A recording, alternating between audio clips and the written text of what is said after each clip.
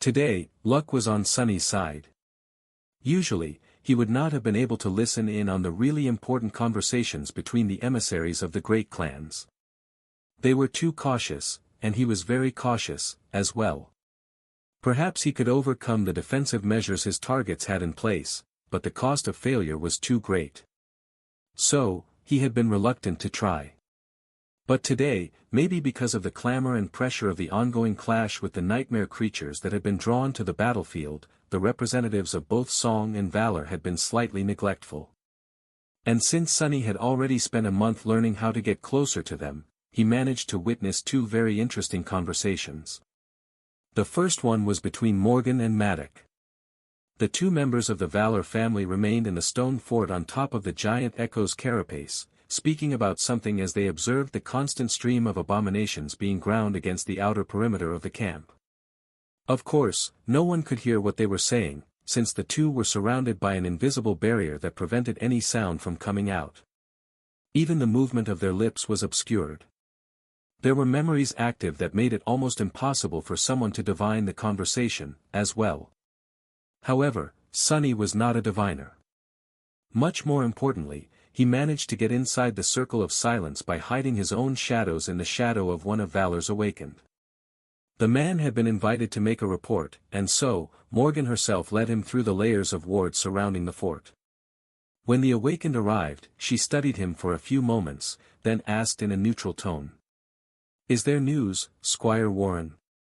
The awakened shifted slightly. He tried to hide his excitement at the fact that she knew his name, but failed miserably. Sunny mentally rolled his eyes, while Morgan pretended not to notice. Well, the poor man could not be blamed. How often did ordinary awakened retainers in service of the great clan closely interact with its princess? Very rarely, most likely. Morgan was a striking person, as well. Despite her coldness and sharpness, she was someone even Sunny found hard to look away from. There was just something about the young woman and her vibrant vermilion eyes that demanded attention. Not to mention the fact that she was quite literally a member of exalted royalty. In any case, Squire Warren did have something to report. He bowed to Morgan and Maddock, then spoke in a deep, respectful voice.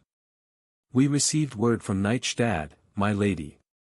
His cohort had survived the second night and secured a fortified position. Their report indicates that the divination seems to have been correct."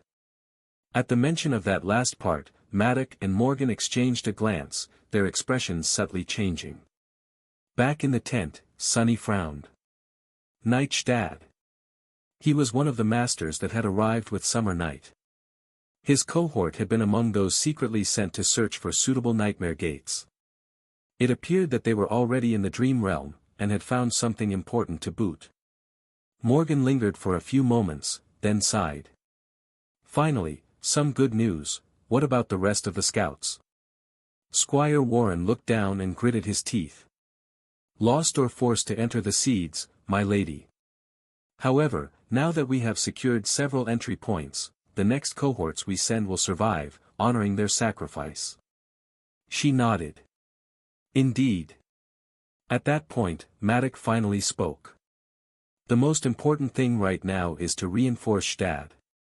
His mission might very well decide the outcome of this phase of the conflict. Warren, tell your men to prepare. Once we return to the siege capital, I will personally transport you to the desert. You must succeed at any cost." He lingered for a moment, and then added. "If my niece does not object, of course." Morgan smiled. "Why would I? Squire Warren has a sharp blade, and his comrades are the same. They will bring clan valor glory." The awakened man lowered his head, his eyes igniting with exhilaration and zeal. "You honor me, Lady Morgan. Sir Maddock, we won't let you down." Whispering Blade smiled. "Of course you won't. You are warriors of valor, after all." Beaming with pride, Squire Warren left. Sunny's shadow, however, remained. Which was why it heard Morgan's voice change slightly as she addressed Maddock. "Shouldn't we send someone more powerful?" Whispering Blade shook his head. "Don't be impatient. It's too early to risk our champions. Once the target is secured, we will have an almost insurmountable advantage over the Blood Daughters, then, we can truly begin. Morgan looked away and grimaced. I know. It's just that, you know what is at stake. She remained silent for a few moments, then smiled. Should we send Nephice, then? Maddox's face changed slightly. Don't even think about it. You know how your father feels about her. Morgan sighed, then looked in the direction of the battlefield. Fickle man. Far away, hidden safely in the tent, Sunny was frowning. What exactly had the scouts found in the desert? What was the insurmountable advantage Valor wanted to secure at all costs? At this stage in the race toward the Black Pyramid, both clans were trying to establish a foothold in the desert. They were slowly ramping up the search for nightmare gates that led to relatively safe areas, to use them as entry points for the expedition forces. A few of these areas had apparently already been found. What else could Nightstad be hunting for? Some kind of precious resource or revelation about that region of the Dream Realm? A natural stronghold that could serve as a fortress for the forces of Valor? A citadel, even? There was that last part of the conversation, as well. It was, honestly, rather disturbing. There seemed to be something complicated going on within Clan Valor. But Sunny had no idea what. Strangely enough, it was the emissaries of Song that helped him shed some light on that situation. Because they were currently talking about Nephice, as well. In a distant part of the camp, within the circle of armored vehicles, a lavish tent had been raised. Beastmaster and Seishin were inside. At the moment, Beastmaster was enjoying a bowl of fresh fruit as she looked at her sister with a pleasant smile. Her words, however, were anything but pleasant. Beastmaster was saying. Should we kill that girl, Changing Star? Sunny did not have much of a reaction to that statement. Hearing a terrifying existence like Beastmaster contemplating the murder of one of his close ones, was certainly a chilling experience. However, the person in question was Neff. So, the feeling was not novel. Someone was always trying to kill her. I'd like to see you try. He lingered for a moment, then shook his head. Actually, no. I take it back. I would not like it one bit. Silence hung in the distant tent for a few moments. Seishin did not hurry with an answer. When she eventually spoke, her voice was even. That would require us to commit too many resources. Beastmaster seemed slightly surprised. The arch of her eyebrow was so exquisite that even Sunny's shadow was momentarily mesmerized. Luckily, he had sent the gloomy shadow to spy on her. That guy was not easily fazed. The shadow quickly regained its composure and continued to listen. Too many resources. But she is just a master. Seishin shook her head. She is a master, yes. But not just any master. The saint pondered that statement for a bit as she enjoyed succulent grapes. I guess you would know best. That thing she pulled off on the Forgotten Shore was indeed a thing of beauty, plus, she is a self-healer. Killing those people is such a chore. She sighed, then said in a wistful tone. Why did she have to go and join that dreadful clan? Granted, we did not try to recruit her too hard, but the King of Swords, that man. What is he thinking? First, he sends the Hanli boy to kill her. Then, he welcomes her into his family. Truly is shameless. Sunny's eyes widened slightly. So it was Anvil. Finally, he knew who had stood behind Castor. Granted, there was nothing to do with that information. Seishin seemed surprised, too. Her exotic, beautiful face darkened a little. I thought it was us who sent him. Has the Hanli clan forgotten their loyalty? Beastmaster laughed. No, you've been lost in the dream realm for too long, Sean. You forget that for most lesser clans, our three great families are a monolith. Most of the time, they can only guess which domain gives the order. She swallowed another grape and smiled. Oh, we sent someone to kill her in the dream realm too. It's just that our messenger ended up being rather useless. He did not even make it to the Dark City. Sunny shifted slightly. So there had been other assassins except for Castor. The Forgotten Shore had taken care of them so that he didn't have to. The Saint, meanwhile, scoffed. But that girl is really too lucky. When she was a child, the dream spawn held us back from going after her in full force. Now that the abomination is indisposed, she is an ascended. And such a troublesome one, at that. This time, Sunny could not contain his agitation. What he just heard was a real bomb. The dream spawn. Asterion. The most mysterious of the sovereigns, Asterion, had protected Nephice when she was a child. What? Why would he do that? Admittedly, Sunny had always felt that there was something strange about Neph's childhood story. The great clans had always been trying to kill her, sending one assassin after another, and yet, why had they failed? Why had they not sent a saint to solve the problem once and for all? He had assumed that there were two possibilities. Either the task of slaying the last daughter of the immortal flame had not been an important one, or the domains were constrained by having to act in secret. A saint moving to kill a mundane human, especially one from a prominent family, was not an easy thing to cover, considering that they were always in the spotlight. Or at least that was what he had thought before. Now, after learning more about the great clans and how they operated, Sunny came to understand that there was nothing stopping them from slaughtering anyone they wanted with impunity, except for each other. If Asterion had been the one to constrain valor and song in their attempts to get rid of Nephice, that would explain a lot. But pose even more questions. For example, what was his motivation? Was it because she was a dream spawn, like he was? Some sort of sentiment the enigmatic sovereign felt for the daughter of his former comrade? Something else entirely? Sunny simply did not know. And, sadly, Beastmaster did not go into detail. Sishan, meanwhile, looked at the relaxed saint with a frown. The corner of her mouth twitched downward. You grew too arrogant, Bin. Do not speak of that creature aloud. Strangely enough, Beastmaster acted as if she was at fault. Instead of rebuking Sishan for admonishing her, the older and more powerful of the two, she nodded with a guilty look. Sorry, you are right. She remained silent for a bit, then shook her head. But something has to be done about changing star. The awakened under her command were already a problem. I have hoped that Nightingale and Raised by Wolves would keep their distance, but they seem too friendly with her, neither can be underestimated. And now there is that Master Sunless, as well. What a brutal character, and in such a cute package. What a shame. Wasn't he supposed to be a simple scout? Sishan smiled slightly. You keep underestimating the survivors of the Forgotten Shore. No one who survived there is simple. Sunless, there's more to him than meets the eye. He is a madman, though. Back in the Dark City, he had a falling out with Changing Star and spent months living in the ruins alone.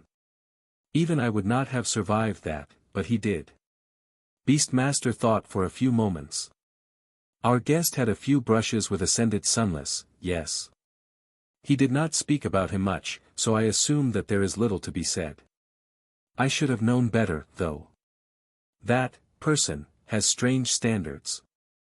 To him, another madman is not even worth mentioning. Sunny noted two things from that exchange. First, his ploy to appear as a savage brute was at least partially successful. Second, Mordred had not shared his secrets with the great clan Song, just as Sunny had expected. No surprise here. Beastmaster swallowed another grape, then suddenly asked. How is Bass doing, by the way? Are you taking good care of him? Sishan stared at her sister for a while, not amused. He is doing fine. As for Nephice and her fire keepers, at this point, our efforts would be better spent elsewhere.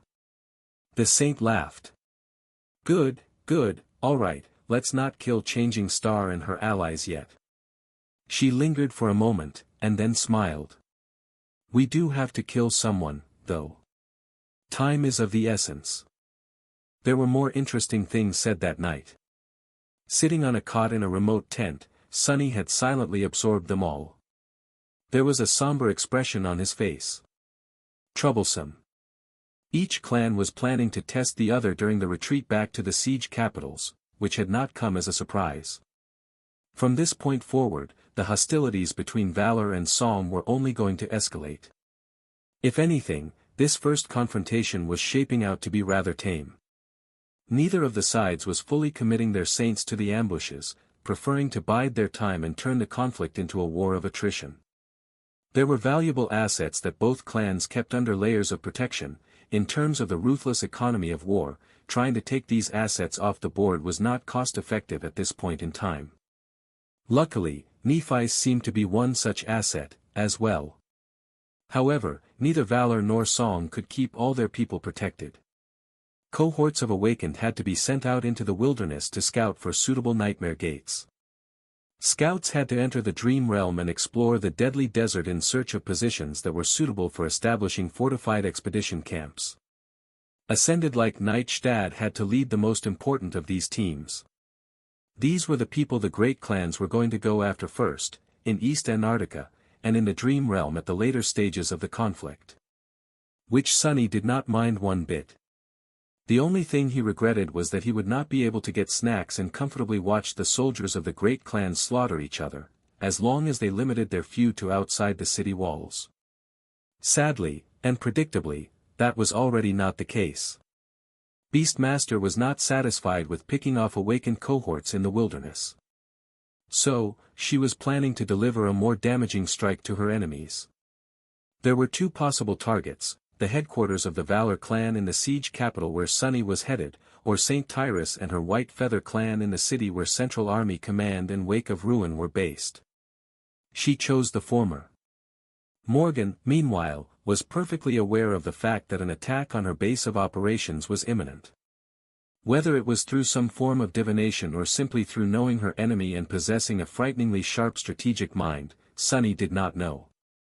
Regardless of the reason, she was not planning on preventing the assassins from infiltrating the siege capital. Instead, she was planning to lure them into a trap and slaughter them all. Imagining what sort of destruction the clash of two hidden forces would wreak in the heart of a besieged city, Sunny couldn't help but feel cold fury. Neither of the great clans cared about collateral damage. All they cared about was destroying the enemy. In fact, they seemed to care about it a little bit too much.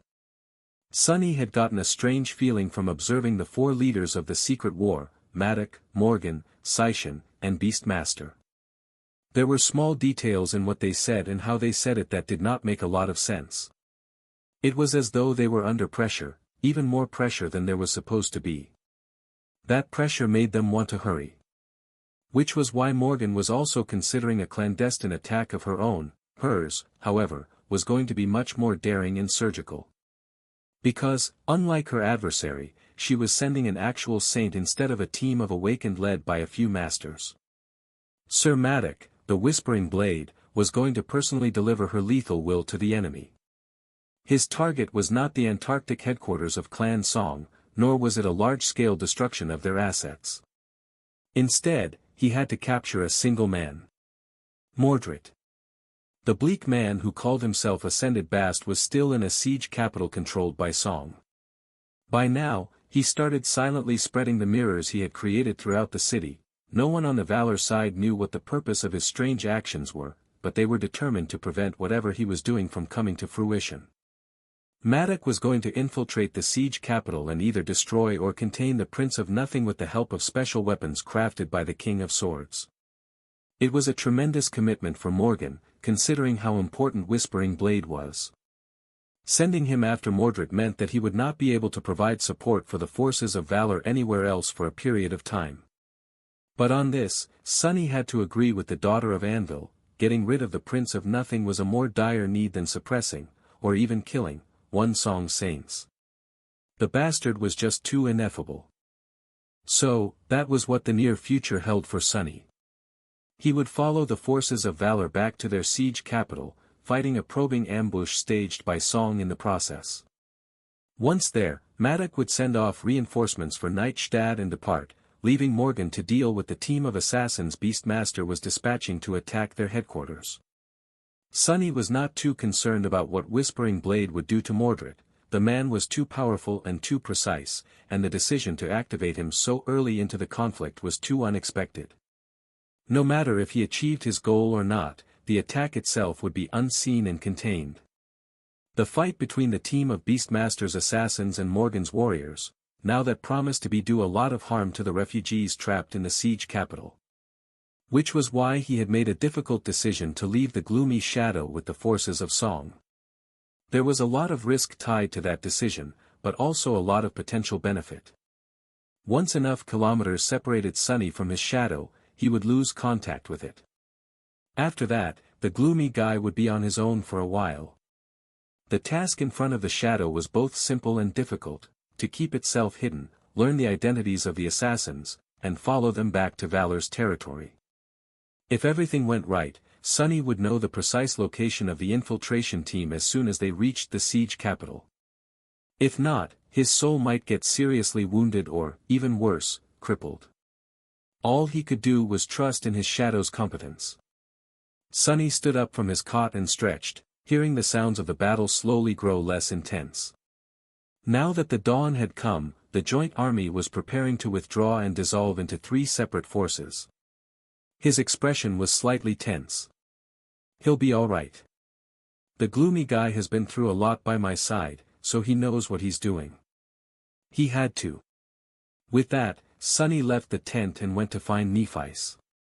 Changing Star was in a watchtower near the outer edges of the camp, observing the ongoing battle. Her gaze was locked on the lustrous figure of Summer Night, who stood like a fortress amidst the attacking nightmare creatures, cutting them down with his flowing lance. Sunny approached and stared at the slaughter, as well, wondering how was it that the saint had not gotten a single drop of blood on his armor. Was that a skill one could learn? The black silk of the graceless dusk always remained pristine, rejecting any kind of taint, but the same could not be said about his skin, and hair, especially hair. Washing blood out of his hair was a real chore. Which was one of the reasons Sunny had enjoyed the few months of being a scout and never getting his own hands dirty, instead relying on shadows to do the killing for him. That guy, Summer Night, is both deadly on the battlefield and nice in person. Makes me wonder if he really is a saint. Every other transcendent I know is either the stern stoic type, vaguely sinister, or completely insane. He really doesn't fit. Neff glanced in his direction and smiled with the corner of her mouth. "Maybe you just attract these kinds of people." Sunny coughed. Come to think of it, stern and stoic, vaguely sinister, and completely insane were all words that could be used to describe Nephi's, as well. She looked back to the battlefield and added, "But you are right. Sir Gilead is somewhat of an outlier among the saints. He is too straightforward. What you see is what you get. Honor, valiance, loyalty, and all that. He is the picture of a noble knight." Sunny remained silent for a moment. Is that a bad thing? He certainly thought that it was. A person who proclaimed these virtues was either a hypocrite or dangerously naive. Gods only knew which option was worse. However, Sunny wanted to hear Neff's answer. She shrugged. Not usually. But in the case of Summer Night, it presents a contradiction. What is a person like that doing serving the King of Swords? And not just as a vassal, but as a direct retainer of Clan Valor. A tool in their machinations. She lingered for a few moments, then sighed. Maybe it has something to do with his flaw. Sunny looked at Nephi's with curiosity. What are you doing serving the King of Swords? Her subtle smile grew a little wider, and white sparks ignited in her eyes. Ah, but I am not honorable, valiant, or loyal. I am just driven and good with a sword. Don't you know? He scoffed. I do. Don't I know it well? With that, Sunny leaned on the framework of the alloy watchtower and watched the valiant saint fight in silence. At the same time, he sent Neff a mental message. What did Morgan want to talk to you about? She leaned on the alloy bar by his side. We are most likely going to be ambushed by Song on the way back to the siege capital. She warned me to be ready. There is also the issue of the nightmare gates within the city. There are 16 of them, at the moment, and keeping each one contained is a drain on the resources. Once we are back, the awakened soldiers under Morgan's command will begin challenging the seeds to close them, and scout the desert in the process, of course. She offered a few spots to the fire keepers. Sunny hesitated for a few moments. The fire keepers? Are they going to attempt ascension? Nephice lowered her head a little, nodding. They have long saturated their cores, and have more than enough experience. So, yes. Shim's cohort will enter first, followed by 2 others. A month later, 2 more cohorts will challenge the second nightmare. The last 2 will go after, if the first challengers return. Sunny blinked. If that plan worked, then in less than a year, Changing Star would potentially command close to 50 masters. Some might die in the nightmare, but still, that was a staggering force. An inconceivable force, even, by the standards of the modern world. But then again, the world was changing. And the return of the survivors of the Forgotten Shore had made so much noise for this exact reason, not because they were powerful awakened, but because each had a substantial chance of becoming a master, and maybe even a saint, in the future.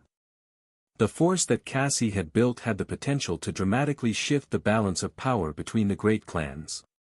No wonder Nephi seemed to be in a hurry to send the fire keepers into the seeds. The emissaries of Song knew what was at stake, as well. Once the fighting between the forces of the great clans started in earnest, Beastmaster would without a doubt aim to destroy the fire keepers before they ascended. How complicated. Sunny remained silent for a while, choosing his words carefully. Eventually, he spoke, thought, in a casual tone. I happened to eavesdrop on a conversation. Nephice glanced at him. Oh. By pure accident, I'm sure. He smiled. Then, however, the smile disappeared from his face. Sunny looked forward, pretending to study the battle. Turns out, it was your Uncle Vale who sent Castor to kill you, you know, Anvil of Valor, the King of Swords. That Uncle Vale. She didn't show any hint of a strong reaction. I figured as much. Sunny sighed. I also overheard that another one of your father's 3 friends had limited the great clans in what means they could use to kill you, back when you were a child. He seems to have protected you, to a degree. This time, Nephice couldn't maintain the mask of indifference. Someone else might not have noticed, but Sunny knew her too well. She was shaken. After a long pause, Neff whispered. So that's how it is. I see. That explains a few things I always wondered about. Sunny hesitated for a few moments, then asked. Do you have any idea what his reasons might be? Nephice remained silent for a long time, looking at the battlefield. One half of her face was illuminated by a gentle light, the other drowned in shadows. The cold wind was playing with her silver hair, making it dance. Eventually, she let out a deep sigh. I don't. However, I do have a suspicion. I am the last daughter of the Immortal Flame clan, Sunny, which means that I am also the last carrier of Sun God's lineage. Asterion had prevented that lineage from being snuffed out, and had taken Mordred from Anvil. It is almost as if he is collecting the carriers of divine lineages. Nephice paused for a few moments, and then added in a grave voice. If my suspicion is correct, then should you meet him in the future, you would be wise to be careful too, Sunny. You do not possess Shadow God's lineage, but Asterion might not know that. Sun God, War God, Beast God, Storm God, and Heart God, all these lineages had already been found. Shadow God's was the last one to remain hidden.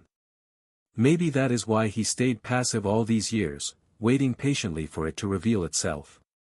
She suddenly turned and looked him in the eyes, then said in her own voice, discarding the safety of the blessing dusk. Sunny, you have guarded your secrets well.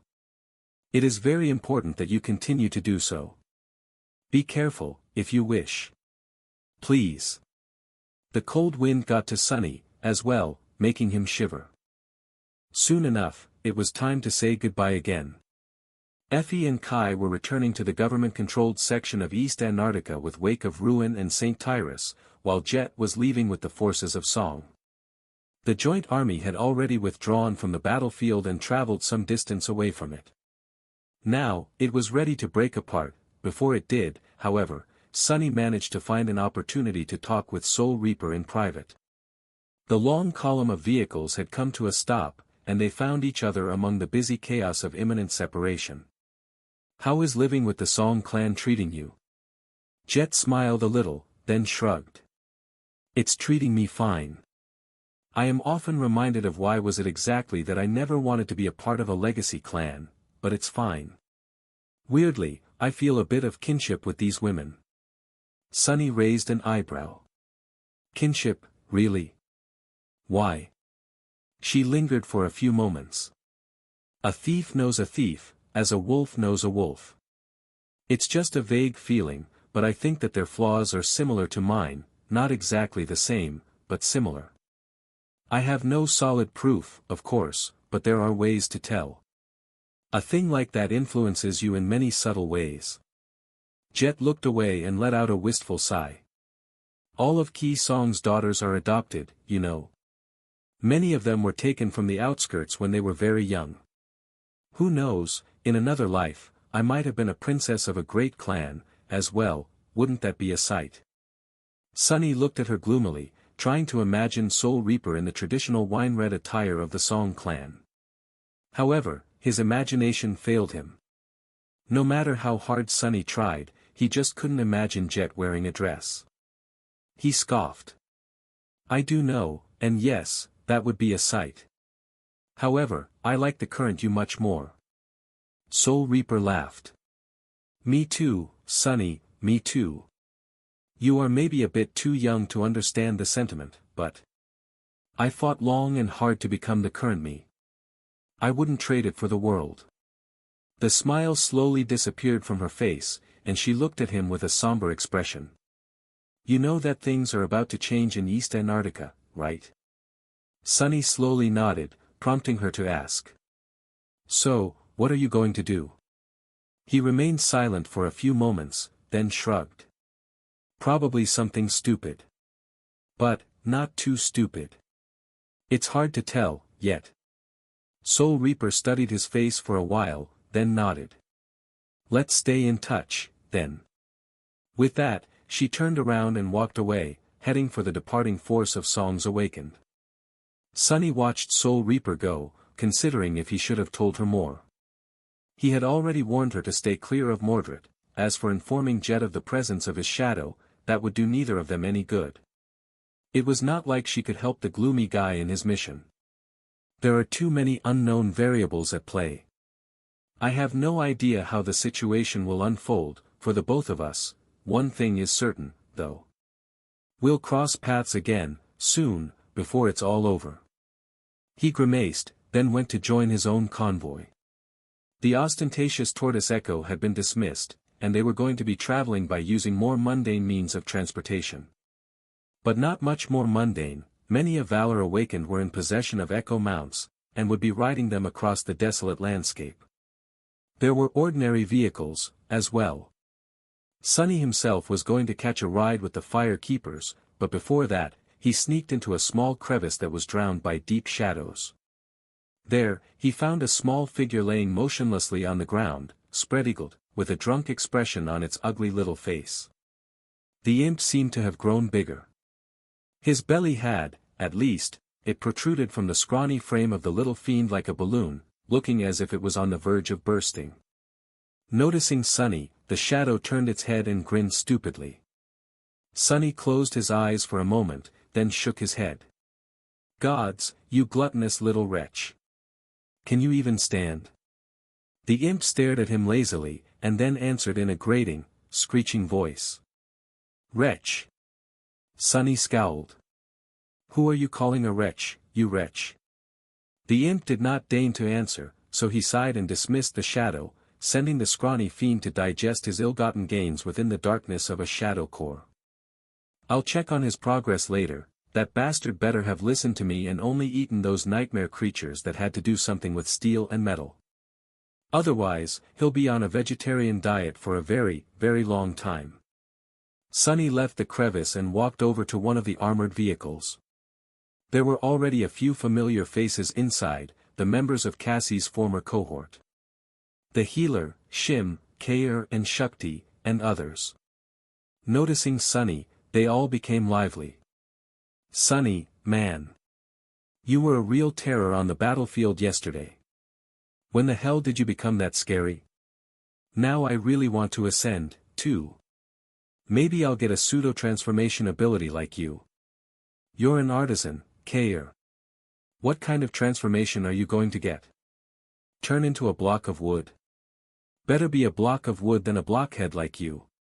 Sunny greeted them with a few smiles and a few elusive answers, then walked over to where Cassie was sitting and looked around. Hey, Cass. Where's Nephice? The blind girl pointed forward, where another vehicle, this one larger and better armored, was visible through the windshield of the APC. Morgan invited her for a last-minute discussion. He smiled darkly. Oh, yeah. Discussion of what? Cassie lingered with the answer. Probably the ambush. He really did not know what to say. What kind of stupid ambush is this, when everyone knows that it's happening? Damn, I'm sure that even the ambushers know that we know. The sheer stupidity of it all. Sunny sighed, then sat near Cassie and grew quiet. Soon, the column of vehicles started to move, surrounded by a moving shield of mounted awakened.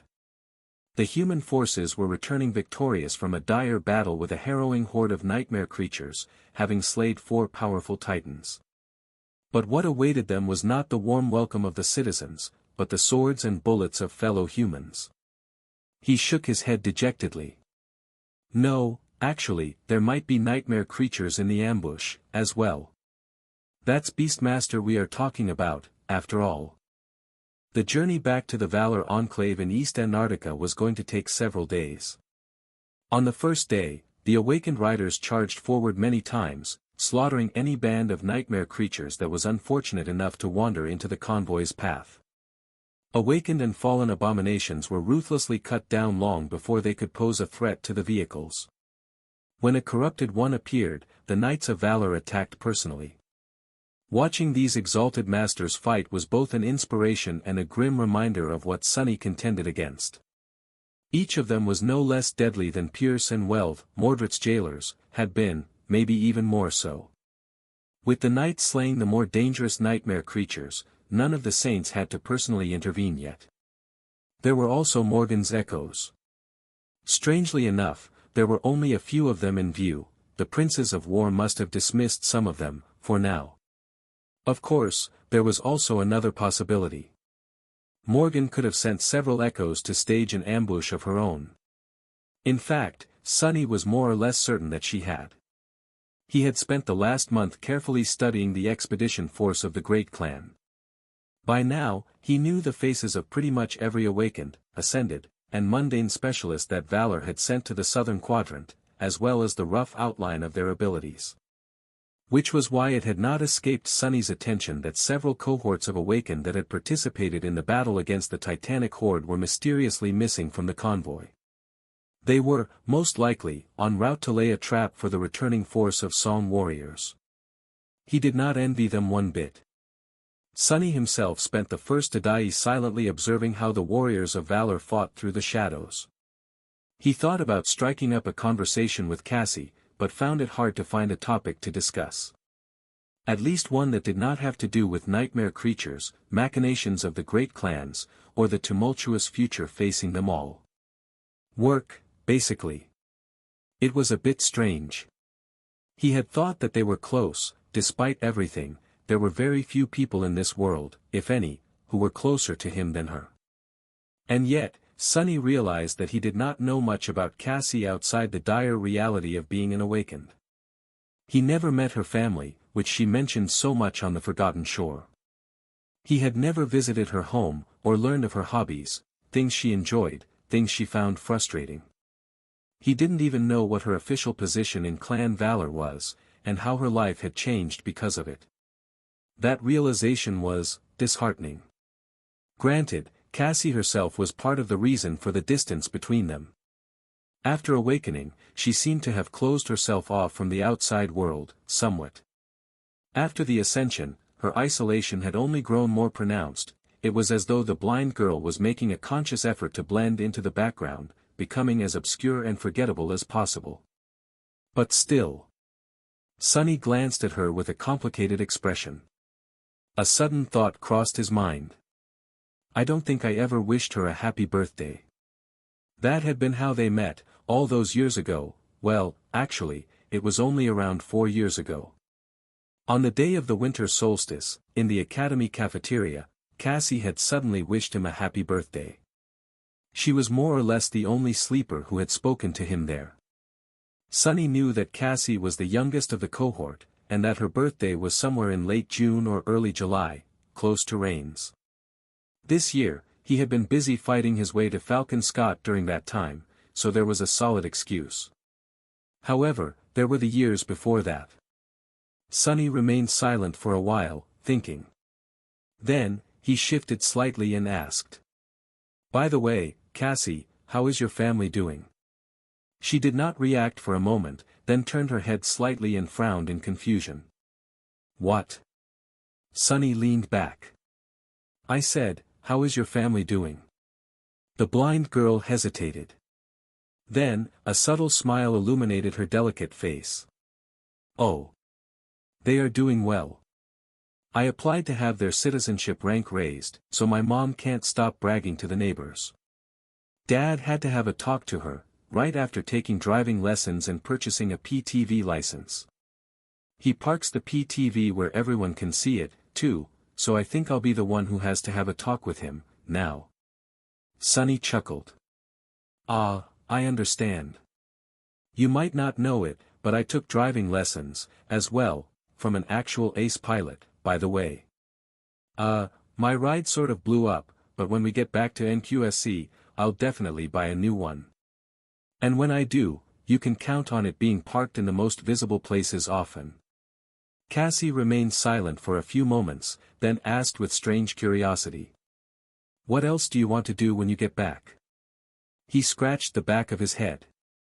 I actually have not given it much thought. Well, first things first, my shop is in desperate need of new exclusive merchandise. I've been practicing a lot here in Antarctica, so I might be able to bring the brilliant emporium to an entirely new level. Maybe I'll even branch out and open a memory boutique in Bastion. Oh, also. I've been thinking about opening a restaurant. Feeding people and making money at the same time, isn't that a dream? Sunny thought for a bit, and then added. I'm going to need to be in Bastion a lot, if I want to do proper business. I don't want to be anchored there, though, so maybe I'll find a scenic, quiet citadel somewhere nearby. Out of the way of the mess between valor and song. He smiled, then asked. How about you? Cassie simply sighed.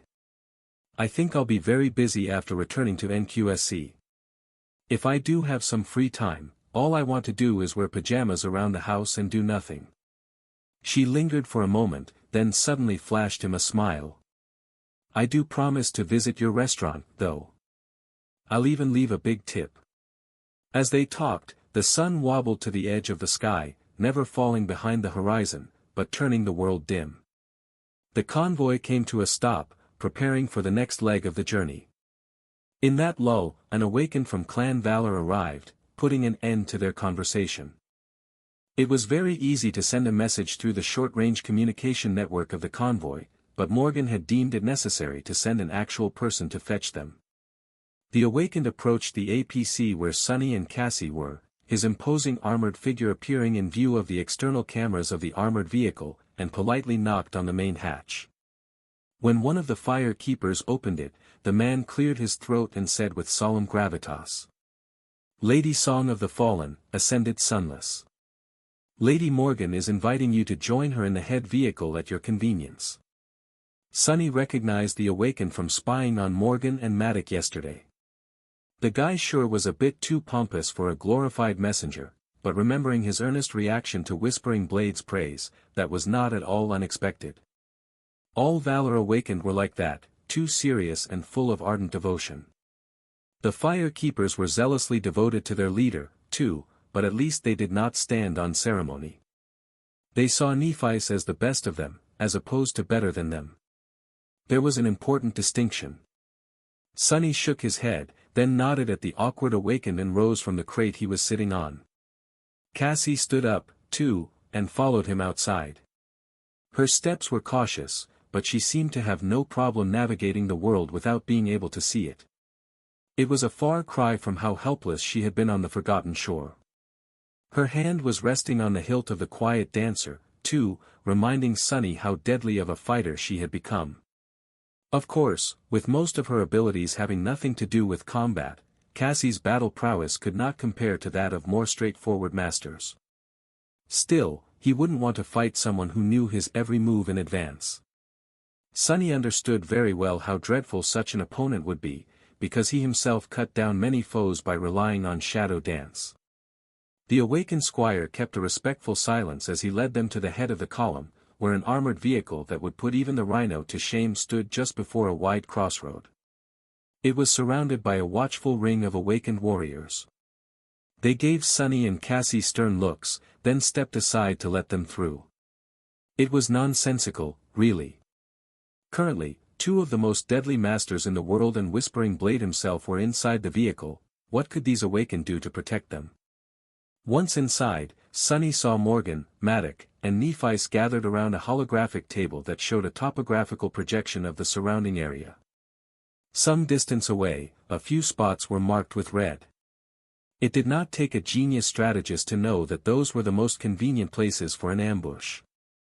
At least Sunny would have chosen them if he had to lay a trap for the forces of Valor. Then again, Sunny did not really need a convenient spot in advantageous terrain to ambush someone.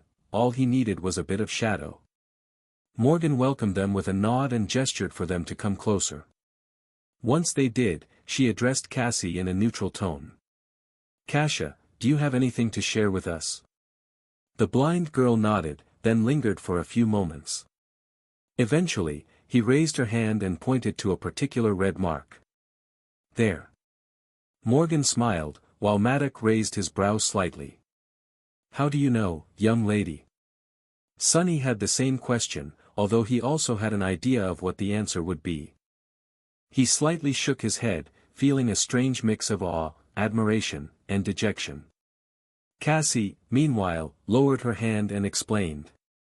"I used the time the forces of both clans recently spent together to mark several of Song's people with my ascended ability. Many of them possess powerful memories to disrupt attempts at divination, but there are very few that can disrupt my powers. Certainly not enough to protect every awakened in their camp." She turned to the map and added calmly. "Currently, one of the marked is in that ravine, surrounded by 3 cohorts of awakened. These awakened are only a part of the ambush, however.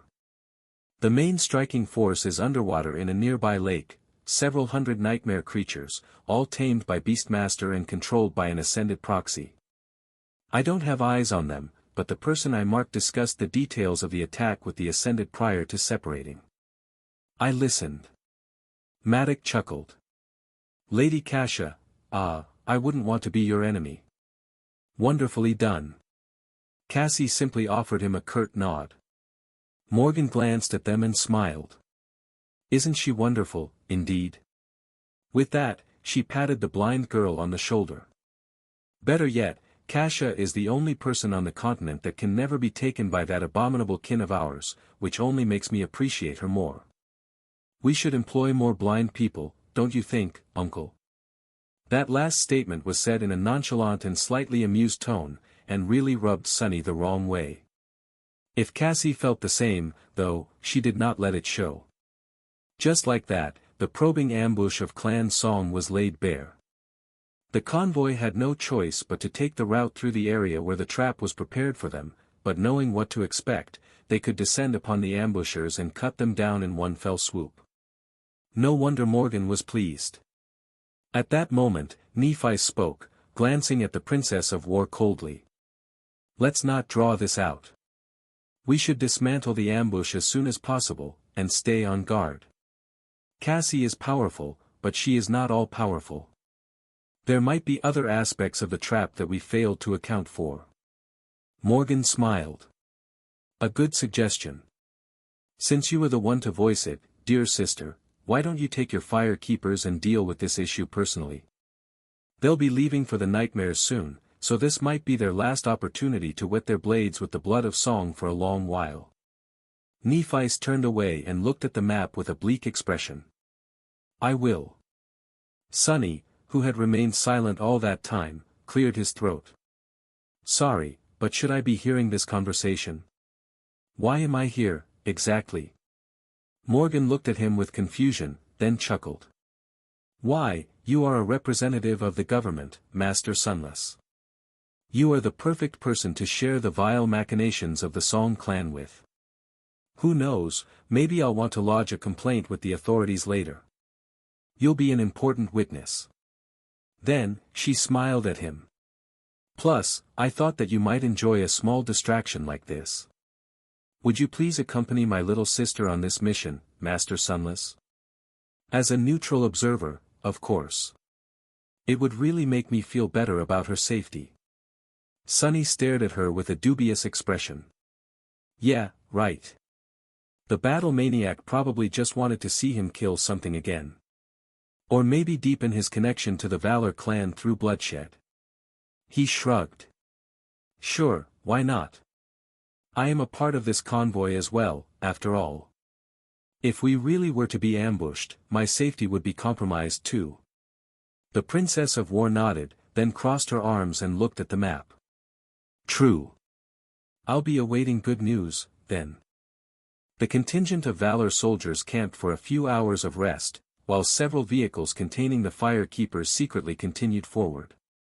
They advanced at moderate speed for a few hours, then hid the vehicles between the rusty ruins of massive machines left behind by the dark times and continued toward the place of the ambush on foot. Sonny walked with them, scouting the path ahead with his shadows. As he did, he heard the fire keepers talk. One of them, a tall young man who possessed the ability to summon two more arms and fought by wielding two great swords, was speaking in a contemplative tone. "It's been a while since I killed a human. Honestly, I sort of assumed that I would never have to do it again after leaving the Forgotten Shore. Should have known better, really." He sighed, then glanced at the leader of his cohort. "What about you, Shim?" Shim, the healer who usually fought where the battle was direst, wielding a shield and a spear, shrugged. "I don't think I've ever killed a human." The others looked at him with surprise. "What are you talking about, you maniac? I personally saw you gut at least half a dozen guards in the throne room of the Bright Castle. And that was just day one of that mess."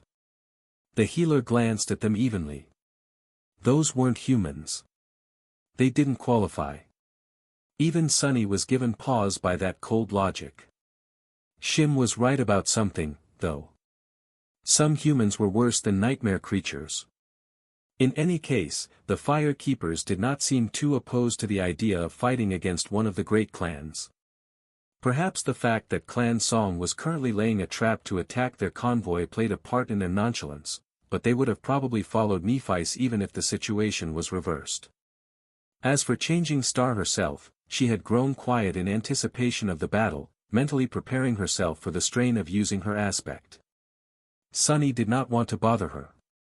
Eventually, they neared the spot marked on the map and switched to moving stealthily, slowly getting closer and closer to the ravine where three cohorts of Song Awakened were laying in ambush. Cassie confirmed that they were still there, and helped the fire keepers avoid being seen by the hidden watchmen. The lake where the hundreds of tamed nightmare creatures hid was also nearby, separated from the ravine by a few hundred meters of dirt and a weathered cement road. When they came into view of the ravine, bending low to the ground to remain unnoticed, Nephi stopped and looked at her soldiers. One of them whispered calmly. What's the plan, Lady Changing Star? She hesitated for a few moments, then said simply. Slaughter them all. Neff sighed, then summoned a memory that resembled a torch made of polished black wood, with the cage at the top of it forged out of silvery metal. Turning around to shield it from view with her body, she activated the enchantment of the torch, causing a cold blue flame to ignite in the cage. She raised one hand, drawing the stream of blue fire into it. Cassie, I'll leave the ascended to you. The blind girl nodded, then unsheathed the quiet dancer. The slender rapier slipped out of her hand, hovered in the air for a moment, and then flew toward the calm lake. It stayed close to the ground, almost unseen. The blue fire, meanwhile, was flowing into Neff's hand and swirling, slowly coalescing into a sphere. No matter how much fire she drew from the silver torch, it continued to burn with the same intensity. The rippling blue sphere began to collapse onto itself and compress as more and more flame was added to it. Its heat was growing unbearable. As the density of the sphere increased, wisps of white flame rose from her skin and mixed into it. Slowly, the color of the blue flames began to lighten, growing from deep blue to light blue. And, eventually, to pure white. By that time, the sphere was trembling violently, as if struggling to contain the furious power contained within it, and Neff's face grew pale. Then, she suddenly made a fist, compressing the sphere even further. At that moment it was hard not to notice the pale radiance emanating from her figure. There was some movement in the ravine, but it was too late. Standing to her full height, Changing Star took a step forward and whipped her arm forward, as if throwing a discus. The small sphere of white flame pierced the air, leaving a trail of scorched earth in its wake. It disappeared into the ravine a second later, and then, the ground shook. There was a blinding flash, and a deafening boom. A fountain of fire suddenly shot from the ravine into the cold sky, washing the world in white. Just like that, the 3 cohorts of awakened elites were wiped out. Nephice looked a little tired. A few moments later, Cassie turned her head and spoke. The Ascended is dead. Neff nodded, then turned to the fire keepers. Get ready. The waters of the calm lake suddenly boiled, and a flood of abominations started to emerge from them, all surging toward the small hill they stood upon. The young man whom Sunny had overheard speaking to Shim earlier scratched the back of his head with one of his 4 hands. Well, I guess I won't have to kill any humans today, either. With that, he shrugged and summoned his great swords. The fire keepers calmly faced the tide of nightmare creatures. Not too long after that, every last one of the abominations was wiped out. Not a drop of human blood had been spilled, at least on the Valor side. Sunny observed it all with a detached expression. From start to finish, he had not moved a finger. It was honestly kind of anticlimactic. Wasn't I complaining about having to wash blood off myself a couple of days earlier, though? It was nice to work with professionals. The fire keepers had retraced their steps, returning to where they had left the vehicles. The mood among the veterans of the Forgotten Shore was neutral. It was as if they had fought a mundane battle, not one that would become the opening act of a bloody confrontation between 2 great clans. Sunny, however, felt slightly dejected. He had no pity for the awakened of the great clan Song. They would not have any pity on him if the situation was reversed, either. And yet, all of it was such a shameful waste. Valor and Song were wasting the lives of skilled warriors, and in the middle of the chain of nightmares, no less. That was both odious and the reason for why those who followed their orders did not deserve his pity, or his mercy. The armored vehicles moved across the desolate landscape of Antarctica, returning victorious to the camp. They navigated the treacherous expanse of countless rivers and lakes and rejoined the main force of the Valor clan close to dawn, which was not much different from night and day in Antarctica. Their return did not cause much fanfare, mostly because few people knew of the impending ambush. Those who did or were smart enough to figure things out on their own, however, paid the small column of vehicles close attention. Their faces changed slightly when they saw that none of the fire keepers seemed to be missing, or even bear any wounds.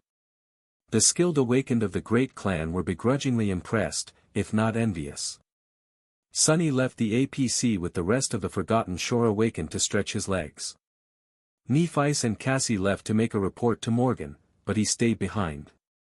There was no point in being there personally, anyway. One of his shadows was going instead, hidden within Neff's. The conversation went more or less exactly as he had expected. Morgan seemed both pleased and disappointed by the easy victory the Fire Keepers had achieved. She had expected more from the forces of the famed clan Song. Maddock offered Nephice mild praise with a polite smile. Both were impatient to get to the real bloodshed. Changing Star herself remained impassive. She did not even seem moved by the boon she must have received for wiping out 3 cohorts of Elite Awakened. If their cores were fully saturated, the bounty of souls she had collected had to be close to 1,000 fragments. Sunny did not summon the runes to check, since he saw no reason to. Not long after their return, the command to break camp was given, and the soldiers prepared to continue the march. Soon, the convoy started to roll forward. Only to come to a sudden halt not a minute later. The APC Sunny was riding on stopped so abruptly that he almost flew out of his seat. What the hell? There was some kind of disturbance outside, with soldiers exiting the vehicles and looking around in confusion.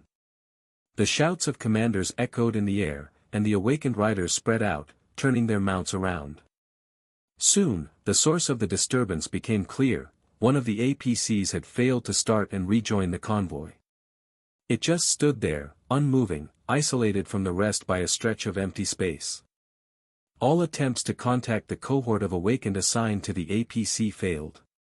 Suddenly, Sunny felt a chill creep up his spine. He looked at the head vehicle through one of his shadows.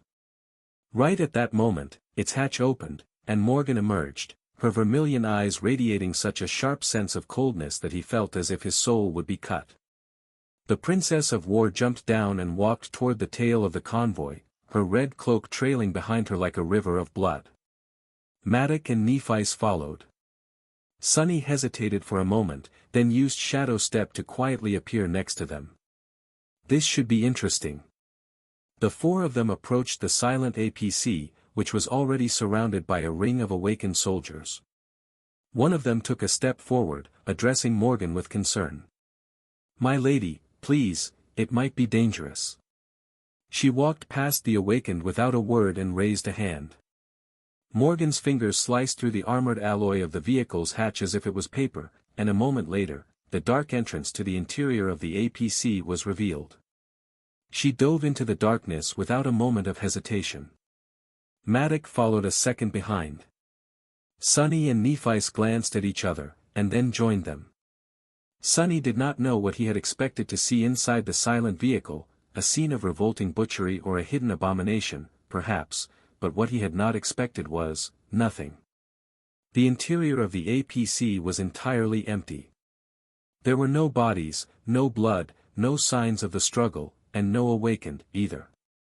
It was as if they had disappeared into thin air. Morgan looked around with a grim face, then walked over to the pilot's cabin and reached behind the backrest of the seat, grasping something. Turns out, Sunny was mistaken. There was something left inside the APC, and she was currently holding it in her hand. A single, unassuming arrow with dull-colored fletching and an arrowhead cast out of mundane alloy.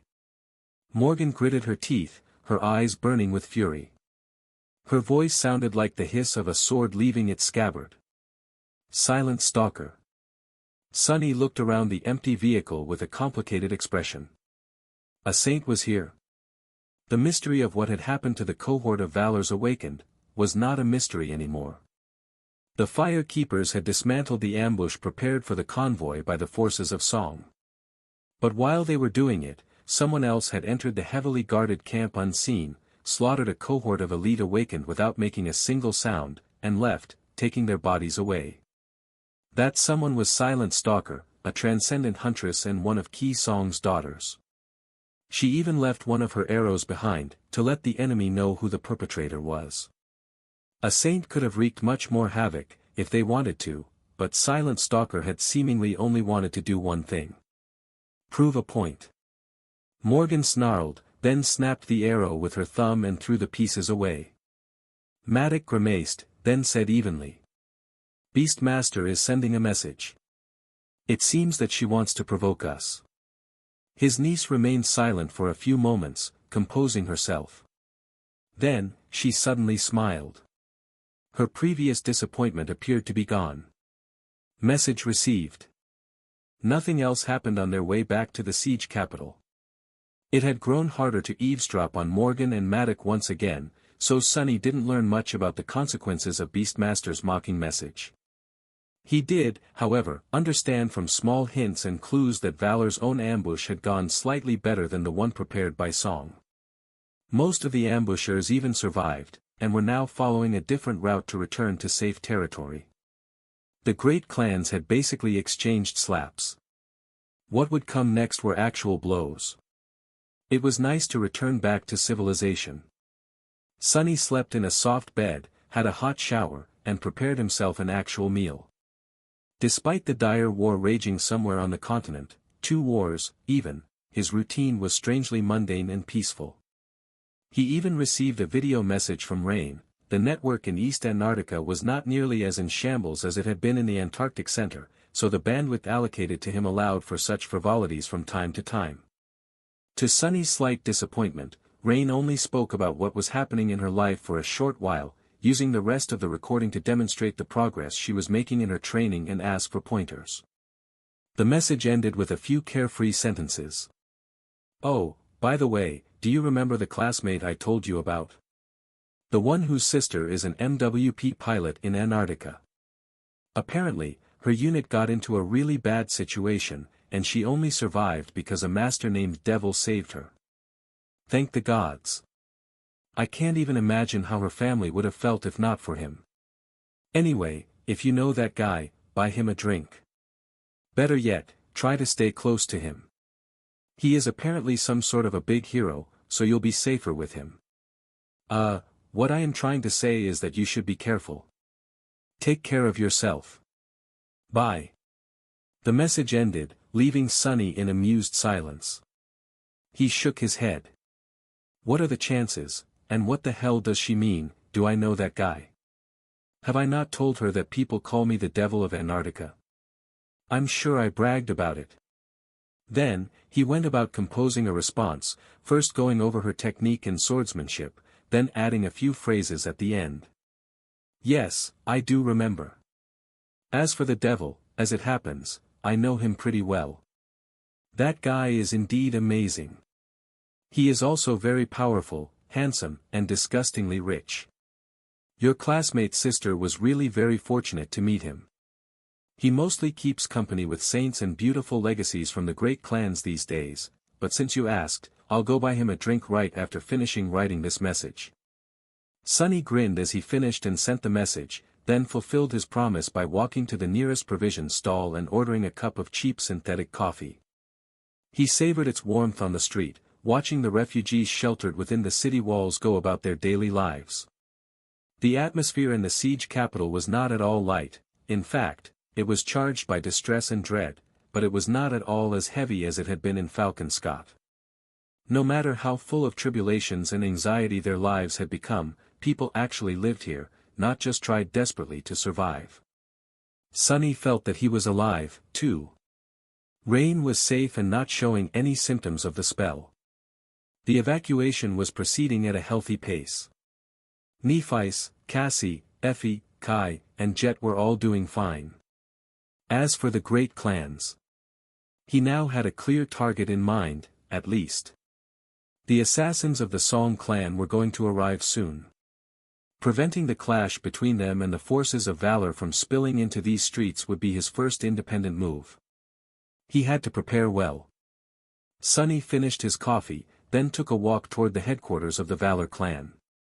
His duties as a government envoy could not wait, there were issues he had to pass along, reports he had to make, and secrets he had to steal. Before he could do any of it, though, Cassie stopped by the small office Sunny had been given within the compound to fetch him on behalf of Morgan. The Princess of War wanted to see him first thing in the morning, for some reason. As they walked through the corridors of the lavish compound, Sunny glanced at the blind girl and asked, "What exactly does she want this time?" Cassie hesitated for a few moments, then shrugged. I'm not sure. She seemed excited about something, well, as far as Morgan allows herself to show genuine emotions, at least. Sunny sighed. After a short span of silence, he asked another question. Hey, can you help me out with something in the near future? The blind girl slowed down a little. With what? He considered his words for a few moments. I want to visit a few places on the Chained Isles. The flying ship Noctis left behind can now descend through the crushing, right? It will only take a couple days, if you pilot it. Cassie smiled. Oh. Sure, I can help. The ivory tower has drifted east of the tier, though, so the journey might take a bit more time. Sunny had a few reasons to return to the Chained Isles, but the main one was on the shipwreck island, where he had fought the worm vine. Or rather, under it. The remains of Sun Prince still swayed there, tangled in the broken chains. Sunny wanted the imp to devour as much of the steel giant as possible. His initial desire to make the little fiend develop a nearly indestructible body was a lofty one, but in practice, finding enough magical metal to feed the ravenous shadow was proving to be a problem. So, it was very convenient to know the location of a giant, dead, ancient iron saint. As he was imagining how much the imp would improve after sinking his teeth into the Sun Prince, Cassie led him to a guarded door and opened it. Sunny was a little surprised, since it was not one of the usual places where he met the emissaries of valor. In fact, it was a spacious, heavily reinforced dojo with all kinds of swords and implements of war resting in armored cases. Morgan was standing in the middle of the dojo, wearing nothing except for a light black tunic. Her vermilion eyes were gleaming with sharp, intense desire. Desire to cross swords with a worthy opponent, and destroy them. Sunny froze. I suddenly don't feel safe. The princess of Clan Valor smiled widely at the sight of him. Master Sunless. If I remember correctly, you promised me a spar. Sunny remembered his first clash with Morgan very well. Back then, he had been a mere awakened. Nevertheless, as far as awakened went, he had considered himself to be somewhat of an outlier in terms of personal power and combat skill. He had even entertained the idea of winning their duel. Sunny had been blessed with the powers of a divine aspect, trained by Changing Star of the Immortal Flame clan and tempered in the ruthless crucible of the Forgotten Shore, and possessed of an aspect legacy. So, there had been a reason for his confidence. The streak of easy wins he had achieved in the dreamscape also played a role. Even though some of the opponents he had faced were challenging foes, none managed to make him feel seriously threatened. Sunny had involuntarily grown a little arrogant. Morgan had destroyed that arrogance. She had been the first master he crossed swords with, and not just any master at that. The heiress of the great clan Valor was at the absolute pinnacle of what an ascended could be. Being utterly crushed by her in less than 40 seconds had hit him like a bucket of cold water, instantly extinguishing whatever nascent hubris Sunny could have developed. Her oppressively flawless skill, her overwhelming physical prowess, her crystal-clear killing intent, all of it made a lasting impression on him. Sunny had returned with two valuable gifts from that battle. The first was a breakthrough in his mastery of shadow dance. The second was a stark reminder of how many crouching tigers there were among the awakened. Yes, he was outstanding and powerful, but he was not the only outstanding, powerful person out there. Ever since that battle, Sunny had been instinctively comparing every master he fought with Morgan.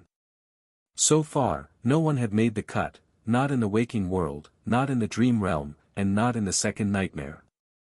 Which was why he was very curious to see how he would compare to her now that they were both ascended. Sunny was not the same person who had met Morgan in the dreamscape.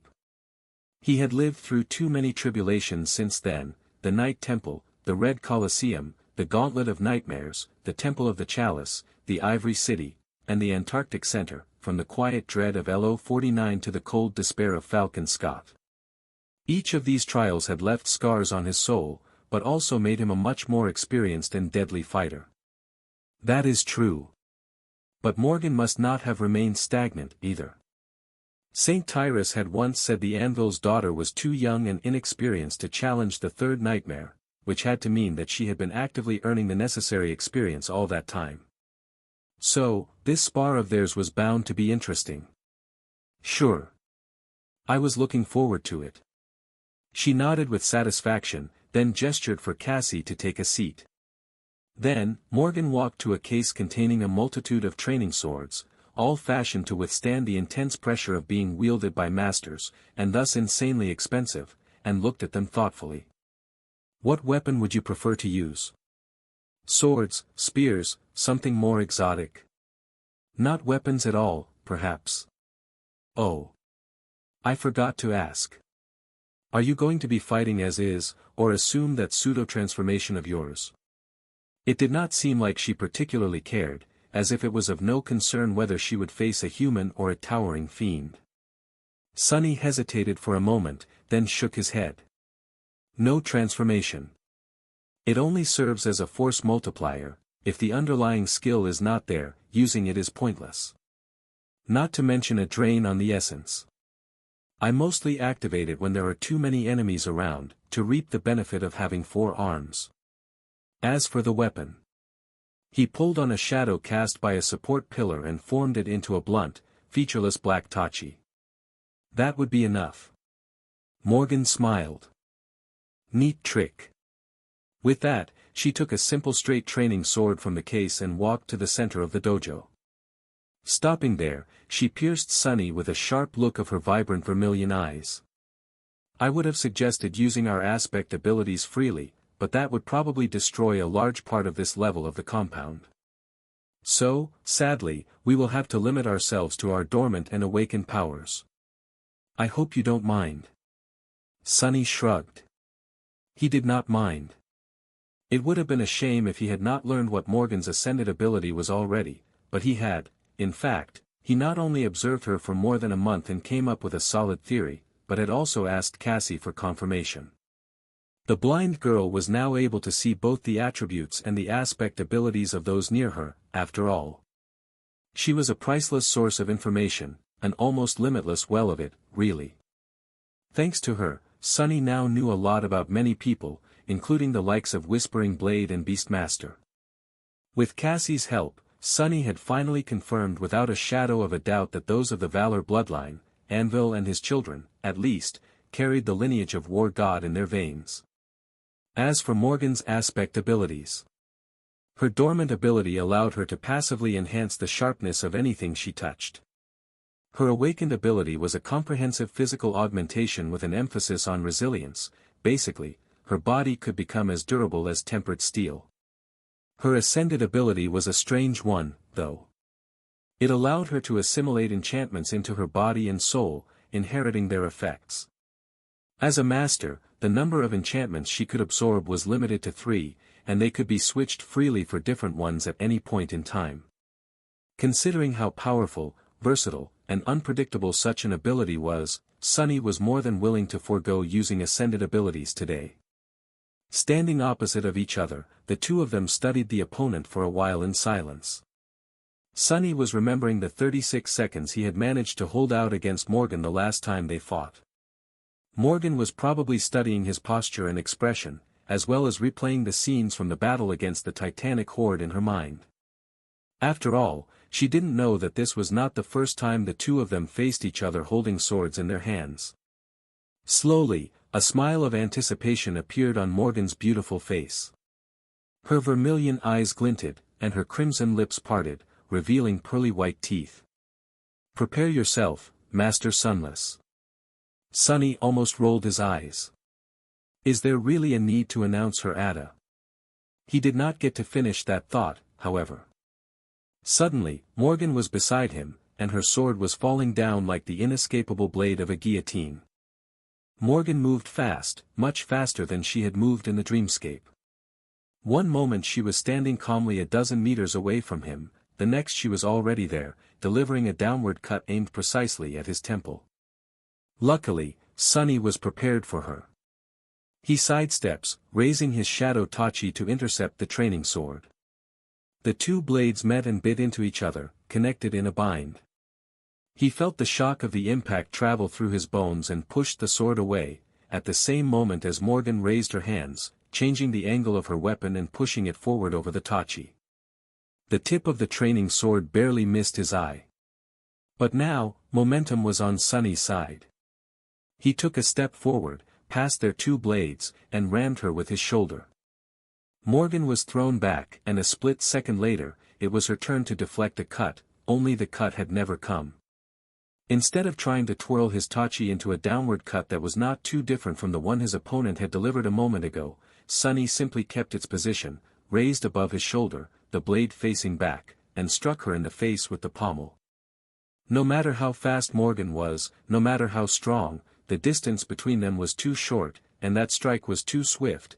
Better yet, the blade of the Tachi remained between his neck and the enemy's sword. Sunny saw no way for her to escape. And she didn't. Instead of awkwardly trying to avoid the strike, Morgan simply lowered her head and received it with the ridge of her brow, where the bone was strongest. She didn't seem fazed by the powerful blow, either. In fact, Sunny felt as if he had struck steel. He almost heard a metallic ring. The two of them pushed away from each other, ending that first, probing exchange. Sunny was pleased with himself. Morgan seemed pleased, too. A wide smile bloomed on her face. She briefly touched her forehead, then glanced at her fingers, where a drop of blood was smeared across her alabaster skin. The smile turned into a grin. Wonderful. Simply wonderful. Nephis, Cassie, and you. I've been starved of good opponents for so long, and now there are 3. And you are all so different, as well. She looked like a starving glutton who suddenly found himself choosing between 3 exquisite dishes. Sunny raised an eyebrow and glanced at the blind girl, who sat quietly by the wall of the dojo. What, that battle maniac got Cassie involved in her training regime, too? Noticing his gaze, Morgan chuckled. Kasha might not be the strongest master out there, but in terms of pure technique, she is among the best. And with how potent her precognition is, fighting her made me exercise skills and muscles that I had never had to exercise before. Which is a rare boon, for me. Why? Have the two of you never fought? Sunny lingered for a moment, then shook his head. No. Not with swords, at least. Morgan gave him a curious look. Ah, it's your loss. She raised her sword and prepared to launch another strike. Her smile turned from charming to dangerous. I won't hold back, then. With that, Morgan attacked, turning into a furious whirlwind of steel. Curses. Sunny had been pleased with his performance in their first exchange, but his satisfaction quickly evaporated. Now that Morgan was done testing him, the onslaught of attacks she unleashed was, simply unreasonable. In terms of raw physical strength and speed, the two of them were about equal. Granted, Sunny was only using 3 of his shadows to augment himself. He would have had an advantage if he used all 5. But then again, his enemy was probably holding something back, too. In terms of technique, combat intelligence, and experience, to his deep dissatisfaction, Sunny realized that he was still inferior to the Princess of War in that regard. He had already known that Morgan's skill was near flawless, honed into a perfect tool by decades of practice and chilling killing intent. She was the epitome of what a legacy was supposed to be, a person born and raised for the sole purpose of being a fighter. The people who forged her into a deadly weapon were some of the best warriors humanity had to offer, as well. Subjected to Morgan's inescapable sword, he felt suffocated. Back in the dreamscape, he had been simply crushed. He had felt as if his enemy was not a person, but a hurricane. The 36 seconds he had lasted against her seemed like a miracle. Today, the situation was different. Sunny was at a disadvantage, but he could confidently defend himself. He was older, stronger, and more experienced. His mastery of shadow dance had improved a lot, too. That said, the problem was. What the hell, she is insane. Although Morgan's battle style was too sophisticated and strangely elusive to be absorbed by him in a short amount of time, he did manage to glean a few things about it, enough to be able to predict the general flow of her movements. However, that flow was flawless, entirely devoid of any vulnerability he could exploit. What was the point of knowing her moves in advance if he couldn't do anything about it? She fought in a way that left him with no choices. It was as though there was a steel cage around him, and its sharp bars were slowly constricting. Soon enough, he would be caught and cut into pieces by them. Sunny knew that if the enemy had no vulnerabilities, the best way to defeat them was to create some. So, he tried to lure Morgan into several insidious traps, to no avail. She seemed to see straight through them, solving the puzzles he presented in an instant. Even all this time later, she was still like an insurmountable obstacle for him.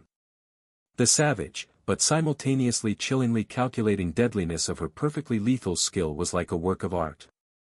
Its theme was war, violence, and destruction, and Sunny was both the subject and the sole member of the audience for whom that art was being created, as well as its victim. At that moment, he realized something. Sunny realized that this was the worst possible way for him to fight someone like Morgan. Direct confrontation, contests of strength and skill, all of that was not his battlefield. The most dire battles Sunny had fought, he won with cunning and guile. He employed underhanded tricks, used every single resource available to him in unexpected ways, and tore victories from the claws of fate through sheer force of will and boundless spitefulness. He was good in a fight, of course. Much better than most. But while being a sharp sword was an important conduit of his will, it was not what made him truly deadly. What a fine realization. The question was, how could he turn this duel around and push it toward a direction where he held the advantage? There were ways to overcome Morgan's furious, cold, suffocating might, surely. A more important question, though, was if he even wanted to. Up until now, both Sunny and Morgan had acted relatively tame. It might not have looked like it from the side, considering how fierce and vicious a battle of two ascended inevitably appeared. Masters possessed superhuman speed, strength, and resilience. A clash between them would look like a collision of two natural forces to a mundane person, and a mundane building would be swiftly destroyed should it become an arena for it. Which was why the dojo they were fighting in was lined with durable armor plates, and the training sword Morgan was using cost a fortune. Nevertheless, they were holding back. Not even considering the fact that the two of them had agreed to forego using their ascended abilities, Sunny had yet to make use of Shadow Step.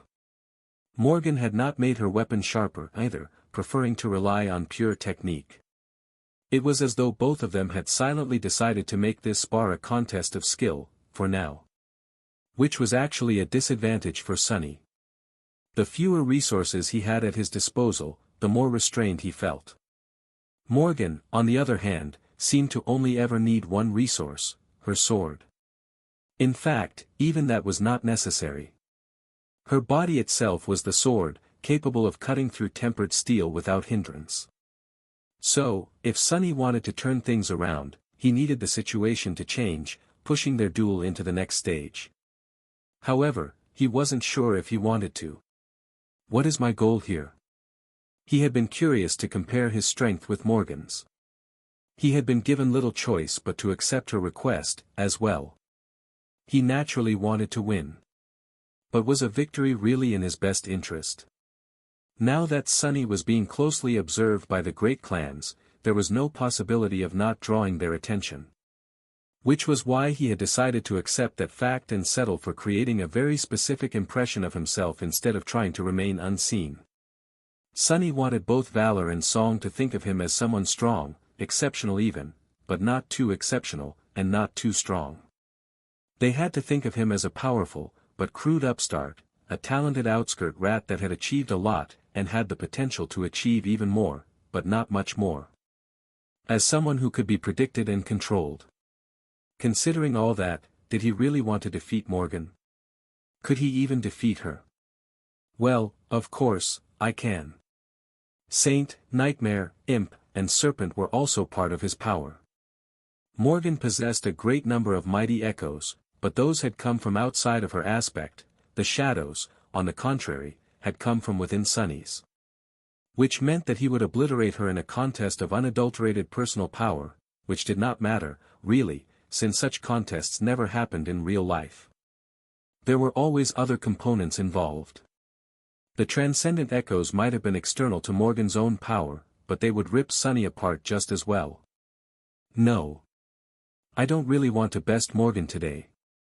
What I really need to do is lose in a way that will make it easier for me to gain access to her secrets. So, lose in a way that would leave her wanting for more. Being a personal sparring partner of the heir of the great clan Valor was a dangerous position to be in, not the least because Morgan could potentially learn much more about Sunny than he would have liked her to, but it was also the best position to be in for a spy. Keep your friends close, and your enemies closer. Sunny frowned for a moment. Isn't this the same reasoning Nephi's used to justify her decision to join Valor? Maybe it was, but he did not really care. Many things had changed since then, including Sunny himself and the situation he was in. All right, then, let's do this. He deflected another of Morgan's blows, evaded her follow-up strike, 3 of them, actually, all chained into one predatory, fluid motion, and raised an eyebrow. Should we take it up a notch? She took a step forward, sent her sword flying toward his throat with diabolical speed, and smiled pleasantly. Let's. Sunny sidestepped her strike and nodded. Then, his technique instantly changed. Before, he was using a fluid mix of various simple styles he had picked up over the years. Such a patchwork technique did not excel in any one thing in particular, but was flexible and hard to predict. Sunny had held to his best cards, though, unwilling to share them with the enemy, a potential enemy, at least. Broken sword style that Nephi's had taught him, Saint's grounded technique that had originated from the legions of Nether, the battle art of Solvain's zealots, which had come from the war maidens of the Red Sect, those, he had hidden within himself. Now that he wanted to lose in the most interesting fashion, though. What would really intrigue a battle maniac like Morgan? She had faced and defeated all kinds of awakened, and had learned all manner of battle styles, no doubt. Her collection was probably even larger than Sunny's own. So what technique could he show that was both exceptional and fascinating, and, most importantly, unknown to Morgan? One particular style came to mind.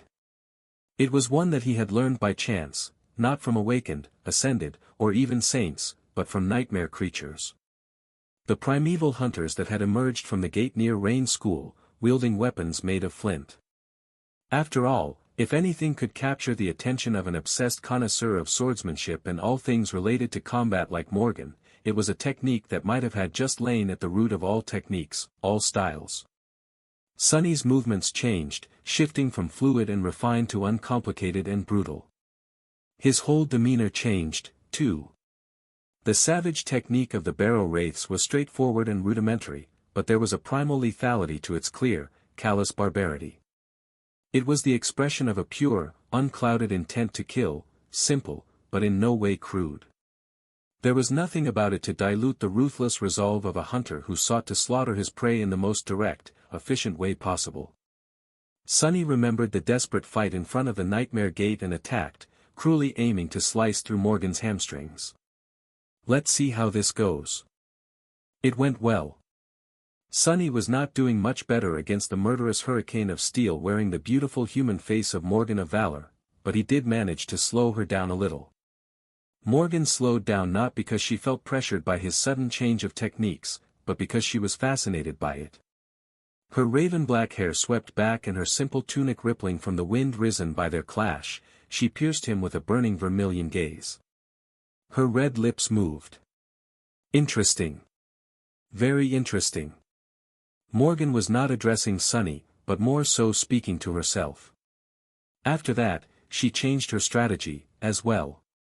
Before, Morgan was all offense, all sharp edges, and a relentless barrage of calculated, but devastating strikes.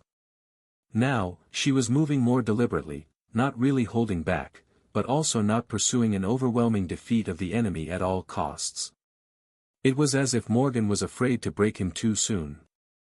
Sunny did not really know how to feel about that. Well, that's a new feeling. They clashed, their swords weaving a cacophonous, but strangely beautiful melody of hissing and clangor. At the side of the dojo, Cassie turned her head slightly, listening. Sunny had long beaten his record of holding out against Morgan for 36 seconds. A minute passed, then another. He was still solidly standing on his 2 feet, and even though his breathing was growing a little labored from the terrible strain of the intense fight, his stamina was far from running out. In the middle of a particularly furious exchange, when they were close to each other, Morgan suddenly asked. "That style, who taught you?" Sunny struck at the hilt of her sword, aiming to sever her fingers, and answered hoarsely. "No one taught me. I just learned it, from a nightmare creature." She easily avoided his strike and punished it by aiming a thrust at his heart. A smile appeared on her face. "In the nightmare?" Sunny hesitated, considering how much he could reveal. He had fought the barrow wraiths as mongrel, after all, but then again, no one else had gotten a proper measure of their battle skill, and he had faced countless nightmare gates later in Antarctica, most of them undocumented. "No, in front of a nightmare gate." Morgan's smile widened. "You're a fast learner, then." She seemed to have gotten a good grasp on the essence of the primal battle style he was using, which translated into her attacks becoming more purposeful. She was probing and testing, forcing him to reveal more facets of the technique, all of them, ideally. Which did not quite suit Sunny. It was too soon, he could not have her growing bored yet. He needed to impress her some more before losing, so that the impression he made lasted. Without giving Morgan any warning, he commanded his shadow Tachi to change in the middle of a swing. The shadow flowed, turning into a great jian. It was still a 2-handed sword, but this one was straight and double-edged, much more suitable for thrusts, slightly more versatile, and supremely mobile. The swing staggered unexpectedly and turned into a thrust, catching Morgan by surprise. She moved with the grace of a dancer, pulling her head out of the way. A strand of wavy black hair was cut and glided through the air. Ah! Devious! Despite the outraged tone, her vibrant eyes were shining with excitement. Technically, Sunny had just cheated, they had agreed to leave their ascended abilities unused, after all. But that was fine. Cheating was exactly what an exalted legacy would expect an outskirt rat to do. And honestly, it was also what a person from the outskirts would actually do. It was also what a fighter in a real battle would not shy away from, which was why Sunny thought that Morgan was bound to enjoy his little twist. Instead of answering, he attacked, turning his jian into a spear. There were a few weapon forms that he had trained creating well enough to summon them on the fly, the only one he had reasons to avoid was the odachi, since that was what he had used the last time he fought Morgan. Her smile grew wider. They fought, putting the armored plates of the dojo under more and more strain. At some point, one of them even started to crack. Sunny used it to his advantage, launching a deliberate strike while his opponent was slightly less sure-footed. Pushing the tip of her spear aside, Morgan pivoted, shifting her weight to one leg. The other suddenly whipped into the air, delivering a lightning-fast, picture-perfect roundhouse kick to his head. Sunny barely had time to react, pulling the spear slightly back and raising its butt to solidly block the kick with the shaft. Morgan's alabaster shin connected with the matte black surface of the shadow spear. And cut straight through it, as if it was not as strong as an ascended weapon would be. Sunny's eyes widened slightly. Crap. It seemed that Morgan had decided to start using more of her aspect abilities, as well. There was nothing really for him to do but accept the blow and hope that she was not planning to decapitate him. The kick had lost none of its power after cutting the spear. The moment Morgan's foot connected with his jaw, it was as if he had been hit by a siege ram. Sunny momentarily saw stars. He was thrown aside and staggered, barely managing to maintain some semblance of balance. Not good, no. Actually, very good. This is exactly what I wanted. Time to be defeated. He overplayed his disorientation a little and waited for the follow-up strike to come. But it didn't. When Sunny regained the ability to see clearly a second later, he saw a hint of guilt on Morgan's face. She was looking at him with a resigned expression. Ah, damn it, sorry, I forgot myself for a moment. I have a healer at hand. Then, she paused and stared at him with a slightly startled expression. It was strange to see Morgan surprised. You're not cut. Sonny rubbed his cheek, which was still numb. He was going to have a nasty bruise, that was for sure. But the marble shell seemed to have withstood Morgan's aspect ability. No, not quite, she had probably released the ability after slicing through the spear. But her flaw, what Sonny suspected to be her flaw, remained. He grimaced, then moved his jaw side to side and answered in an even tone. No. Why would I be cut? Do I look fragile? Well, I'm not. I'm quite sturdy, in fact. Morgan stared at him for a bit, a strange expression on her face. Eventually, her lips twisted into a light smile. That you are. I'll remember that, for our next spar. This one, sadly, has to come to an end. Thank you for a wonderful duel, Master Sunless. She glanced at her training sword, then calmly turned around and went to place it back in the case. Sonny rubbed his cheek again, feeling a bit of dull pain seep through the numbness, and looked at her back. Seems like it worked. That is what I call a job well done. Beautifully, really. Ah. I guess that is what they call suffering from success. The spar with Morgan left Sonny feeling sore and contemplative. The soreness quickly dissipated thanks to his ascended physique and the shroud of dusk, but the ponderous mood remained. Some time later, he was sitting in his small office, ignoring the paperwork he had to fill out in favor of idly staring at the wall. That fight of theirs was not exactly illuminating, but it had provided him with a lot of food for thought. First of all, Sonny was reminded of what true legacies represented. Over the years, he had forgotten the feeling of awe and reverence mundane people had toward the distant, powerful legacy clans, the austere warrior caste that produced the best and most valiant champions of humanity. That existed solely for battling the nightmare spell, or was supposed to, at least. He couldn't be blamed. Sonny had grown immensely strong himself and had crossed paths with all kinds of powerful creatures, from ancient saints to titans. He had even brushed against actual divinities like Weaver, Nether, and Hope.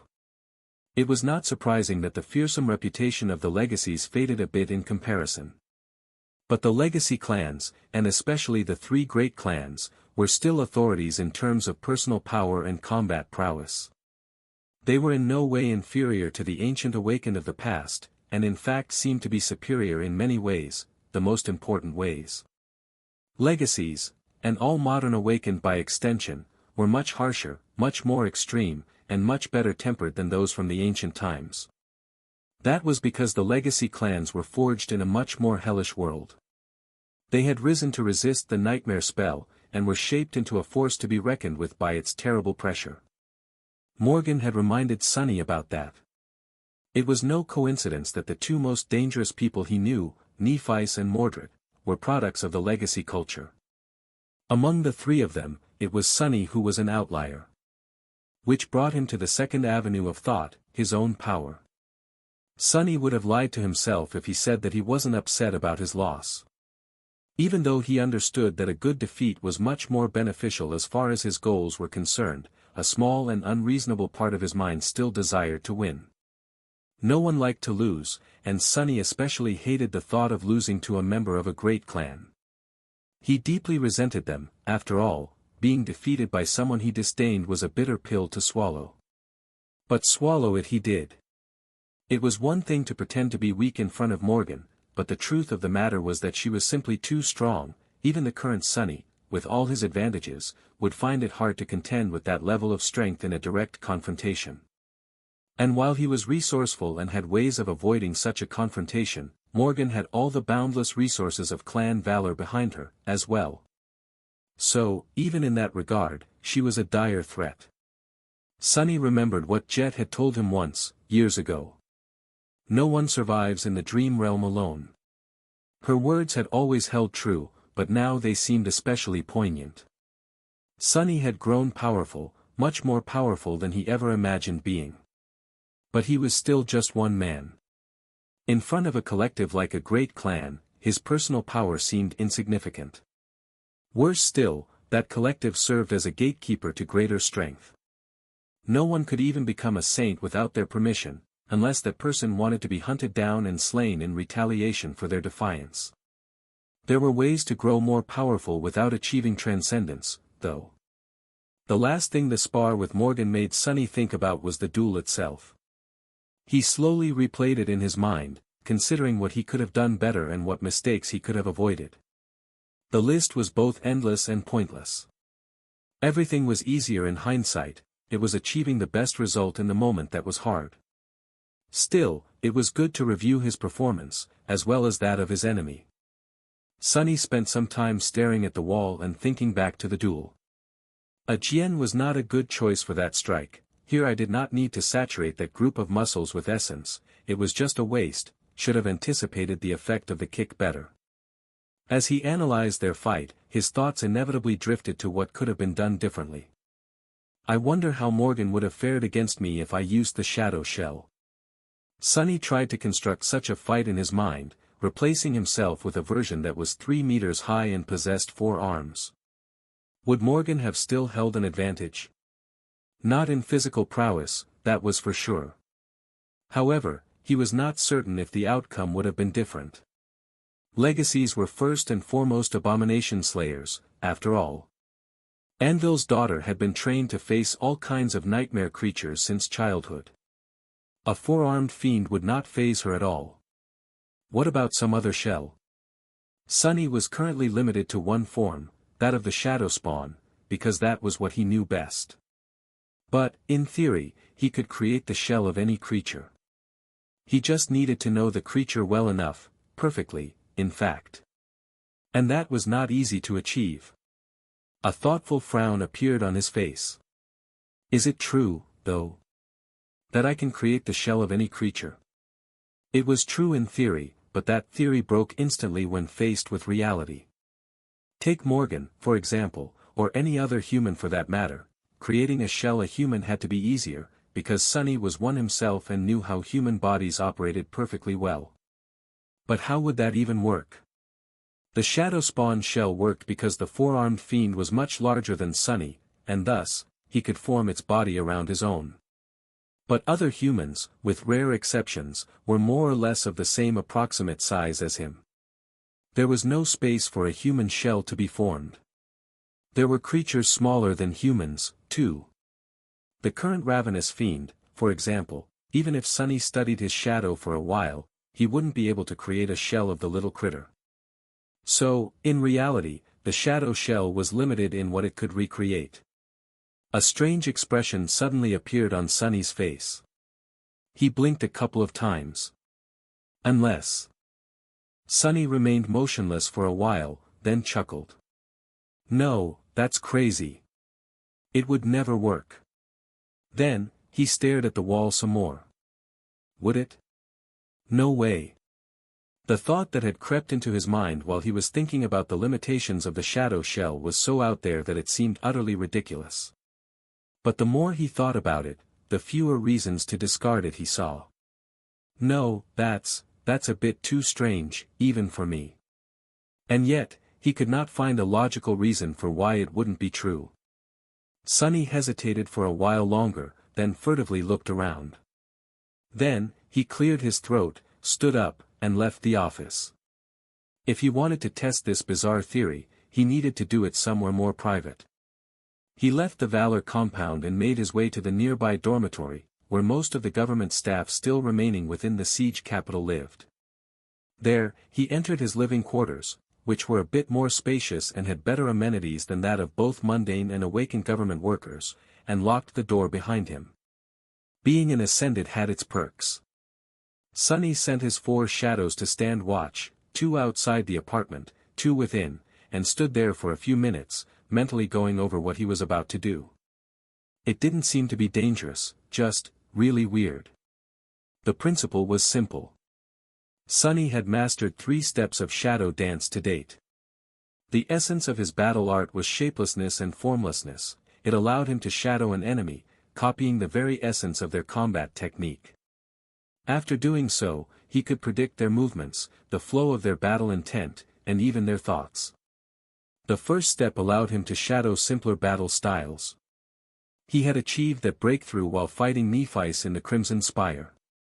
The second step vastly elevated his comprehension of the fundamental principles that governed all battle techniques, allowing him to shadow much more sophisticated styles, and do it much faster. It also gave him a glimpse of an intuitive understanding of the more esoteric components of the truly advanced battle arts, those created and used by the awakened, thus incorporating special ways of guiding soul essence through one's body. He had achieved that step after collecting a vast library of techniques in the dreamscape, which culminated during his first duel with Morgan. The inspiration Sunny had received after being decimated by the Princess of War pushed him to a breakthrough. The third step was the hardest one yet.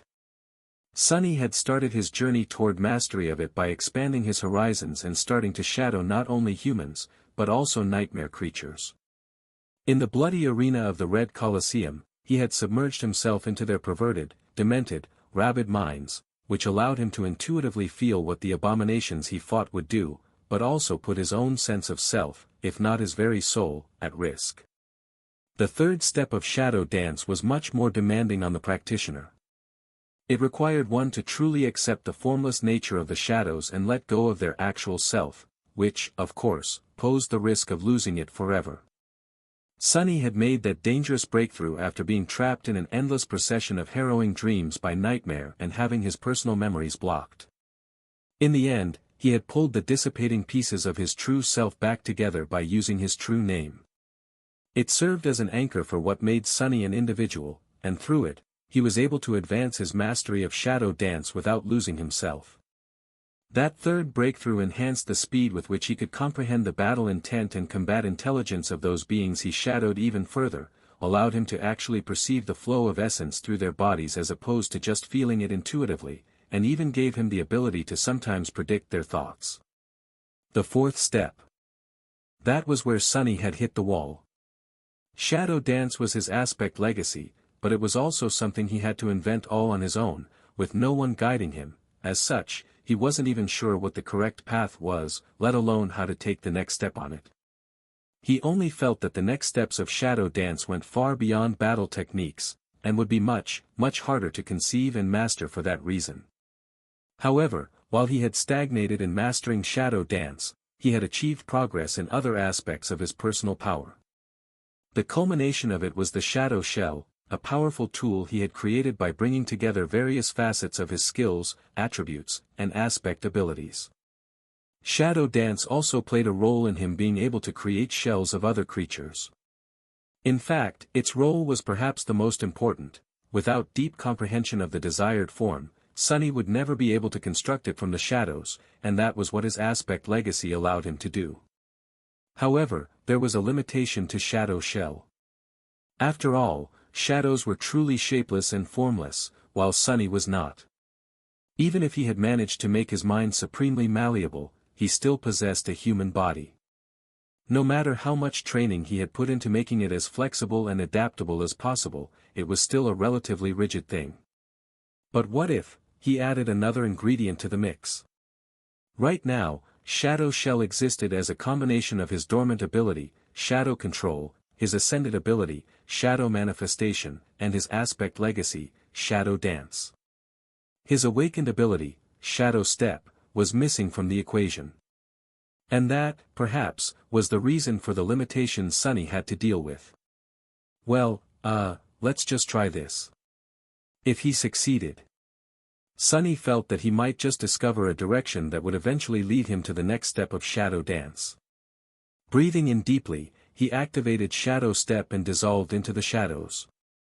There, in their dark embrace, Sunny himself was a shadow, formless and shapeless.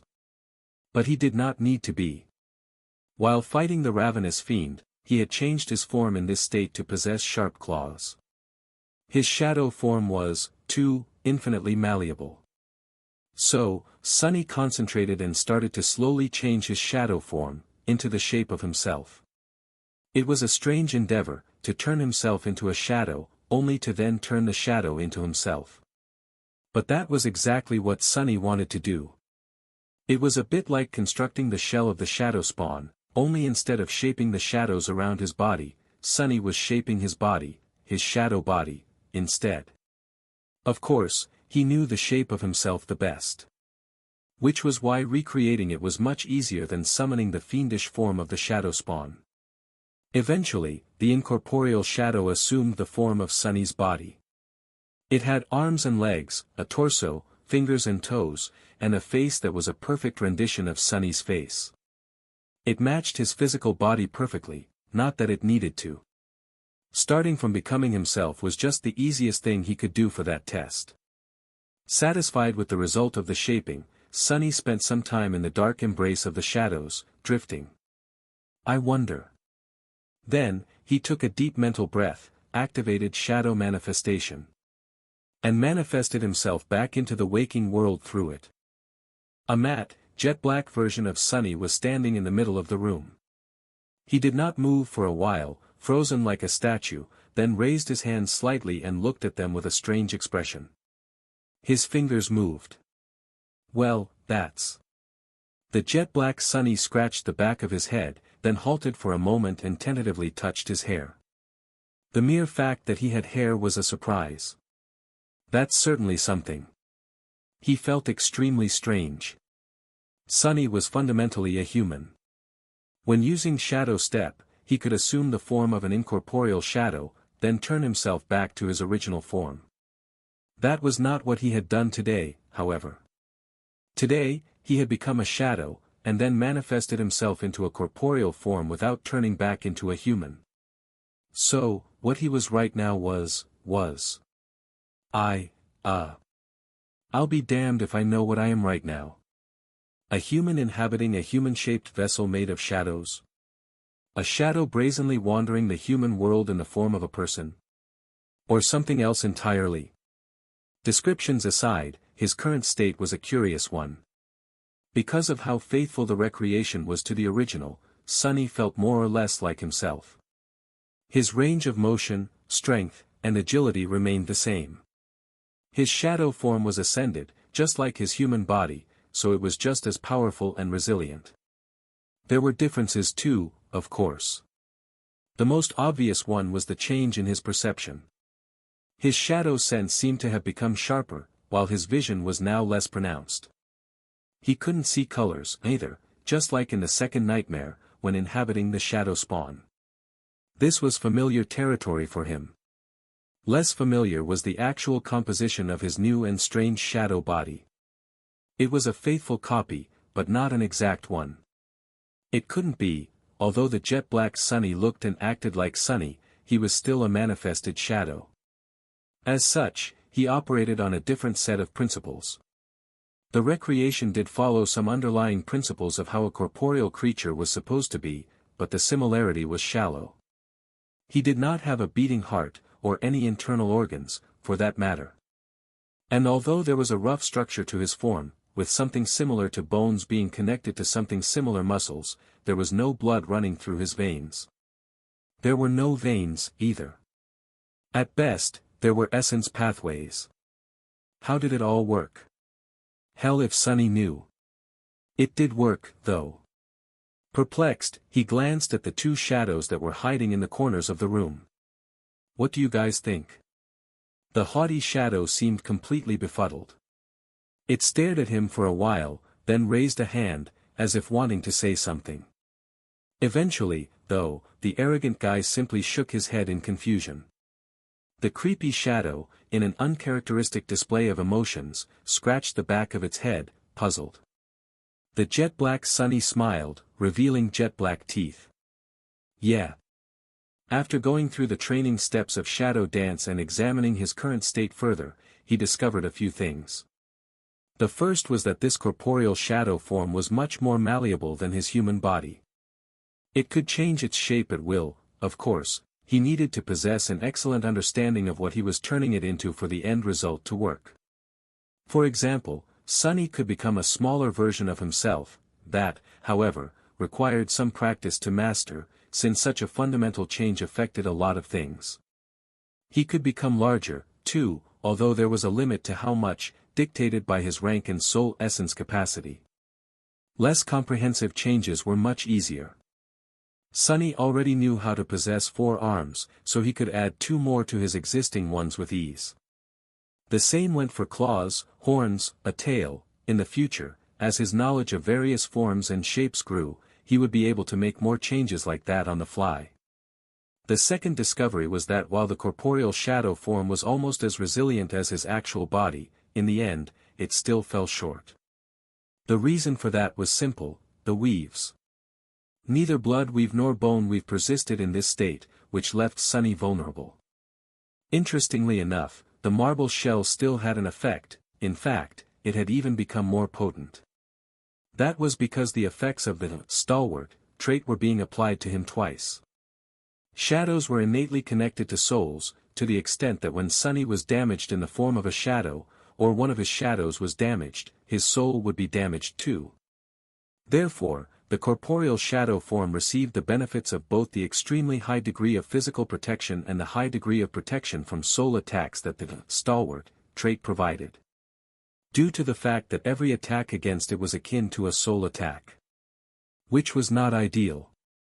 Sunny had a tendency to be wounded a lot, and if each wound was transferred directly to his soul, it would quickly collapse. No, that really won't do. Activating the mantle would surround the physical shadow form with an onyx carapace and make it much less prone to being damaged. But there was an even better solution. After all, Sunny had started this whole experiment for a reason. Even though the discovery promised to have much wider implications, the initial reason was to expand the limits of the shadow shell. After getting somewhat used to this new way of existence, Sunny called upon the deep shadows shrouding his room, manifesting them into the shadow spawn shell. Layers of shadows flowed up his jet-black body, wrapping tightly around it. Soon, a towering, 4-armed fiend was standing in the middle of the room. This time felt different, though. Instead of being nestled within the shell, Sunny felt as if he had become an integral part of it. His own shadow form was still the heart and driving force of the horned creature, but it was as if he had actually become the fiend. The outer layers of the shadow spawn were like armor, and protected safely deep within was his vulnerable soul. Not bad.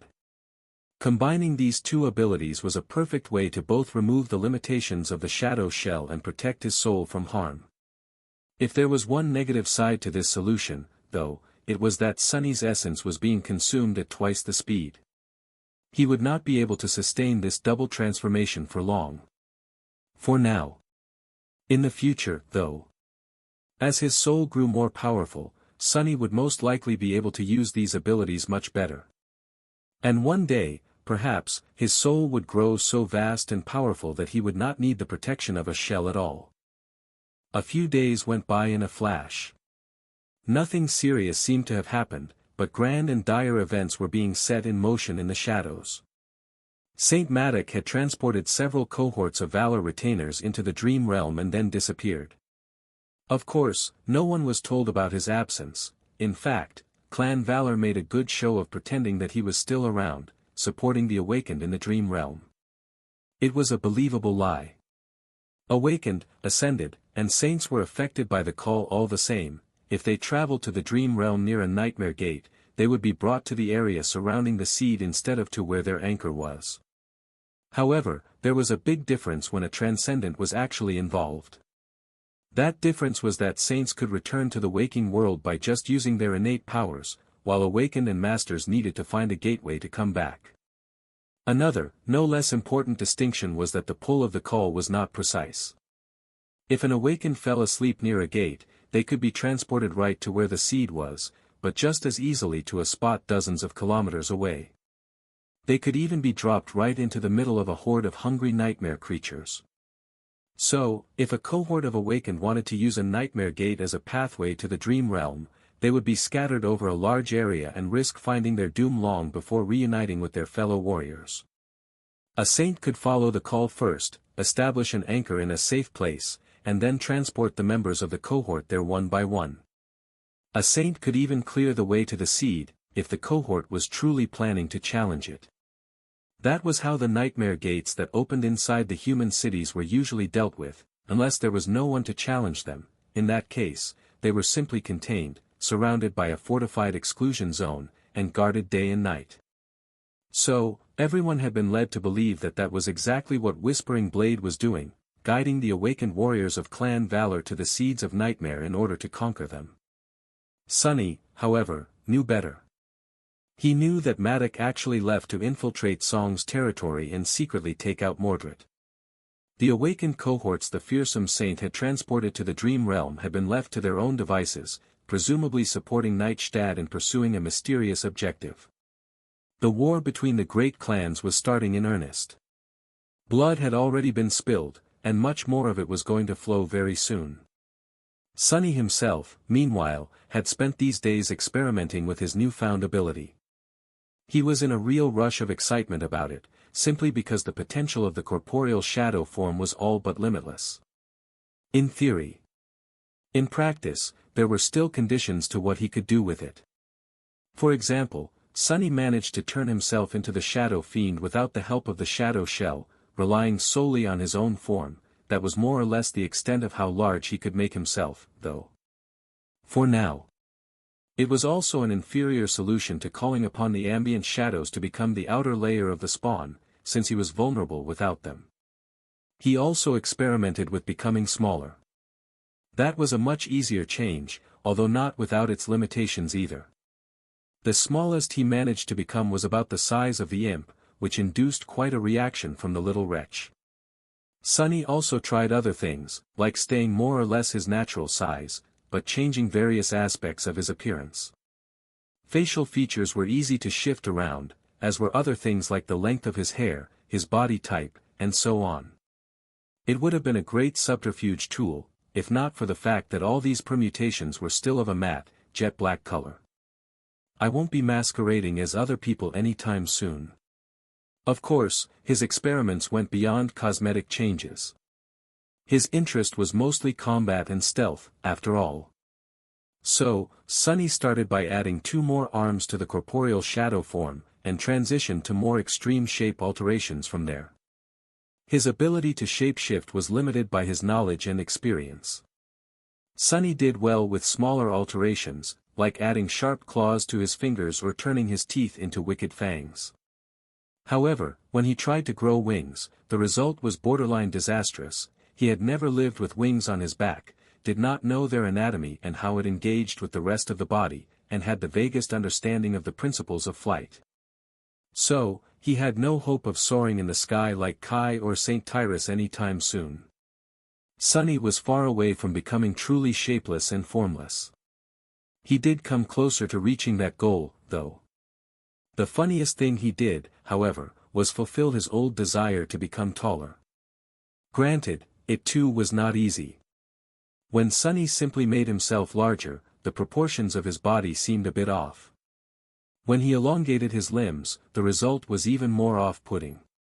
Finding the right balance was really hard. He did manage to achieve an acceptable result, though, and was currently looking at himself through one of the shadows, giggling. Damn, it's such a pity Effie can't see me right now. The look on her face would be priceless. Especially since she would be looking up at me. Oh gods, I can just imagine it. The tall version of Sunny was really weird. He wasn't sure that he liked its lanky silhouette that much. It was really amusing to see, though. Especially because the corporeal shadow form was entirely matte black. Except for the hair. His hair was actually white, because Sunny had summoned the autumn leaf to see if it worked on him in this state. I should probably explore purchasing more cosmetic memories in the future. They seem to be working on this form, which can be of use. He glanced at himself one last time, then dove back into the shadows and emerged from them in his usual human form.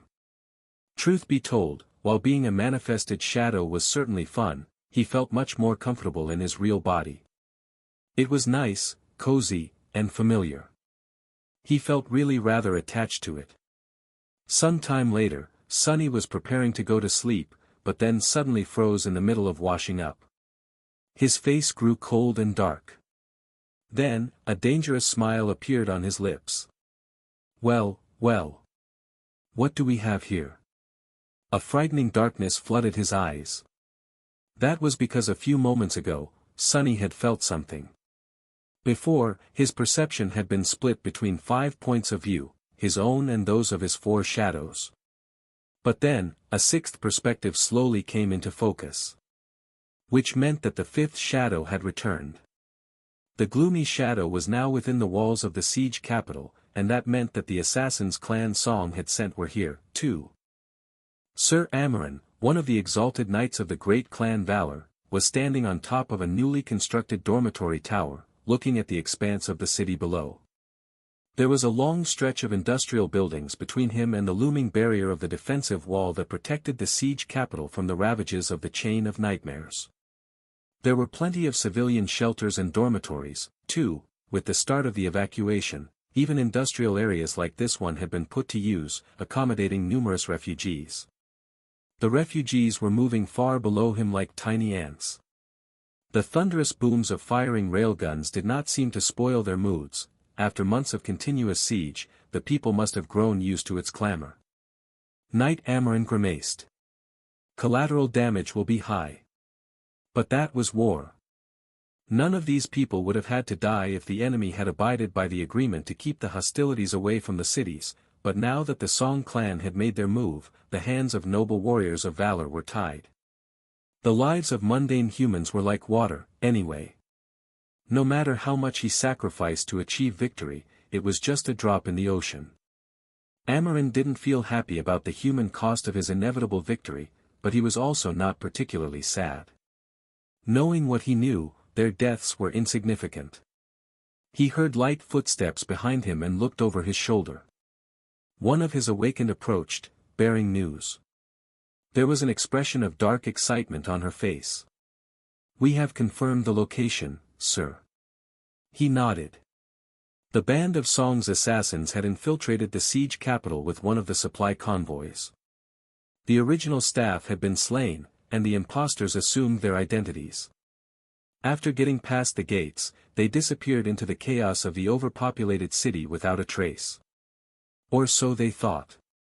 In truth, Valor had long anticipated this attack. The subterfuge the assassins employed was pointless. They had only managed to enter the city because that was where Lady Morgan wanted them.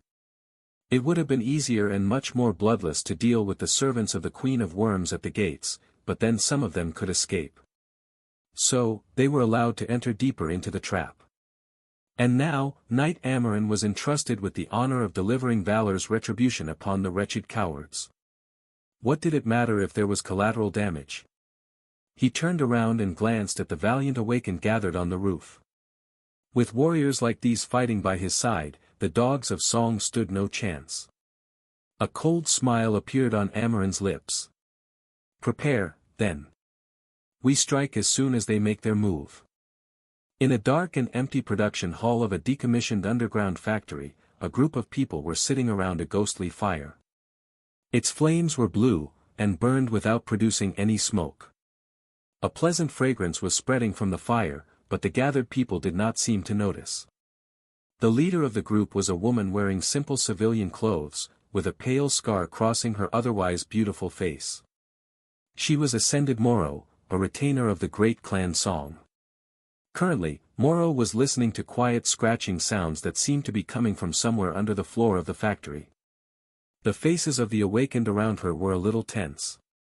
There was a newcomer among them, a man in the uniform of the evacuation army, that listened to the sounds, too, his eyes growing a little wide. He was their contact within the siege capital. After a few moments of silence, the man spoke. "That thing, it's not going to break free, is it?" Ascended Moro smiled. "Of course, it will. When I command it." She lingered for a second, and then added. "Have no worry, though. The thralls of Sister Beastmaster are very obedient. Granted, this one is more powerful than her usual pets." The man chuckled wryly. "Ah, I see. Good, then. Poor fool did not even know that he, too, was one of the thralls. Anyway, have your people completed the preparations?" The soldier hesitated for a bit, then pointed at the map being projected by his communicator.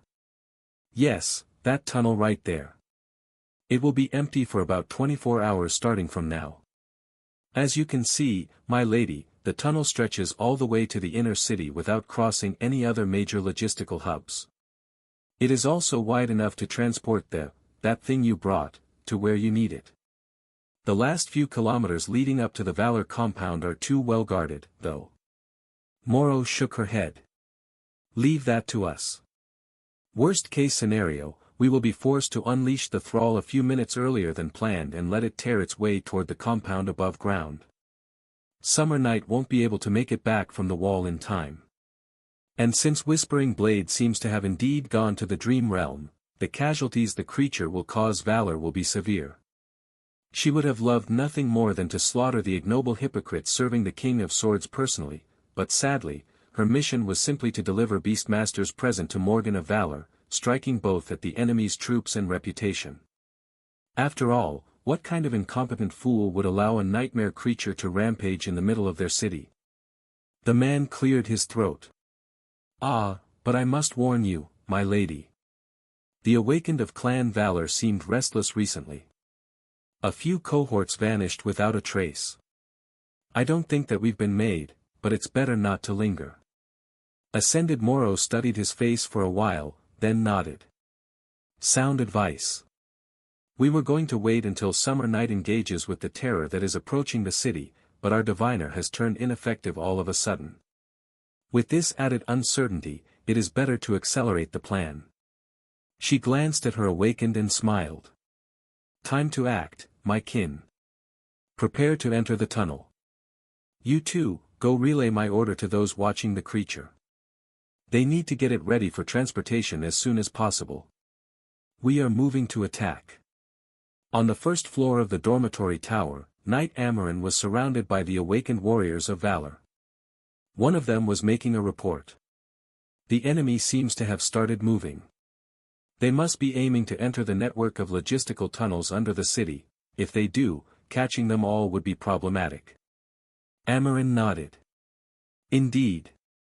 The wretches can't be allowed to burrow deeper underground. No, we need to force them to the surface. Get ready to attack. We'll blast through the factory roof and slaughter them all. There was a shadow watching him say these words. There was a shadow watching Ascended Morrow give orders to the assassins, as well. Some distance away, Sunny sighed and gulped down what was left of his coffee.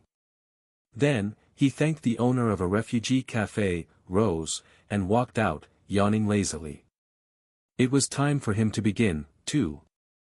In the decommissioned underground factory, the ghostly fire had been extinguished. Dozens of awakened were moving, preparing to depart. All of them had summoned luminous memories, and the dancing lights made the shadows populating the vast production hall reluctantly retreat. Ascended Morrow was standing in front of a sturdy wall, looking at it with a somber expression. Eventually, she nodded and glanced at one of her subordinates. This is the spot. Isolate it. The awakened nodded and raised his hands. Soon, a strange silence fell upon them.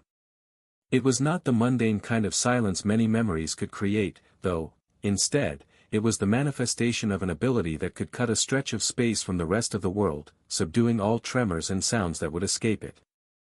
The city was constantly being monitored by countless seismic sensors on account of nightmare creatures often burrowing underground, so nothing less would do if they wanted to remain unnoticed. Satisfied, Morrow raised a hand and clicked her fingers. A moment later, a violent sonic boom resounded, and a large portion of the wall in front of her shattered into dust.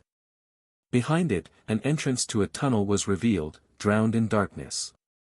Cold wind entered the production hall, making the awakened shiver. Even Morrow herself suddenly felt uneasy, for whatever reason. With a frown, she lowered her hand and said evenly. Clear the debris. The entrance should be wide enough for the cage to fit. Second cohort, scout out the tunnel and make sure that there are no blockages there. 7 awakened jumped down into the darkness, while the rest of her subordinates got busy preparing the hole she created for the creature's cage. The cohort in charge of keeping an eye on the abominations was going to bring it any minute now. Lowering the massive containment device down would not be easy, but they had come prepared. The man in the uniform of the evacuation army watched the process with a worried face. After a minute, he cleared his throat awkwardly. Well, I will be going, then. My job here is done. Morrow glanced at him indifferently. Go. The thrall was of no use anymore. Their escape from the city would be handled by a different sleeper cell. If it was up to her, she would have gotten rid of the man, and his people, to clean up loose ends, but they could become useful in the future. Even mundanes could do a lot of harm if armed with the right tools. Although Morrow felt it was beneath her to use vulgar weapons of the bygone era, in the grand scheme of things, not even crude instruments like that could be neglected. Others might not have known, but she understood what was at stake. The man disappeared, and the entrance to the tunnel was cleared. Their exodus from the underground factory was being dragged out, however, because the creature cage was slow to arrive. Morrow felt irritated. What is taking them so long? She thought about sending someone else to fetch the guard cohort, then decided against it and took out a special memory. Although using it required some essence to be spent, right now, time was more important.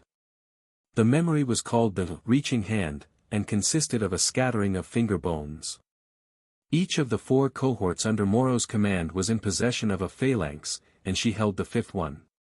People who touched the ancient phalanxes could communicate with each other across small distances. Ironically, the reach of the reaching hand was not large. However, it possessed the unique quality of being shielded from most divination abilities, which was very valuable for the sort of mission they were currently on. Morrow gripped the bone and spoke, mentally connecting to the cohort that guarded the creature cage on another level of the factory. Montana.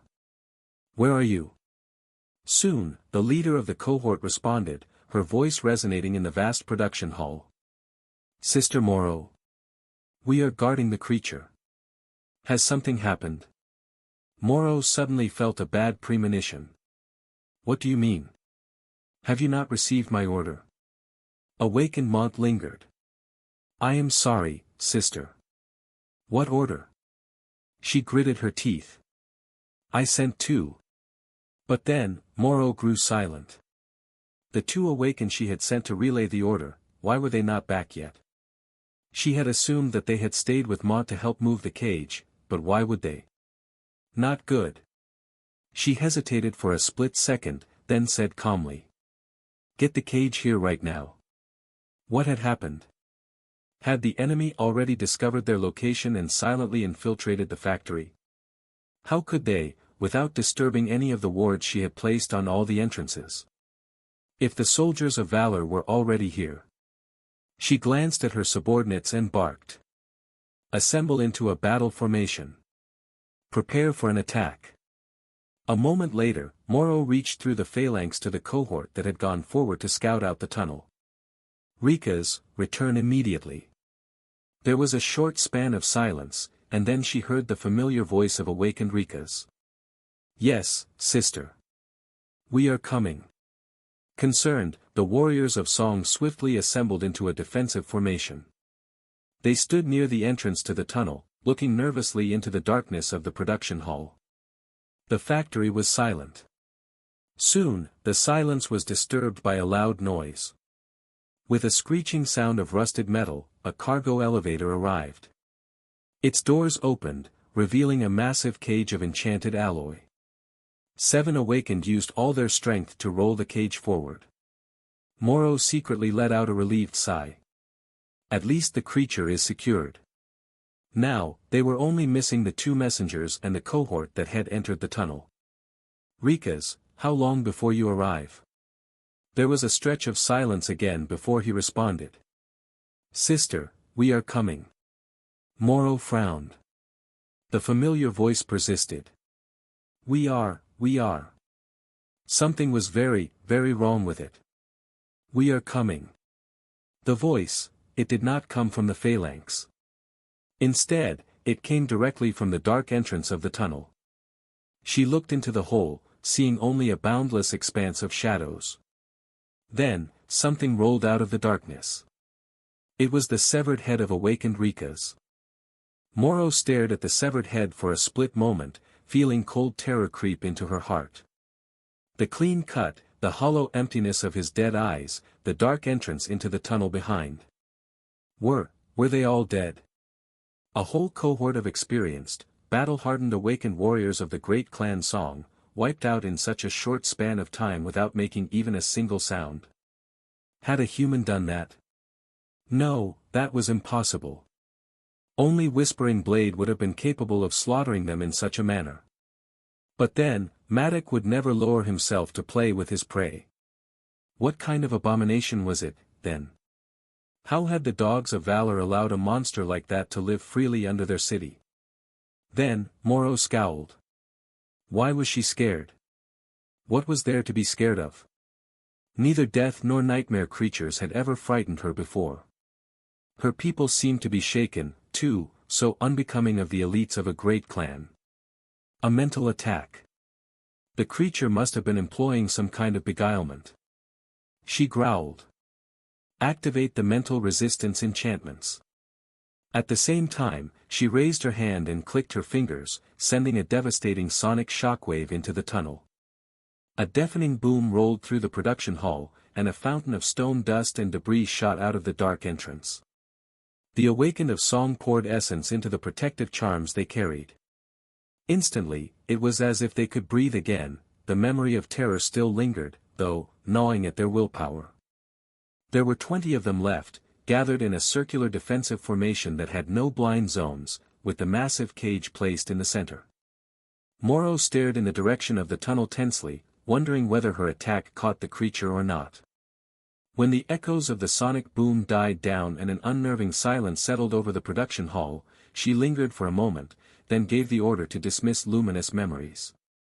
Trapped in a circle of light, they were too vulnerable.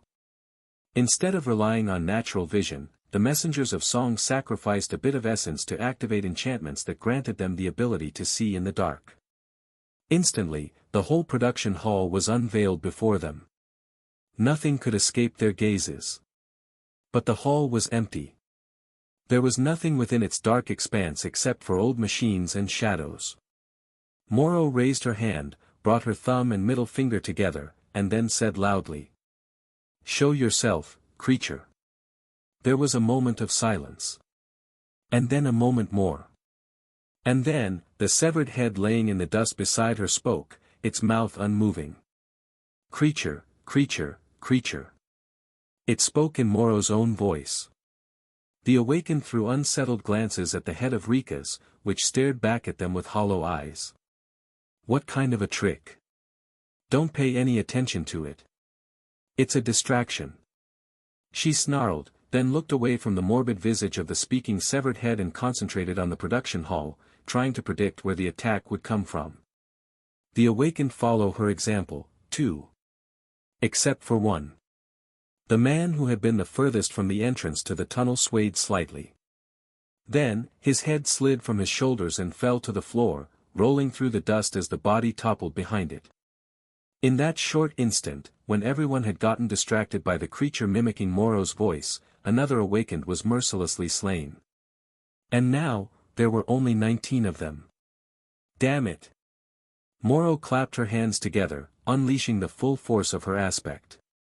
A destructive sonic shockwave spread like a ring from the formation of the awakened, obliterating a large swath of the production hall. The concrete floor cracked, the old machines were torn apart, the steel conveyor belts were ripped, and shreds of alloy flew away like jagged bullets. Nothing within the circle of destruction could have escaped unscathed. In the silence that followed, the severed head of Rika spoke again, unperturbed. "Pay, pay, pay." Ascended Morrow gritted her teeth, calmly analyzing the situation. Where was the enemy? What were its capabilities? There was something else beneath her calmness, though. A slither of fear. This time, one that had nothing to do with an insidious outside influence. A moment later, two things happened. First, a loud metallic click came from somewhere within the defensive formation, from the massive cage that contained the enthralled abomination. Second, a section of the production hall's ceiling suddenly collapsed, and armored figures poured through the breach. A short time earlier, many levels above the production hall of the underground factory, Knight Amaran was standing in the middle of a wide corridor. He was surrounded by awakened of valor, who were stealthily moving forward. A woman in light armor fashioned out of abomination leather was making a report. "Sir, we have dismantled the outer layers of the detection wards. The enemy should be right below us by now, but, moving further unnoticed will be hard. The elevator shafts are especially problematic." He looked down, then nodded. "Try your best." His subordinate moved to return to her task, but at that moment, the floor trembled slightly. Amaran frowned. What? Why would the enemy abandon caution now? He raised his head to give an order, but at that moment, something flashed in the corner of his eye. Amaran swiftly turned, noticing the back of a small creature, some sort of a gremlin, scurrying into the darkness. His face darkened. "Our presence has been discovered." There was another tremor, this one much stronger than the first. The worms had to be trying to collapse the wall of a tunnel in a hurry, hoping to escape. If so, he was going to have to disappoint them. Amaran had been planning to proceed further down quietly, even if it took more time. But now that such an approach was off the table, there was a need to accelerate things. There was a sword on his belt, and a war hammer on his back. Unsheathing the sword and pulling the hammer from its loop, Amaran bellowed. "Warriors of valor! With me!" Then, he called upon his aspect and slammed the war hammer into the floor. A wave of crushing force traveled downward, piercing through multiple levels of the underground factory and opening a ravaged path to the main production hall. Without a moment of hesitation, Knight Amaran grinned and jumped down into the dark breach. Death to the enemy! Let no one escape! Some of his warriors were going to use flight memories to follow, others would rappel down. But Amaran himself had no need for these measures, he simply plummeted through the breach, falling into the darkness like a meteor of steel. Reaching the main production hall, he thrust his sword forward. Invisible force flowed off the blade, forming a brittle field below him, a series of them, actually, each as thin as a sheet of paper. Breaking through these invisible panes of force allowed Amaran to slow his fall. He landed on the floor in a roll and jumped to his feet a split second later, ready to attack and carve out a path for his men to follow. If everything went right, the enemy would have been surprised by the collapsing ceiling and the sudden arrival of a Valor Knight. Even if their shock did not last long, a few seconds would be enough. But he was not given a few seconds. Nothing went right from the start. As soon as Amaran and the first of his warriors landed, they were greeted by a devastating sonic boom. He felt a powerful shockwave travel through his body, almost strong enough to cause his organs to burst. Luckily, he was resilient enough to withstand it. The same couldn't be said for the awakened behind him. With pained screams, they dropped down, blood flowing from every orifice on their bodies. Dead. It was as though the enemy had been waiting in a battle formation, ready to defend themselves. "How dare you!" As more and more armored awakened poured through the breach, Amaran roared and dashed forward. There was something strange, though, at the last moment before his lunge, it was as if a drop of blood fell on his helmet from somewhere above. He did not pay it any attention. In front of him was a loose circle of awakened protecting something that resembled a large alloy crate. There was some kind of abominable monster inside, no doubt. Bringing a nightmare creature inside a human city was just what the witch, Beastmaster, would do.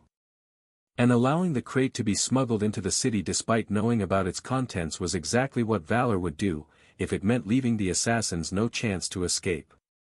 Amaran's gaze quickly found the leader of the song infiltration team, a striking woman whose beauty could neither be hidden by unassuming civilian clothes nor blemished by an ugly scar running across her face. His eyes narrowed slightly. Moro. There were not that many masters in the world, and even fewer served the great clans directly. Of course, Amaran knew her, the scarred woman was a powerful opponent. Not as powerful as he was, of course. Their eyes met, and before she could click her fingers, Amaran struck with both his sword and his hammer, sending two horizontal waves of force flying forward, one cutting, the other crushing. The waves collided with a sonic shockwave in the middle of the hall, producing a roaring explosion.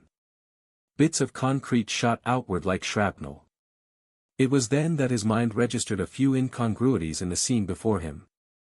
First of all, the entrance to the tunnel had already been revealed. However, the enemy did not appear to be in a hurry to enter it, as if wary of the darkness beyond. Secondly, the main production hall was in a sorry state even before the explosion, seemingly ravaged by Morrow's powers.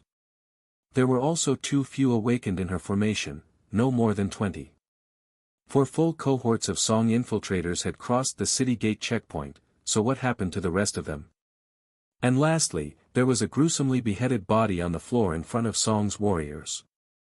One of their own. Just what the hell was going on? There was something else, too. For a moment, just before the waves of force collided and a cloud of dust obscured the view, Amaran thought that he had noticed something. A vague silhouette that moved on top of the massive cage, dissolving into darkness. An archer. Lowering his head to protect the slit of his helmet's visor, he burst through the cloud of dust and raised his sword. No matter what tricks the enemy had in store, he was going to cut them all down. Especially now that he knew that the numbers were even more on their side than expected, Knight Amaran had no doubt. The main priorities are Morrow and the caged creature. Morrow silently cursed. So it was Valor all along. It seemed that they had walked into a trap. The servants of the King of Swords had turned out to be more cunning than expected. Someone had been waiting in the tunnel all along, and now, the cavalry had arrived to finish the job. Who had been compromised? It had to be the thrall responsible for clearing the path to the inner city, but it did not matter now. The enemy blundered in their attack, maybe because she had decided to accelerate the plan. The invisible assassin had revealed their presence too early, and instead of being surprised by the sudden breach of the production hall, the messengers of Song were ready for it. Which was why Morrow managed to slay several of Valor awakened the moment they landed on the floor. Not their leader, though, a giant of a man wearing heavy armor and wielding both a sword and a war hammer. Her heart grew slightly cold. Knight Amaran. Even among the Knights of Valor, this zealot was known for his power and ruthlessness. He was a bit too straight of a tool, though. A man blessed with incredible strength, but very little imagination. A vicious smile appeared on Morrow's face. I'll have a chance to bring back a fine trophy, then. She sent a sonic shockwave to prevent the knight from decimating the formation of Songs awakened, then swiftly looked at the breach. Just how many soldiers had Amaran brought to kill them? It was strange. There were not nearly as many as she would have expected. 1 cohort, 2, 3, 4, and that was it. If Valor knew in advance about the infiltration team, why would they only send that many? And there was something else. Instead of more cohorts of awakened, streams of blood flowed from the breach, crimson drops falling like rain. The soldiers of Valor who had already landed seemed shaken because of that. Morrow hesitated. What is the meaning of this? Her hesitation only lasted a split second, however. Then, there was no more time to think. Amaran lunged forward, calling upon his aspect and bringing down an avalanche of destructive force upon the formation of the Song infiltrators. 2 waves of crushing power rolled forward from his weapons, only to shatter against the invisible bulwark of a sonic boom. The concrete floor was shattered as the whole factory trembled. A moment later, a swift silhouette shot toward him from the cloud of dust, Morrow, her calm eyes full of cold murderous intent. Her shabby civilian clothes were torn, revealing glimpses of a slender enchanted armor hidden beneath. In her hand, there was a narrow blade that seemed too fragile to be used in actual combat. Amaran raised his sword, batting the blade away. At the same time, his hammer flew forward, the spike protruding from its top aimed precisely at the enemy's unprotected throat. However, as soon as his sword met the steel of Morrow's weapon, there was a melodious ring. That ring suddenly magnified, crashing into him like a stone wall. Grimacing from pain piercing his ears, the Knight of Valor was thrown back. He rolled over his shoulder, catching a glimpse of his warriors. They were advancing, ready to clash with the awakened of Clan Song. Even though Amaran only saw them for a tiny sliver of a second, he noticed two things. First, the blood spilling from the breach in the roof of the main production hall. Second, the fact that only 4 of the 6 cohorts seemed to have made it down. Wrath ignited in his heart. Treacherous worms. One of Moro's cohorts was missing, and now, 2 of his own had failed to descend. It was not hard to understand what had most likely happened. The damned witch must have sent some of her people to ambush the warriors of valor on the upper levels of the factory. To sacrifice their lives so that the rest could escape. A cunning maneuver, albeit a fruitless one. It was of no use. Even with the missing cohort buying the infiltrators time with their blood, the force of Song was still hopelessly outmatched. Moro was desperate. And wouldn't she be? The executioner she faced was none other than Amaran. The sword of valor was inescapable. These thoughts flashed through his mind in an instant.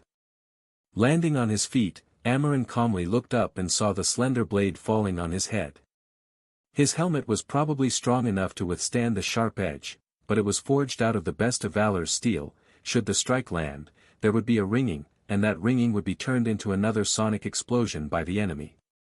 Instead of the helmet, the blade struck a shield of invisible force that appeared in the air above Amaran. He also wrapped both his weapons with thin layers of force. He was a fast learner, after all.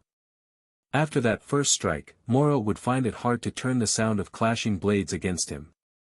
As the 2 masters collided with each other in a lethal battle, so did their soldiers. The awakened of valor descended on the formation of the infiltrators like a steel tide, threatening to overwhelm it in an instant. Unfortunately for them, the awakened of Song were not so easily overwhelmed. Damn it! Moro saw one of her soldiers fall to the ground in a fountain of blood. His armor was shattered, and the wretched warrior of valor who had killed him was already moving to attack another.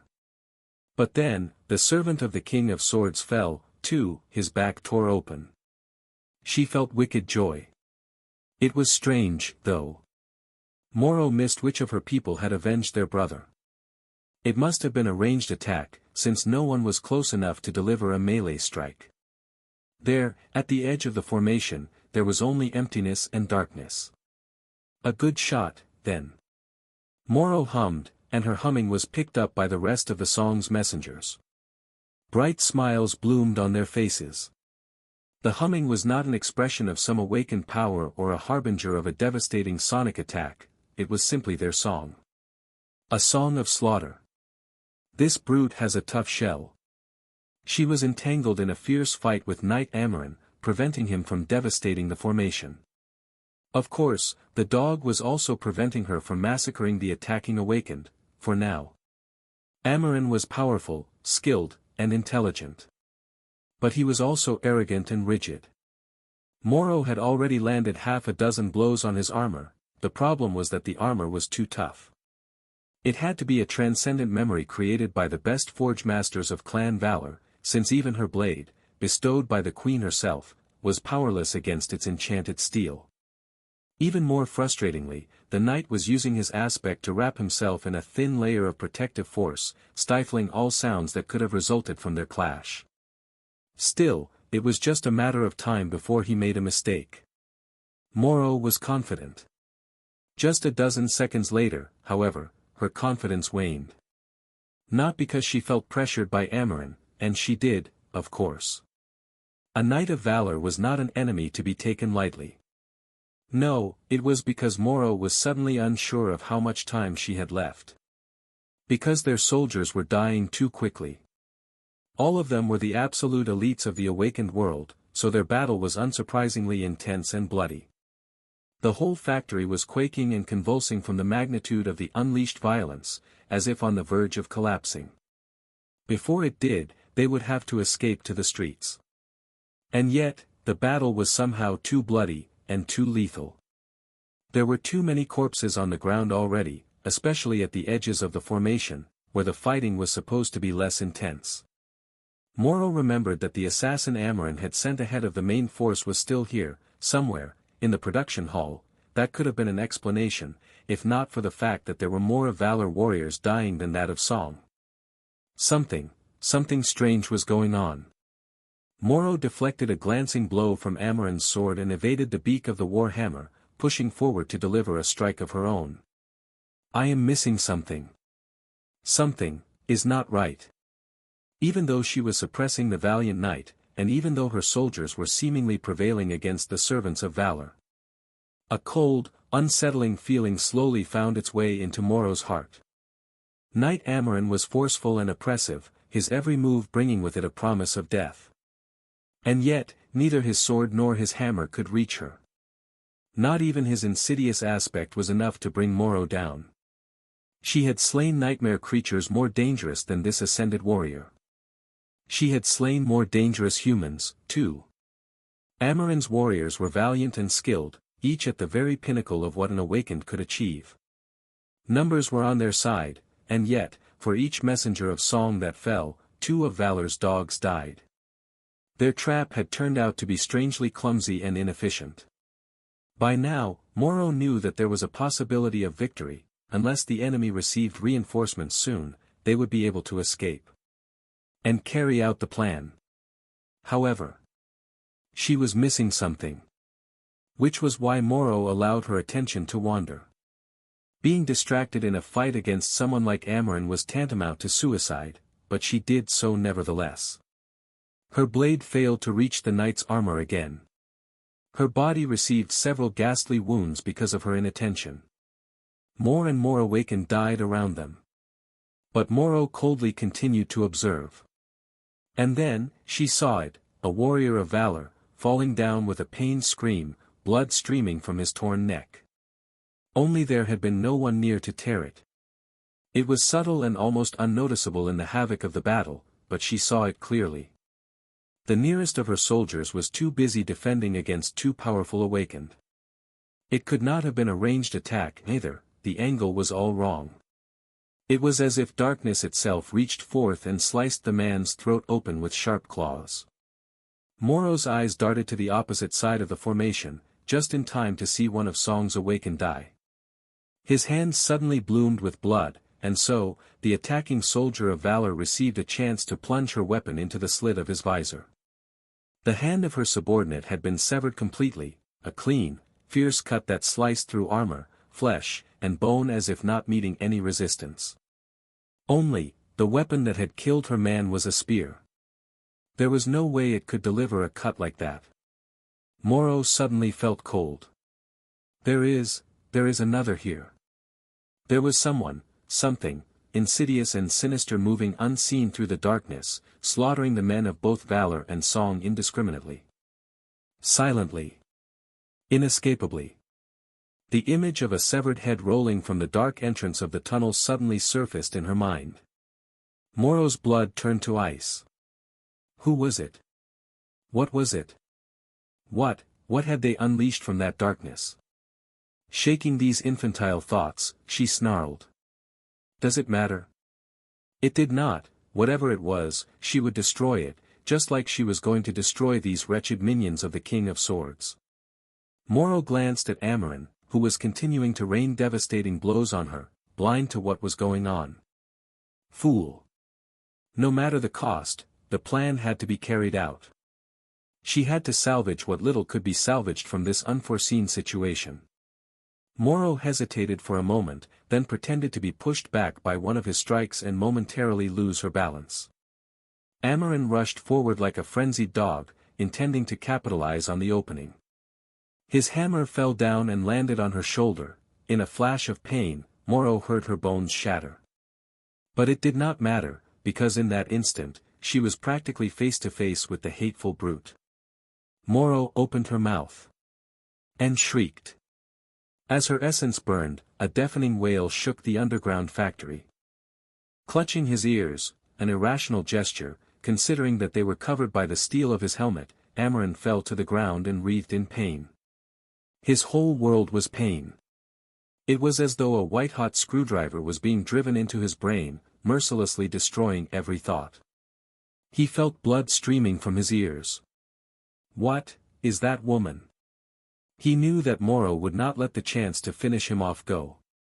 Shaking off the agony, Amarin gritted his teeth and moved. A split second later, the tip of a narrow blade was almost at his throat. He raised a hand and grabbed it with an armored gauntlet. Too slow, witch. He couldn't even hear his own voice through the ringing in his ears. Amarin had managed to stop the fatal strike from killing him, but the position he was in still promised nothing good. He was kneeling and dazed, while the enemy was free to attack however she wished. But strangely, Moro did not attack. Instead, she let go of her blade and dashed back, toward the formation of her awakened. There was blood flowing from her mouth. He looked in that direction. The diabolical wail Moro had unleashed devastated the whole production hall. There were slabs of concrete falling from above. What little remained of old machinery had been turned into piles of scrap. The floor had become uneven and full of deep cracks. The awakened on both sides fared no better. Many were dead, on both sides.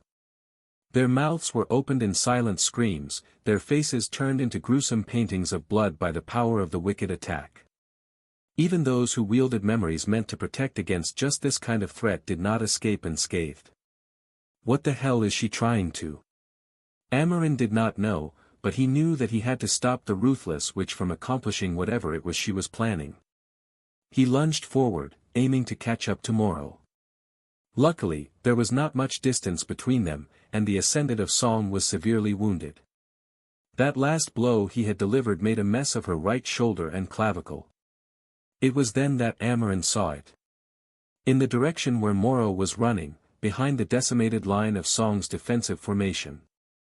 A massive alloy container that held an enthralled nightmare creature inside. His pupils narrowed. I see. Amarin understood what Moro wanted to achieve. She must have abandoned all hope of delivering the abomination to the inner city and wanted to unleash it right here and now. Sadly for her, he would not give her that chance. He raised his sword, ready to send a wave of force at the back of the escaping woman. But then, a vague silhouette suddenly lunged at him from the side. Reacting on instinct, Amarin lashed out with his hammer. The attacker dove beneath it and delivered a strike with a sharp, narrow stiletto. Pathetic. One of Song's worms must have already recovered enough to attack. The Knight of Valor simply moved his arm, shielding those seams of his armor that protected vital organs. All the attacker could do was drive his stiletto between the rear brace and the cooter, and even then just by a centimeter or two, delivering an insignificant wound to his elbow. The next moment, Amarin counterattacked, forcing the unclear figure to stagger away. The attacker seemed to dissolve into darkness, as if she had never existed at all. Coward. Amarin growled and continued his pursuit. What had that cowardly attack achieved? Nothing. Moro would still not escape. He prepared to deliver another strike, but then suddenly swayed. He felt weak. Confused and suddenly unsettled, Amarin glanced at his elbow, where a few drops of blood seeped from beneath the impregnable plates of his armor. The blood, why did it seem almost black? The knight's eyes widened slightly. Poison. A few moments later, jumping over the corpses of her people, Moro reached the containment cage.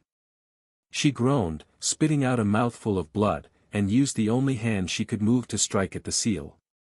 There was no complicated procedure to opening the cage. The key to its magical lock was simple, it was blood. Blood of Song. Moro's fist left a bloody imprint on the plate of the seal, and it seemed to ignite, burning away in an instant. The clasps holding the cage closed fell away, and it burst open. Inside was a creature so ghastly and revolting that anyone would have been terrified to see it. But Moro only smiled. She grinned, revealing bloodied teeth. Go. Slaughter everyone who is not Song. To the surface. The creature unfolded from within the cage and moved, following her command. But, what was that? Why was the abomination bleeding? There were several thin, shallow cuts on its gray hide, seemingly delivered by a blade so sharp as to be perfect. And its many eyes, why were they not full of hollow obedience? Instead, they were brimming with something else. Madness. Boundless, murderous madness. And hunger. The creature escaped its cage. It was a revolting thing, a towering mass of grey flesh with 100 nimble limbs and a scattering of huge, eerily human-like eyes. All of them burned with delirious frenzy. Its enormous body continued to unfold, occupying much more space on the outside of the container than there had been on the inside. Its limbs moved, sharp claws shooting in all directions. Moro might have been able to resist the terrifying abomination if she had been prepared. But she wasn't. Her body had been battered and wounded, and her mind was momentarily frozen by the visage of the creature that had somehow escaped its enthrallment. She was slow to react by only a split second, but that was all it took. Her figure disappeared in a tide of slithering grey limbs, and, just like that, an ascendant of the great clan Song had been killed. Amarin watched her die with an incredulous expression. Such irony. The witch had been slain by her own pet abomination. The death of a powerful enemy should have brought him joy, but he felt a grim sense of dread instead. After all, the creature had to be dealt with.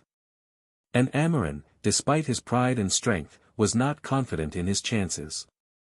He would have been a fool not to recognize the revolting monstrosity for what it was, a corrupted. And of a high class, from the looks of it. A devil? No, worse than that, a tyrant. These crazy wretches, they smuggled a corrupted tyrant into a human city. They were planning to unleash that thing within a siege capital's walls. Of course, Amarin himself was among the people who had knowingly allowed the corrupted tyrant to be smuggled into a human city, because it suited their goals. The hypocrisy of his contempt did not escape him, but he brushed it off. There was no time to ponder such matters. Because the tyrant was starting to move. There were still a couple dozen awakened left alive in the ruined production hall, all dazed by Moro's dreadful wail. Some of them belonged to Clan Valor, and some of them belonged to Clan Song. However, at the moment, their allegiance did not matter. The abomination did not care about whom they served, after all. Grey limbs shot through the air, grabbing several of the awakened that were closest to the broken cage. Blood spilled to the ground. Amarin was already moving. Regroup. Concentrate your attacks on the monster. He gritted his teeth, feeling the toxin sap his speed and strength. What kind of treacherous blade had that awakened assassin used? A master like Amarin was not easy to poison, and yet, he could feel a sickening weakness spreading through his body. Fighting through that weakness, he growled and threw his hammer with all the might of an ascended knight. The war hammer spun as it flew toward the tyrant with the speed of a bullet. And, as if a path had been opened by its passage, a furious torrent of invisible force followed. The hammer and the torrent of force struck the massive body of the shambling horror with such fury that a sudden explosion rang out. A full power strike from Amarin was destructive enough to shatter the gates of a citadel. The tyrant, however, was simply thrown back. The bodies of the awakened it had grabbed fell to the ground. But then, they slowly stood up. Only they did not look like humans anymore. There was a wicked, alien coldness hiding in their eyes, and ghostly black strings extending from their backs toward the limbs of the grey abomination. The faces of the risen corpses twisted, and they awkwardly lunged toward the nearest awakened. More blood spilled. Amarin cursed. A puppeteer. Before, he had not been too worried about the creature escaping from the factory and reaching the industrial zone above. That was within the parameters of the mission. Now, however, allowing the tyrant access to crowds of refugees was the same as gifting it an army. That, he could not allow. The creature had to be destroyed now, before it received an opportunity to create a legion of flesh puppets. In fact, the tyrant had to know that there were millions of souls to be reaped right above.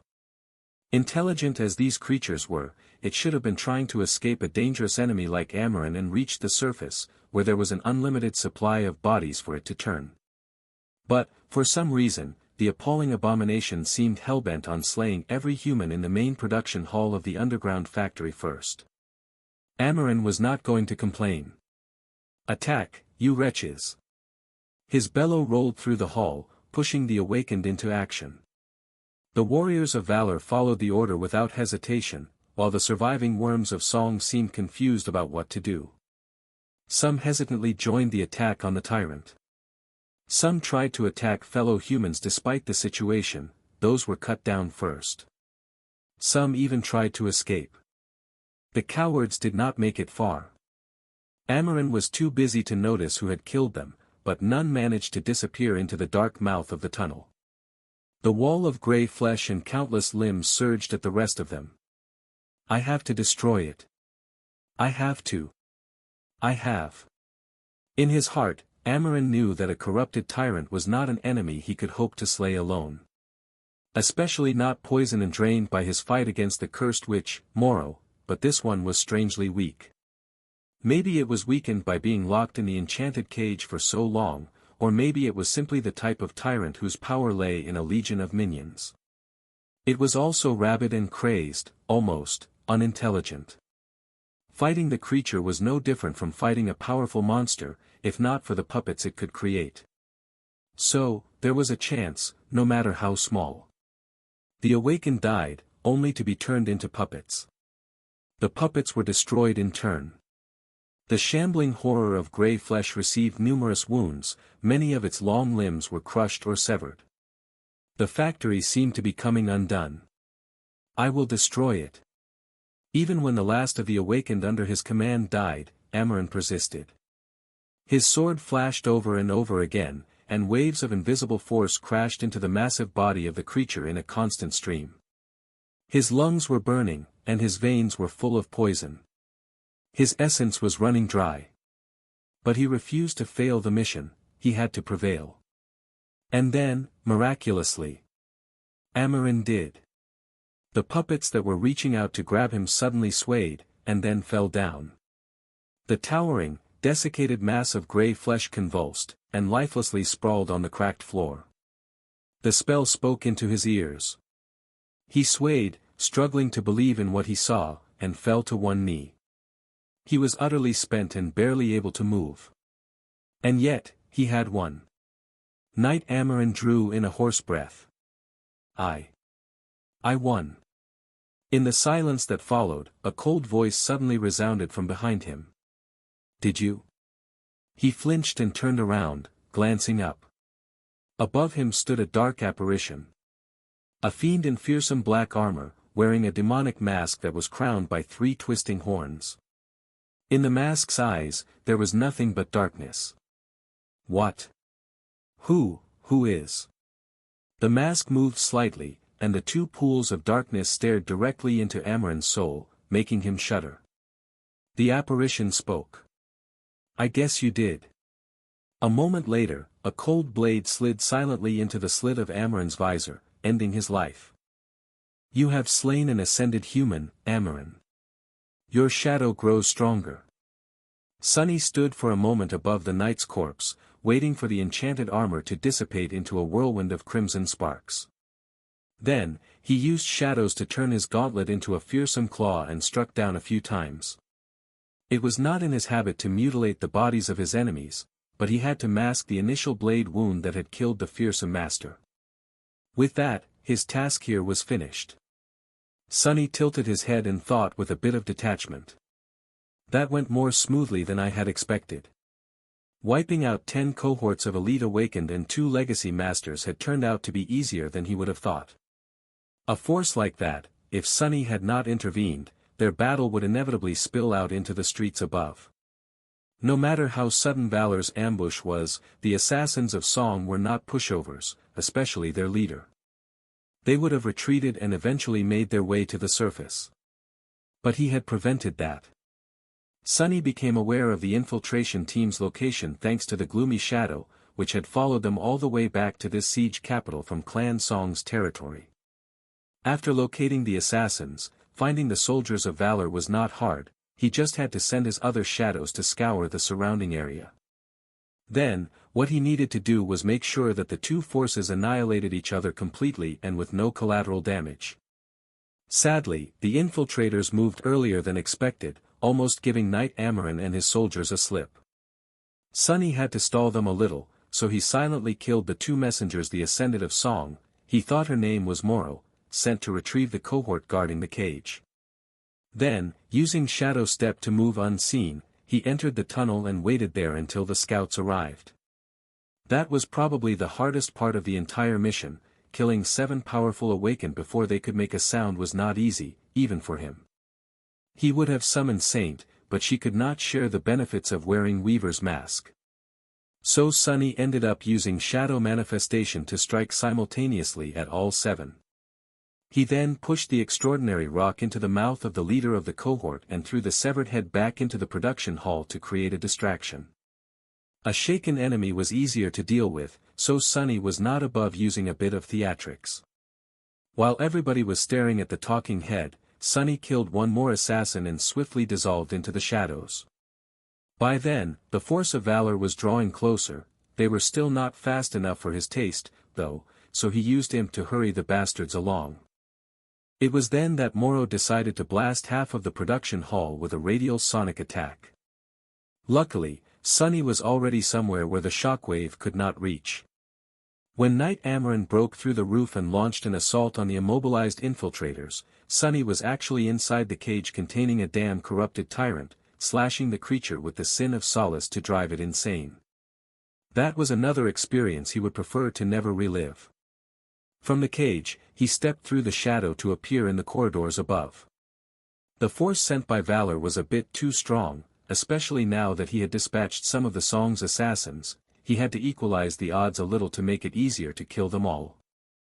Sunny waited until most of Amaran's awakened jumped into the hole in the floor, and then attacked the last dozen or so that remained in the corridor. With the element of surprise on his side and no more need to remain absolutely quiet, dispatching them was not too hard. By the time he was finished with the bloody task, the battle between Valor and Song was in full swing. However, they were not killing each other well enough. Moro could still push the attackers back and pull out her forces. So, Sunny moved stealthily around the battlefield, remaining in the form of an incorporeal shadow and using shadow manifestation to pick off Awakened from both sides. He made sure to obfuscate his interference as much as possible, of course. And, just like he had been doing from the very start, he killed the Awakened of Song with blades, and the Awakened of Valor with claws. Everything went more or less exactly as planned. Sunny only had to expose himself once, to slow down Amaran and let Moro open the cage. He used the bitter cusp to smear black venom on the blade of the Moonlight Shard, since dealing with the heavily armored knight was not easy. He also wanted to give the tyrant more of a shot. The creature was strong, but without any minions and with its mind shattered by the Sin of Solace, there was a chance that it would not be able to give the kind of fight Sunny needed it to give, in order to make all the corpses with claw marks on their bodies look believable. The tyrant escaped and slaughtered those awakened that remained alive. Sunny cut down those who tried to escape and secretly delivered the abomination a few severe wounds, making sure to give Amaran enough time to ravage the body of the tyrant with his aspect. And when all was said and done, he finished off the mighty knight with his own hand. The despicable zealot actually thought that he had won, while in reality, his defeat was meticulously orchestrated from the very start.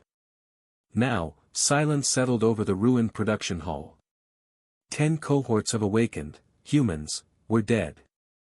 None managed to escape into the streets of the city. No refugee was swallowed by their empty feud.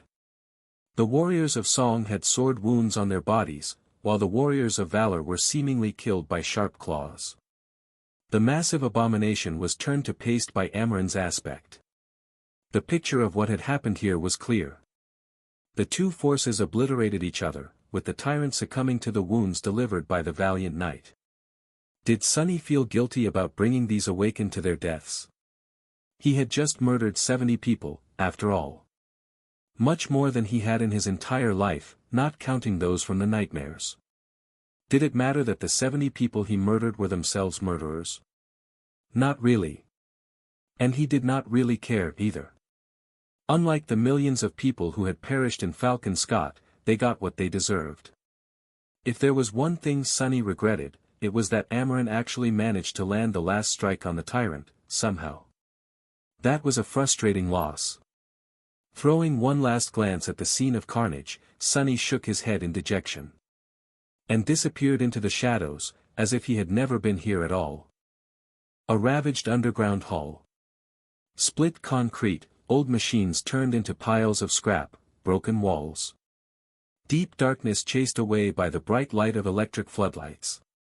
The stench of blood permeating the air. And bodies, of course, scattered on the cracked floor. Dozens of them, all bearing terrible wounds. Bodies of the awakened of valor, the awakened of song, and one more, a ghastly hill of grey flesh that had been a nightmare creature before. Morgan studied the scene of slaughter with a neutral expression as she walked among the corpses. She would linger for a few moments near one of the corpses, then indifferently move on to the next. Her vermilion eyes were cold. St. Gilead, the summer night, was more expressive. He was kneeling in front of one of the bodies with a mournful expression on his gallant, handsome face. A heavy sigh escaped from his lips. Amarin. Morgan turned around and looked at the transcendent. Oh. I am sorry, Sir Gilead. I have forgotten that the two of you were once members of the same cohort. Please accept my condolences. Her voice did not seem too regretful, though. Summer Night looked down. Sometimes, I forget. She raised an eyebrow. What? The saint lingered for a few moments, then offered her a calm gaze. How much I loathe you and your family. Morgan smiled slightly and looked away. Well. What can I say? We are a loathsome bunch. With that, she used her armored boot to turn one of the bodies over and asked. Does this make sense to you? Summer Night stood up with a sigh and walked over. The result is outside expectations, but the sequence of events seems clear. We severely underestimated the opposition. By all accounts, Amarin should have been able to achieve a clean victory, but the presence of a corrupted tyrant changed things. Our estimation of Beastmaster's power needs to be adjusted. Still, he slayed the beast, even if the price was his life. Morgan shook her head. Seems clear, huh? Her gaze was locked on the fatal sword wound that had killed the awakened in front of her. Morgan remained motionless for a few moments. What a beautiful cut. Seemingly losing interest in the corpse, she turned away and called out to one of the specialists that had been casing the scene. The man walked over and bowed, then delivered a preliminary report. His conclusions were in line with what St. Gilead had said. Morgan stared at him bleakly. Have the diviners discovered anything? The investigator looked away in embarrassment. Nothing, my lady. A slight frown appeared on her face. So you're telling me that 6 cohorts of Valor's best, armed and armored with forged memories, lost to 4 cohorts of Song infiltrators. And that night Amarin slayed a corrupted tyrant alone. The man lowered his head. That is what the evidence tells, my lady. Morgan scoffed. She remained silent for a while, then turned and addressed a delicate young woman who was standing silently above a severed head. What about you, Kasia? Do you see something? The young woman shifted slightly and answered in a calm tone. I see nothing. Morgan tilted her head. Are you telling me that you don't see anything, or that you see nothing? Summer Night frowned, thinking that the princess was mocking the blind girl. The young woman, meanwhile, simply nodded. Morgan grinned. Ha! She turned to the saint and pierced him with an amused look. See, Sir Gilead. At least someone is not useless here. Then, her expression darkened. Morgan looked at the corpse laying at her feet once again and frowned. After a few moments of silence, she mumbled. Was it the House of Night? No, unlikely. That cut, just who could have? Sonny took a step back and bent over, breathing heavily. By his side, Cassie swayed, struggling to catch her balance after her rapier was shattered by Morgan's attack. Today, the princess had decided to face the two of them at the same time. The spar was an especially grueling one. They gave a good fight, cooperating with each other so flawlessly that it almost seemed as if they shared one mind. But, in the end, the princess mercilessly drove them both back. She seemed possessed, attacking with such power and ferocity that Sunny found it almost unnecessary to downplay his abilities. He pretended to be utterly exhausted, there was little need to pretend, really, and lowered his sword. That was a good fight, Lady Morgan. She glanced at her own blade, which was nicked all over and utterly ruined, then threw it aside with frustration. Yes. You did well, too. After catching his breath for a couple of seconds, he slowly straightened and glanced at her with a complicated expression. But, are you troubled by something? Your technique seemed a bit distracted today. Morgan stared at him for a few moments, her face turning cold. Eventually, she said with a hint of discontent in her voice. That is not something for a person like you to concern yourself with. Come to think of it.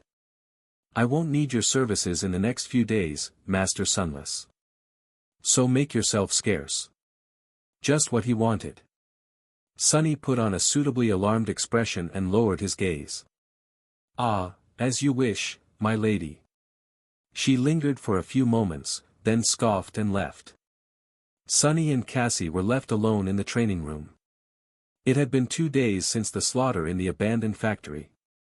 Morgan seemed to be suspicious that something irregular had taken place in the underground production hall, but not a drop of that suspicion was directed at Sunny. He had hidden his traces well, and no one within Valor could ever imagine that someone like him was capable of wiping out 10 cohorts of Awakened from the great clans, let alone doing it with such insidious and flawless, almost diabolical precision. As for Sunny, he was effortlessly playing the role of someone who had no clue about what had happened. Glancing at Cassie, he shrugged. What's up with her? The blind girl turned her head to face him, then remained silent for a while. Eventually, she said. You don't have to worry. Sunny frowned. What was that supposed to mean? Did Cassie know something? If anyone would, it was her. He shook his head, then dragged his tired body across the room to place the training sword back into its stand. If Cassie knew, she would keep silent. But, in any case, Morgan's polite suggestion to disappear for a few days was very timely. No matter how confident he was that he had avoided all suspicion, it was best not to parade in front of emissaries of Valor for a while. And, to be honest, Sunny was long overdue for a little vacation. Placing the sword down, he looked at Cassie and asked. Hey, about that favor I asked.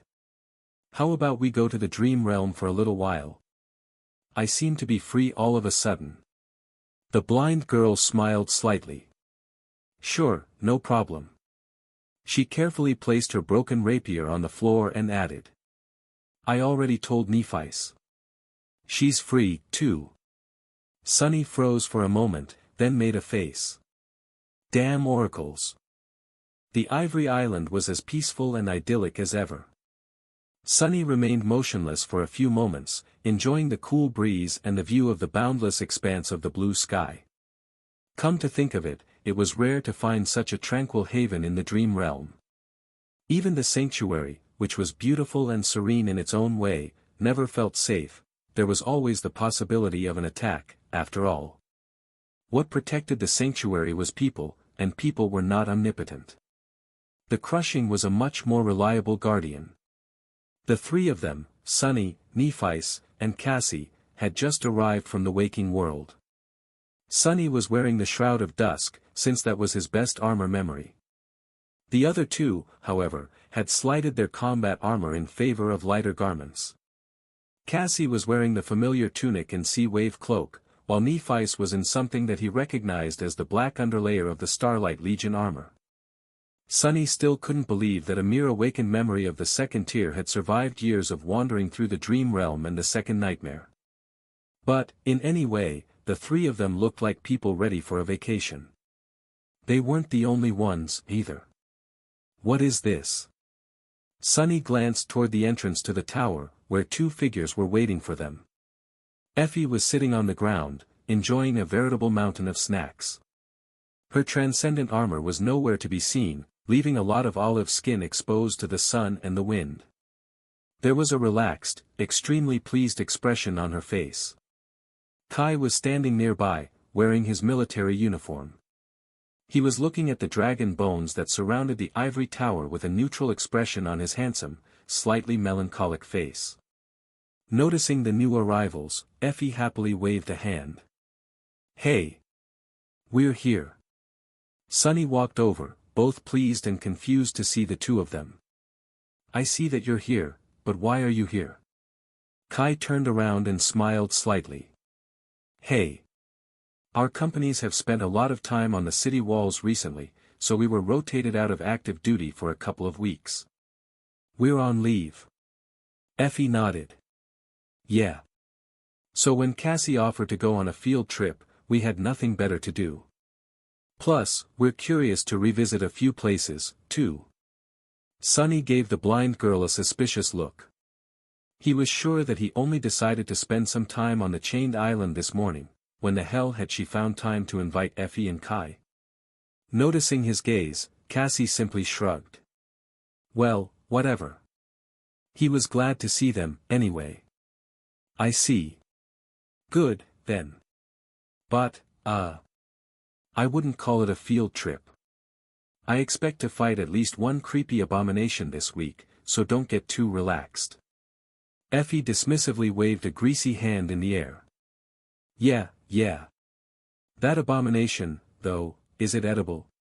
He stared at her bleakly. "I'm not sure." She grinned. "No problem. We'll just have to find out, then." Shaking his head, Sunny turned away and glanced at the graceful silhouette of the flying ship that rested on the water not too far away. Since Cassie was the one who knew how to control it, he addressed the next question to her. "Let's not waste any time. Where to first, Captain?" He had already shared the places he wanted to visit with the blind girl, so she was in charge of plotting the course. Cassie smiled. "The first stop is right beneath us, actually. It was not on your list, but I wanted to study the runes there." "Just a few hours." Sunny shrugged. He had nothing against others adding more locations to the list. They were going to be helping him out with his goals, so it was only fair. "Let's go, then." Together, the five of them headed toward the lake and boarded the ship. Cassie entered the runic circle at the stern, saturating it with her soul essence as she gently took the steering oars. The leaves of the sacred tree growing around the mast of the flying vessel rustled gently as it lifted off the lake's surface and soared into the sky. There were no sailor dolls on the deck, and no fire keepers to replace them. The sails were lowered, so their speed was not what it could have been. Still, for a simple descent, that was enough. The ancient ship moved past the edge of the ivory island and tilted down, diving into the sea of clouds. Surrounded by white mist, Sunny suddenly thought about something and turned to Cassie. "Have you named it? The ship?" She lingered for a few moments. "No. I wasn't sure if I had the right. It had to have had a name before, after all. What did Noctis call it? Do you know?" Sunny frowned. "Actually, I never heard him call it anything except for this beauty. Come to think of it, knowing Noctis, that could have actually been the name. This beauty." Nephice listened to them with a hint of interest, while Cassie chuckled. "Sounds like something he would do, indeed. In that case, we should give it a good name. Let's come up with one before this journey is over." They plummeted through the clouds, and as they did, Sunny could feel the ferocious pressure of the crushing assault the flying vessel. At that height, it should have been obliterating, but, to his surprise, he didn't feel too uncomfortable. Lines of ethereal light ignited along the hull of the ship, as if a powerful enchantment had been activated, and the invisible weight grew weak. Soon, the clouds receded, and the patchwork landscape of the chained isles was revealed far below. Islands shone on the velvet backdrop of the dark abyss like precious gems, connected to each other by the thin threads of the heavenly chains. And there, right beneath the descending vessel, was an island that Sunny knew all too well. His face darkened a little. "This place, huh? I never thought I would return here one day. Below them were the ruins of the Red Colosseum. The Red Colosseum was in ruins. Its ancient walls had collapsed, and were now overgrown with verdant vines. The people who had once crowded the tribunes were all long dead. And yet, even the passage of countless years failed to wash away the stain of blood from the surface of the stone that had once been pristine white. Sonny knew from Cassie that the Colosseum was in a sorry state. He also knew that the island had been infested by all kinds of nightmare creatures, probably the remains of Solvain's menagerie of monsters, before the Fire Keepers wiped them out. The Fire Keepers had also cleared the floor of the arena in order to reveal the buried runes, and now, Cassie was slowly walking along the grooves, tracing their shapes with her steps. Sonny himself was in a bleak mood. He studied the ruins, remembering the countless bloody battles that had been fought here. This was where he had killed the stone gargoyles, this was where he had killed the emerald skeleton, and this was where he had almost lost his life to the blade of one of the red zealots. It had been thousands of years since his escape from the Colosseum, no, not quite. In truth, he had never been here at all. The bloody arena he knew was just a mirage conjured up by the spell, while this was the real thing. It didn't change its vile nature, though. Glory. Nephis turned at the sound of his whisper. Her striking grey eyes were somber. Is this the arena where you were imprisoned? Sonny nodded. Yes, the cage they kept me in was right there, below that pile of rubble. Back then, I barely knew how to move the body that the spell had given me. My, oh my. Coming to my senses inside that thing was quite a shock. He looked at her, wondering what body Neph had received in her own nightmare. She must have been startled to find herself thrust into a non-human vessel, too. After all, there had been no divine aspect users before them. And divine aspects, for all their benefits, did not come with an instruction manual. Changing Star nodded slowly. I can imagine. She didn't say anything else, still keeping the details of her nightmare to herself. Sonny sighed. Well, anyway. The first few days were rough, and every day that followed was rough, too. I had to fight my way to the center of the arena and face the zealots of the Red Sect there each time. And all the while, crowds of people were cheering me on from the stands, creepy bastards. They were equally happy to see us slaves kill, or see us die. All for the glory of War God. Kai, who was nearby, nodded. I faced those zealots too, on the battlefield. Everyone in the Kingdom of Hope was mad, by that point, but the warmongers were especially wicked. And they were indeed just as Sonny described them, equally happy to kill as they were to die. Their faith had been perverted beyond belief. He glanced at the blood-stained stones and added after a short pause. Now that I think about it, maybe it is not a coincidence that the followers of War God were that way. War God is also the deity of humanity, after all. Sonny chuckled. Yeah, well, anyway. I got better as time went on, enough to survive until the moment I could escape. And I did. Nephis looked around silently. It must have been hard. To survive alone. He shrugged. It would have been. But I wasn't alone. There was this guy with me, a local awakened. A healer. Without him, I would not have lasted nearly as long as I did. He studied the ruins for a few moments, then gestured in a certain direction. That was where Solvain killed him, in the end. At the edge of the island. The fool decided to find courage in the worst moment possible. Sonny remained silent for a while, then sighed. Still. I guess it's better to die with courage than to die without it. Not that I would know. He looked at Nephis and smiled. I must have slaughtered 1,000 enemies in this arena, both abominations and humans. But, knowing you, I bet even more died by your sword in the nightmare. She glanced north, in the direction of the Hollow Mountains, and shook her head. No, actually, I did not kill that many. Sonny raised an eyebrow. Wait, what, really? With your personality? Nephi smiled. I was only dormant, in my nightmare. I was the weakest creature there, by far. Solving problems with a sword is a privilege for the strong. He looked at her with a strange expression. Well. You must have learned a lot, then. Weakness is a great teacher. As soon as the words left his mouth, Sonny regretted saying them. Nephi's had always been a symbol of strength, in his mind. A domineering presence that swept away all obstacles to achieve her goals, but in truth, she had spent most of her life as prey being pursued by terrifying predators. Sonny still remembered the dream he had visited, a fragment of a memory she had about one of the attempts on her life. She knew about weakness just as much as he did. Neff's smile slowly faded away. She remained silent for a while, and then nodded. Yes. I did learn a lot. Great. Maybe think twice before opening your mouth the next time, fool.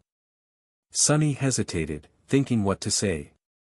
The solemn atmosphere was destroyed a moment later, though, by a loud crinkling noise. Sonny, Nephi, and Kai turned around and looked at Effie, who was completely focused on opening a packet of chips. The bright colors of the modern packaging looked extremely out of place in the ancient ruin. Feeling their attention, the huntress looked up, lowered her sunglasses to the tip of her nose, and raised her eyebrows. What? Then, she sent a mouthful of synth chips into her mouth and looked around, chewing. After a while, she said. I must admit, though. I'm a little upset. That wench Solvane was from the same sect as me, right? How come the temple I ended up in was not nearly as grand and majestic? I mean, do you know how small and damp my room was? She shook her head with a sour face.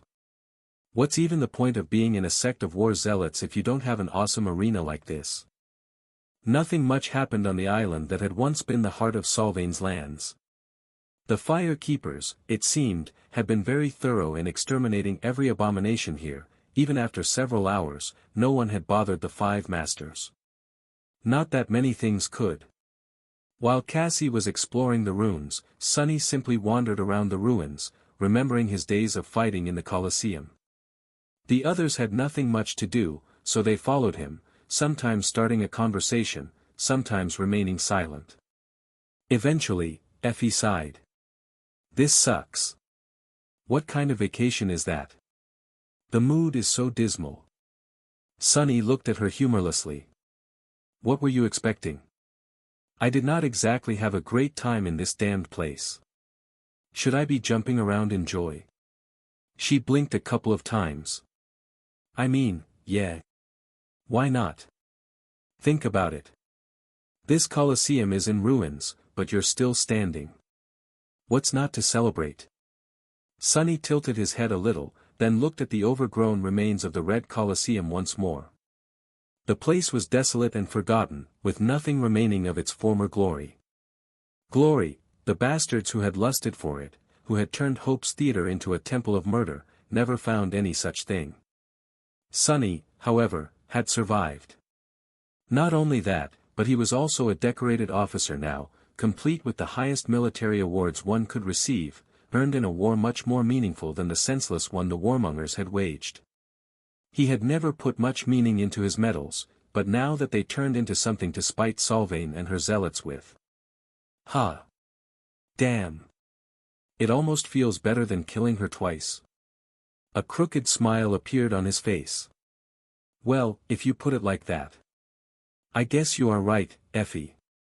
I am much more impressive than these fools ever were, aren't I? Hell, they're making a movie about me in NQSC, even. She glanced at him with an amused expression. Let's not get a big head, doofus. And what do you mean, a movie? Another one? Noticing her petrified expression, he grinned. Don't worry. It's about Mongrel, technically. While Effie let out a relieved sigh, Nephi suddenly nodded. Oh, yes. I've seen the trailer. Kai and Sonny looked at her with surprise, while Effie made a strange face and walked away. Gods. I think I'm going to be sick. She really looked ill. Sunny laughed as he watched her go. Hey, where are you going? The mood isn't so dismal anymore, is it? The huntress just waved her hand and disappeared behind a pile of rubble. He chuckled, but his smile disappeared when Kai asked with a thoughtful expression. If the trailer came out this quick, they must be putting a lot of resources into filming. I do wonder, though, are they going to cast an actor to play Mongrel? Or an actress? Sunny eyes widened slightly. What the hell do you mean, an actress? Why would they cast an actress? Take that back. While they were bickering, Cassie finished exploring the runes carved in the blood-stained stone. Soon, the flying ship left the ruins of the Red Colosseum behind and cut through the sky. The night had descended upon the chained isles, erasing the border between the sky above and the sky below. Cold stars shone upon the remains of the shattered kingdom, reflected by the distant flames that burned in the dark abyss. The flying vessel was moving southeast. There were not that many places that Sunny wanted to visit on the chained isles. His main goal was the shipwreck island, where the corpse of the Sun Prince swung above the sky below, tangled in heavenly chains, but he was also interested in one other. The southern island, where the ruined castle of the Shadow Lord stood, and where he had fought Nightmare. The black steed had become his shadow, but that was just the phantom of the spell. Sunny couldn't help but feel curious about what had happened to the real Nightmare. Was he perhaps still here, somewhere, in this region of the dream realm? The Dark Courser was not on the southern island anymore, that was sure. After all, Sunny had visited the ruined fortress in the waking world before even knowing what it was. That was where he had welcomed Effie and Kai to the Chained Isles, and had not met Nightmare there. Still, maybe there were some clues. Countless years had passed since the time when the shadow creature remained in the castle, stubbornly guarding the citadel of a dead master. Was the real Nightmare still alive? Had he grown stronger? Had he succumbed to the corruption that seemed to have devoured everything and everyone else in the dream realm? Sunny wanted to know, but most of all, he was interested in finding a shadow creature. It could lead to a lot of fragments at worst, and a new shadow at best. Apart from the southern island, though. Nephi's obviously did not have any places in mind. Effie wished to visit the Temple of the Chalice. Kai would have wanted to return to the Ivory City, perhaps, to reminisce on the past, but that city was no more. It had fallen into the sky below, replaced by the ever-growing tear that would one day swallow all the Chained Isles. Strangely, the place where Cassie would have wanted to visit was gone, too.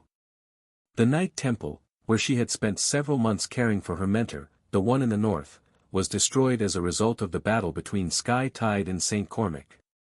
The blind girl did add one location to the list, though. And a very strange one, at that, the island where an eerie creature of the lake had once bestowed them with the ruby knife. Sunny did not know what she wanted to find there, but had no objections to her request. They were going to the southern island first, however, so that creepy place was still far away. Enjoying the view of the starlit sky, Sunny breathed in the cool night air and smiled as he listened to his friends chatting. There would be dangers and dire threats once he returned to Antarctica, but for the next few days, life promised to be tranquil and uncomplicated.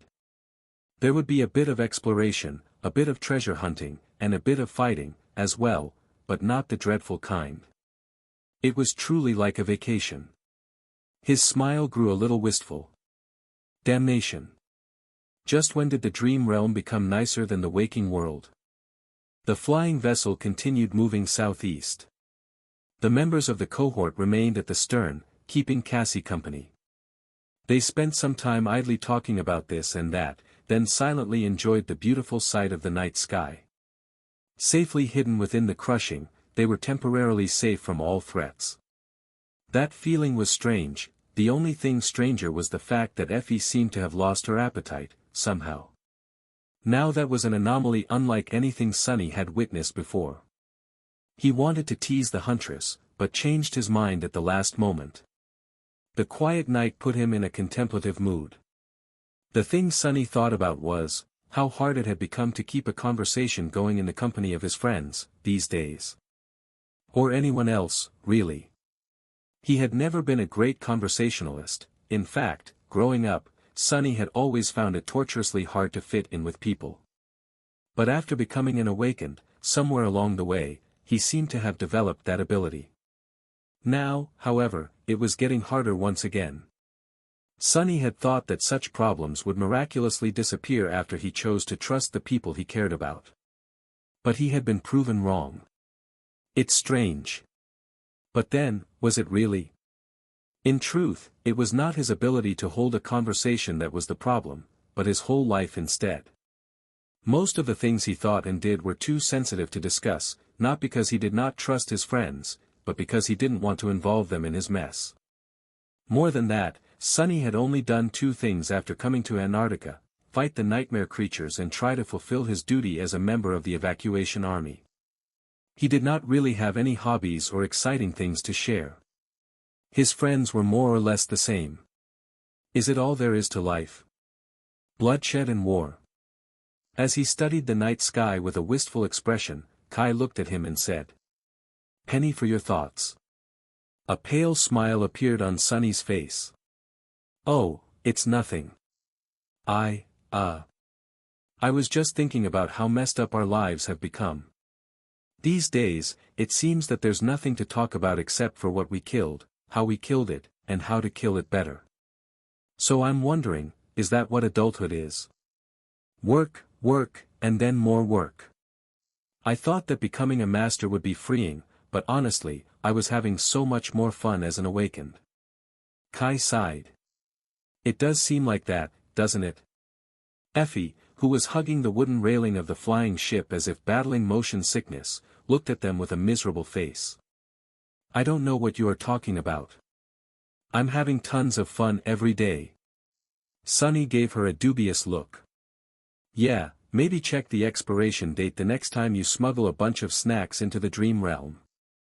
Those synthetic chips must have been left over from the dark times, considering your current state." She gritted her teeth, then made a rude gesture in his direction. Sonny grinned. At that moment, Cassie suddenly spoke. "I get what Sonny is saying. But, is there something wrong with being focused on work? I am usually very busy, too, and there's little time for anything else except for my duties. However, it's not bad. I find it very rewarding, actually." Sonny scoffed.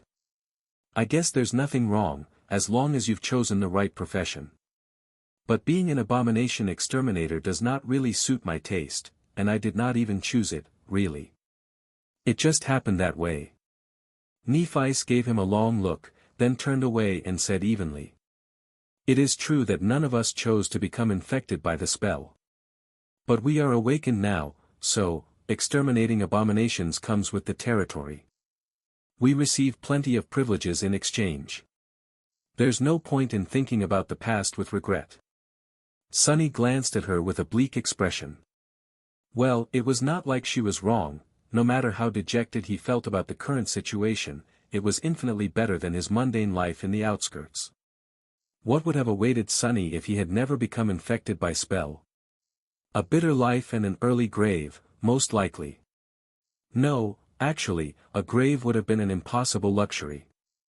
Kai lingered for a few moments before saying quietly, "It's not the past that worries me. It's the future." Effie remained silent, but her face turned somber. Sonny looked at his friend with curiosity. "What do you mean?" Kai shrugged. "The Antarctica campaign seems like a world of its own, but it will be over in a handful of months. What happens next? The influx of refugees and the loss of the southern quadrant will make living conditions across the waking world worse for everyone. There'll be an unprecedented influx of awakened, as well, which is bound to change the situation in the dream realm. The great clans seem to be in turmoil, and on top of that, there's no guarantee that something like the chain of nightmares won't happen again. I am not talking about the future of the human race, though. I am talking about our personal future. What will be our roles in that world?" Sonny lingered for a while.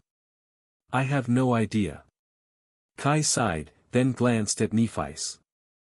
Lady Nephice and Cassie will most likely become saints with the backing of clan valor. But that path is closed for the rest of us, unless we swear allegiance to a legacy clan. Alternatively, we can remain with the government. But if Antarctica has proven one thing, it is that the government is not strong enough to protect the waking world with only its own strength. So what is the point? Sunny studied his face for a few moments. Kai, it seemed, was struggling with his naively sincere sense of duty. He asked. So, what? Are you thinking about becoming a legacy? The handsome archer looked at him with a heavy expression. Aren't you? Sunny smiled with a corner of his mouth, then turned away. No. I'd rather die, to be honest. There was no need to add that last part, really, because he was always honest. Even if Sunny was destined to forever remain a master, he would not join the likes of valor and song. Sainthood was an alluring goal, but it was not worth selling himself into slavery to a sovereign. One chain, no matter how soft, was already enough.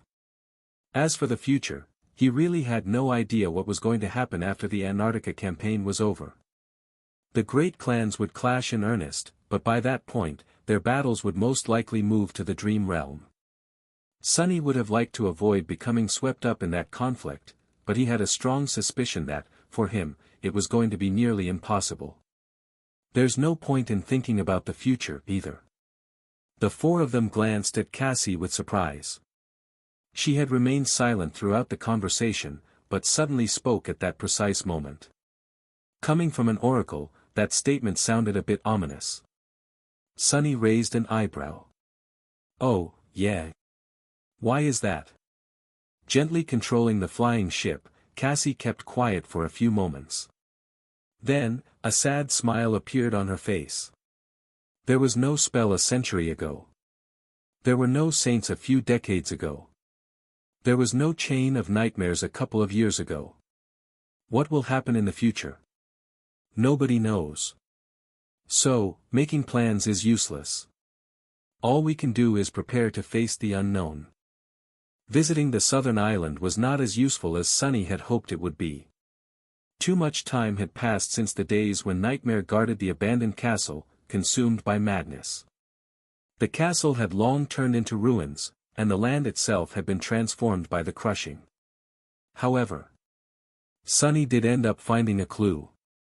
That clue was not on the island, but rather in what was not on the island. When he had visited this place as a favor to Noctis, there had been beautiful white flowers blooming in the emerald grass around the castle. But now they were gone. Of course, there was nothing strange about some flowers disappearing after thousands of years of desolation. Nevertheless, Sunny remembered that he had seen these particular flowers elsewhere on the Chained Isles. There was a whole island covered by them. That island was considered extremely dangerous, because there were numerous bones hidden beneath the beautiful carpet of white blossoms. Anyone who stepped on it would succumb to an overwhelming desire to sleep, never to wake up. Among the awakened anchored in the sanctuary, that island was synonymous with death. There were too many connections for it to be a pure coincidence, and so, Sunny decided to visit the island of white flowers as well. It was further east, however, so that stop was going to have to wait. First, the flying ship had to travel north and skirt the Tier for a while to reach the shipwreck island. They spent 2 days making their way there. The ship had to stop once to give Cassie time to rest and restore soul essence. In the meantime, the rest of them made use of the idle time to enjoy some peace and quiet. The ancient vessel turned into a leisure yacht for a few days. Nephice was in charge of cooking, while the rest of them were in charge of eating. They talked, enjoyed each other's company, and tried really hard to forget the cold dread of Antarctica for a few fleeting moments.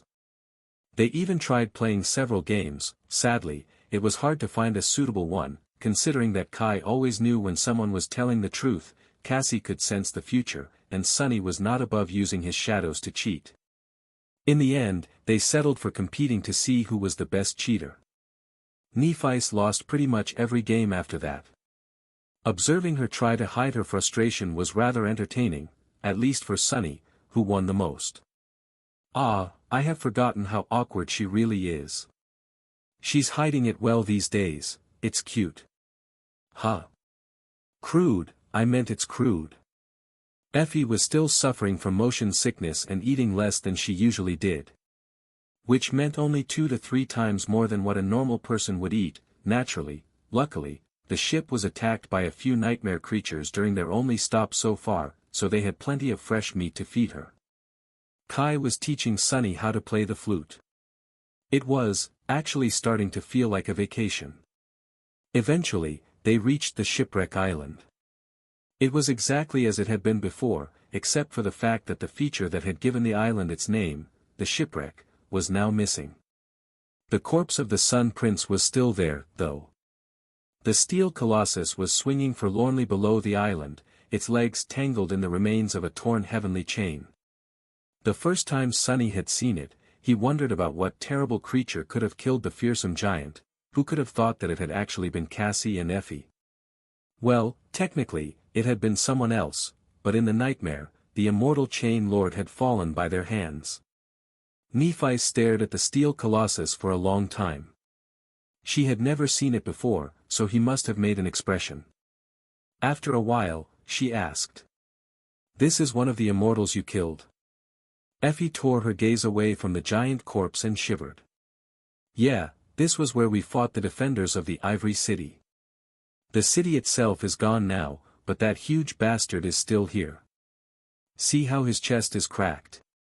That's because Cassie rammed him with the flying ship at full speed. Crazy girl. We all thought she died, for a minute or two." Nephi lowered her head, while Effie sighed and added. "It's hard to guess now, but that giant was filled with molten metal. Within that metal was a human-shaped cage, and within that cage was a thing that had once been a human. I pushed the bastard over the edge of the island, then crawled to its chest, and killed the thing inside. It was a hot mess of a situation. I had plenty of burns to prove it." She made a disgusted face, then glanced at Sunny. "So, doofus. We just need to bring you to what is left of the Sun Prince." Sunny shook his head. "Yes. I mean, no. First, we need to get rid of the creature that lives below the island." He had not forgotten about the terrifying abomination that was hidden on the dark side of the shipwreck island. The memories of watching its long, root-like tentacles stretch from the darkness shrouding the bottom of the isle and snatch fallen demons like flies were still fresh in his mind. That was how the creature fed. It used the corpse of the Sun Prince as bait to devour chain worms. Sunny shook his head. But things had changed. Back then, he had been a mere awakened. A corrupted nightmare creature had been synonymous with death, despair, and hopelessness, but now, he had killed more corrupted abominations than he could be bothered to count. Sunny had grown much more powerful. Even when compared to how he had been as a master before Antarctica, he was incomparably stronger and more experienced. A mere corrupted creature did not scare him anymore. Which did not mean that it was wise to abandon caution. No matter how powerful he had become, one mistake was always all it took to perish in the dream realm. Throwing one last glance at the swinging steel corpse, he turned away and said. "Cassie, let's start lowering the ship." It would have been hard to fight the creature dwelling on the dark slide of the island in usual circumstances. After all, below it was the endless expanse of the dark abyss, and humans were not known for their ability to fly. Fighting a corrupted abomination while hanging from the treacherous stone surface of the underside of the isle was a suicidal task. Of course, there were ways to gain an advantage even in that situation. Kai, for example, could indeed fly. Sunny could assume the Shadow Fiend form, which was perfectly suited for just these kinds of battles. Effie was strong enough to dig a path to the creature from the surface in no time, and so on. None of it was necessary today, though, because they had Cassie and the flying ship. The graceful vessel dove into the sky below and descended until the shipwreck island, as well as the creature hiding in its shade, was above them. They maintained a safe distance for now, but the main disadvantage was already erased. Sunny peered into the darkness shrouding the bottom of the isle. There were large cavities in the stone and soil, making the whole island seem like a giant beehive. These caves were narrow and deep, and there was something hiding in their depths. Big. He did not have to rely on his eyes, though. Cassie let go of the steering oars and stepped out of the runic circle, getting closer to the wooden railings. She observed the dark ravines for a while, then sighed. It is a corrupted monster. An old and powerful one. The blind girl could perceive aspects, abilities, and attributes of a Wawect, but that power allowed her to learn about nightmare creatures, too. Their strengths, their weaknesses, their nature. Cassie was an invaluable source of knowledge in that regard. And knowledge was the origin of power. She tilted her head a little. It is a plant abomination. Blood-nourished root. I have an idea of how it came to be. The others looked at her with interest. Sunny raised an eyebrow. How would you know that? Cassie pointed at the mast of their ship. The enchantments of this vessel are meant to be powered by a sacred tree from Heart God's Grove. I found a sapling to replace the original tree, which had died when the ship crashed, but I think it had not died immediately. She thought for a few moments. The sacred tree must have survived the destruction of the vessel and rooted itself in the soil of the island. However, the worm vine had been unleashed within the wreck. It grew and suffocated the tree, turning it into a corpse. The roots remained, though, and so did Sylvain. Her blood seeped into the soil and was absorbed by the roots throughout the centuries. Sylvain did not succumb to the corruption, but the roots did. That was how this monster was born. A sigh escaped from Cassie's lips. In any case, it's vast and ancient, but weak to fire. We can burn the root to ash without destroying the island. After she said those words, everyone involuntarily turned to Nephi's. Changing Star's expression did not change at all. A moment later, she said. I'll do it. Sunny shook his head. No need. He knew that Neph could slay the blood-nourished root without too much trouble. She could also lend her flames to him or Saint, but that would require her to use her aspect, which would trigger her flaw. For most awakened, using their aspects was as natural as breathing, especially so for Sunny, who always observed the world through his shadows. However, Nephis very rarely used her own. Strangers might not have noticed it, but anyone close to her knew that she only activated her abilities during battles, and even then only the most dire ones. That was how it had been on the Forgotten Shore, and that was how it was now. Usually, Neph relied on only her physical prowess and skill to fight.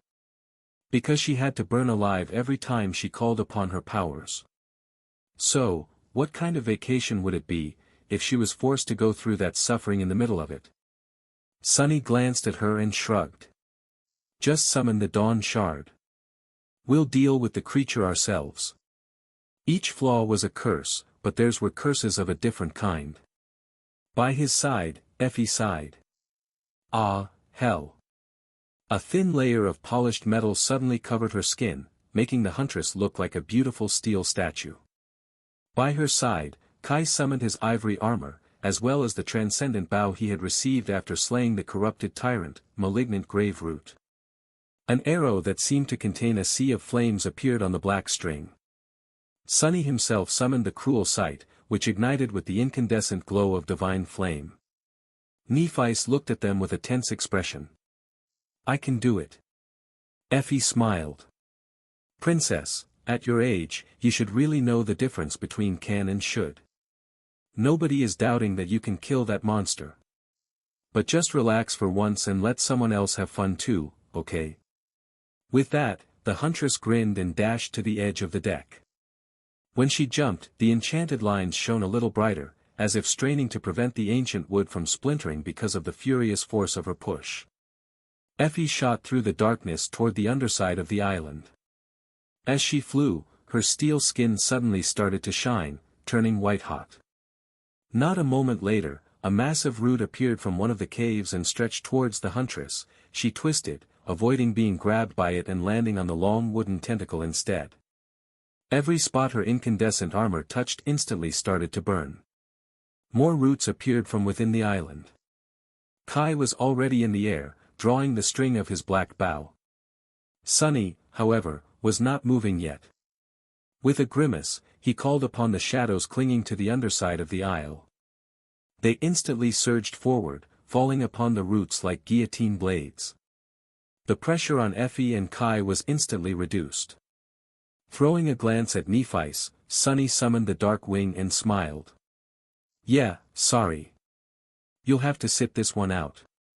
Then, he brandished the cruel sight and pushed himself off the deck. The battle did not last long. "It stinks." Effie once again looked like she was going to be sick, this time from all the smoke that drifted from inside the shipwreck island, where the charred remains of the blood-nourished root were smoldering after being slain by her. Sunny scoffed. "Look who's complaining." He was playing with a transcendent soul shard, but the huntress was the one who ended up with the real prize. There was a strange spear in her hand. Its shaft was made of grey wood, but the spear had glinted with a deep crimson color, as if it had been cast in blood. Effie made a face. "Well, yeah. It's a good spear. The creature absorbed Solvain's blood, right? So it's like an inheritance from the greatest warrior of the sect.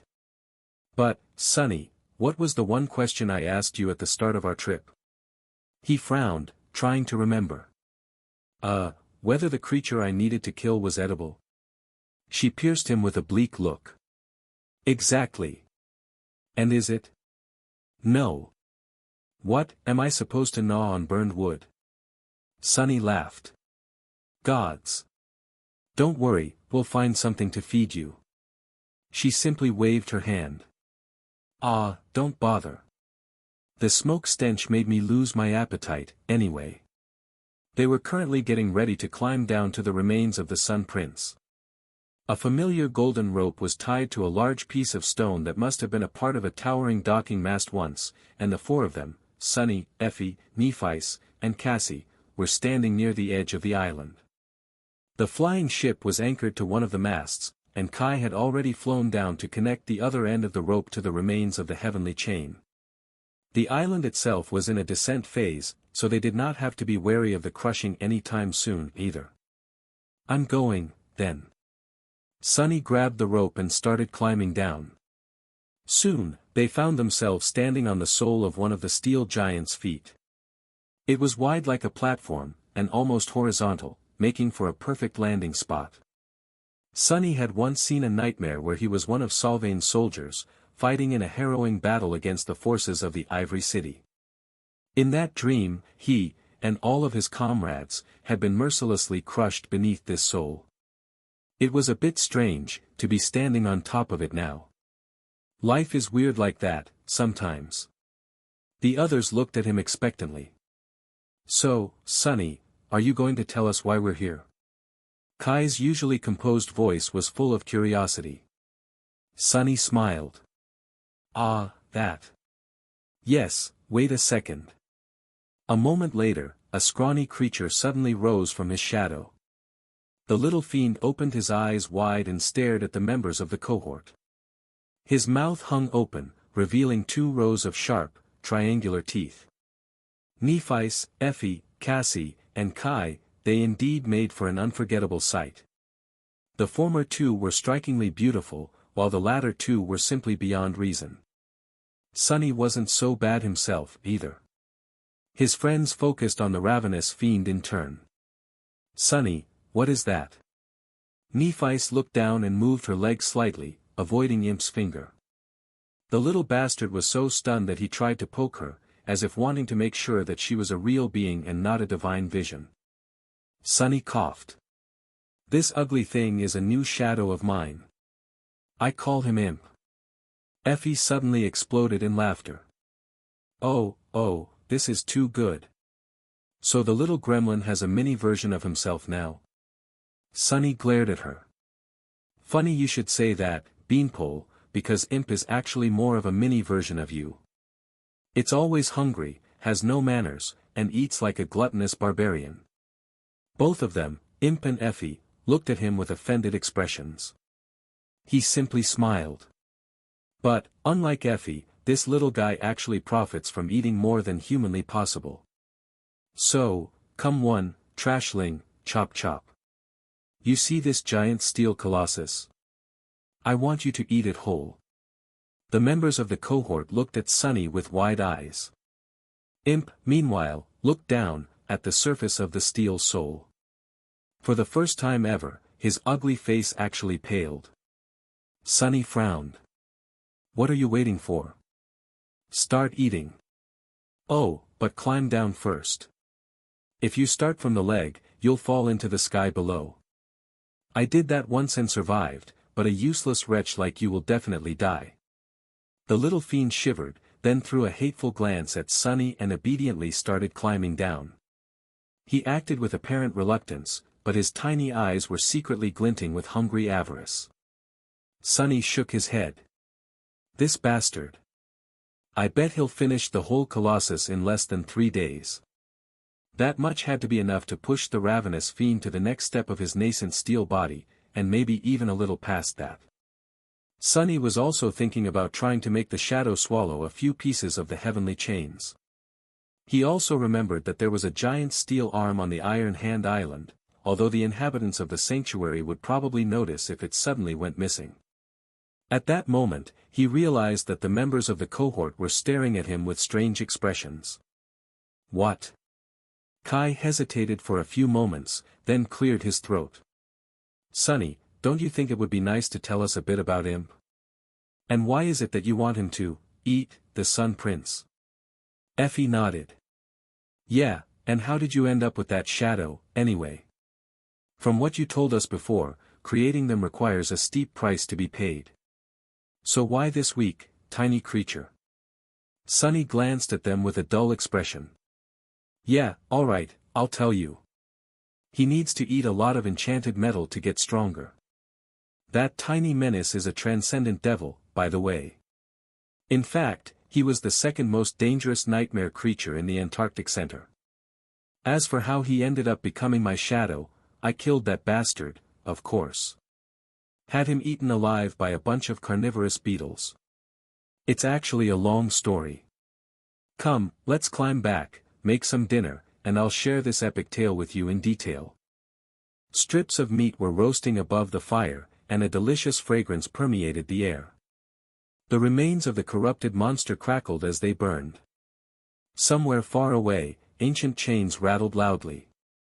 Darkness shrouded the world outside the circle of light cast by the dancing flames. And that was the moment when the explosives detonated. Boom!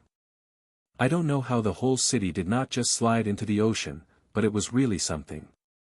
The wall fell, the buildings crumbled to dust, the earth itself sank.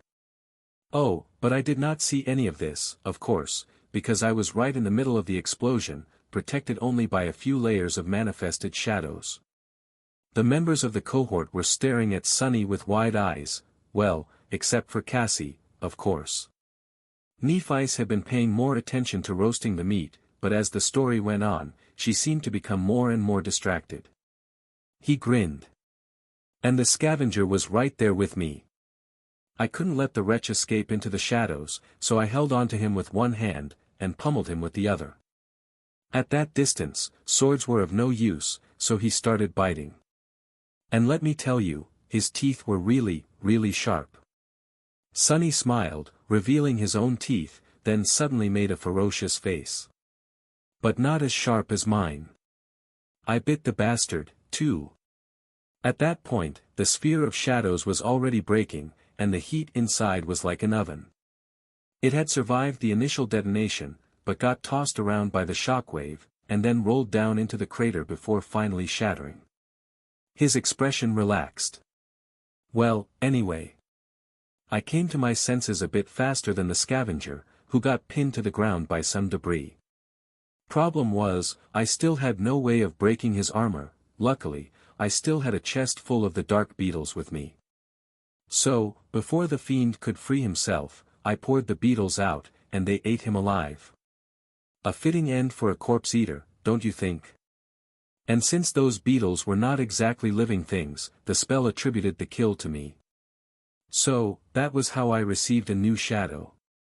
There was silence for a few moments. Eventually, Effie shook her head. Wait, so you're telling us that this ravenous fiend stalked you across all of the Antarctic Center, infiltrated a siege capital, and waited for weeks to ambush you at the worst possible moment? Since when are nightmare creatures that smart? Kai glanced at her with surprise. Are we just going to ignore the fact that Sunny killed a Titan? Sunny laughed.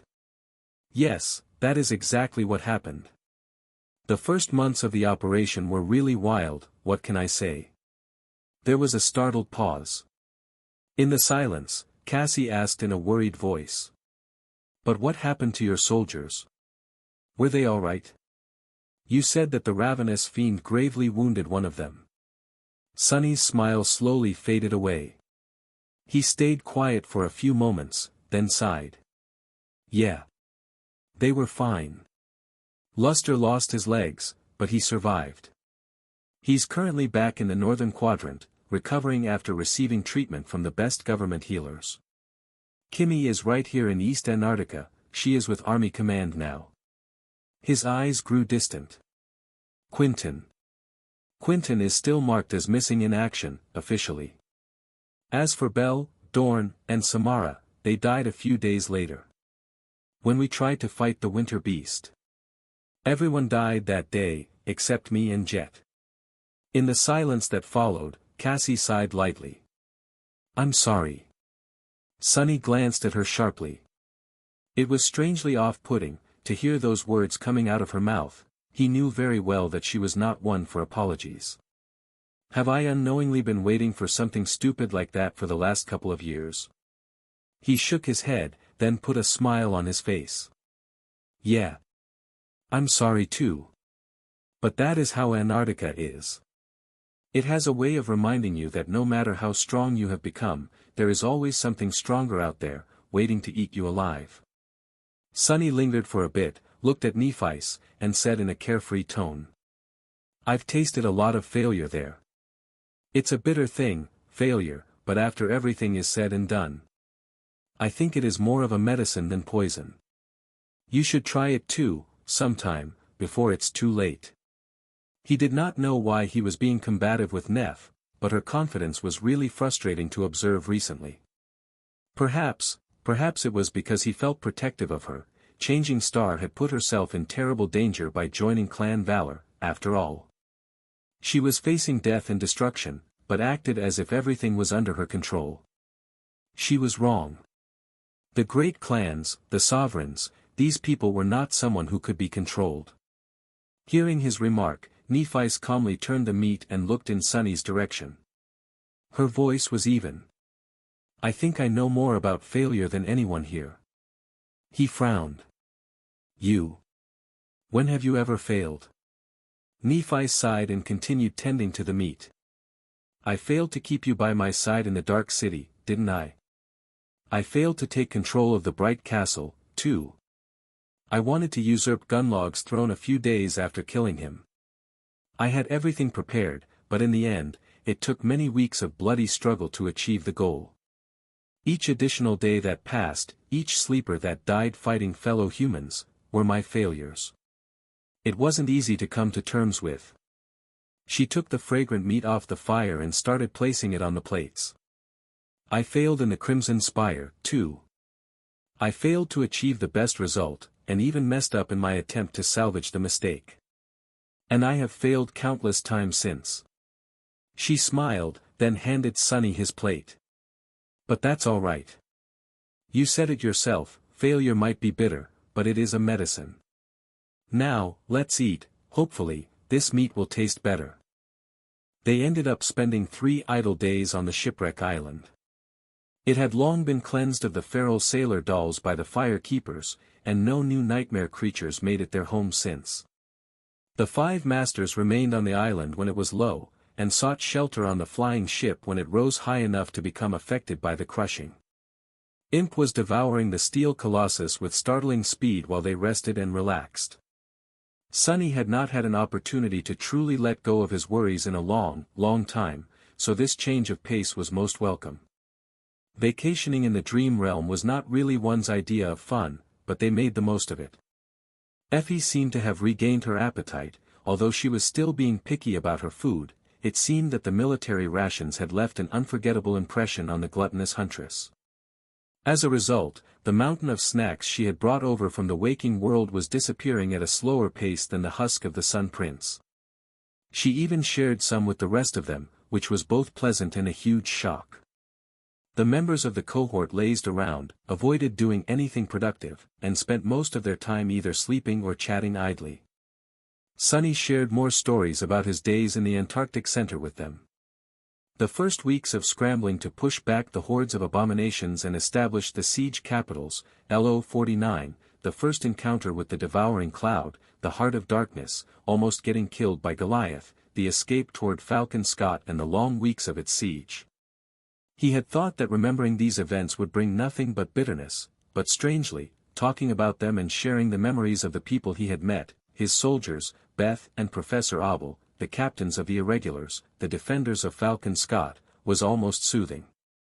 Of course, these conversations inevitably veered more in the direction of discussing various nightmare creatures, battle strategies, and ways to kill the abominations better. The other members of the cohort had encountered countless enemies of their own in the time they were apart, so there was a lot of knowledge, insights, and accumulated experience to share. The others talked about their lives, too. Effie was having trouble being in charge of hundreds of people, although she was a competent battle commander, the idea of being in a position of leadership was alien to her. Luckily, Kai was usually nearby to give her support and advice. His experience serving as a centurion in the Sun Legion during the nightmare was of tremendous help. Sunny had a thing or two to say about being put in a position of power despite not wanting to carry that burden, as well. Cassie, meanwhile, was a wellspring of insight about the administrative and practical sides of managing a powerful force of awakened. Needless to say, Nephi's had a unique perspective on that topic, too, although she was as frugal with her words as ever. Nevertheless, both Neph and Cassie did share a few things about how they were doing within Valor. As it turned out, they were in a somewhat awkward position. The Great Clan was putting great expectations on Changing Star but, at the same time, did not trust her much yet. She had been treated with respect and favor, but also held at arm's length, prohibited from coming anywhere near the really important issues of the domain. She had only met Anvil once, and even then briefly. Sunny was immensely curious to learn about the King of Swords, but that conversation got sidetracked entirely by Kai, who looked at them with confusion and asked what kind of anvil they were talking about. As it turned out, the handsome archer knew nothing about the sovereigns. Learning that there were already supremes living among humans was a shock to him. Effie, on the other hand, had already known. She had received a few hints about this forbidden knowledge from her first cohort on the Forgotten Shore, and then pieced the rest together herself after coming back. There had been a time when Nephis warned Sunny that simply knowing about the existence of the sovereigns could cost him his life. However, their situation was completely different now. All five were not unknown entities in the awakened society anymore, they were renowned masters, universally considered potential pillars of the next generation.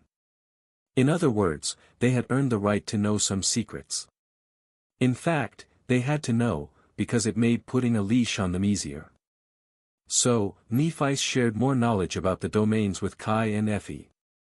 She did not tell them, though, about her suspicions about how her father had perished, how the great clans had hunted her in the past, and how she was determined to destroy them. The two seemed to understand what was left untold, nevertheless, just like they had understood why Castor died by Sunny's hand without being explained the reasons in detail. Armed with that knowledge, it became easier for them to realize what Neph's position was in the great clan Valor. Paradoxically, Cassie's situation was a bit better. Valor was less wary of her, not considering the blind girl a serious threat. While the rest of the Fire Keepers had simply become retainers, she had received the title of a seneschal, a high-ranking advisor, the position that was second only to the Forge Masters among the non-combatant specialists of the Great Clan. The war in Antarctica was the best chance for all of them, Nephis, Cassie, and the Fire Keepers, to improve their standing within Valor. Only after proving their loyalty on the battlefield would they receive the chance to get closer to the rulers of the Great Clan, including the enigmatic sovereign. What a mess! Sunny was staring at the corpse of the Sun Prince, which was now missing its head, arms, and most of its torso. He could see the little figure of the imp laying lifelessly on top of a link of a heavenly chain, looking miserable and drunk from overeating. His remark was both about the state of the once fearsome chain lord and the situation that Nephi and Cassie had found themselves in. Shaking his head, Sonny leaned over the edge of the island and shouted. "What are you doing, lazy waif? Stop fooling around and eat more." Far below, Imp flinched, then looked up with a dull expression. Awkwardly climbing to his feet, the little fiend then sighed, made a face, and lifelessly took a bite out of the steel giant's leg. "That's better." Imp chewed the ancient metal with a miserable expression, and then froze. In the next moment, his scrawny body suddenly shimmered. Even though there was a considerable chunk of the colossus left uneaten, Sonny ordered Imp to return. By the time the small creature climbed back to the surface of the island, the members of the cohort had gathered around Sonny. "Huh. Wait, the little rascal looks different." Indeed, Effie was right. The scrawny fiend was different from how he had been before. Firstly, he had grown. Just a few days ago, Imp was barely as tall as Sonny's knee, but now his head was on the same level as Sonny's abdomen. The vital areas on his wiry body were now covered by black plates that resembled a suit of light armor, each glinting with a dark metallic sheen. The same went for his long, sharp claws and triangular teeth. Imp's face twisted in a grotesque grin, and he raised his chin. After that, the little fiend threw a furtive glance at Nephi. Sonny smiled. "Congratulations, ugly. You have officially graduated from an unseemly gremlin to an unsightly goblin." Imp's grin grew a bit forced. He glared at Sonny and hissed. Nephi looked at them for a few moments. "I don't know. I think he is a little cute." The little fiend froze, then swelled with smugness.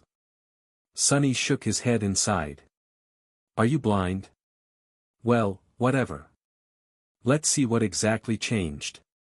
He summoned the runes, waited for the shimmering symbols to reveal themselves, and studied them with a focused expression. Most of the runes seemed the same. Shadow, ravenous fiend. Shadow rank, transcendent. Shadow class, devil. Neither the rank nor the class had changed. So, the evolution must have been tied strictly to Imp's attributes. Sonny had anticipated such a result, so he was not too disappointed. Curious, he continued to read the runes. Shadow description, a pitiful little creature. Shadow attributes, lucky, marvel, ravenous, shadow sworn, greater steel body. Sonny tilted his head a little. Ha! This was good. Before, Imp possessed an attribute called, lesser iron body. Sonny had expected one epithet to change, but not both of them. Not only had lesser changed to great, but iron had also become steel. That was a considerable leap. I wonder. The description of the lesser iron body had implied that Imp's body possessed qualities of metal. What about the greater steel body? He concentrated on the shimmering symbols and read. Greater steel body, attribute description, this shadow's body is akin to blessed steel. Jackpot. Not only had mundane iron been replaced by blessed steel, thanks to the Sun Prince, no doubt, but Imp's body had gone from merely possessing qualities of metal to being entirely like metal. What did it mean?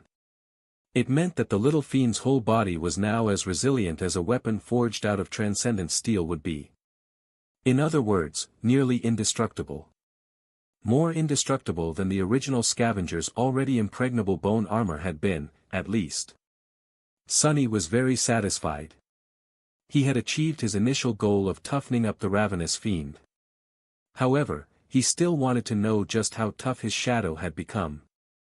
There was only one way to find out. As Imp was puffing out his chest, Sonny smiled pleasantly and gave him a wholehearted kick. In the next moment, there was a dull metallic ring and a piercing shriek. Ah! God damn it! What the hell? That hurts so bad.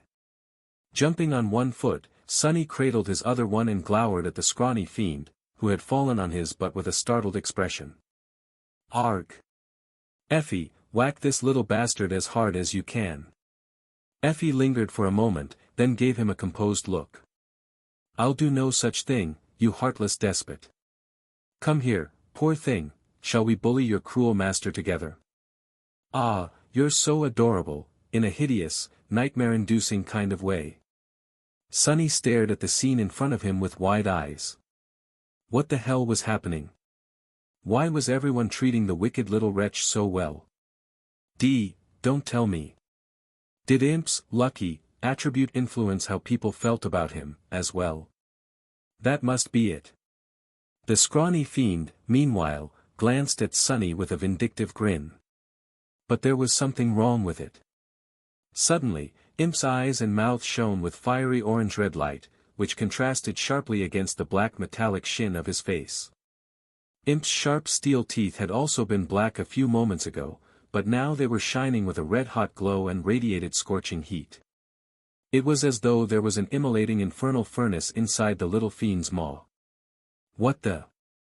Sonny blinked a couple of times, then shifted his gaze quickly glanced at the runes. There was a new string at the end of the ravenous fiend's ability list. Shadow abilities, Scavenger, Devourer, Shadow Step, Internal Heat. He concentrated on the last ability without any delay. Internal Heat, ability description, this shadow's teeth and claws can be infused with annihilating heat, enhancing their cutting power. Sonny froze for a moment. So, wait, this blessed steel gifted him not only with an affinity to metal, but also with an affinity to fire? And the little rascal had even received a new ability out of it? Well, it made sense, steel had to be tempered with fire, after all. And the Sun Prince had been drowned in molten metal before becoming the Steel Colossus, to atone for his perceived betrayal of Sun God's will. Sonny glanced at the scrawny fiend inside. All right. Stop glowering. I won't hit you anymore, you did well, wretch." With that, he smiled and gave Imp a thumbs up. The small shadow hesitated for a few moments, then jumped to his feet. The scorching red glow radiating from his teeth slowly disappeared. He looked very proud of himself. Sonny nodded. "Good. Ah, just look how tough and strong you've become." Imp puffed out his chest again, listening as Sonny added. "I just can't wait to send you to fight all kinds of dreadfully powerful nightmare creatures." Slowly, the arrogant expression on the scrawny fiend's face was replaced with one of concern and distress. Sonny smiled wickedly. Yes, with a body like that, you won't be damaged too badly even if a titan chews on you a bit. After Imp developed the greater steel body, there was no reason for them to remain on the shipwreck island. He had already absorbed everything he could from the body of the Sun Prince, so devouring the rest of the Colossus was of no benefit. The need to visit the Iron Hand Island had disappeared, as well. Their vacation was slowly coming to an end. They still had a few days left, though, as well as plans to visit a few more isles. The flying ship cut across the starlit sky, moving east.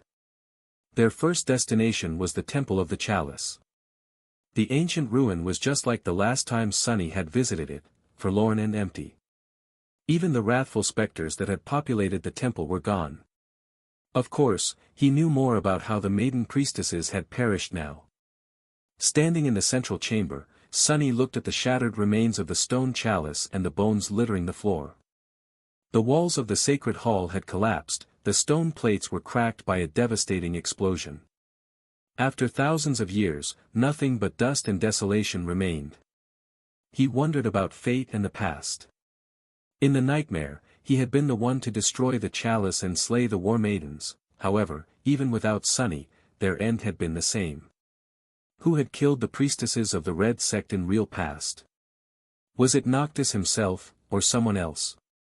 What had happened to the child whose body Effie inhabited in the nightmare? Had the little girl been slain in the massacre, too? As usual, there were no answers. Effie herself wandered the ruins alone, her face uncharacteristically somber. The swords she had thrust into the ground once were all gone. The memories she carried, however, remained.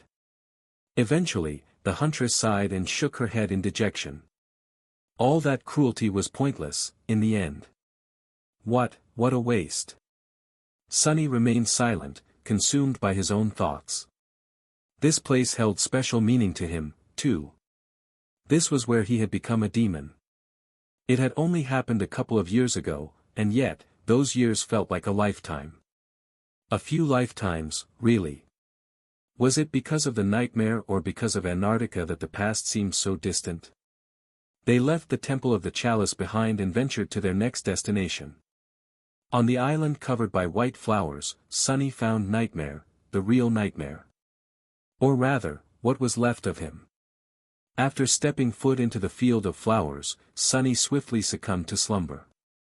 In the dream he was pulled into, a shapeless wraith appeared and instantly attacked him, burning with murderous madness and frenzy.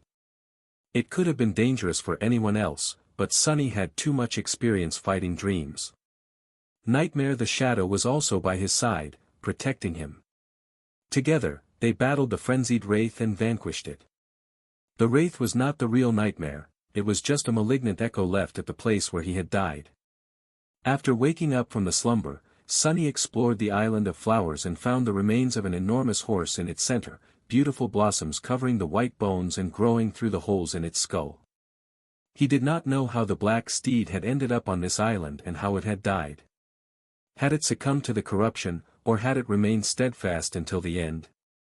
All he knew was that the white flowers grew where Nightmare's blood had been spilled. His loyal shadow stared at the ancient bones for a while, then blew the air out of his large nostrils loudly and turned away with a solemn look. They had not gained much from this trip, but the dark steed seemed to have subjugated a powerful nightmare, adding it to his collection. The counter of the dream curse had risen significantly after slaying the dream wraith. The last stop they made was on the island where the creature of the lake had once bestowed the ruby knife to Cassie. The island was very close to the sanctuary, and was known as an extremely dangerous one. Even when Awakened dared to cross it, they always stuck to the edge of the isle, never approaching the tranquil lake. Sky Tide herself had been known to avoid this place.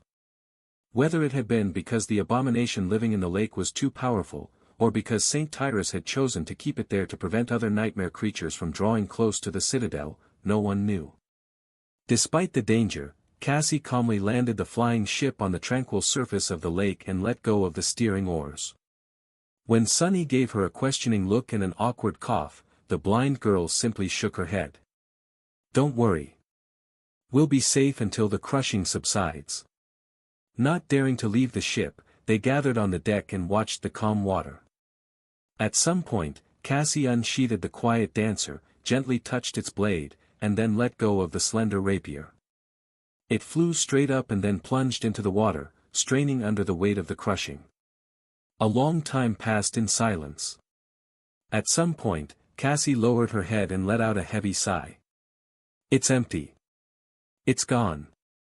Soon, the quiet dancer emerged from under the clear water and flew up with a flourish, sparkling brightly as the sunlight reflected from the drops covering its slender blade. The rapier landed in Cassie's hand and grew still. Sheathing the echo, the blind girl silently went back to the runic circle and sent the ship into the sky. Her face seemed full of sorrow, for some reason. Despite the fact that they were practically next to the sanctuary, none of them wanted to visit it. The idea of the familiar citadel without the White Feather clan seemed strange to Sunny. He didn't know who had been sent by Valor to oversee the Chained Isles instead of Saint Tyrus, and did not care to find out. Even though it was not their fault, the newcomers still felt like usurpers. Instead of venturing into the sanctuary, the flying ship turned around and flew back west, cutting a straight line toward the distant Red Colosseum. It was going to take them a few days to return to the Ivory Tower. Once they did, the small vacation would be officially over, and Sunny would have to dive back into the coldness of Antarctica and the dirty war of the great clans. He felt slightly reluctant to return. On the last night before they reached the tower, Sunny found himself standing on the deck of the ancient vessel, looking at the myriad of stars above them through the branches of the sacred tree. There was the sound of steps, and Nephi's approached to keep him company in silence. Together, they watched the night sky and thought about the future. What it would bring, what it would take. What it would cost them. After a long time spent in comfortable silence, Sunny glanced at Nephi, thought for a few moments, and asked. So, what do you make of this place? The other members of the cohort all had a deep connection to the Chained Isles. Sunny and Cassie had spent the most time here, but Effie and Kai were also deeply tied to the remains of the Kingdom of Hope. Their experiences in the nightmare were not something one could ever forget. It was a place that had changed them. Nephi, on the other hand, was a stranger here. She could look at the Chained Isles as an outsider. So, he was idly curious about her perspective. Neph lingered for a while, then said quietly. It is as everywhere else. Broken. Sunny smiled. I guess. The Chained Isles are more honest in that regard, aren't they? They don't hide their broken nature. Indeed, the dream realm was a ruined world. The waking world was a ruin, too.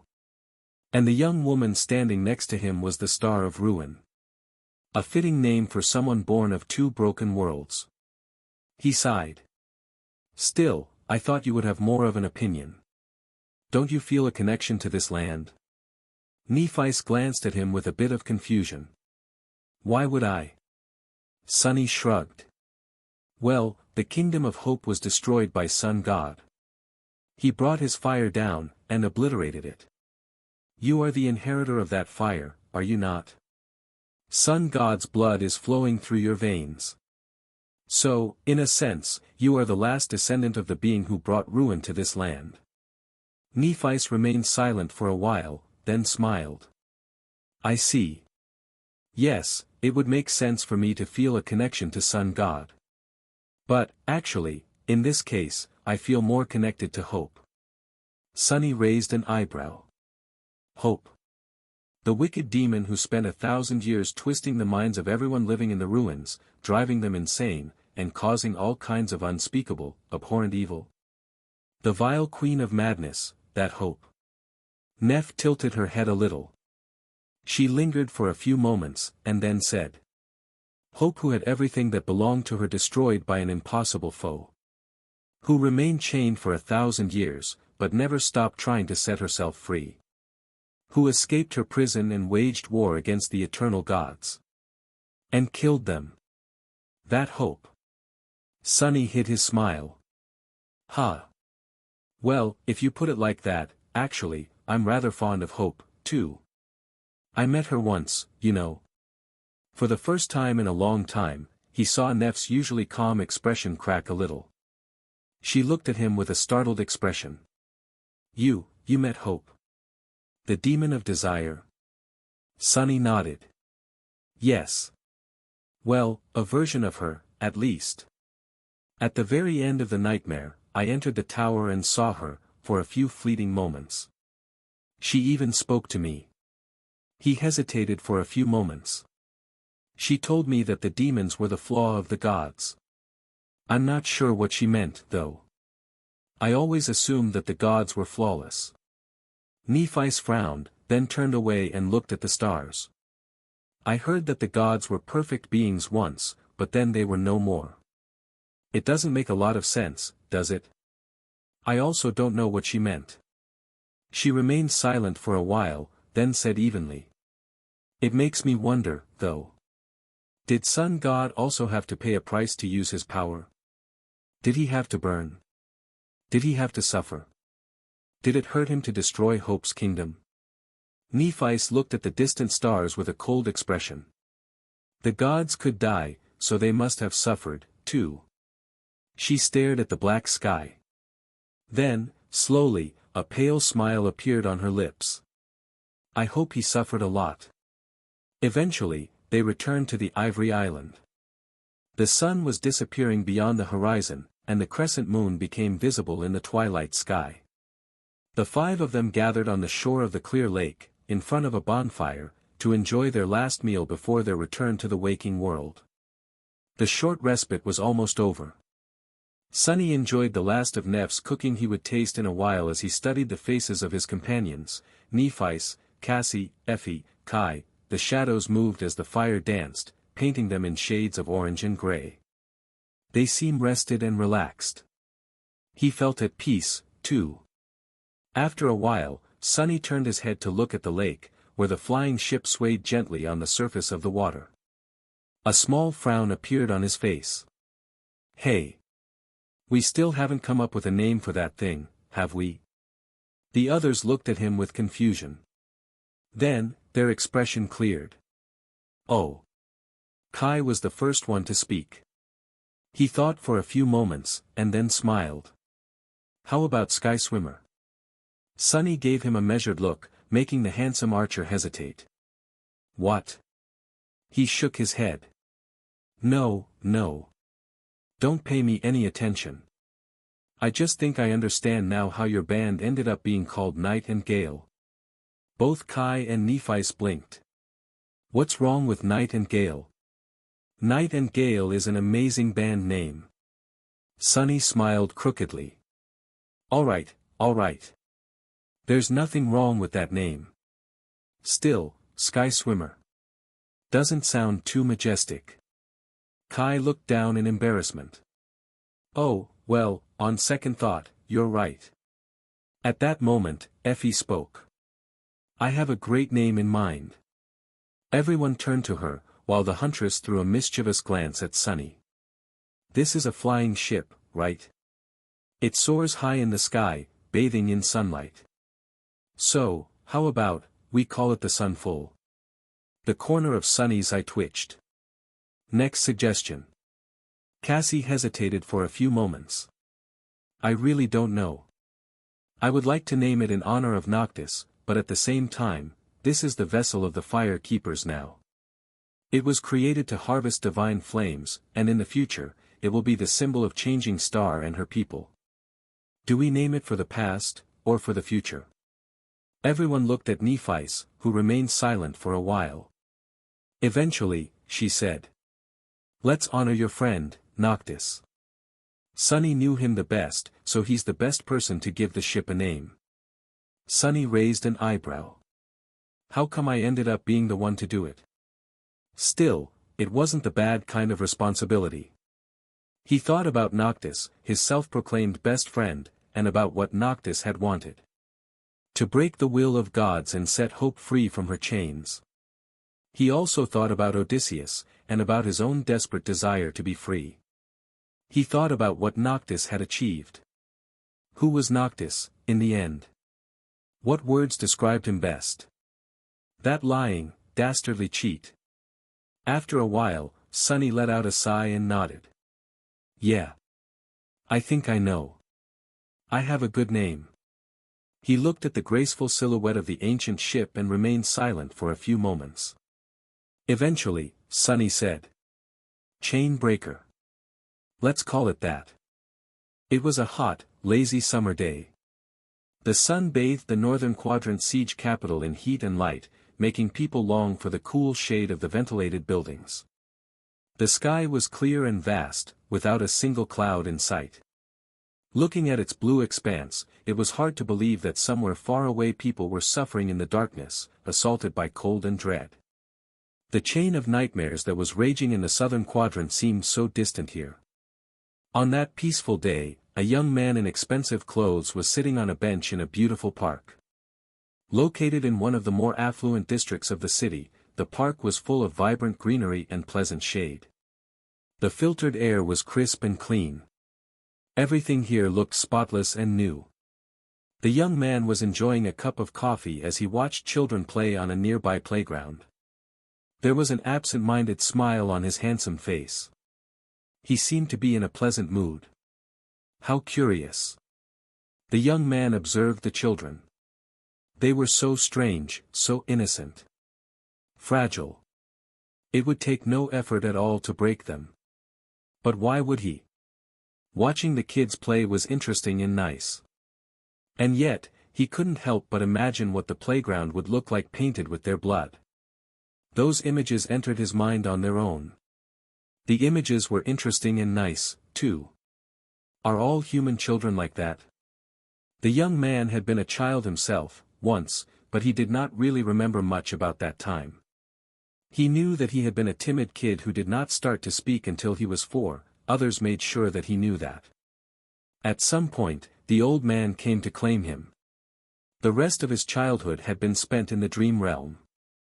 It was only much later, after the old man had discarded him, that he returned to the waking world. The waking world had felt alien then, and felt a bit alien still. But really, it was the young man who was the alien.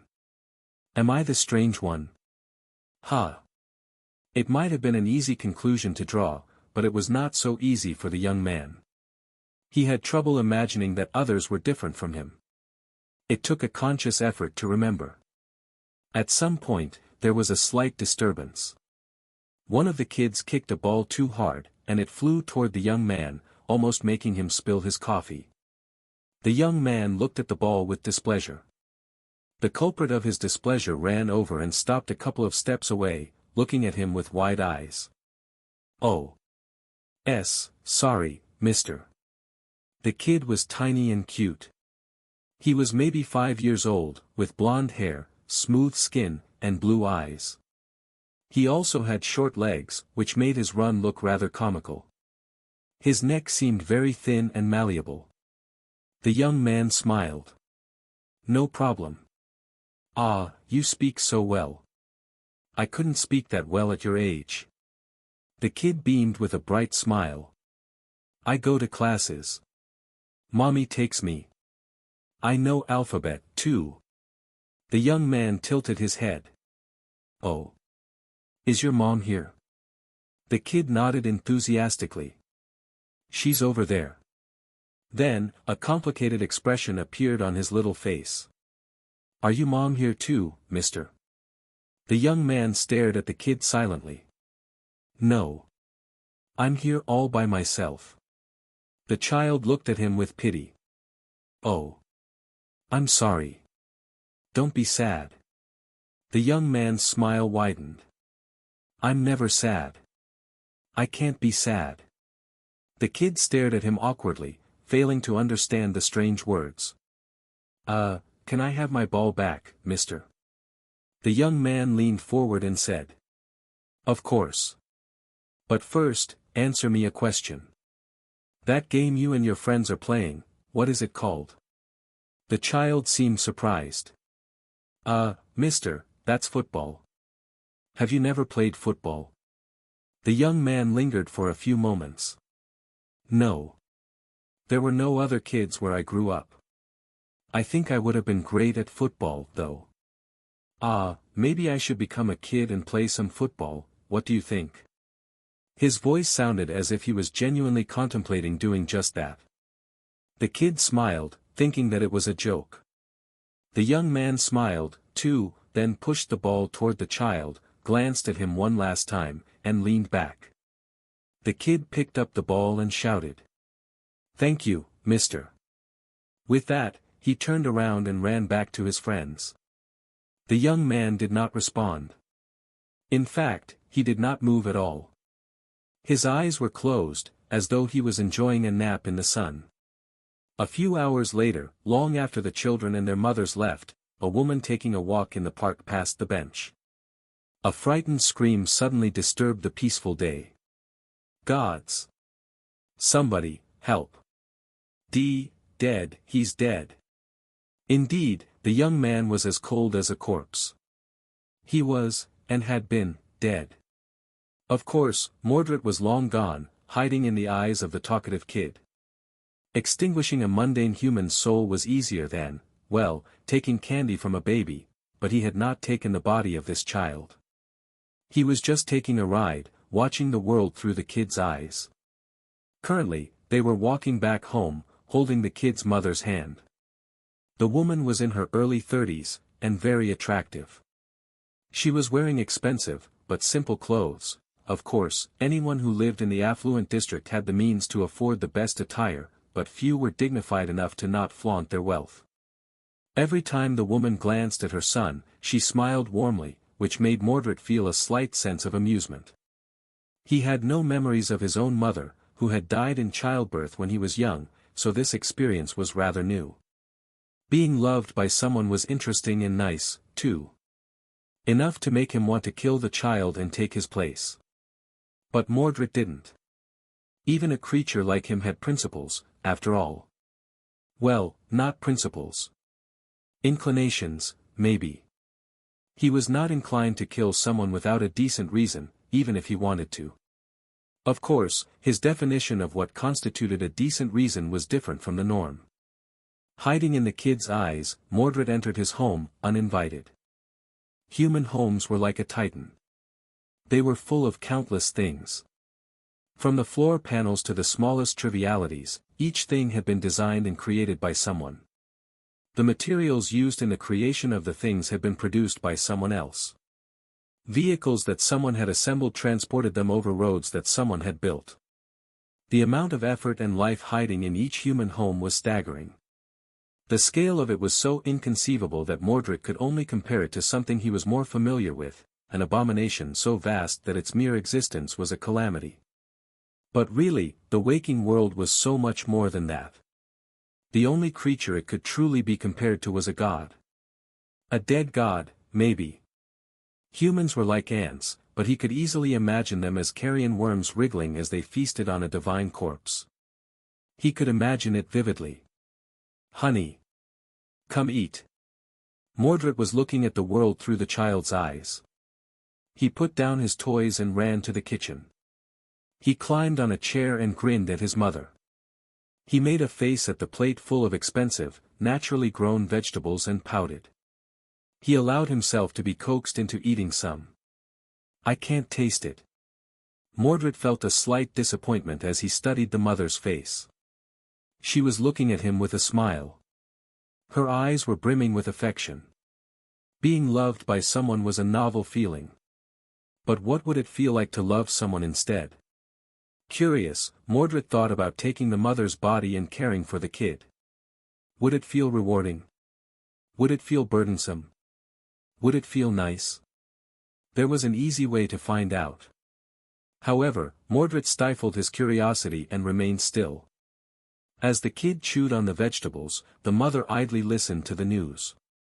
There was a propaganda report on the screen, with a dignified male voice delivering a report. With the 2nd Evacuation Army en route to the southern quadrant, the heroic warriors of the 1st Evacuation Army are continuing to consolidate their forces on the continent. Just a few days ago, the relocation of refugees from the impregnable siege capital of Falcon Scott was successfully concluded.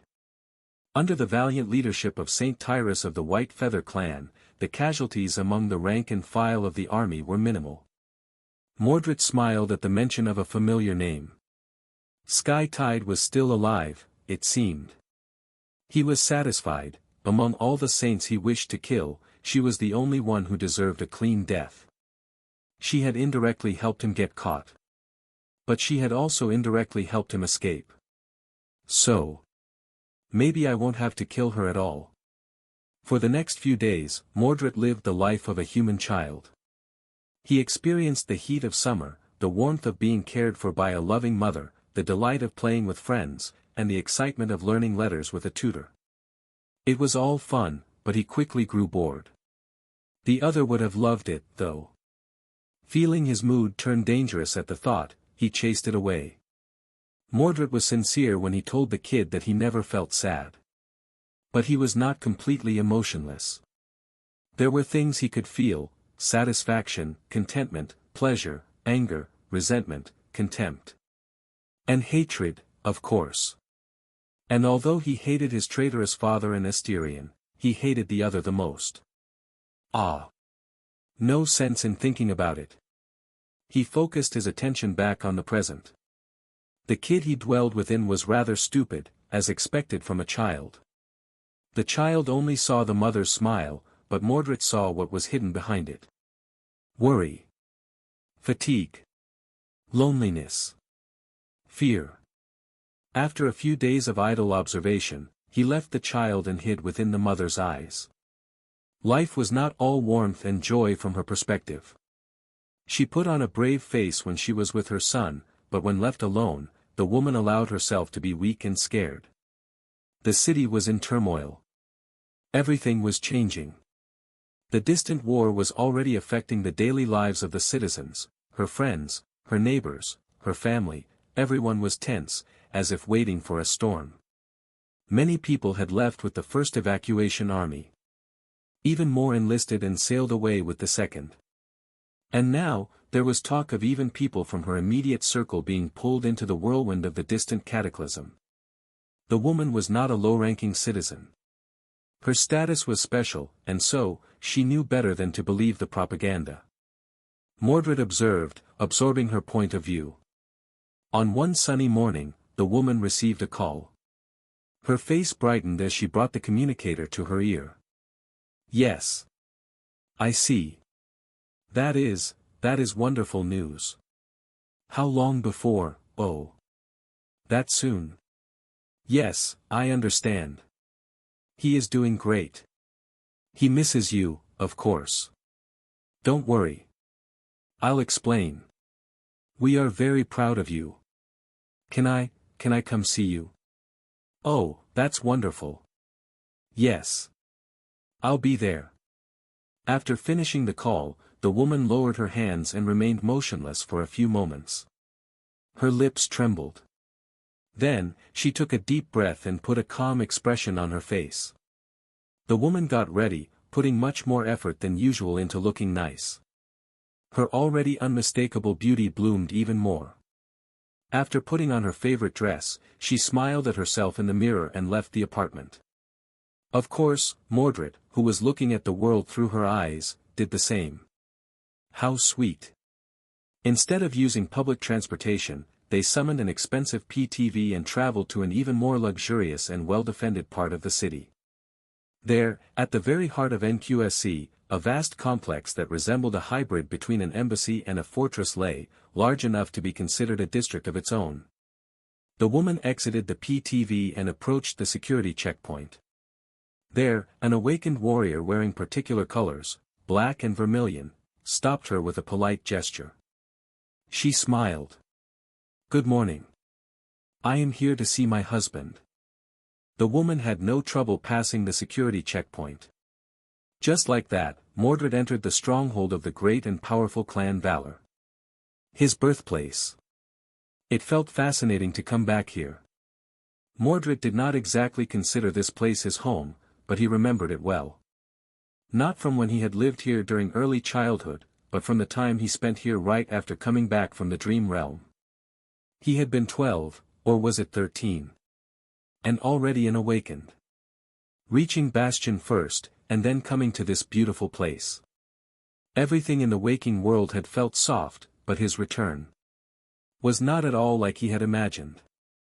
As memories flashed in his mind, Mordred felt a dark, suffocating emotion rise from the depths of his soul. Now is not the time. Infiltrating the stronghold was already a risk. He could not allow himself to act rashly. His family were no fools. They had safeguards in place to detect him, and it had taken a lot of effort to make this moment possible. If there was one thing Mordred was good at, it was remaining cold and calculating. So, no matter how much he wanted to let go, he had to hold himself back. These people were not his enemies, anyway. They were just servants. The masters were safely hidden away behind much more impenetrable defenses.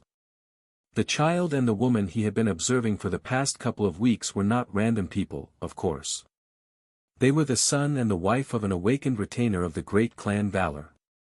Usually, a family like that would have resided within the fortress itself, but with the warrior spending most of his time in the dream realm, the woman wanted to live closer to her family. That was a vulnerability which Mordred had planned to exploit. And now, he was inside the complex, hiding in the woman's eyes as she hurried to meet her husband. She seemed to be familiar with the compound, easily navigating between the multitude of buildings, training grounds, and parks. The stronghold was perfectly maintained, picturesque, and tranquil, at least on the surface. Behind the beautiful facade, however, hid explosive tension. The great clan Valor was preparing for war. The woman did not seem worried about that. All she worried about was her husband. Mordred was touched. Love for her child, love for her partner, she is just full of affection, without a second thought. How peculiar. After spending some time with this family, he couldn't help but feel a little attached. Eventually, the woman made her way to a particular building. There, rows of sleeping pods were stationed in heavily defended rooms. There were some living quarters, as well, and that was where her husband was waiting. Upon seeing him, she beamed with joy. A bright smile appeared on the man's face, too.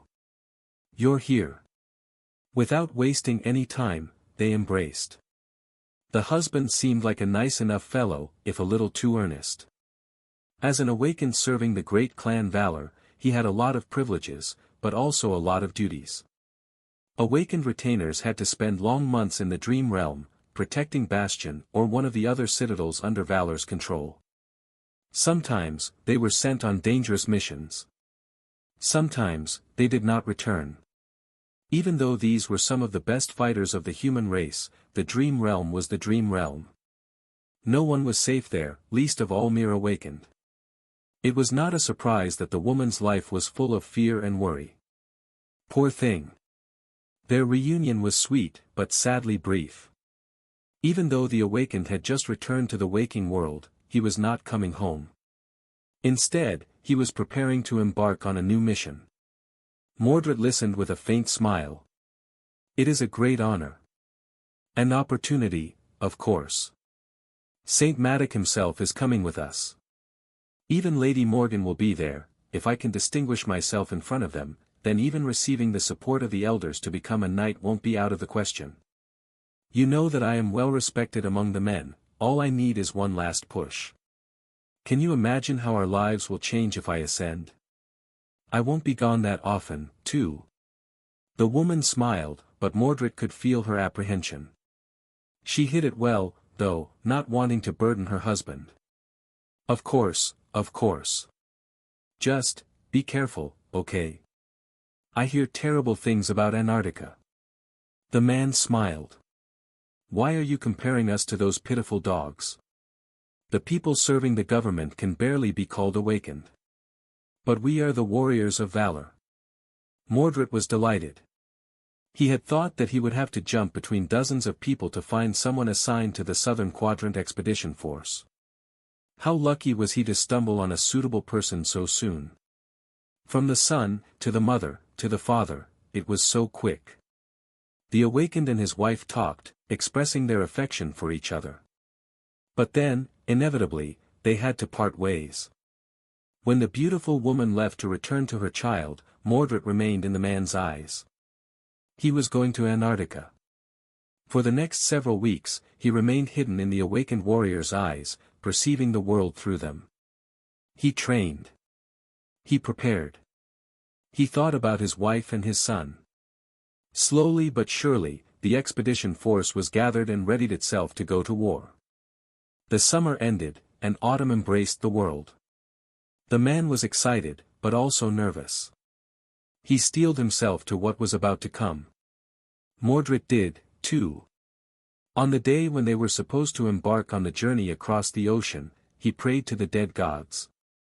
Then, knowing that there might not be an opportunity to do so later, he sent a sweet message to his wife.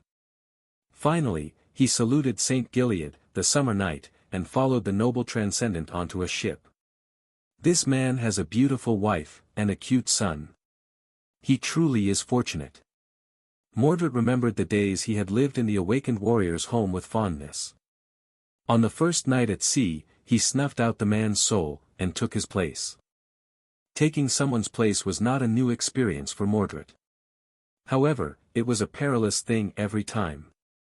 Not that he minded. He had been very weak at the start of it all. Unlike most other members of his family, Mordred had not received an aspect that helped one in a direct confrontation. He was not like his father, his uncles and aunts, or his cousins. He was not like Morgan, who had been born on the battlefield and was made stronger, faster, and more resilient after awakening. He was not even on par with that amusing scoundrel, Sunless. His physical strength was, objectively, laughable. It had gotten somewhat better now that Mordred reached a higher class, but that was his limit. That level was not nearly enough to face the caliber of threats he was facing, and there was no other way to bolster his combat prowess without the use of memories. However, he could not use memories within someone's soul. He could only reflect what was already there. As a sleeper, Mordred had been able to see through reflections, as well as travel through them, both mentally and physically. He had also been gifted with the ability to create helpers by shattering his soul. Of course, back then, gaining a new soul core to create a reflection had not been easy. Mirror Beast. Beastie was his first creation. Human children had imaginary friends, but Mordred had Beastie instead. For a lonely child who had grown up in the dream realm, having a companion, even if it was a mindless dormant beast at first, was meaningful beyond words. His mirror beast was gone now, though. That was another thing his family had to pay for. In any case, things had changed after he awakened by anchoring himself to a citadel. Mordred had received his second ability, which made people wary of him, among other things. That was because he could enter their souls through their eyes, and destroy them. The problem was that he had to defeat the soul first. During a soul battle, Mordred could rely only on his own prowess and on reflecting the power of the soul he was invading. Defeat meant death, even for him, just like he had almost perished when trying to take the body of Sunless. Ah, what a thrilling memory that was. Mordred's aspect was of no help in a battle, while the awakened whose souls he invaded generally possessed a great mastery of their aspects and tools. He, on the other hand, had no experience using them.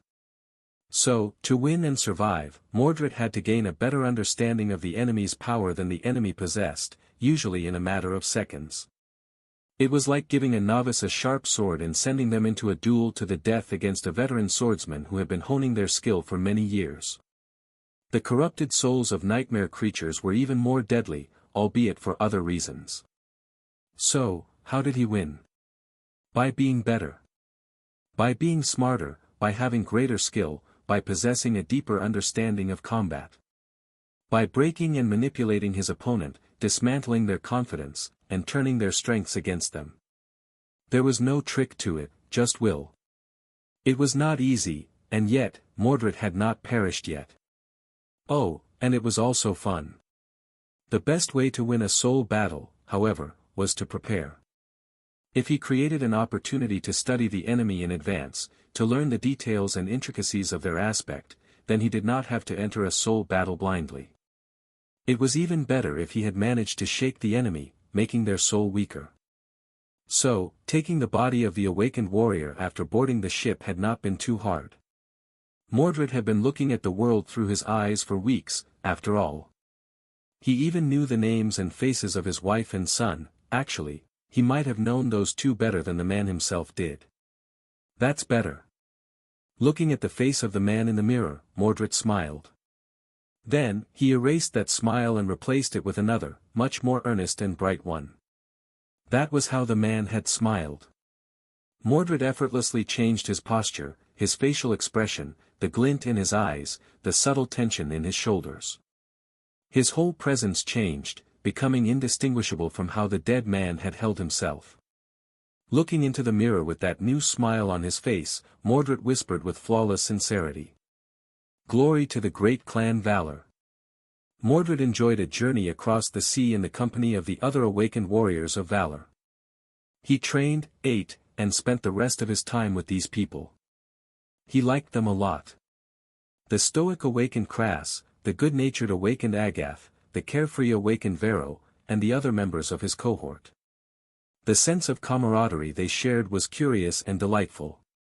The respect and admiration they felt toward the man whose body Mordred was wearing was refreshing, too. It made him feel a bit of responsibility for these people, which was a novel experience. Even St. Gilead was not unpleasant to be around. I wonder how things are going in the southern quadrant. By now, the emissaries of Song had already arrived there. Sishan's blood bag, Bast, must have already begun producing the mirrors. There was no real point to those mirror, of course. It was just something senseless Mordred had instructed them to do, in order to add fuel to the flame of his family's suspicion.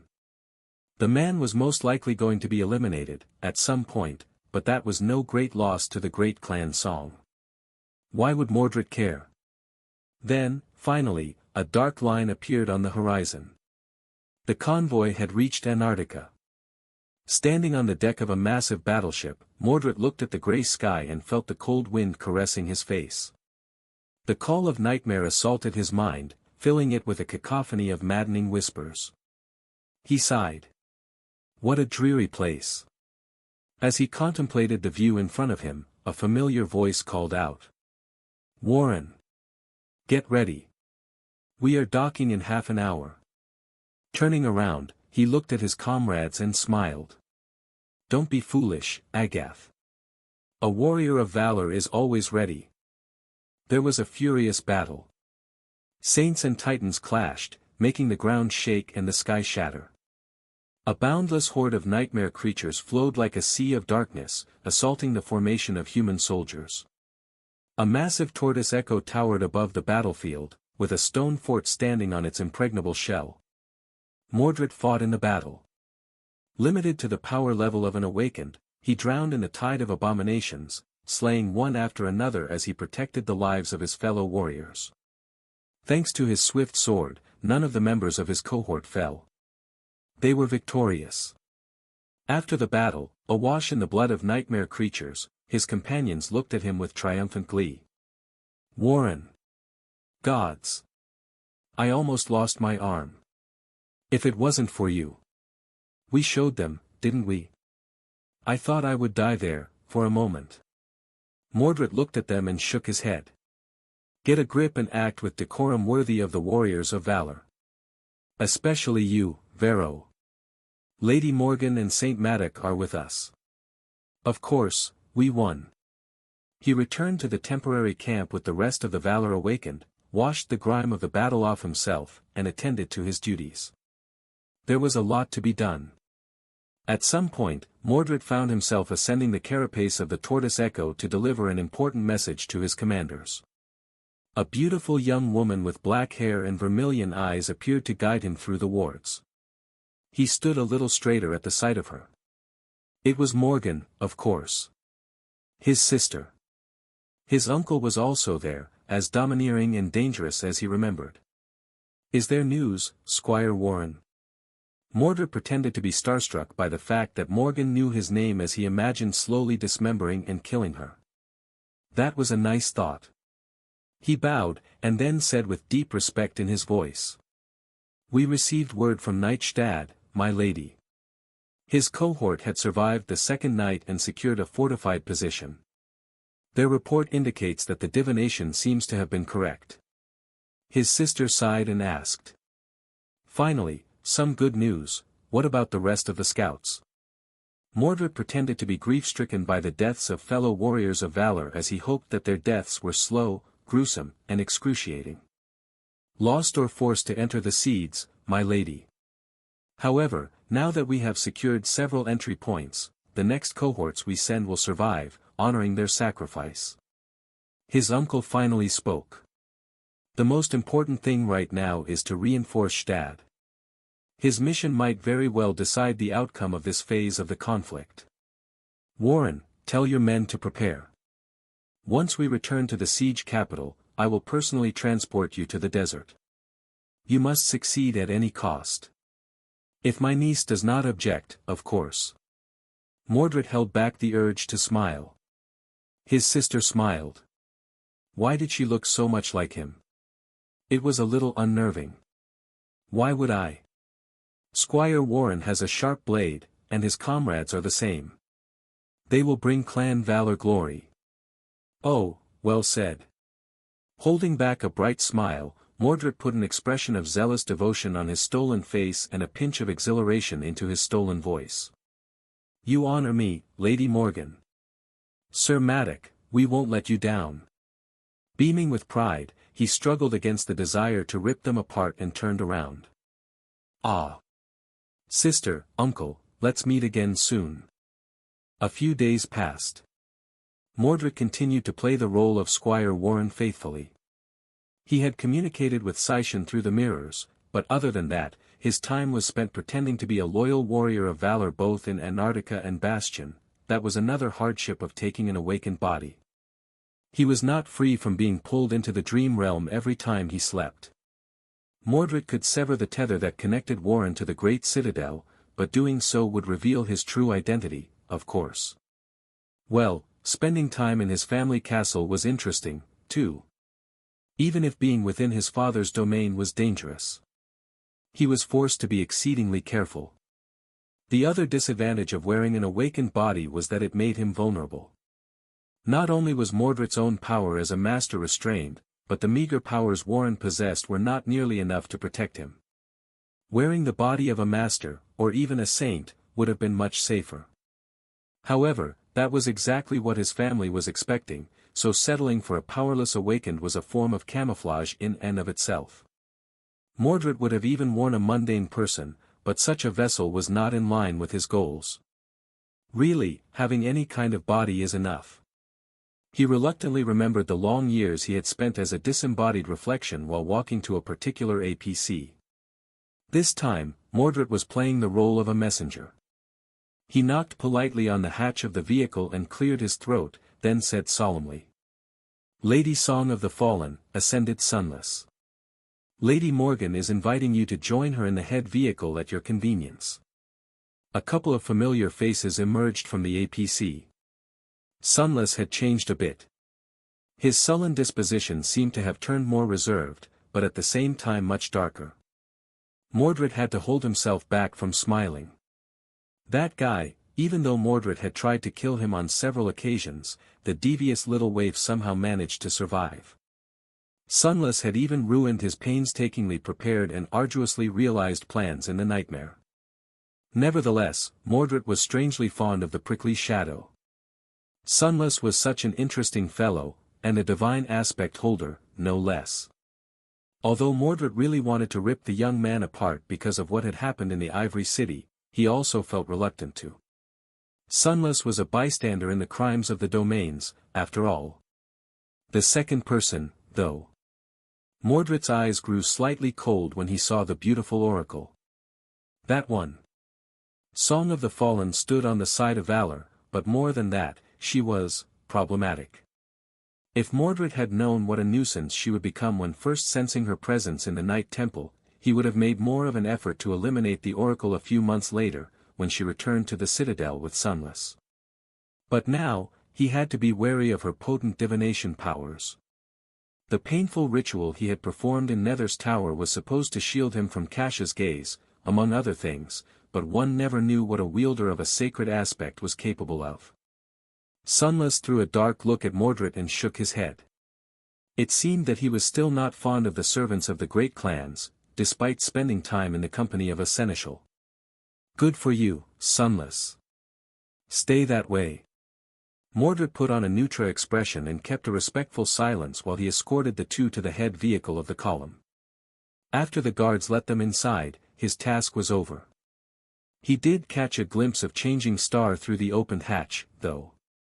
The last daughter of the Immortal Flame clan was beautiful, cold, and enigmatic. Even after observing her through the mirrors, Mordred did not know what to make of her. He would have believed that she was just what people thought her to be, a picture of a noble awakened warrior, a valiant hero fully committed to defending the waking world from the terrors of the nightmare spell, if not for the fact that the supposed hero was, in fact, a dream spawn. And dream spawns were never what they seemed. Since Changing Star had been adopted by his family, she was going to have to die, as well. However, Mordred did not hate her. He was also certain that the old man had plans for the last descendant of Immortal Flame. So, that could be of use to him in the future, as well. Mordred was still getting used to the fact that it never got dark in Antarctica. Because of that, the concept of time here was vague and abstract. The landscape itself was not like anything else he had seen in the waking world, and with countless nightmare creatures flooding the continent, it was easy to imagine that they were actually in the dream realm. A whole continent of people, pulled into hell. No. It's much too early for that. The sky was strange, the land was strange, and the beings populating that land were strange. And yet, wasn't he the strangest one? Isn't it nice, to be with family? His uncle's wide back was right in front of him. Saint Madoc was walking across the desolate plain, not at all concerned by the hordes of nightmare creatures moving in the distance. A small force of Awakened followed, with Mordred in the lead. They had left their vehicles behind to traverse the last stretch of wilderness on foot, knowing that remaining unseen was more important than remaining safe. The warriors of valor were subdued, but full of unshaken resolve. Even surrounded by unspeakable danger, none of them showed the smallest sign of fear. They were ready to face any kind of threat, no matter how dire, and fight any kind of enemy. Be it abominations or humans. Mordred, meanwhile, was simply staring at his uncle's back. How easy would it be to put a sword right through it? He suppressed a sigh. Sadly, not easy at all. Not even because of the priceless enchanted armor Whispering Blade was clad in, but simply because Whispering Blade was Whispering Blade. If any of Mordred's family members were easy to kill, he would not be stuck wearing the cumbersome vessel of Squire Warren for so long. There'll come a day. They walked forward in silence. Eventually, the goal of their journey revealed itself. Hidden in the shadow of an abandoned fortress, a nightmare gate tore reality apart like a dark scar. The whispers of the call grew louder and louder as they approached it, and the bones of slain abominations rustled under their feet. By now, the force brought to Antarctica by his family had explored a lot of nightmare gates. They had started with those situated within the siege capitals under the clan's control, and then slowly expanded their search. This one, however, was rather special. It was the gate that Nightstad had ventured into, and the area of the dream realm connected to it hid within itself a precious treasure. The problem was that this gate was situated in an extremely dangerous part of Antarctica. It had been dangerous before because of its proximity to Song's territory, and it grew only more dire now because the hunting grounds of the corrupted Titan that still wandered the continent were slowly shifting in its direction. That was the reason why the fortified outpost had been abandoned, and why Saint Madoc was personally escorting them to the destination. Squire Warren and his people, 3 cohorts of distinguished awakened warriors, were meant to be the first wave of reinforcements sent to help the knight secure his prize. Due to the importance of that mission, Whispering Blade was going to transport them across the threshold between the two worlds. Of course, Mordred had long taken the place of Squire Warren, so. His uncle studied the eerie rift of the gate in silence, seemingly unaffected by the maddening pull of the call, and then turned around. "Are you ready, Squire?" The first one to follow the saint into the dream realm would be in the greatest danger. Mordred pretended to be stalwart and resolute as he nodded. "Always, my lord." The words tasted revolting on his tongue. Madoc nodded with approval and offered him his hand. The world grew bleak. Then, it disappeared. For a moment, Mordred found himself in a vast, lightless space between dream and reality. And then, blinding light flooded his vision. Unbearable heat assaulted his skin. The smell of scorching sand flooded his nose. Slowly, Mordred regained his vision. He felt deeply uncomfortable, because there were very few reflective surfaces in the surrounding area, limited to only his own sight. He felt nearly blind. Around him was a vast desert. A blinding disk of an incandescent sun was bathing the tall dunes in a flood of immolating heat. The sands of the desert were flawlessly white, and the azure sky above him was deep and boundless like an ancient ocean, with not a single cloud blemishing its silken expanse. Somewhere in the distance, inky black ruins rose from beneath the sand, scattered across the desert like the bones of a half-buried giant. Hungry horrors hid in the stark shadows of protruding structures. Mordred frowned, then shifted slightly, hearing sand rustle behind him. A grotesque creature that seemed to be made of countless claws was already lunging at him. A split second later, however, it was suddenly dismantled, falling apart in the air. It was as if a maelstrom of invisible blades had sliced it apart. Black blood boiled as it touched the white sand. Saint Madoc calmly looked at the remains of the nightmare creature and turned to Mordred. "Stay on guard." Soon, he disappeared. Mordred was left alone. With a sigh, he summoned a special memory to prevent himself from being cooked alive inside the armor and waited with a sword in his hand. By the time Saint Madoc returned, bringing 2 more awakened with him. There was another dead creature laying on the sand. It took almost an hour to transport all of them to the dream realm. Nevertheless, being guided by a saint was a great boon. They did not have to search for each other in the deadly desert, facing its dangers alone. Who knew how many would have survived if not for Saint Matic? Finally, the last warrior of valor appeared under the ruthless sun of the desert. Whispering Blade turned to Warren and sighed. "This is where I leave you, squire. You will have to rendezvous with Knight Stad on your own." Mordred pretended to be hesitant. "Saint Matic, my lord, wouldn't it be more prudent for you to join us?" His uncle shook his head. "I am too easily tracked in this cursed land. Coming with you would only increase the chances of the Queen of Worms learning about Stad's mission. Don't worry, if you perform your duty well, I'll join you soon." By then, it would be too late for Song to intervene. Mordred bowed, deciding that he was in a great mood. A few minutes later, Saint Matic was gone. The awakened were left alone in the unholy desert. He looked at his companions and gave them a reassuring smile. "Hold fast, men. We need to proceed to the first marker without delay. If we fail to reach it before nightfall, may gods have mercy on our souls." Of course, the gods were long dead. Some might have died on this exact battlefield, in fact, so there was no mercy to be found in either of the 2 worlds. During the day, the desert was like hell. The small, ruthless sun bathed the pristine white world in suffocating heat, making the awakened feel as if their bodies and minds were slowly being dissolved into the blinding white radiance. Mundane humans would not have lasted even a single day in this scorching inferno, but even the experienced awakened warriors were struggling to persevere. If not for the fact that they had come prepared, the soldiers of valor shivered despite the unbearable heat when imagining how agonizing such a journey would have been. The government soldiers pulled into this hell by the call never stood a chance. After all, the probability of them possessing memories to mitigate the heat and create unlimited reserves of water was slim, not to mention other dangers. Most importantly, they would not have had a map. The rough map created by the scouts of the Great Clan was, without a doubt, the most vital distinction between Warren's squad and those poor fools. Because, while the desert was like hell during the day, it was infinitely more harrowing during the night. The heat retreated, replaced by murderous cold, and the dead soldiers of the ancient armies that had once clashed in this land rose from the sand to continue their eternal battle. This had been one of the last battlefields in the world-ending war between the demons and the gods. Considering who had fought and fallen here, even the cursed remains of the ancient soldiers were too dreadful for mere mortals to face. If there was one mercy in the White Desert, it was that these accursed remnants were too powerful to enter the waking world through the lesser nightmare gates.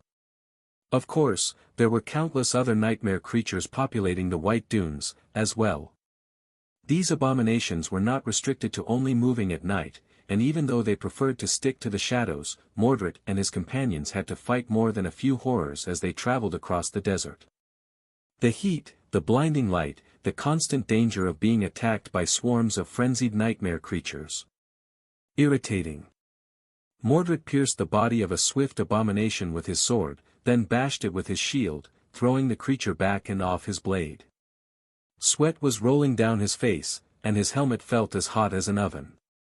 Even the charm he was using to keep himself cool seemed to be struggling, despite the fact that it was hungrily devouring more and more essence. By his side, someone swayed and fell to their knees.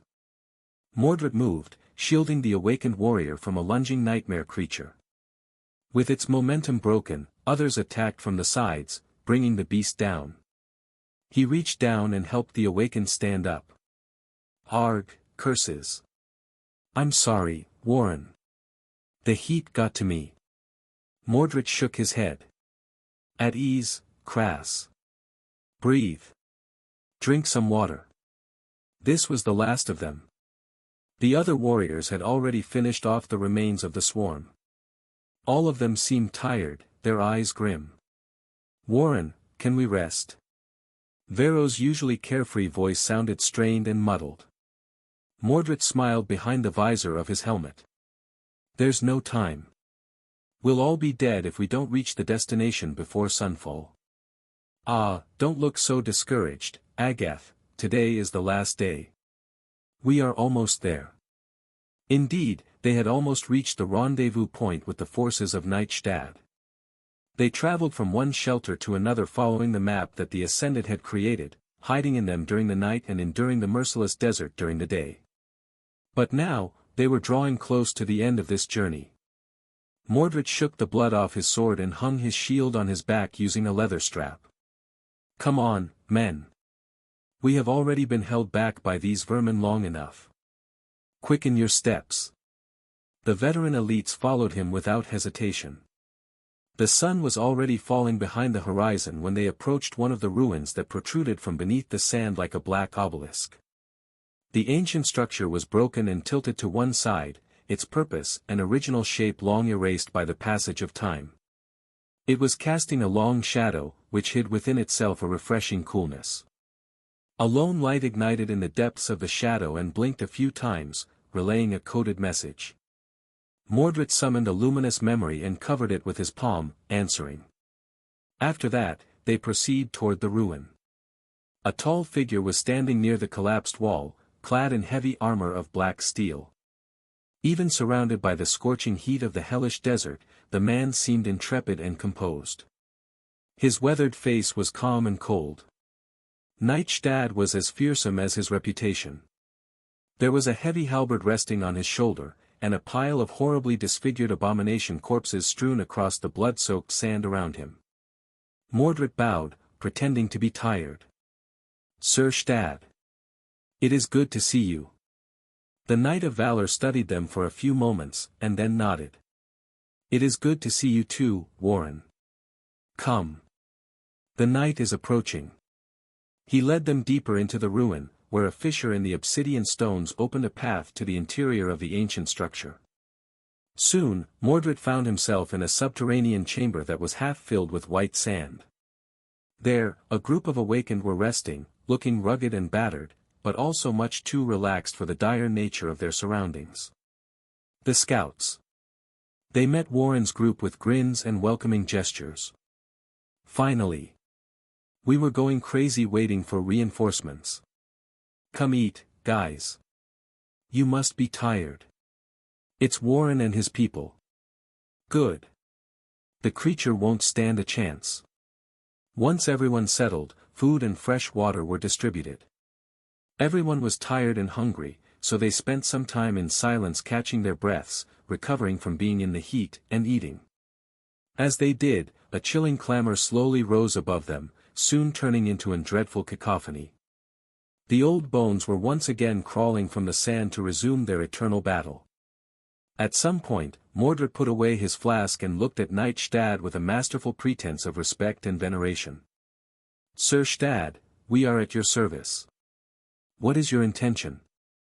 The intrepid knight lingered for a few moments. Then, a calm smile appeared on his face. My intention is simple, Warren. Tomorrow, we will slay the Guardian, and take the citadel.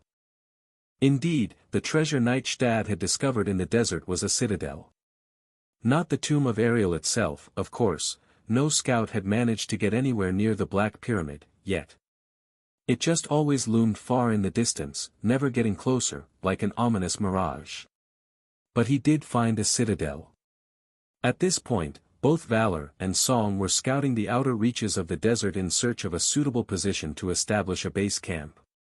Once they found one, numerous soldiers would be brought there through the corresponding nightmare gates, and the expeditions toward the pyramid would be launched. However, a citadel had the potential to drastically change the balance of power between the two great clans in their pursuit of the demon's tomb. The clan that possessed one would hold an overwhelming advantage. The clan that did not would fall behind before the race even started.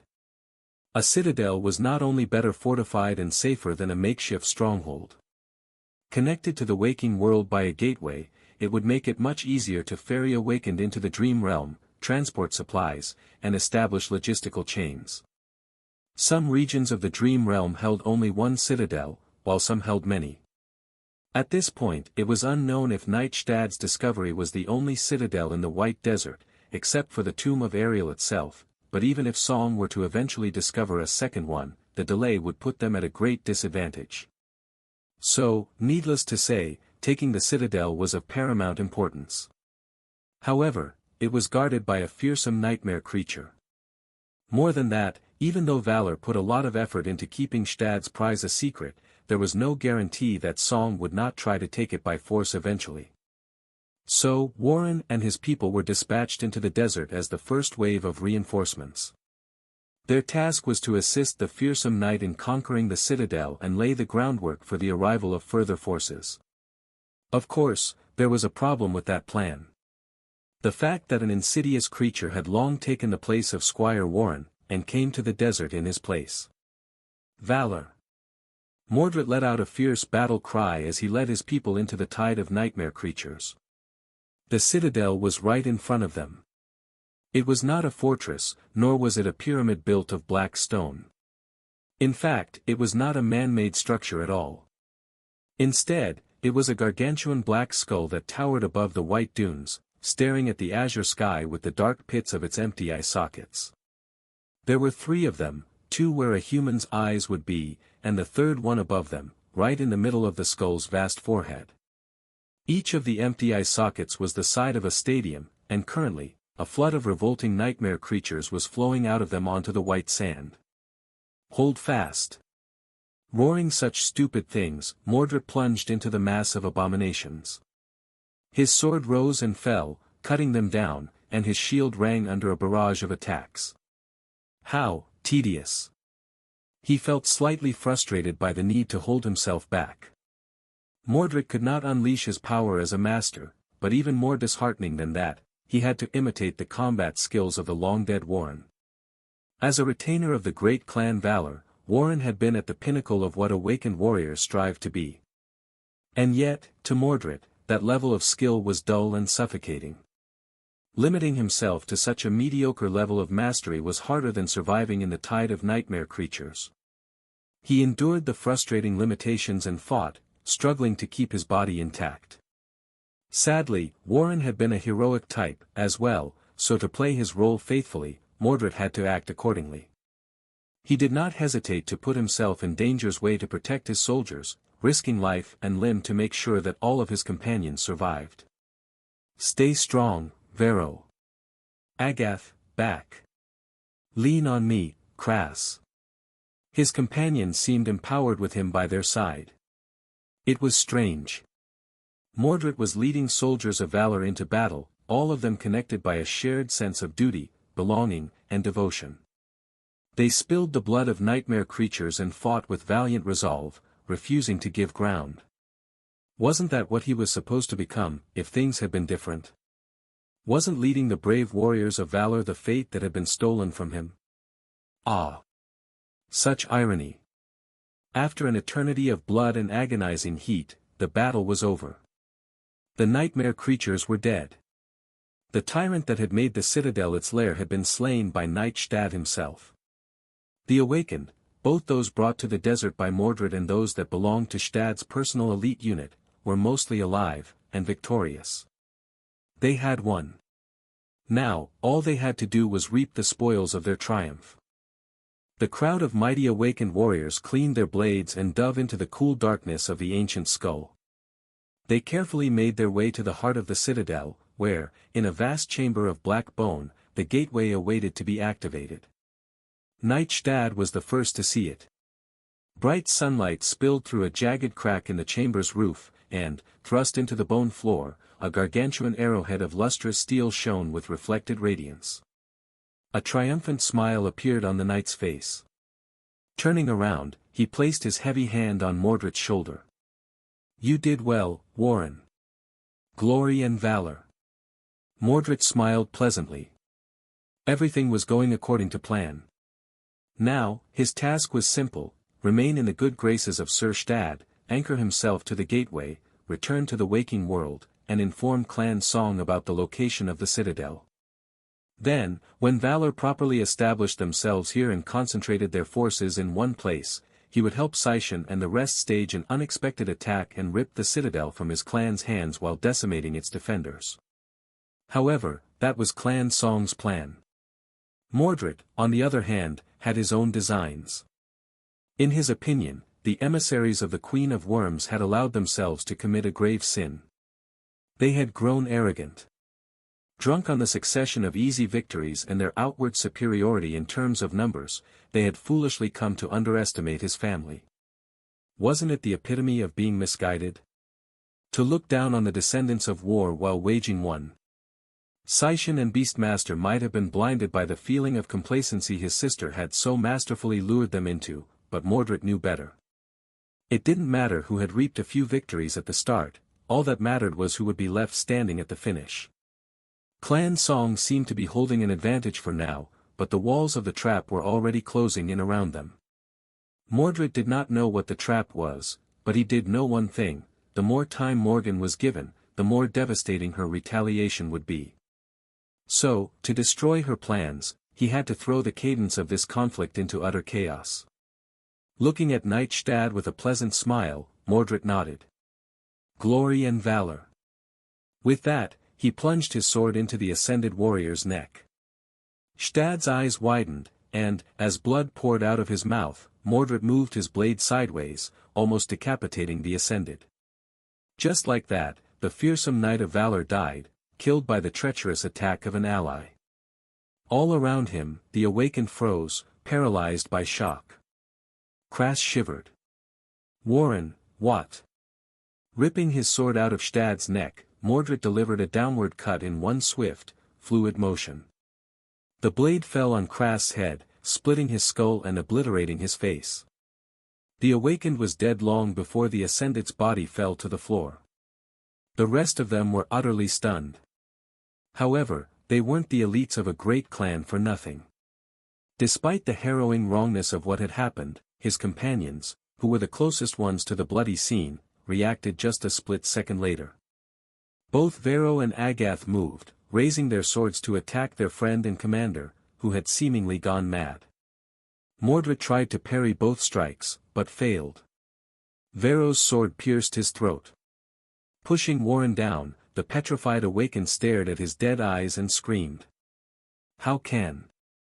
Beastmaster, that witch. She must have forced him. Behind him, Agath remained silent for a moment, looking down. Her body trembled slightly. Vero turned around, staring at his comrade with crazed eyes. Agath raised her head and glanced at him with a pleasant smile. Really, now, must you compare me to that terrible woman? Her rapier shot forward. Soon, the gargantuan black skull was filled with screams, terror, and the stench of human blood. The nightmare creatures were dead. The awakened were dead, too. Only Mordred remained. Sunny stared at the silhouette of a departing battleship, deep in thought. October was now behind them, and November was in full bloom. Well, not that many things ever bloomed in Antarctica. It was still summer here, the day never ended, and although the weather was chilly, it could not even be called cold. The evacuation continued at a steady pace. Hundreds of millions of refugees had already been carried across the ocean, and millions more were leaving every week. The situation on the continent was dire, but also strangely manageable. The chain of nightmare was escalating without end. There were more nightmare gates, more abominations, more threats and problems that had to be solved, but, at the same time, the forces of humanity were also growing stronger. Despite the losses they suffered and the increasing strain on logistics and supplies, they were becoming more steadfast and efficient in dealing with the endless tide of nightmare creatures. Well, it was not that surprising, really. The greatest strength of humans was their adaptability. They were masters of absorbing and utilizing information. They learned. At the start of the Antarctica campaign, the evacuation army had been thrust into a new and seemingly impossible situation. Faced with an unprecedented cataclysm, they suffered bitter defeats, and yet, they endured. Then, slowly, they learned how to deal with the enemy better. Their tactics and strategy improved. Their well of knowledge about the types of abominations coming through the gates grew deeper. The inexperienced soldiers became grizzled veterans. It helped that there were countless soul shards to be harvested, as well. Although Sunny was somewhat sad that the price of the shards on the global marker was going to plummet, cutting off one of the major revenue streams for the brilliant Emporium, he was also glad. By now, most awakened soldiers of the evacuation army had ample chances to saturate their soul cores, thus vastly elevating their power. Something like that had probably never happened in history, at least not on that scale. There were plenty of memories and echoes to go around, too. There were also more and more sleepers who had survived their first nightmares. There were so many, in fact, that the approaching winter solstice would most likely become a breaking point in the entire campaign. In a matter of weeks after that fateful day, the number of awakened in the evacuation army was going to tremendously swell, perhaps even double. In the meantime, though, in one of the 3 defensive sections of East Antarctica, government forces were stubbornly holding against the endless assaults of nightmare creatures under the leadership of Wake of Ruin. Effie and Kai were doing great for themselves. The Wolves and the Nightsingers, as well as their commanders, were known as the hammer and anvil of the evacuation army by now. Their fame and reputation were growing with each passing day, even though each victory was made a little bitter by the casualties that the 2 companies suffered. In the second defensive section, Clan Song was quietly creating one miracle after another. Strangely enough, it was Saishin's name that was mentioned most often. The 3 saints might have had overwhelming battle power, but Saishin seemed to be the one actually managing the war effort. Jet periodically updated Sunny on what was happening in Song's territory, so while he did not know all the details, he at least knew that the situation there was mostly under control. And then there was the third defensive section, the one where the great clan Valor, and Sunny himself, were located. Things were manageable here, too. Morgan and Nephis had become like 2 goddesses for the refugees crammed into the siege capitals. Their fame had outshone even that of the saints, 2 beautiful sisters, one wisely leading the soldiers from the back, the other never leaving the front lines. It was a compelling image. While forces of valor were strong enough to resist most attacks, it was Changing Star and her fire keepers that were always sent into the most dire and important battles. For now, they had not failed to secure a victory once. Their numbers had diminished a lot since their arrival to the southern quadrant, but not because of casualties. Instead, several cohorts of the fire keepers had already ventured into the seeds, aiming to become ascended. Unknown to most people, there was also a third pillar to the success of the Valor contingent. Cassie. While no one except for a select few knew of the importance of her role, the Quiet Oracle was indispensable in building the strategy of the defending forces. Her ability to gather and swiftly analyze information from a multitude of scattered sources, keen mind, and supernatural intuition were tools that allowed Morgan to drastically increase the efficiency and effectiveness of her command. Meanwhile, the House of Night was doing its part, as well. From rare messages sent by Neve, Sunny knew that the naval convoys traversing the oceans had faced many difficulties. There had been several tragedies, but overall, more and more refugees were reaching safety in the other 3 quadrants. So, the situation was dire, but things seemed to be going fine in Antarctica. Of course, Sunny knew that it was only a facade. Behind that facade, the bloody feud between Valor and Song was growing more and more violent, threatening to spill into utter disaster. The forward scouts of both great clans were hunting each other in the dream realm. Out here in the waking world, there were more and more ambushes and attempts at sabotage. Powerful awakened warriors were killed by other humans, instead of nightmare creatures. Most of it happened far away from the siege capitals, for now. And yet, Sunny had been pretty busy in the past few weeks. It was hard to do the things he wanted to do while remaining unnoticed, but he managed with the help of Shadow Step and Shadow Manifestation, somehow. He could traverse great distances swiftly at night while riding Nightmare. As such, his hunting grounds were not limited to a single siege capital. In fact, Sunny had made an effort to limit his activity to a minimum there, as well as in any area where he showed his face by following Morgan. He ambushed the ambushers. He assassinated the assassins. He killed members of both Valor and Song without distinction, leading both forces to believe that it was the enemy who had possessed hidden forces in the region.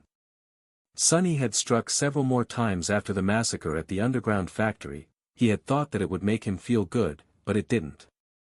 The things he did were not pleasurable. There was a rush and a satisfaction of a clean kill, but at the same time, there was disgust and an overwhelming sense of what a waste this whole mad disaster was. It was just something that had to be done. And even then, as time passed, Sunny was starting to lose sight of why he was even doing these things. Was it all futile? It sure seemed that way. And so, every time he happened to be near a port fortress, Sunny liked to watch the ships depart. This, at least, was something obvious. A palpable result. With each vessel that sailed away, more refugees were taken away from this hell. He climbed the walls of the fortress to watch the ships leave today, too. This time, however, something felt different. It was as though a sudden tension permeated the air. Sunny sighed. He felt as if things were about to change. Sunny was watching the battleship move across the tumultuous surface of the ocean. But, of course, he was watching other things at the same time as well. His shadows were spread throughout the port fortress, absorbing all kinds of information. One was hidden in the barrel of an overheated rail gun, watching nightmare creatures lay siege to the walls of the stronghold. A deathly downpour of projectiles, both mundane and magical, was falling on the surging mass of attacking abominations. Figures of knights could be seen within the horde, moving to eliminate the most dangerous targets. Saint Gilead was also there, clad in a suit of lustrous armor, facing the nightmare creatures like a bastion of immovable courage and steel. It was a familiar scene. Another shadow was with the refugees who were nervously waiting for their turn to board the ships. The sounds of the battle were too oppressive to talk freely, but they couldn't help but whisper, sharing their fears and hopes. Sunny listened carefully, assessing the changes in the mood of the civilians, as well as how they perceived the conflict. From time to time, he managed to learn something interesting from the rumors spreading among the refugees. A third shadow was with Nephi's, who had entered the field hospital beneath the fortress wall some time ago. She was kneeling in front of a bloodied stretcher, holding her hands above the terrible wounds covering the body of a mundane soldier. A soft radiance emanated from beneath her skin, and the wounds of the young man were swiftly closing. Her face was motionless and pale. There were many people behind her who had been in the throes of suffering not too long ago, but were now healthy and whole. They were looking at her with eyes in which indescribable relief mixed with awe and reverence in equal measure. The fourth shadow was with Sunny himself. And, of course, the fifth shadow was slowly making its way into the sealed chamber where Morgan had gone a dozen or so minutes ago. Usually, Sunny would not risk getting that close to the Princess of War when she really wanted to keep her conversations private. But today was a special day. It was not because the main force of Clan Valor had left their designated siege capitals and assembled in this pot fortress to give battle to a large horde of migrating nightmare creatures. Things like that happen from time to time, when it was more advantageous to deal with the threat sooner rather than later. No, it was because today, Saint Maddock had returned from his clandestine mission in the territory of Clan Song. To this day, Sunny was not sure whether Ascended Bast was truly the current vessel of Mordred, one of his reflections, or simply a diversion meant to sow confusion among his enemies. At times, Sunny had felt certain that the bleak man was none other than the Prince of Nothing, but he still harbored some doubt. Whispering Blade was going to dispel his doubts once and for all. The shadow did not manage to enter the sealed room, doing so would have alerted Morgan about its presence, but it did manage to slither into a service duct running above it, and peek inside through the small gap in the ceiling insulation. Sunny frowned as he watched the ocean, noticing a disaffectionate expression on Saint Maddock's face. The fearsome transcendent was talking, his voice even. Waiting for me. It was a trap from the very beginning. Which would not have been too inconvenient if Ascended Bast was, indeed, the abomination. However, he was not. I confirmed it. Morgan leaned back and sighed. Still. It couldn't be helped. We had to eliminate the possibility. She lingered for a few moments, then asked. How serious was the trap? A faint smile appeared on St. Maddox's face. Throwing a quick glance at the young woman, he chuckled. You don't have to worry about this old man, Morgan. Silent Stalker and Dire Fong were there. I could not leave without saying a proper goodbye, though, so they'll have a few new scars to brag about. Many kilometers away, Sonny tilted his head a little. Such arrogance. However, was it really arrogance if Maddox was powerful enough to back up his words, and lethal enough to make each of them count? Regardless of that, one question remained. If Ascended Bast had nothing to do with Mordred, then where the hell was that bastard, really? In the sealed room, Morgan echoed his thoughts. The situation is problematic, then. None of the divinations managed to pinpoint his location. Either Queen Key was generous enough to bestow that person with a truly powerful obscuring memory, or he has some means of avoiding our gaze of his own. It is strange, though. How could a mere master achieve such a thing? Maddox frowned. We weren't able to confirm his ascended ability. Maybe it has something to do with that. You can't forget what rank his aspect is, Morgan. Not paying attention to a dark expression on his niece's face, Whispering Blade added. He might be closer than we think, too. These strange attacks we suffered recently, weren't our diviners strangely unable to ascertain anything about them? It can't be a coincidence. Morgan remained silent for a while, then shook her head. There is some correlation, but the pattern doesn't fit. More than that, the countermeasures we have in place to confirm the identities of our ascended showed no anomalies. We can't check every refugee, mundane soldier, and awakened, of course. Maddox thought for a few moments. What about that government brute, Ascended Sunless? A slight smile appeared on Morgan's face. Who do you take me for? He was the first one I checked. We have studied him thoroughly after the Night Temple incident, as well. Ascended Sunless is certainly not ordinary, his SS designation, service record, and age should attest to that, but he is definitely himself, and not that abomination's vessel. Sonny frowned. Valor seemed to possess some kind of tool capable of determining whether one was possessed by Mordred or not, even if its function seemed to be limited to a small number of people.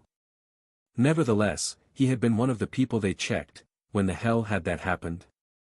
He had not even noticed anything. Back in the sealed room, Morgan frowned. So where is the creature hiding?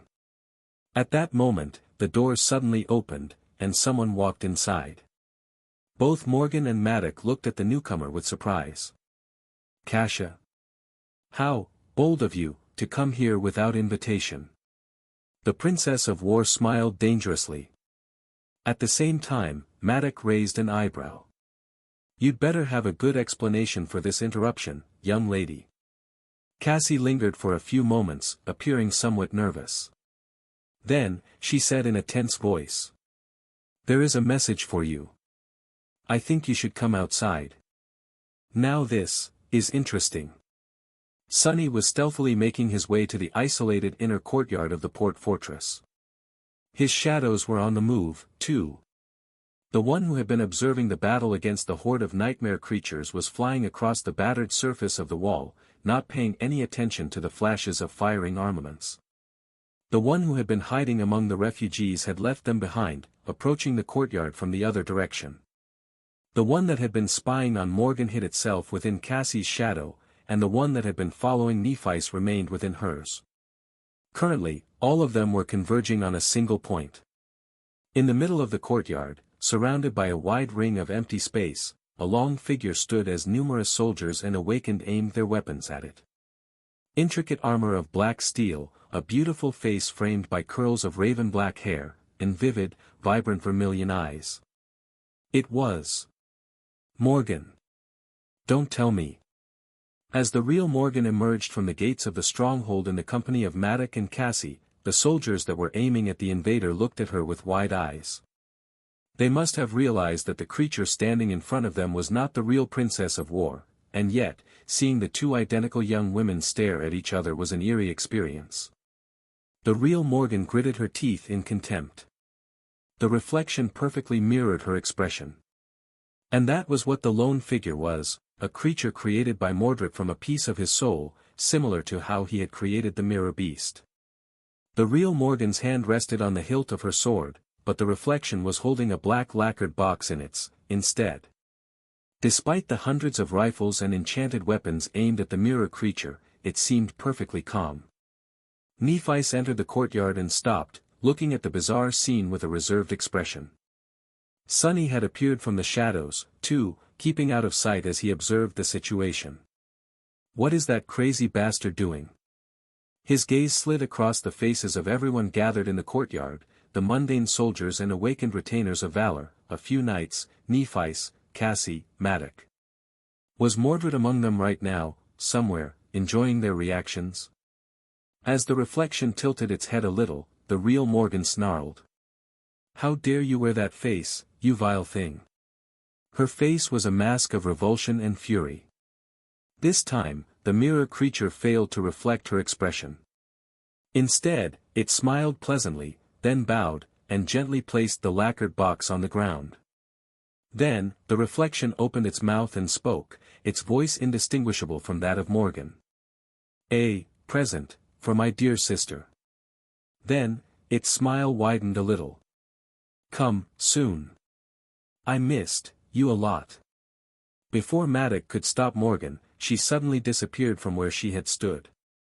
Her speed was too great for the mundane soldiers and the awakened warriors to trace with their naked eyes, but Sunny saw it, a black and red blur that cut across the courtyard, approaching the reflection with the speed of a bullet. He knew better than most how terribly dangerous these creatures were, so Sunny expected to see a tremendously destructive fight. He even prepared to retreat, but, to his surprise, the dire battle never happened. It was not because Morgan revealed one of her hidden trump cards, and neither was it because Maddox intervened. Instead, it was simply because the reflection did not even try to defend itself. It just stood there, smiling pleasantly, as Morgan's sword pierced the breastplate of the black armor and exited from the creature's back. Slowly, a net of thin cracks appeared on the skin of the reflection. Morgan's eyes widened slightly as she watched the perfect copy of her face slowly crumble into a rain of glass shards, which then disappeared without a trace in a flash of silver light.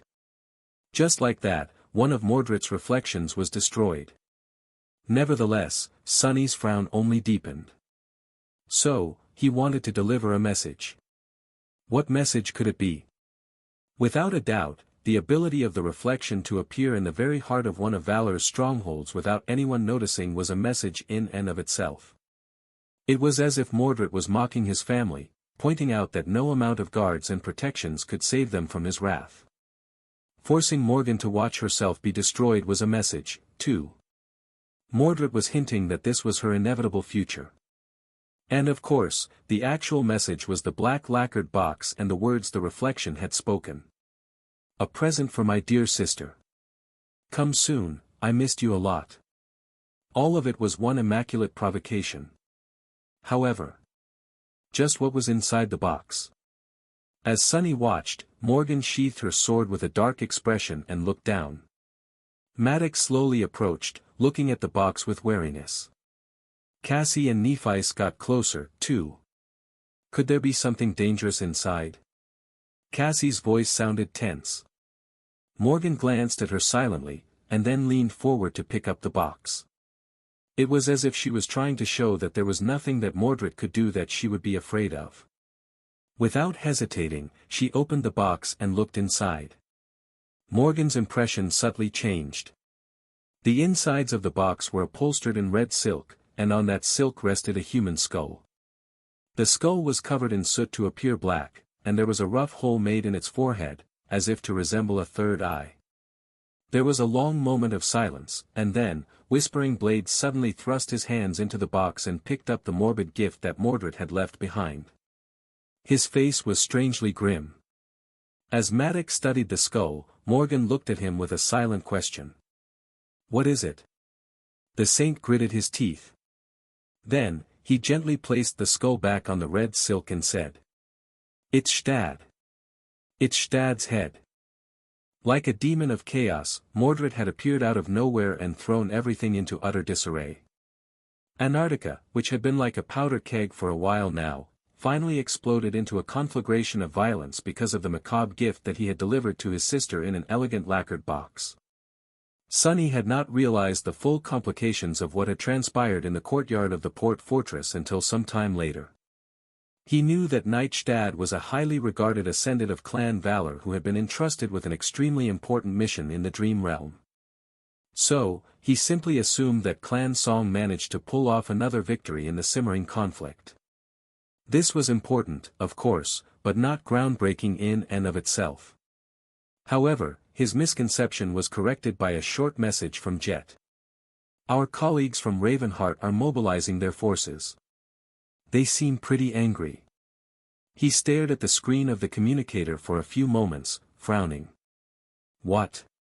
Why would Clan Song be preparing to make a big move in a hurry if the death of Nightstad was a part of their plan? And why would they be angry? Unless, of course, what Mordred had done was not something they expected, or even went directly against their machinations. Sonny's eyes narrowed slightly. Don't tell me. Had Beastmaster, perhaps, received something like that black lacquered box, as well? What the hell is that madman doing? Feeling an ominous premonition, Sonny deactivated the communicator and hastened his steps. He was walking across the inner courtyard where the confrontation between Morgan and the Reflection had happened not too long ago, heading toward the main keep. His shadows were already inside. They were trying to get closer to Morgan, Maddock, Nephice, and Sir Gilead, who had all gathered for an emergency meeting after the discovery of Stad's skull. Taking a considerable risk, he eventually managed to gain access to their conversation and learn a few more things about what Mordred's message really meant. Sonny's frown deepened. Black Skull Citadel. So, the scouts sent into the Nightmare Desert by Valor had managed to discover a working gateway somewhere in its depths. The clan in possession of a citadel would gain a staggering advantage in the task of reaching the tomb of Ariel, so Morgan and Maddock had put a lot of effort into keeping that information secret. They had even kept reinforcements to a minimum to not risk revealing Nightstad's location through irregular troop movements. And yet, Mordred had somehow managed to not only learn of the clandestine mission, but also intercept and slaughter the force tasked with capturing the citadel. Including the powerful master in charge of it. Which would logically mean that the Black Skull had fallen into Song's hands. However, it had not. That much was apparent from the fact that Song was mobilizing their forces in a great hurry. If Sonny knew of it, then Morgan surely knew as well. So, if neither Valor nor Song controlled the citadel, then who the hell did? The answer was obvious. It was Mordred. Mordred alone. Which might as well have as meant that the Black Skull Citadel was currently empty. No matter how powerful the Prince of Nothing was, a single master was like an ant when compared to the might of a great clan. Even with a divine aspect and his reflections, Mordred was incapable of keeping what he had stolen.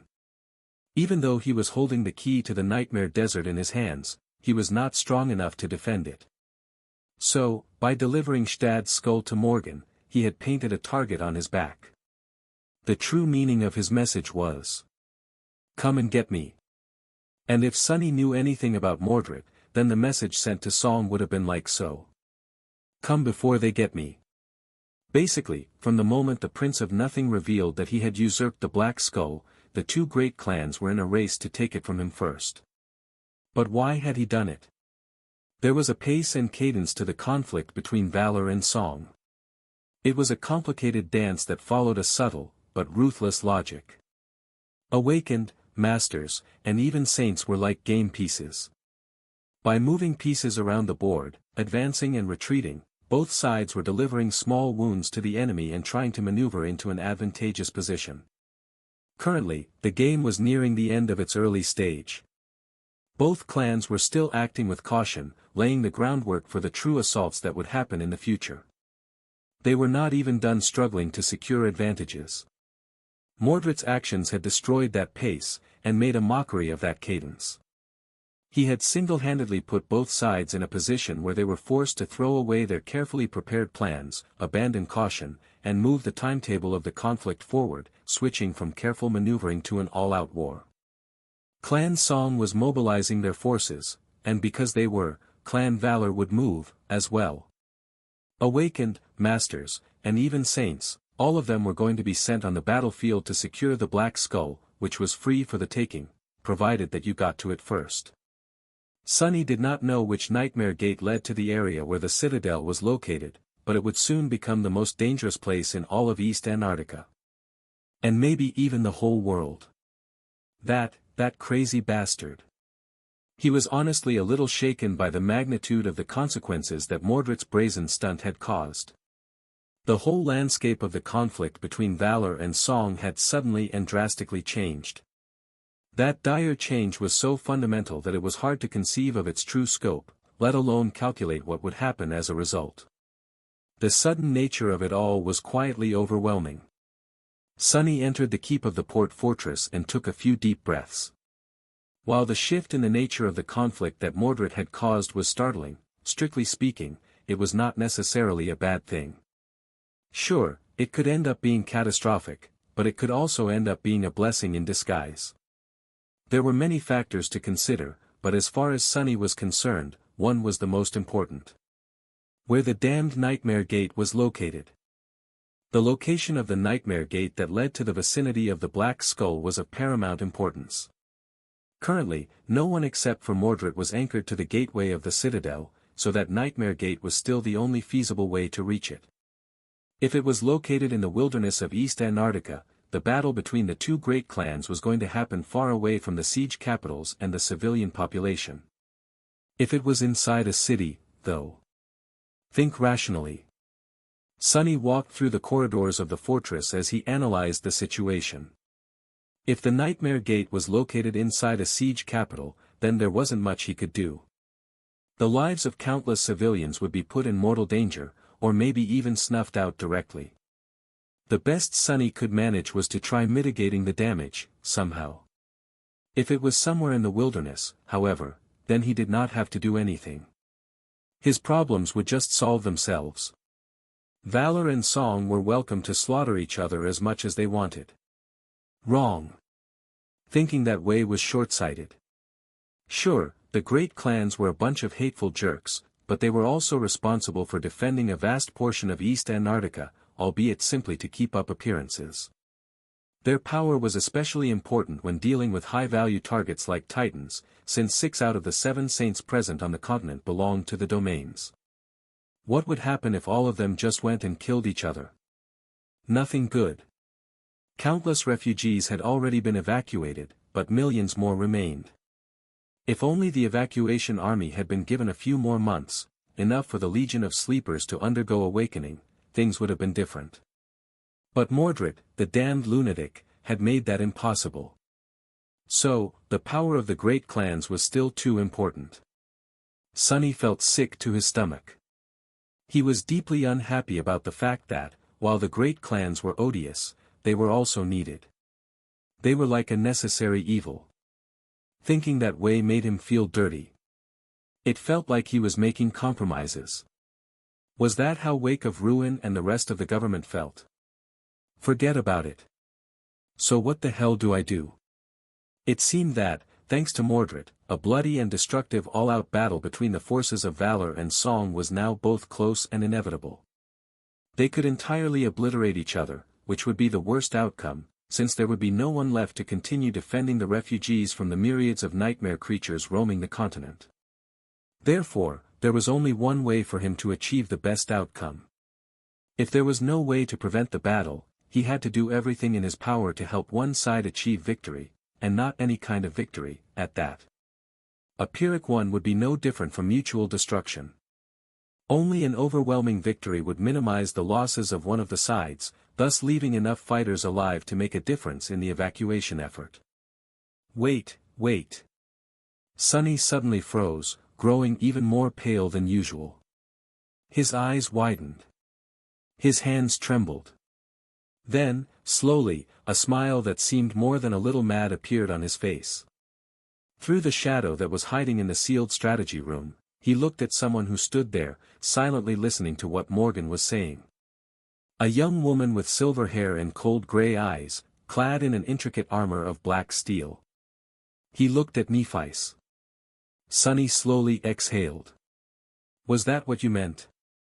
Was it not exactly what she had told him a lifetime ago, during the opulent ball of the great clan Valor? That he would follow her not because she had ordered him to, but because he wanted to, with a smile on his face. That their fates were intertwined. On that day, Sunny had rejected Nephis and refused to follow her into the embrace of Clan Valor. Instead, he enlisted in the first evacuation army and left for Antarctica. So much had happened since then. And yet, here he was, planning to fight side by side with her under the banner of the great Clan Valor, helping them in their sinful war against the great Clan Song. Entirely of his own accord. Sunny reached with one hand and touched his neck, as if checking to see if there was a slave collar on it. What is this bitter feeling?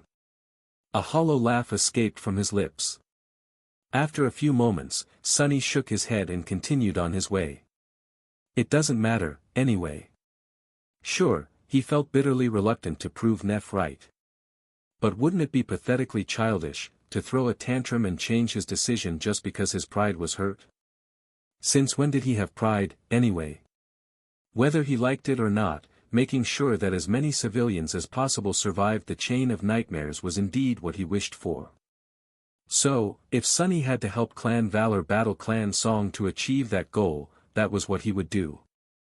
There was the possibility of helping Song defeat Valor instead, too.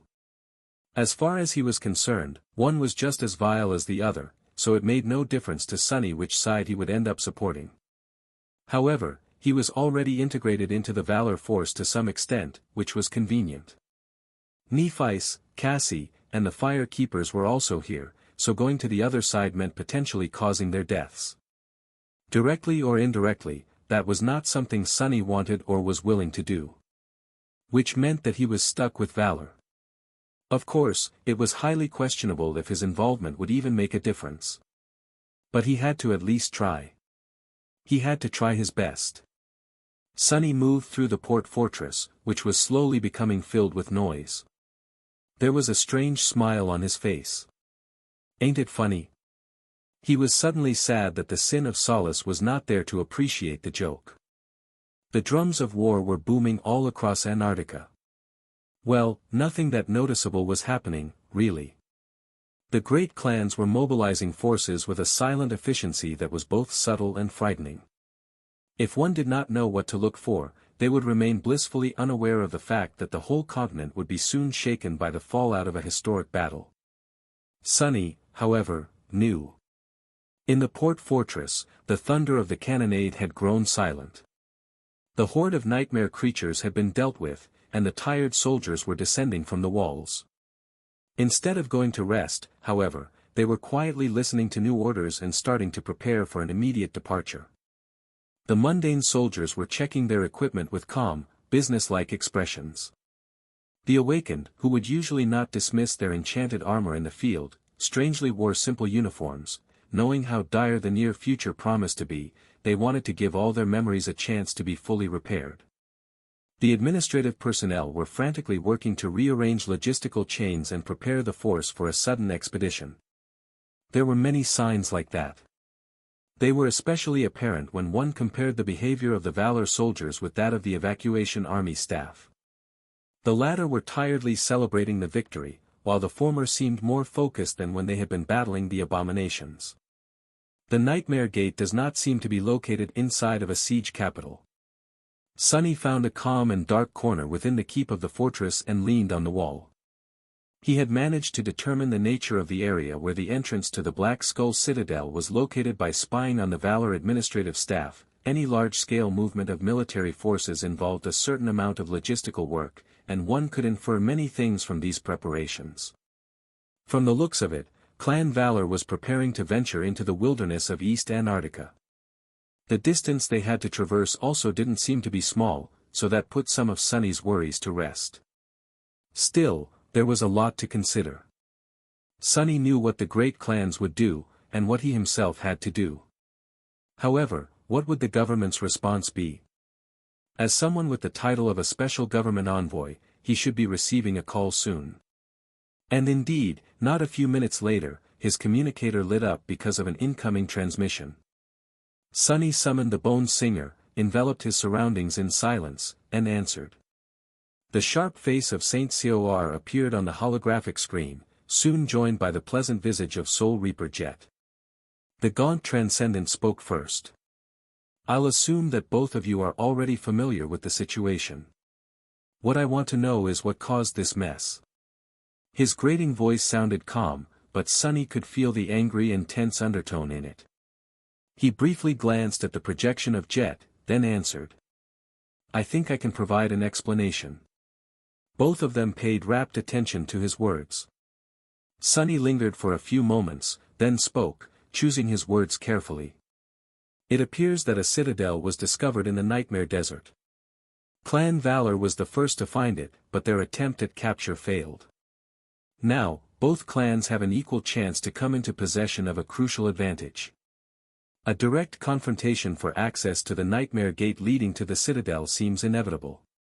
He paused, and then added evenly. They are going all out. As Saint Cor's face darkened, Jet nodded. I can confirm. Sunny did not know what the veteran saint was thinking about, but he felt chills even through the holographic projection.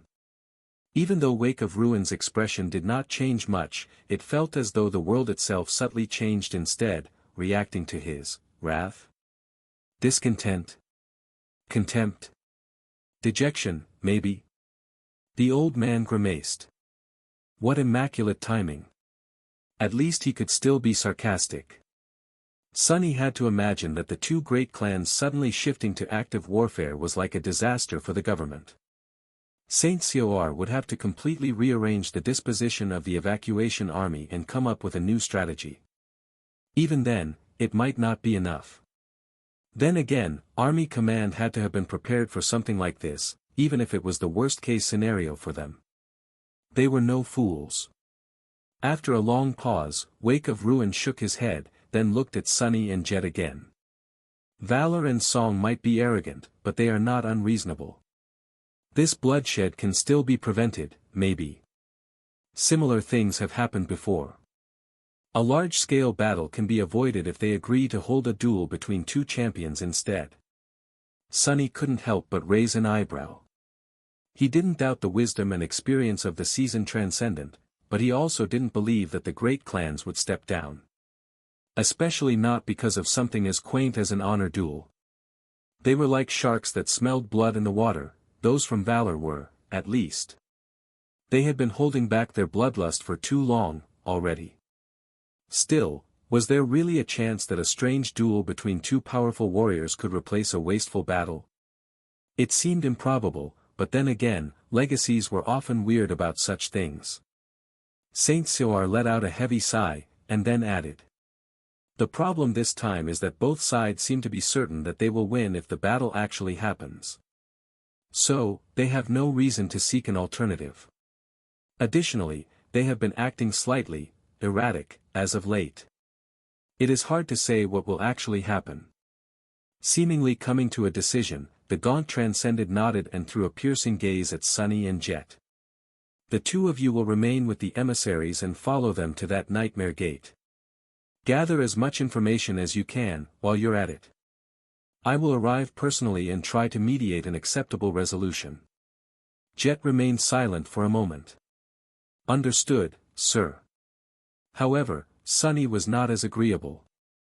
What if you can't? His irreverent question, or maybe the fact that he even dared to ask a question, seemed to surprise the old saint. Wake of Ruin stared at him darkly. After a brief pause, he said simply. Then we withdraw and try to salvage the aftermath. With that, he terminated the call. The gaunt face of the government saint disappeared, leaving Sunny and Jet alone. Soul Reaper looked at him and smiled. How can she even smile in this situation? Oh, my. I know that look. You're thinking about doing something crazy, aren't you? Sunny glanced at her darkly and shrugged. I don't even know what is crazy anymore. Jet chuckled. That is not a good sign at all. He studied her face somberly, then said quietly. If Wake of Ruin fails in his negotiation, Valor and Psalm will really clash. At that point, the best move would be to support one side against the other, in order to preserve as many fighters as possible. Are you ready to make that decision? Soul Reaper's smile grew bleak. The government can't break its neutrality. Even if it's beneficial at the moment, the consequences would be catastrophic in the long run. Sunny simply stared at her. I am not asking about the government. I am asking about you. There were times when people could not escape making tough choices. Sunny had long made his, and Jet would have to follow suit, whether she wanted to or not. Of course, doing nothing was also a choice. However, she had always positioned herself as a cog in the government machine, but maybe it was time for Soul Reaper to think for herself. Sunny hoped that she would, at least. Jet lingered for a while before answering. Eventually, she said. Let's see how it goes. Then, her face disappeared. The screen of the communicator switched off, leaving Sunny in the darkness. He sighed and dismissed the Bone Singer, then left his temporary shelter. An all-out battle, or a duel of two champions. I wonder which one will end up happening. He hoped for the best, but had to prepare for the worst. Although both clans were assembling their armies with urgent haste, it was not an easy thing to move a military force across East Antarctica. The wilderness was infested with countless abominations, and nightmare gates were everywhere, making every route slow and dangerous. Clan Valor was in a slightly better position because they had coincidentally pulled most of their forces together prior to Mordred's revelation, in order to destroy a migrating horde of nightmare creatures. Still, there were many warriors and assets that had been left behind in the siege capitals, who now had to join the main body of the Great Clan's contingent. There was Saint Tyrus, for example. The fact that Dire Fong had been able to join Silent Stalker in ambushing Whispering Blade proved that she alone was not enough to contain the enemy Transcendent, so there was no point in keeping her in a distant government siege capital. So, Sky Tide had been recalled, and was en route to join the war party. There were other squires and even knights that had to be summoned, as well. So, for the first few days, progress had been slow. Most of the mundane personnel had been left behind, and now only the awakened were following Morgan toward the fateful Nightmare Gate. Nevertheless, their number was too great to pass unnoticed, and so, skirmishes with nightmare creatures happened almost every hour. Many of these skirmishes threatened to grow into something more serious if not resolved swiftly. In these cases, either Morgan's echoes or one of the saints joined the melee to prevent the small-scale confrontations from becoming dire battles. Sunny was not required to participate in them, of course. Actually, he found himself in a somewhat awkward situation. No one had really invited him to join the expedition, and his status was more vague than ever. Officially, he was the government's envoy whose duties concerned the cooperation between Clan Valor and the evacuation army. However, the Great Clan had more or less abandoned the pretense of being in the southern quadrant to help, and was acting against the government's interests. So what was an envoy supposed to do in that situation, exactly? Why was he even needed? Sunny did not have a good explanation, but luckily, no one asked. Whether it was because the warriors of Valor couldn't be bothered or simply did not care, he did not know. In any case, they mostly left him alone. In fact, Sunny was basically ignored. Even Morgan seemed to have forgotten about his existence, which was not too surprising. She had much bigger issues to worry about than the whereabouts of a neutral government ascended. So, Sunny simply stayed in one of the APCs assigned to the Firekeepers.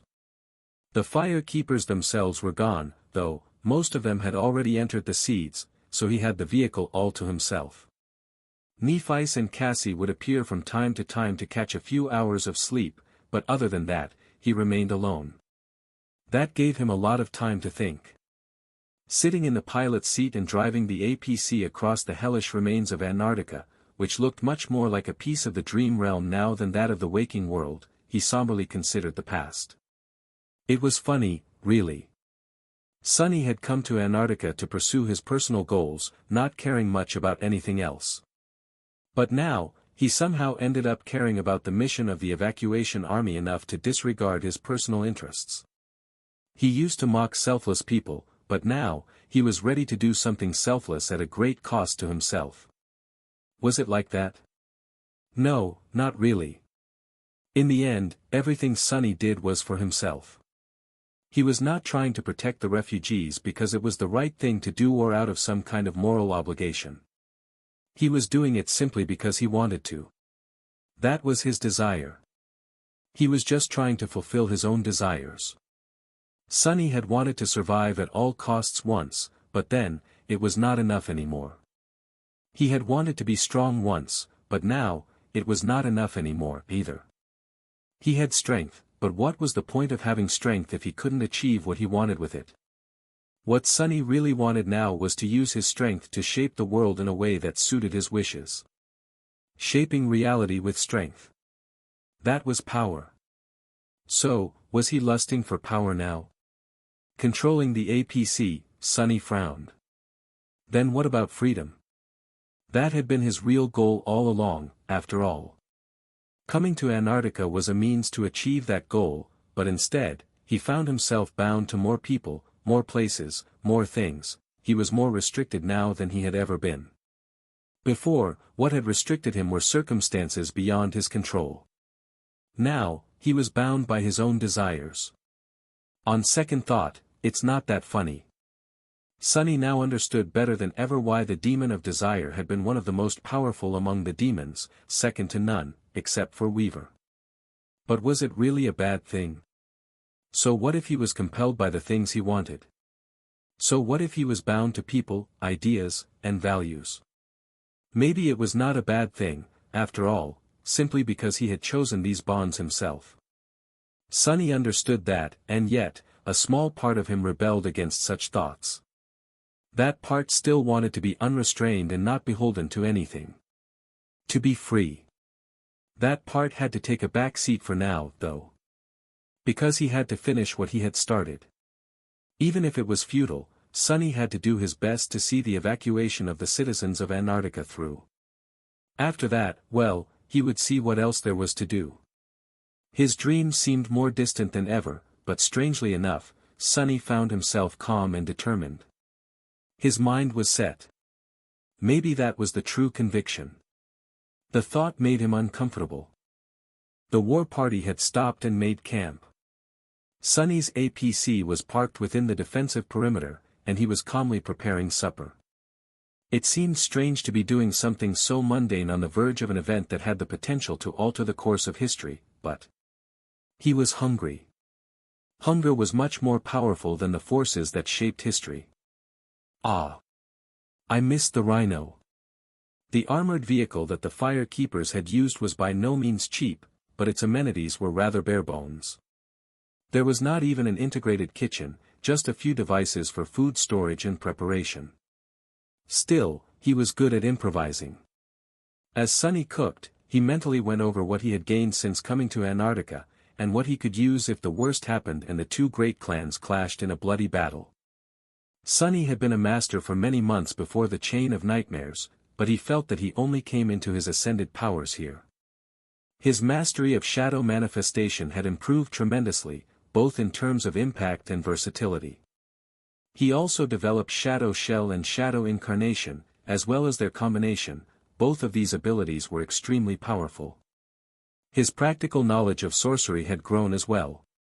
He was now able to copy more complex enchantments, and do it faster. He could even modify them to a degree. Even though the realities of the Antarctica campaign had prevented Sunny from spending a lot of time on weaving, his repertoire was much broader than before. There were new powerful memories in his arsenal, including transcendent ones. The Sin of Solace, the Shroud of Graceless Dusk, and others. There was the Mirror of Truth, too. Chances were, he would have to use it soon. In terms of raw power, Sunny was now a tyrant. He had 5 cores and 5 shadows, which increased both his physical prowess and essence capacity. Strangely enough, even his essence control had undergone a noticeable improvement, unable to rely on the soul serpent in the dire conditions of the southern quadrant, Sunny had been forced to elevate this aspect of his power to an almost flawless efficiency. Then there were his shadows. He had gained a new one, the ravenous fiend. Now that imp had feasted on the remains of the Sun Prince, the scrawny goblin was strong enough to be sent into battle. Nightmare was close to both ascension and unlocking his terror ability. Saint had risen both in class and rank, becoming a transcendent devil. That alone was an incredible leap for him, but the sublimation of the mantle of the underworld was perhaps no less important. His new attribute, the marble shell, improved his resilience and combat performance to a remarkable degree. Honestly, having it was almost like possessing a secondary aspect. Considering all that, it was hard to deny that the present Sunny was incomparably more powerful than his past self from before Antarctica. The comparison was not even funny. That past Sunny was nothing more than a feeble brat. Ironically, Sunny had come to the southern quadrant in search of strength, and although he stopped caring about that goal a long time ago, he ended up achieving it nevertheless. Despite it all, though, he felt that there were much more valuable things he had gained here. Things that went far beyond shadows, memories, and attributes. The experience he had gained, the skills he had honed, the lessons he had learned, those were what truly separated him from his past self. Those were what made him truly stronger. From the darkness of the polar night and the desperation of the Antarctic center to the cold expanse of East Antarctica and its many dangers, Sunny had grown and matured. He had gone through countless battles and achieved many improbable victories. There had been harrowing defeats, too. Those had taught him as well. Preparing utensils for 3 people, Sunny looked into the distance and sighed. He would be turning 21 in about a month. There had been a time when he was not even sure that he would make it that far, but now, here he was. I don't really feel young anymore. Maybe someone like Wake of Ruin would laugh at these words, but Sunny truly felt that way. He had never really gotten a chance to be a child, and now, he was not a youth anymore, either. Am I old, then? As Sunny was pondering the vicissitudes of life, the hatch of the APC opened, and Nephice came in, soon followed by Cassie. The two had been spending the last few days in endless strategy meetings, so both looked exhausted. The smell of freshly cooked food made both of them relax. Noticing the distant expression on Sunny's face, Nephice tilted her head a little and asked, "What are you thinking about so seriously?" He flinched, then shook his head and continued setting the table. "Ah, nothing serious. I was just thinking, that I'm too old for this crap." She frowned, then pierced him with a cold gaze. "I'm older than you, though." Her meaning was clear. "Are you calling me old?" Sunny grinned. "Yes, yes. Forget I said anything. Come, Nuna, let's eat, who knows when we'll get a chance to enjoy a proper meal again." The two gave him strange looks and sat around the small fold-out table, looking down at the dishes he prepared. Well, really, there was just one dish, the everything pot slop that Professor Abel had taught him how to make. Sunny sat down, too, and put a generous serving on his plate. "But honestly, you're not even a full year older than me, while Cassie is not a full year younger than me. So, let's speak comfortably." He put a spoonful of the weird slop into his mouth, then smiled at them. Cassie hesitated and cautiously nudged the slop with a spoon. "What even is that?" Sunny grinned. "Ah, I am glad that you asked. This is an ancient dish that has been passed down from person to person since the dark times. As I was told, it was initially inspired by corpse meat." They ate in comfortable silence. Sunny knew that both Nephice and Cassie were tired and only had a little time to rest before Morgan would need them again, so he did not waste that time with idle conversations. It was not like he had a lot to say, anyway. Still, there was one question that he had to ask. Pushing the plate away, Sunny glanced at Nephice and lingered for a moment. "I was told that there might be some kind of duel instead of a battle. Do you think it's possible?" She did not hurry with an answer. Neph cradled a cup of tea in her hands as she stared into the amber liquid. Eventually, she said. I don't know. It is, a kind of tradition. The legacy clans would not have survived if they resolved every conflict by spilling rivers of blood. There are actually not that many of us, after all. However, neither valor nor song are acting the way they used to. So it's hard to tell. Sunny remained silent for a few moments, thinking about who the champions were going to be if the duel really happened. Would the great clan send saints to fight each other? Or masters? Would Morgan and Mordred cross swords and spill each other's blood? Or would Morgan send Nephites to fight in her stead?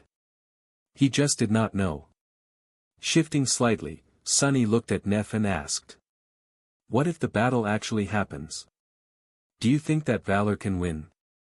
Up until now, it seemed like Clan Song was confidently pulling ahead.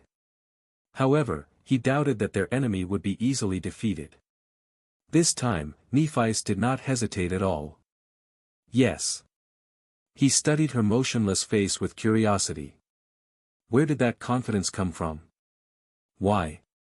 Sunny expected Neff to say something in her usual style, like, because I am with them, or, because that is my will. However, she simply shook her head and said in a slightly subdued tone. Because they are of war. He blinked. Indeed, she was right. Clan Valor was the clan that had inherited the lineage of War God, the deity of warfare, life, progress, technology, craft, and intellect, as well as the patron goddess of humanity. It was not a coincidence that they were exalted fighters, masters of forging memories, and the most influential clan among both the awakened and mundane humans. They would also be the paragons of warfare. It did not matter if Clan Song had managed to achieve slight superiority at the earlier stages of the conflict, all that mattered was who would get the last laugh, and Sunny had no doubt that Morgan had many diabolical schemes stored in that pretty head of hers. However, there was a slight wrinkle in that theory. He leaned back. That is true. But you forget one thing. Mordred is also a descendant of war. He shared the same blood. And he is with Song. Nephi's frowned. It seemed that she indeed had not put too much weight into Mordred's presence in Antarctica.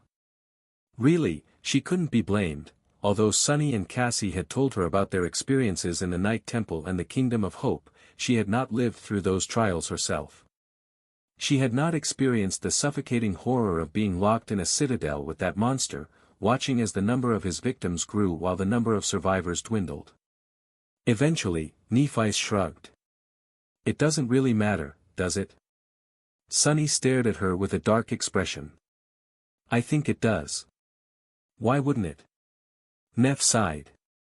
What do I care if Valor wins or loses? I just need to survive. If they win and I help them, my status within the clan will grow. If they lose and I survive, it will grow even more, simply because there will be fewer powerful warriors for the clan to lean on. In their absence, my importance will grow. Either way, many members of both Valor and Song will die. As she spoke the last words, white sparks ignited in her eyes. Suddenly, the interior of the APC seemed to be filled with incinerating heat. Nephi's had been acting strangely placid for a long time, so Sunny almost forgot how frightening her murderous obsession was. He looked at her, surprised by that cold logic. Well, she was right, in a way. But it matters to me, though. Nephi blinked a couple of times, startled, then looked at him in confusion. Why? Sunny frowned. Because these people that are going to die are supposed to be protecting the refugees from the hordes of nightmare creatures. Who is going to do that if the bastards all kill each other? Neff seemed as if she didn't know what to say. She remained silent for a long time, then sighed. I wouldn't put my faith in the great clans. Doing so will only lead to ruin. Sunny chuckled, thinking how funny that sounded coming from her. Shaking his head, he then looked at Cassie, who had been silent until now. What about you? What do you think? Any helpful visions of the future? Cassie smiled weakly. No. No helpful visions. She touched her hair, and then suddenly said. Oh, but I think that you should check on Rain. Sunny flinched. His eyes widened. Why? Have you seen something? Cassie tilted her head, then paled slightly and looked away in embarrassment. Ah. I'm sorry. I worded that poorly, I think. No, I haven't seen anything. It's just that we are going to venture deep into the wilderness, and who knows what will happen next. Chances are, we're not going to have access to the network for a while, so, you mentioned that you're exchanging messages, and she might get worried. Sunny stared at the blind girl for a few moments, flabbergasted. Standing up, he picked up the plates and walked away to clean them. Gods, think before you speak next time, all right? You almost gave me a heart attack, damn it. Go to sleep, you two. Nephice and Cassie climbed into the sleeping niches while he washed the dishes. Once that was done, Sunny threw an irritated look at the niche where the blind girl was sleeping and grimaced. She is right, though. I might not be able to send a message to Rain for a while. Settling in the pilot's chair, he took out his communicator and checked his messages. To his relief, Rain was perfectly fine. She was going to school, training, and showing zero symptoms of being infected by the nightmare spell. Soul Serpent was with her, as well, so Sunny allowed himself to calm down. He stared at the screen of the communicator for a while, then sighed and started typing. Yeah, I'm doing well. Naturally. Remember that promotion I wrote about? Well, I am a glorified pencil pusher now. Most of my duties have to do with confirming requisition requests and forwarding letters. Honestly, it's driving me crazy. Scouting the wild expanses of the southern quadrant alone was much more fun. Anyway. I've been thinking about this and that recently. Like what I want to do with my life, and how I'm not that young anymore. Stupid stuff like that. So, this is what I was thinking about. As he typed the long message, the cold sun slowly moved across the sky outside the APC, never falling behind the horizon. The day never seemed to end, but time was flowing by. Soon, the forces of two great clans were going to meet in the wilderness of East Antarctica. The outcome of their ill-fated clash could very well decide the fate of the dying continent.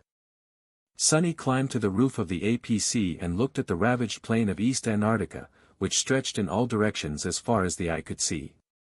He could have sent his shadows instead, but on a day like today, Sunny wanted to see it all with his own eyes. The ground was gray, and the stormy sky was gray, too. The ribbons of shallow brooks and the distant lakes were dark, resembling lead. The world seemed to have grown deathly silent, like a predator preparing to lunge at its prey. The air was brimming with suffocating tension. In front of him, at some distance, an abandoned outpost could be seen, tilted and with its alloy walls ripped open.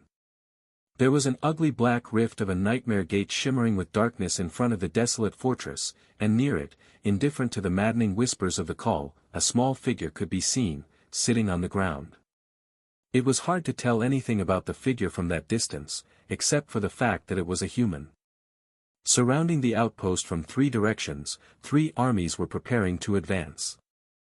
The Great Clan Valor, the Great Clan Song, and the hastily assembled government force that was supposed to mediate a compromise, through effort and a bit of luck, or misfortune, depending on how one looked at it, all of them had reached the Nightmare Gate on the same day. Then again, maybe it was part of some insane calculation. The gate was situated at the very border between the territories of the two clans, and at that point, Sunny wouldn't be surprised by anything. He was still with the war party of Clan Valor. The awakened warriors had already disembarked from the transports, and were now silently assembling into a battle formation. Those that would be fighting on foot were positioned at the center, and those that rode echo mounts were assembled at the flanks. 5 people stood in front of the loose phalanx: Morgan, Maddock, Nephice, St. Tyrus, and the Summer Knight. Opposite them was a much larger force. Sunny could not really see, but he knew that Beastmaster, Silent Stalker, Dire Fong, and Seishan were leading it. Behind them were the awakened warriors of Song, and, surrounding the awakened, was a sea of enthralled nightmare creatures. Countless thralls were standing motionlessly, as if frozen in place. It was eerie and deeply disturbing to see the abominable monsters acting so subdued and obedient. The government force was by far the smallest of the three, numbering just 100 awakened or so. Even though they were too far away to make out details, Sunny felt an overpowering sense of unease radiating from their small formation. Well, they were right to feel scared. Not only could the plain soon become a battlefield, but the abandoned outpost, and the nightmare gate in front of it, were deep within the hunting grounds of a corrupted titan. The creature was nowhere in sight, for now, but there was no guarantee that it would not arrive soon, attracted by the smell of human souls and spilled blood. What a disaster! Sunny was full of hatred toward the great clans. His contempt was justly earned, too. He had personally killed many members of Song and Valor, be it through sabotage or with his own hands. And yet, he was not happy to see them preparing to slaughter each other. He was not sad, either. Just, resigned. In any case, there was no place for useless emotions right now. Sunny had to steel himself and prepare to do what was needed. Neither army seemed to be moving. The wind was picking up, and the lonely figure in front of the nightmare gate remained motionless, as if inviting them to approach. After a while, several people separated from the formation of the government awakened and walked forward. As if it were a signal, Morgan took a step forward. The rest of the Valor leaders followed her, and after hesitating for a bit, Sunny jumped down from the APC and hurried to join them. As he left the formation, he glanced at Cassie, who had stayed back and was flanked by 2 Knights of Valor. The blind girl seemed calm, but he could see her hands trembling slightly. Leaving her behind, Sunny caught up with Morgan and the rest. Nephice and Tyrus looked at him with inscrutable expressions, but the princess herself seemed amused by his decision to involve himself in the negotiation. "Master Sunless, how nice of you to join us." He glanced at her darkly and shrugged. "Well, my boss is over there. What else am I supposed to do?" Morgan chuckled, seemingly unbothered by the fact that she, and all her people, could very well die today. In fact, she looked almost excited. "Indeed. And what does a government agent like yourself think about the situation?" Sunny frowned. "First of all, I am not a government agent. I just volunteered my services to the evacuation army, for the duration of the Antarctica campaign. Secondly, I think that all of you have lost your minds." Sunny had a lot of thoughts about what was happening, but it all boiled down to the fact that he still did not clearly understand the motives of the great clans. From his point of view, this whole despicable war was pure lunacy. Which meant a lot, coming from him. Even if Sunny considered the desire of the sovereigns to expand their domains, many things still didn't make any sense. The timing of the conflict, the wasteful strategies, the excessive urgency of their actions, neither Valor nor Psalm were behaving normally. They were not fools, so. There had to be something wrong with their heads, surely. Morgan smiled. "Lost our minds? Ah, I see. I guess it would indeed look like that, from the sidelines." Her smile disappeared, replaced by cold ruthlessness. "However, I can assure you. It is the world that has gone mad, not us." After that strange remark, there was no more time to talk. The nightmare gate drew nearer, and finally, Sunny could see who was waiting calmly in its shadow. It was a slender young man clad in a suit of dark armor, with pale skin and raven-black hair. His face was sharp and thin, not exactly handsome, but at the same time charming and strangely beautiful. His most striking feature, though, were his eyes, which didn't seem to possess a color of their own, and instead reflected the world back on itself like 2 pools of liquid silver. Mordred had been crouching on the ground, his expression calm and reserved. Noticing the approaching emissaries, he slowly rose and looked at them with cold intensity. Sunny expected a familiar grin to appear on the lips of the Prince of Nothing, but instead, Mordred remained strangely impassive. Then, finally, a corner of his mouth bent upward in a dark, joyless smile. "You've finally arrived. You've finally arrived." Three groups of people stared at Mordred with different expressions. First were the emissaries of valor. Morgan and Maddock kept their emotions in check, while Sky-Tide and Summer Night seemed grim.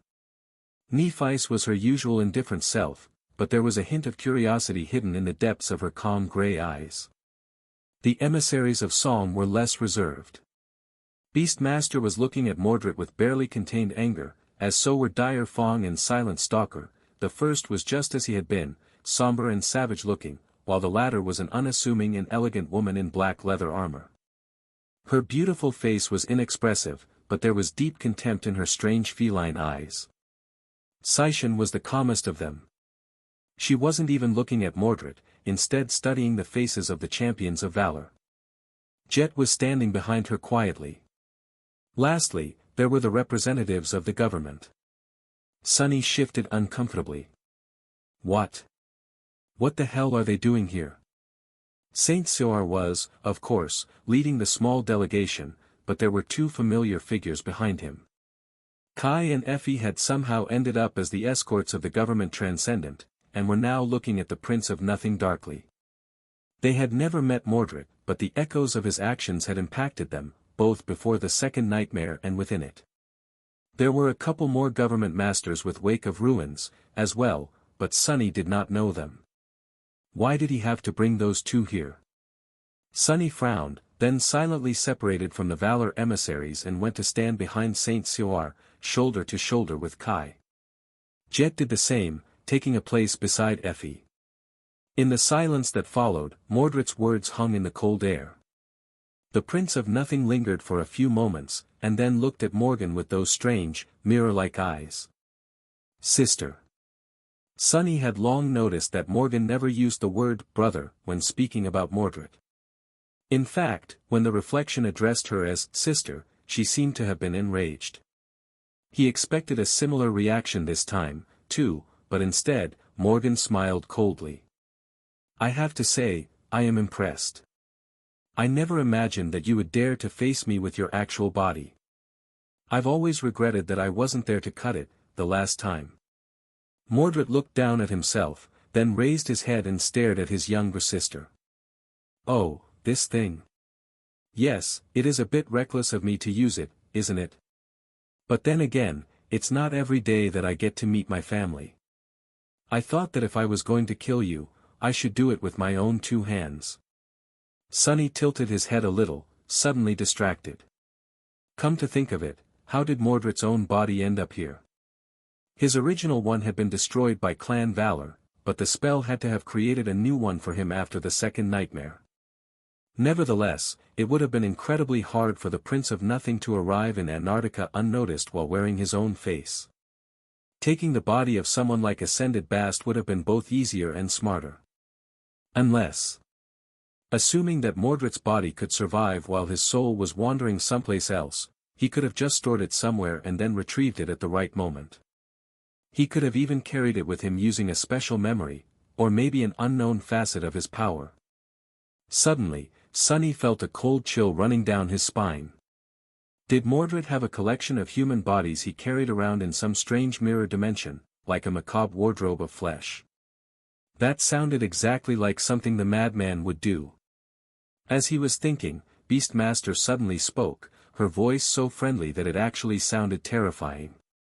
I am very sorry to interrupt this touching family reunion, but, at the risk of sounding petty, could I maybe receive some explanations? Prince Mordred, if I may, why couldn't you just follow the damned plan? Don't tell me that you've been secretly working for your father this whole time. That would be such a disappointment. Mordred remained silent for a moment, then glanced at the alluring saint with a somber expression. It is nothing like that. Please accept my sincere apologies.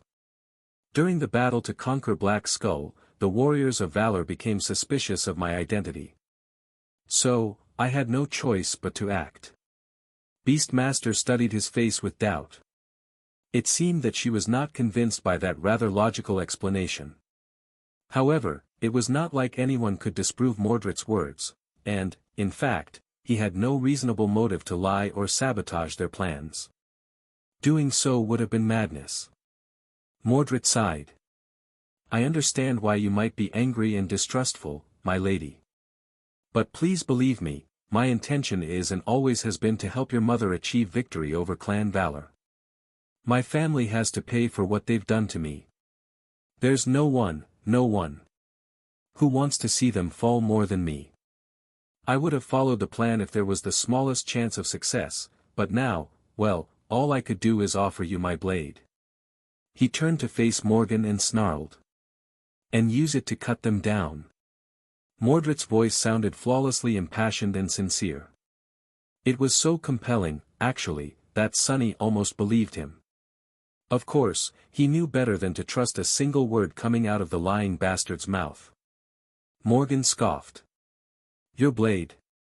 What can you even do with a blade? She unsheathed her own sword and leaned on it, smiling. Come on, show me. There was something very strange about that sword. Sunny had never seen it before, and he suddenly felt chills when looking at the austere double-edged blade. Mordred stared at the sword, as well, his expression growing bleak. After a few moments, he said quietly. I guess he is watching, then. Then, his lips suddenly twisted into a dark grin. Well, in that case, let's give him a good show. With that, the air around him suddenly rippled, and 6 mirror shards became visible, hovering above the ground. Sunny's eyes narrowed. Reflections. Transcendent, all of them. Then, the mirror shards suddenly glinted, transforming into human figures. Nephi's finally showed a reaction, white flames ignited in her eyes. There, surrounding Mordred, now stood 6 people. As he smiled, the reflections of Whispering Blade, Summer Night, Sky Tide, Beastmaster, Silent Stalker, and Dire Fong smiled with him. 6 reflections, 6 transcendent beasts. All assuming the shape of the saints of the great clans. Sunny felt cold as he looked at the smiling faces of the simulacrums. And Mordred's face. The rest of the emissaries seemed just as shaken as he was, even if some managed to hide their emotions better than others. The representatives of valor were, understandably, grim. Even Morgan's composure cracked for a split second, revealing a hint of weakness. Saint Cor's pale face grew even more ashen. But even the saints of song appeared startled by Mordred's unexpected show of power. It seemed that they did not know the extent of his abilities as well as they had thought they did. For a few long moments, there was nothing but chilling silence. Then, Morgan spat, her voice full of contempt. Am I supposed to be impressed? What a neat trick. Bravo. Mordred's smile only widened. It was at that moment that Wake of Ruin finally took a step forward and spoke. Enough. What madness is this? The emissaries of the 2 clans looked at him with unfriendly expressions. Mordred did, too, and the 6 reflections turned their heads in perfect synchronicity. The sight of them acting that way was deeply disturbing, especially since the mirror creatures wore familiar, smiling faces. Wake of Ruin scowled, and the subtle scent of slaughter that always followed him intensified. I won't pretend to have authority over your actions, awakened of song and valor, but I am your elder. No matter what benefits you hope to receive from this battle, I know that your losses will be much greater. You know it too. This world of ours has withstood 5 decades of the nightmare spell, and your families rose from that chaos. The reason they have endured while countless others were destroyed is not strength, there were others who possessed strength, but foresight and restraint. So, lower your swords. His grating voice echoes above the plain, making the mighty saints of the great clans listen. Even Madoc, the oldest and most powerful among them, seemed to have some respect for Saint Sioar, who came from the first generation. Still, Whispering Blade was not someone who lowered his head. This conflict won't be decided with words, Wake of Ruin. Too much is at stake. Saint Sioar gritted his teeth. Ah, yes. The rulers will it, so blood must be spilled. However, you are not barbarians. You are the legacy clans, so act like it. Don't you have traditions and protocols for just these kinds of situations? The honorable duel, to death if need be. Why waste the lives of your kin and soldiers when the quarrel can be resolved by two champions? He glared darkly at Madoc and Beastmaster, and then said. Or are you not certain of your strength? His words seemed to have an effect. Sunny held his breath, not even daring to think whether a peaceful, comparatively, resolution was really possible. One person dying was infinitely better than numerous awakened warriors slaughtering each other. So many problems would go away if the damned great clans agreed with the proposal of Saint Cor. He was old and wise, after all. He had seen and survived more than any of them. He must have seen a fair share of such duels, as well. If only Morgan and Beastmaster were able to swallow their pride and agree to a compromise. However, Sunny just could not see Morgan backing off after being provoked by her brother. She had been waiting for an opportunity to make Song bleed for too long. Damnation! But, to his surprise, after a long stretch of silence, Morgan slightly lowered her head and uttered through clenched teeth. A duel is acceptable. We'll relinquish our claim on the Black Skull if we lose. Anne. Her vermilion eyes blazed with rage. I'll act as the champion of valor myself. Who dares to face me? Maddox's eyes widened slightly, and he abruptly turned to her. Morgan. The princess just smiled coldly. It's all right, uncle. Say no more. Sunny was somewhat shocked, but also cautiously excited. Furtively glancing to the side, he noticed a somber expression on Jet's face. Unlike him, she was not looking at Morgan, instead, she was looking at the emissaries of Song. It was surprising that the leader of valor was willing to compromise. It was even more surprising that she had volunteered herself as the champion. Sunny was not sure what the rules of these duels were, but he suspected that Beastmaster could simply send one of her saints to fight, thus killing Anvil's only heir and securing the right to capture the Black Skull in one fell swoop. Was Morgan that desperate? Well, she had all the reasons to be. The forces of Song had already been more powerful than her own, considering the sea of nightmare creatures ruled by Beastmaster. With the addition of 6 transcendent reflections, it was as if Song now possessed 9 saints as opposed to Valor's 3. Was that why she had not only accepted the duel, but also tried to make it seem more alluring to the enemy by volunteering herself as a sacrificial offering? Sunny suddenly felt his heart grow cold.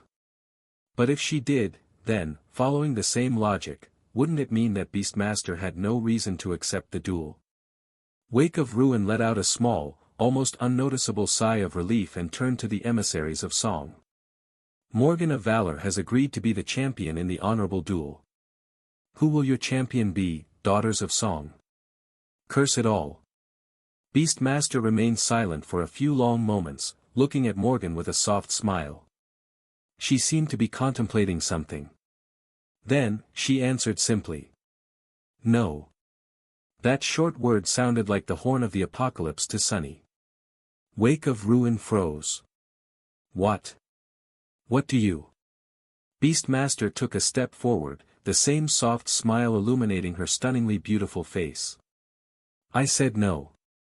There will be no duel. There will be no compromise. There will be no foresight and restraint, no more deals, no more alliances. Only bloodshed. Only war. How does that sound, Morgan? Doesn't it sound nice? She might have considered a duel if her side was not overwhelmingly stronger. But with the 6 transcendent reflections Mordred had somehow nurtured, the scales of power between Valor and Song had become tilted too much in favor of Song. In the end, it was those reflections that made the compromise impossible. Sunny's eyes widened. That bastard. Wake of Ruin hesitated. Don't be unreasonable. However, he was interrupted by Morgan herself. Enough. Her face was pale, but her vermilion eyes burned with sharp, piercing fury. You want war, worms? Good. I like it. I'll show you war. Just like that, and, perhaps, just as expected, the last opportunity to avoid disaster slipped away from their grasp. Saint Sior desperately tried to salvage the situation, but it was hopeless. The armies of both clans were fully prepared to annihilate the enemy, and perhaps be annihilated themselves, on that cold November day. Their bloodlust could not be quenched with words. The fates of countless civilians were about to be decided on a battlefield where humans would be killing other humans, not the nightmare creatures. No, there would be nightmare creatures, too. A sea of abominations would be killing humans on the orders of a saint. Somehow, that fact made the whole situation even sadder. The gods and the demons had fought side by side against the unknown, too, but, in the end, they slaughtered each other. The battle did not start immediately. Sunny half expected the emissaries to lunge forward without wasting even a single second, but after exchanging murderous gazes, they simply turned around to return to their soldiers. The cold sky was full of heavy clouds, plunging the world into grey twilight. The leaders of the two armies were leaving to prepare for battle. Mordred stared at the backs of Morgan and Maddock for a few moments, then threw a quick glance at Sunny and smiled. With that, he left with Sishan, and his reflections followed. Wake of Ruin was motionless, looking at the ground. Somehow, he looked older than usual. A heavy sigh escaped from the saint's lips. Ah, the world is changing too quickly. Or is it me who can't keep up anymore? He lingered for a few moments, then looked at the ascendant of the evacuation army with a heavy gaze. Wake of Ruin hesitated, as if wanting to say something, but then simply shook his head. Withdraw. The ascendant shifted, preparing to follow his command. But Sunny didn't. Instead, he grimaced and took a step away, in the direction where the emissaries of valor were walking. Noticing his movement, Saint Sior frowned. What do you think you're doing, young man? Sunny stopped and looked at him calmly. What am I doing? I'm doing my best to make sure that as many people as possible are evacuated safely. That's the mission I signed up for when I joined the first evacuation army. What are you doing? The old saint stared at him incredulously. Then, sparks of dark anger ignited in his eyes. Standing under the wrathful gaze of a saint was nothing short of suffocating. Don't question my determination, Major Sunless. The government has never broken its neutrality. That is the only way to sustain this world. That is how we prevent it from being destroyed and how we save lives. Sunny truly respected Wake of Ruin. No matter how unpleasant the government transcendent was, he had nothing but admiration for the old man. However, he was fed up with empty words. Glaring at Saint Sior without looking away, Sunny gritted his teeth. Tell that to the millions of people who died in Falcon Scott. Tell that to the families of the soldiers who died under my command. Go tell the people who are going to die because we did nothing today that their lives were sacrificed for the sake of your damned neutrality. Better yet, go to the outskirts and explain to the people there how the government is sustaining them. Or don't, to be honest, I don't care. I'm still going to fight. Wake of Ruin grimaced. You foolish brat, don't be blinded by short-term benefits. We can get involved today, but what will happen tomorrow? What will happen a year from today, 10 years? Stand down. The saint was seriously angry. For a moment, Sunny even felt as if his life was in danger. But then, suddenly, Jet calmly walked away from the government ascended and stood shoulder to shoulder with him. Saint Sior scowled. Reaper, what the hell are you? Jet shook her head. Calm down, old man. Sunny is right, we can't compromise and bide our time anymore. You said it yourself, the world is changing. Old tactics won't work. Going forward, there won't be any easy decisions.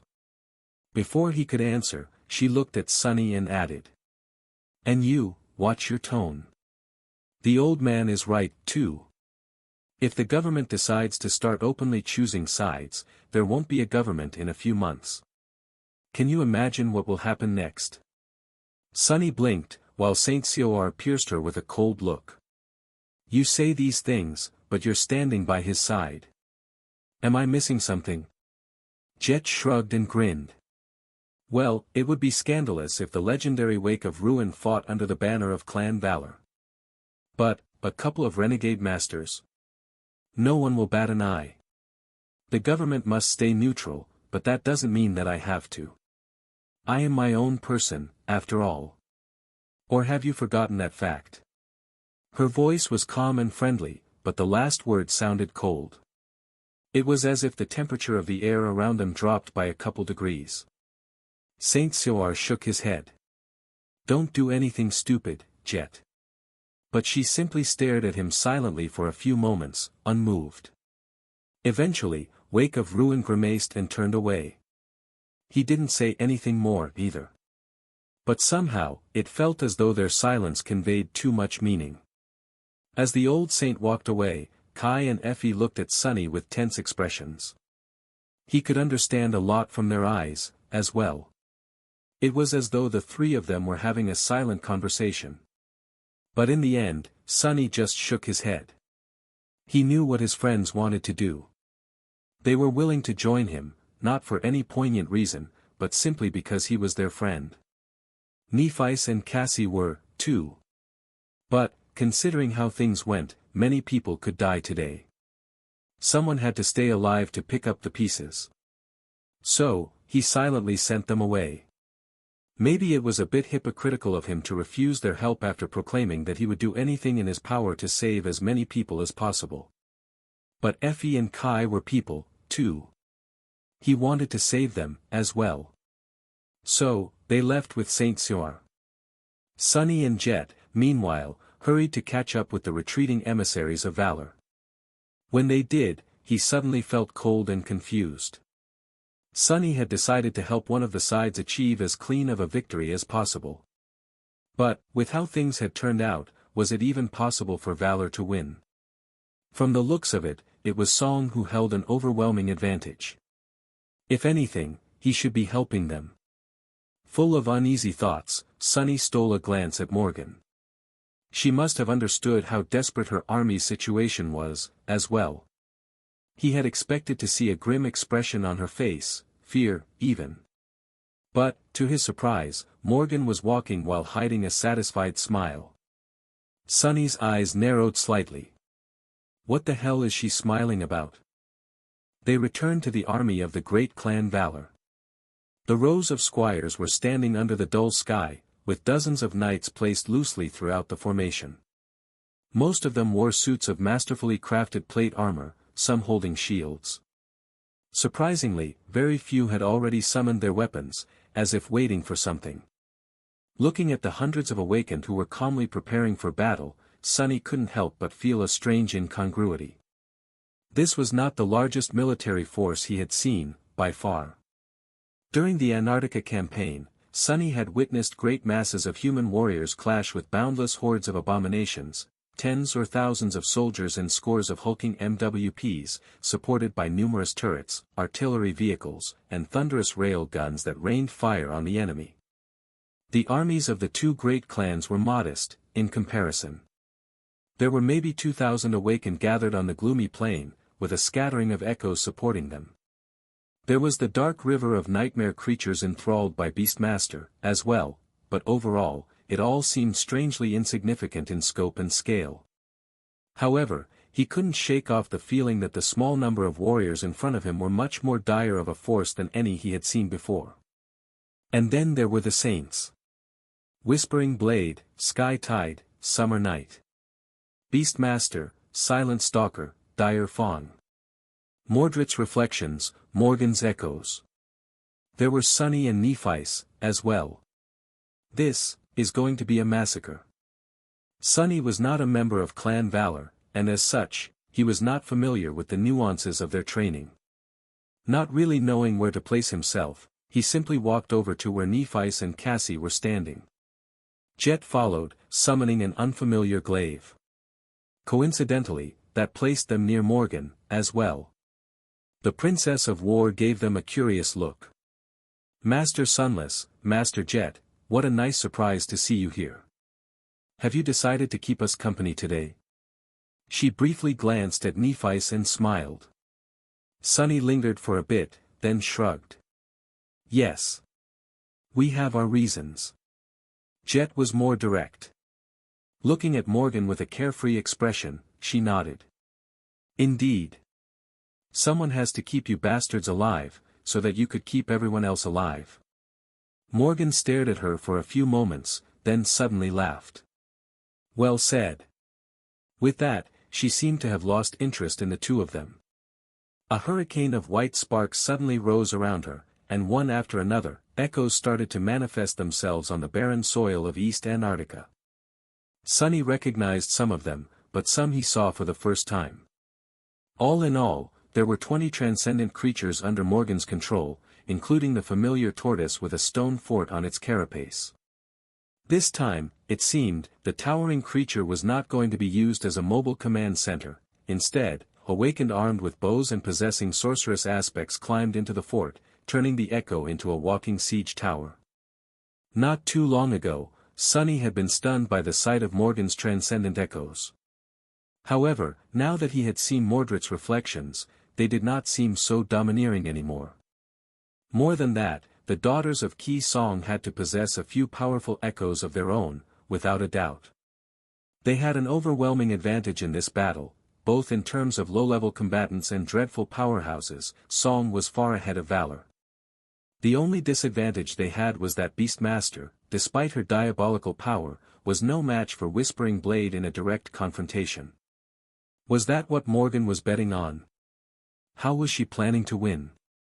He hesitated for a few moments, then went ahead and asked. Not to sound presumptuous, Lady Morgan, but isn't our situation a bit too hopeless?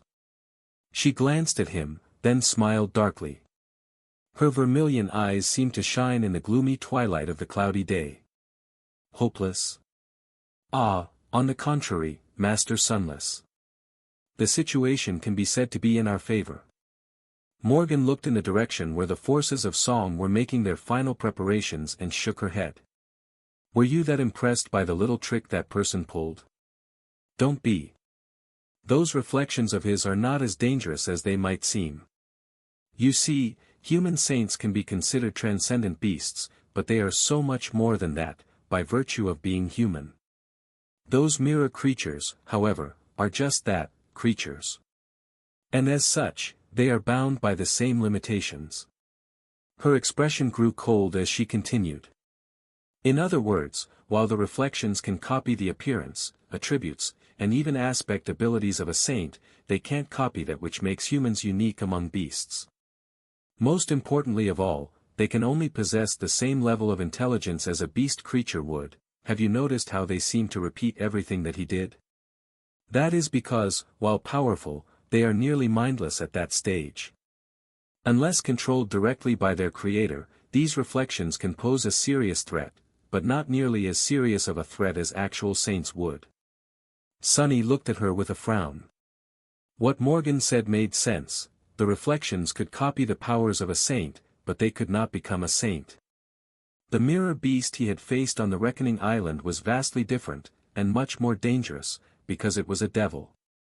Its intelligence had not been inferior to that of a human.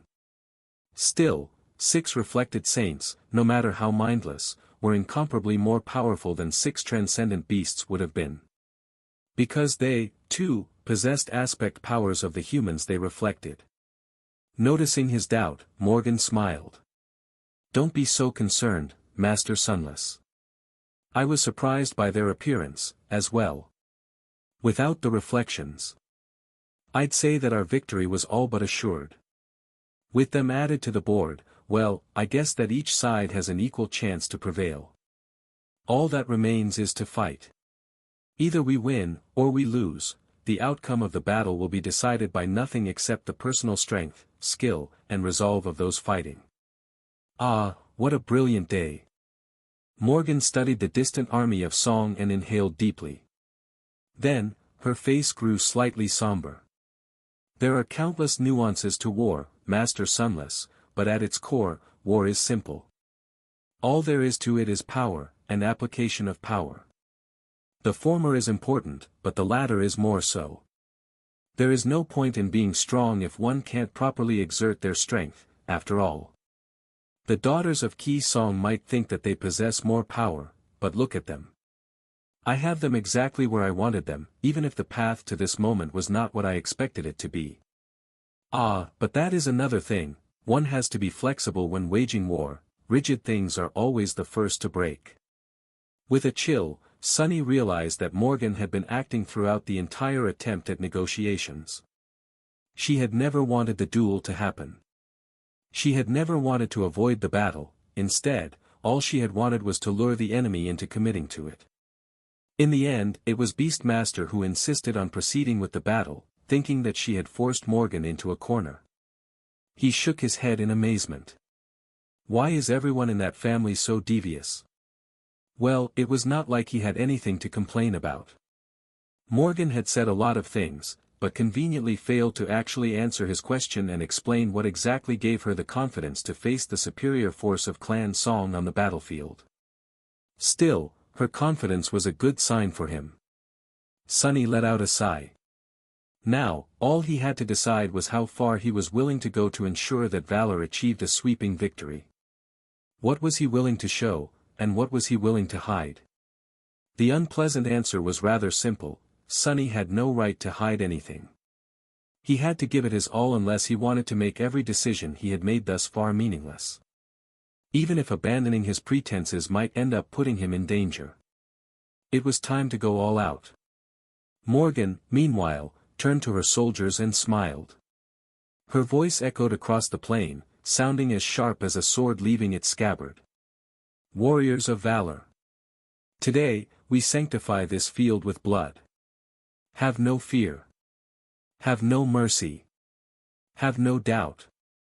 The 1,000 awakened roared, and as they did, Morgan coldly looked at the knights among them and gave a small nod. In the next moment, something strange happened. Sharp steel flashed, and a dozen dead bodies fell to the ground, awash in blood. It happened so fast that no one even had a chance to react. Morgan shook her head slightly and said with contempt. Did she really think that I wouldn't find her thralls? Then, she looked at the frozen soldiers with murderous determination, unsheathed her strange sword, and yelled. The traitors are dead. Be strong. Be sharp. Be my sword. And as she did, the dim twilight was suddenly illuminated by a myriad of scarlet sparks. A hurricane of them, much larger than the one produced by manifesting echoes, surrounded Morgan like a river of blood. From that river, hundreds of swords slowly appeared, hovering above ground. All of them were memories, and of considerable power at that. No sword was the same as the rest, each possessing a unique form, shape, and presence. And there was something strange about these swords, too, just like there was about the one she was holding in her hand. Sunny stared at the cloud of swords, stunned, until he noticed a common detail that all of them shared. Each had a symbol of an anvil pierced through by a sword either etched on its blade or engraved on its pommel. All of those are forged memories. Sunny watched as countless swords suddenly flew in different directions, each landing in the hand of an awakened warrior. And as he did, he felt that he knew what these swords were, and who had created them. Anvil of Valor, the King of Swords. These swords had to be a conduit of his domain, or at least a manifestation of his aspect ability. Nephice received a silvery longsword, and Cassie received a slender rapier.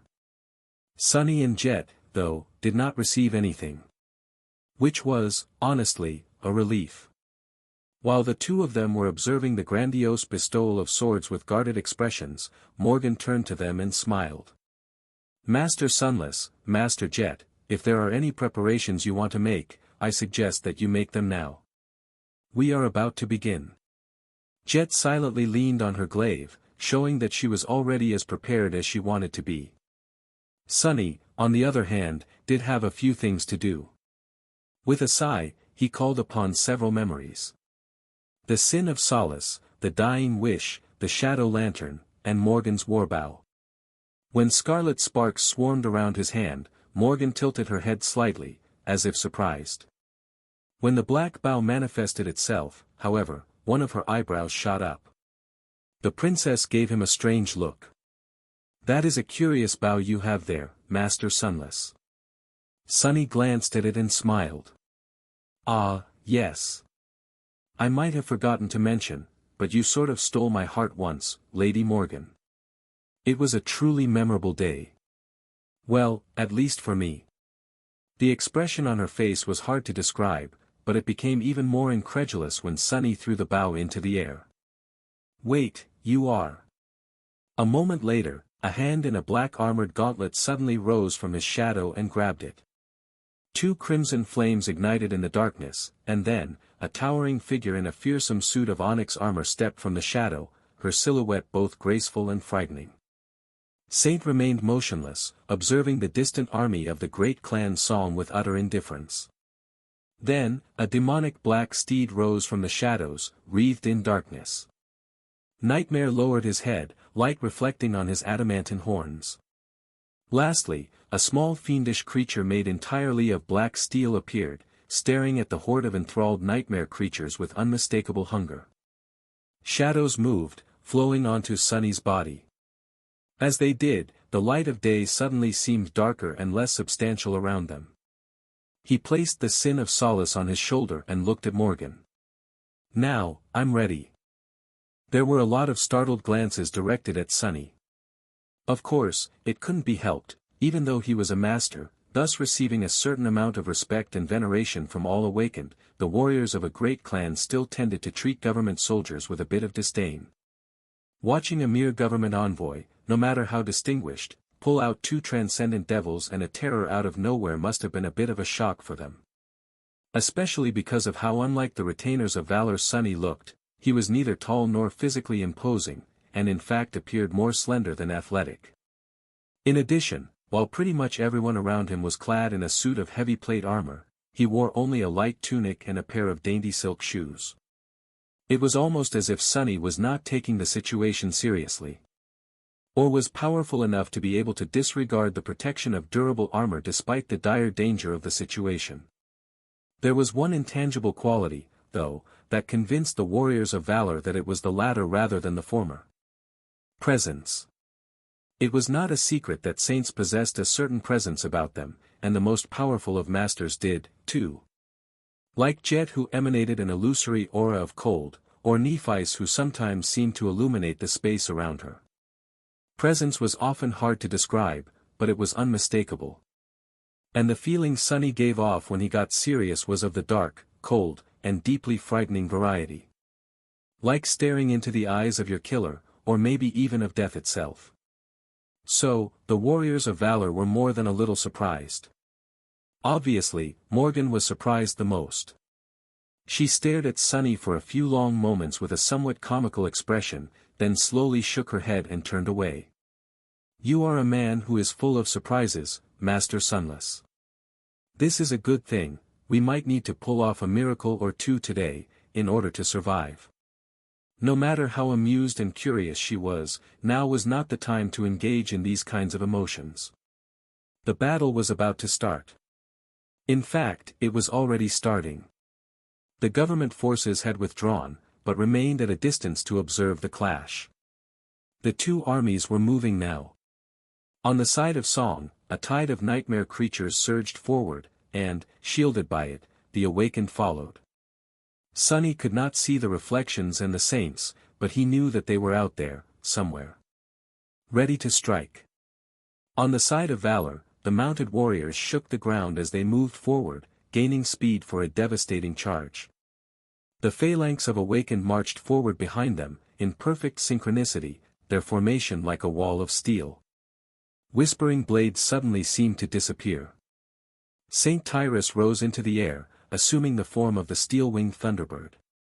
The wind roared as she flew forward, and lightning danced around her body. Summer Night was at the tip of the wedge formation of the charging cavalry, his lance shining with resplendent light. Saint was galloping atop Nightmare side by side with him, drawing her bow with calm grace. Gods! Sunny was pulled forward, as well, following Nephi's and Morgan. Jet and Cassie were near them, both with grim expressions on their faces. Only Imp seemed unaffected by the dreadful scale and meaning of the scene in front of them, scurrying forward with a wicked grin. We are really doing it, aren't we? As soon as he thought it, the world shook.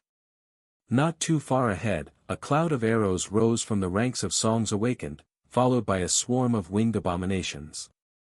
All of them shot toward Sky Tide, aiming to intercept her. At the same time, the charging cavalry clashed with the sea of nightmare creatures. Just as it did, a swift black silhouette suddenly emerged from the mass of them and descended on Sir Gilead. In a flash of claws of crimson eyes, Sunny made out the figure of a giant, monstrous panther that had swiped at the Saint's Echo mount with her claws. Silent Stalker had finally shown her transformation ability. Then, there was only chaos. A battle between Awakened could not be controlled, simply because of the nature of the people participating in it. Each of the soldiers possessed unique abilities and skills derived from them. No general, no matter how talented, could truly calculate and effectively guide such a great number of unpredictable variables. It was as though 2,000 devils were unleashed onto the desolate plain, burning with the murderous desire to destroy each other. All that the leaders of the two armies could do was set certain tactics in motion and hope for the best. And fight.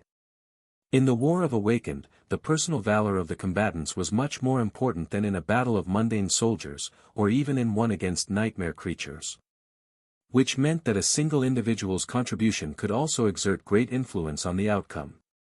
This was what Sunny hoped for, at least. However, watching Valor Cavalry collide with Beastmaster's thralls, he was suddenly not sure if anything he could do would make a difference. Of course, it can. There aren't that many masters here, and among them, only Nephice and Mordred can be compared to me. With my shadows, I am almost as valuable as a saint, so I need to throw these doubts away, and fight. As the havoc of the bloody melee drew nearer, threatening to swallow the battle formation of Valor, Sunny suddenly heard the exhilarated voice of the Sin of Solace laughing in his ear.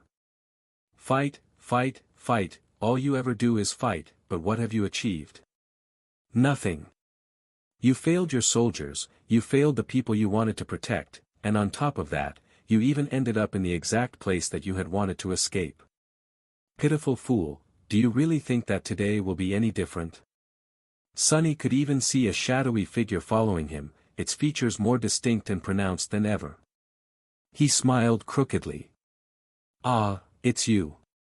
You're just in time, come on, bastard. Watch me. Then, there was no more time for idle thoughts.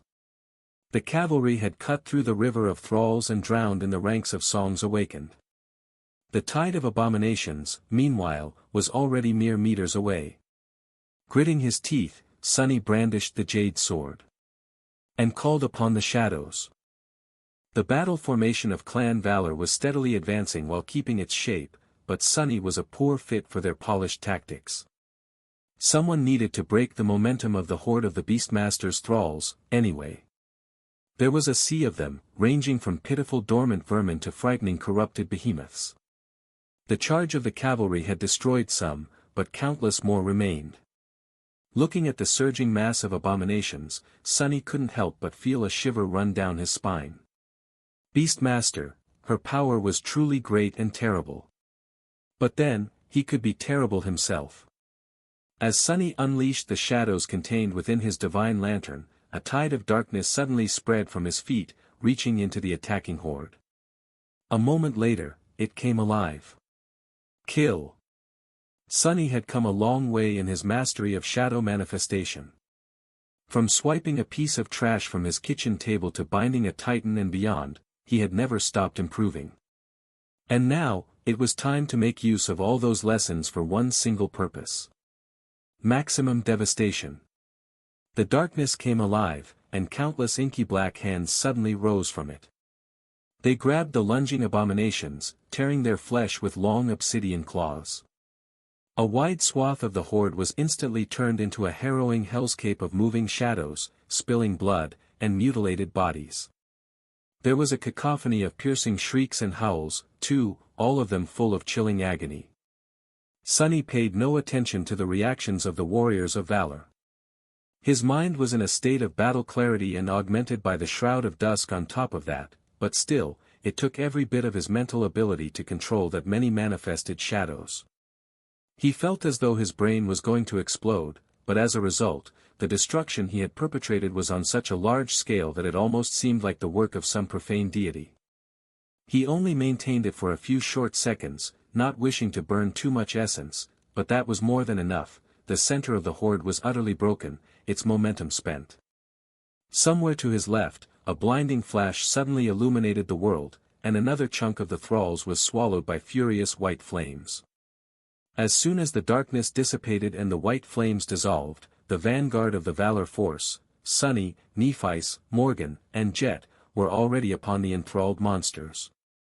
Nephice was clad in an intricate black armor, with soft white radiance spilling from its seams.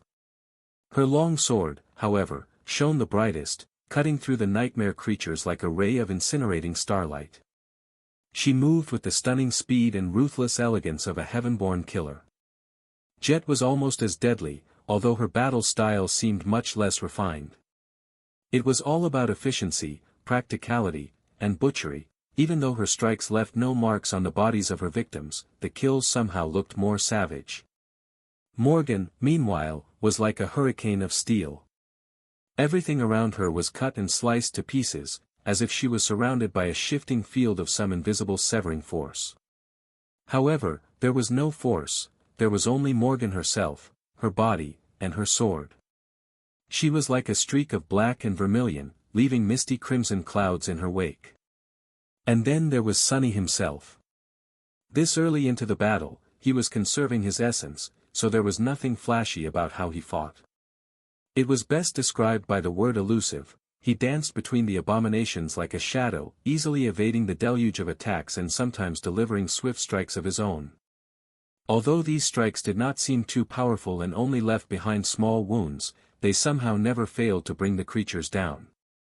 Just a few moments after the four of them dove into the horde of thralls, the battle formation of Clan Valor finally connected with the enemy. Swords rose and fell. Arrows flew. Hundreds of aspect abilities activated in unthinkable harmony. Blood spilled on the ground. Sunny was startled. What the hell is this? There was a limit to training and being familiar with the powers of your comrades. Sunny knew it better than most, since he had been a part of an awakened cohort before, and even led one for a period of time. He had been in command of large military forces, too. So, Sunny understood very well just how important synergy and synchronicity really were. Only when the cooperation between the members of a cohort reached the level where they could move as a single whole without the need for words would the cohort have a chance to survive. However, cohorts were usually small for a good reason. With how different and unpredictable aspect powers were, it was nearly impossible to bring them together in harmony, and the more awakened there were, the more difficult that task was. The difficulty grew exponentially. What the army of Valor showed, however, was a level of unity that went beyond reason.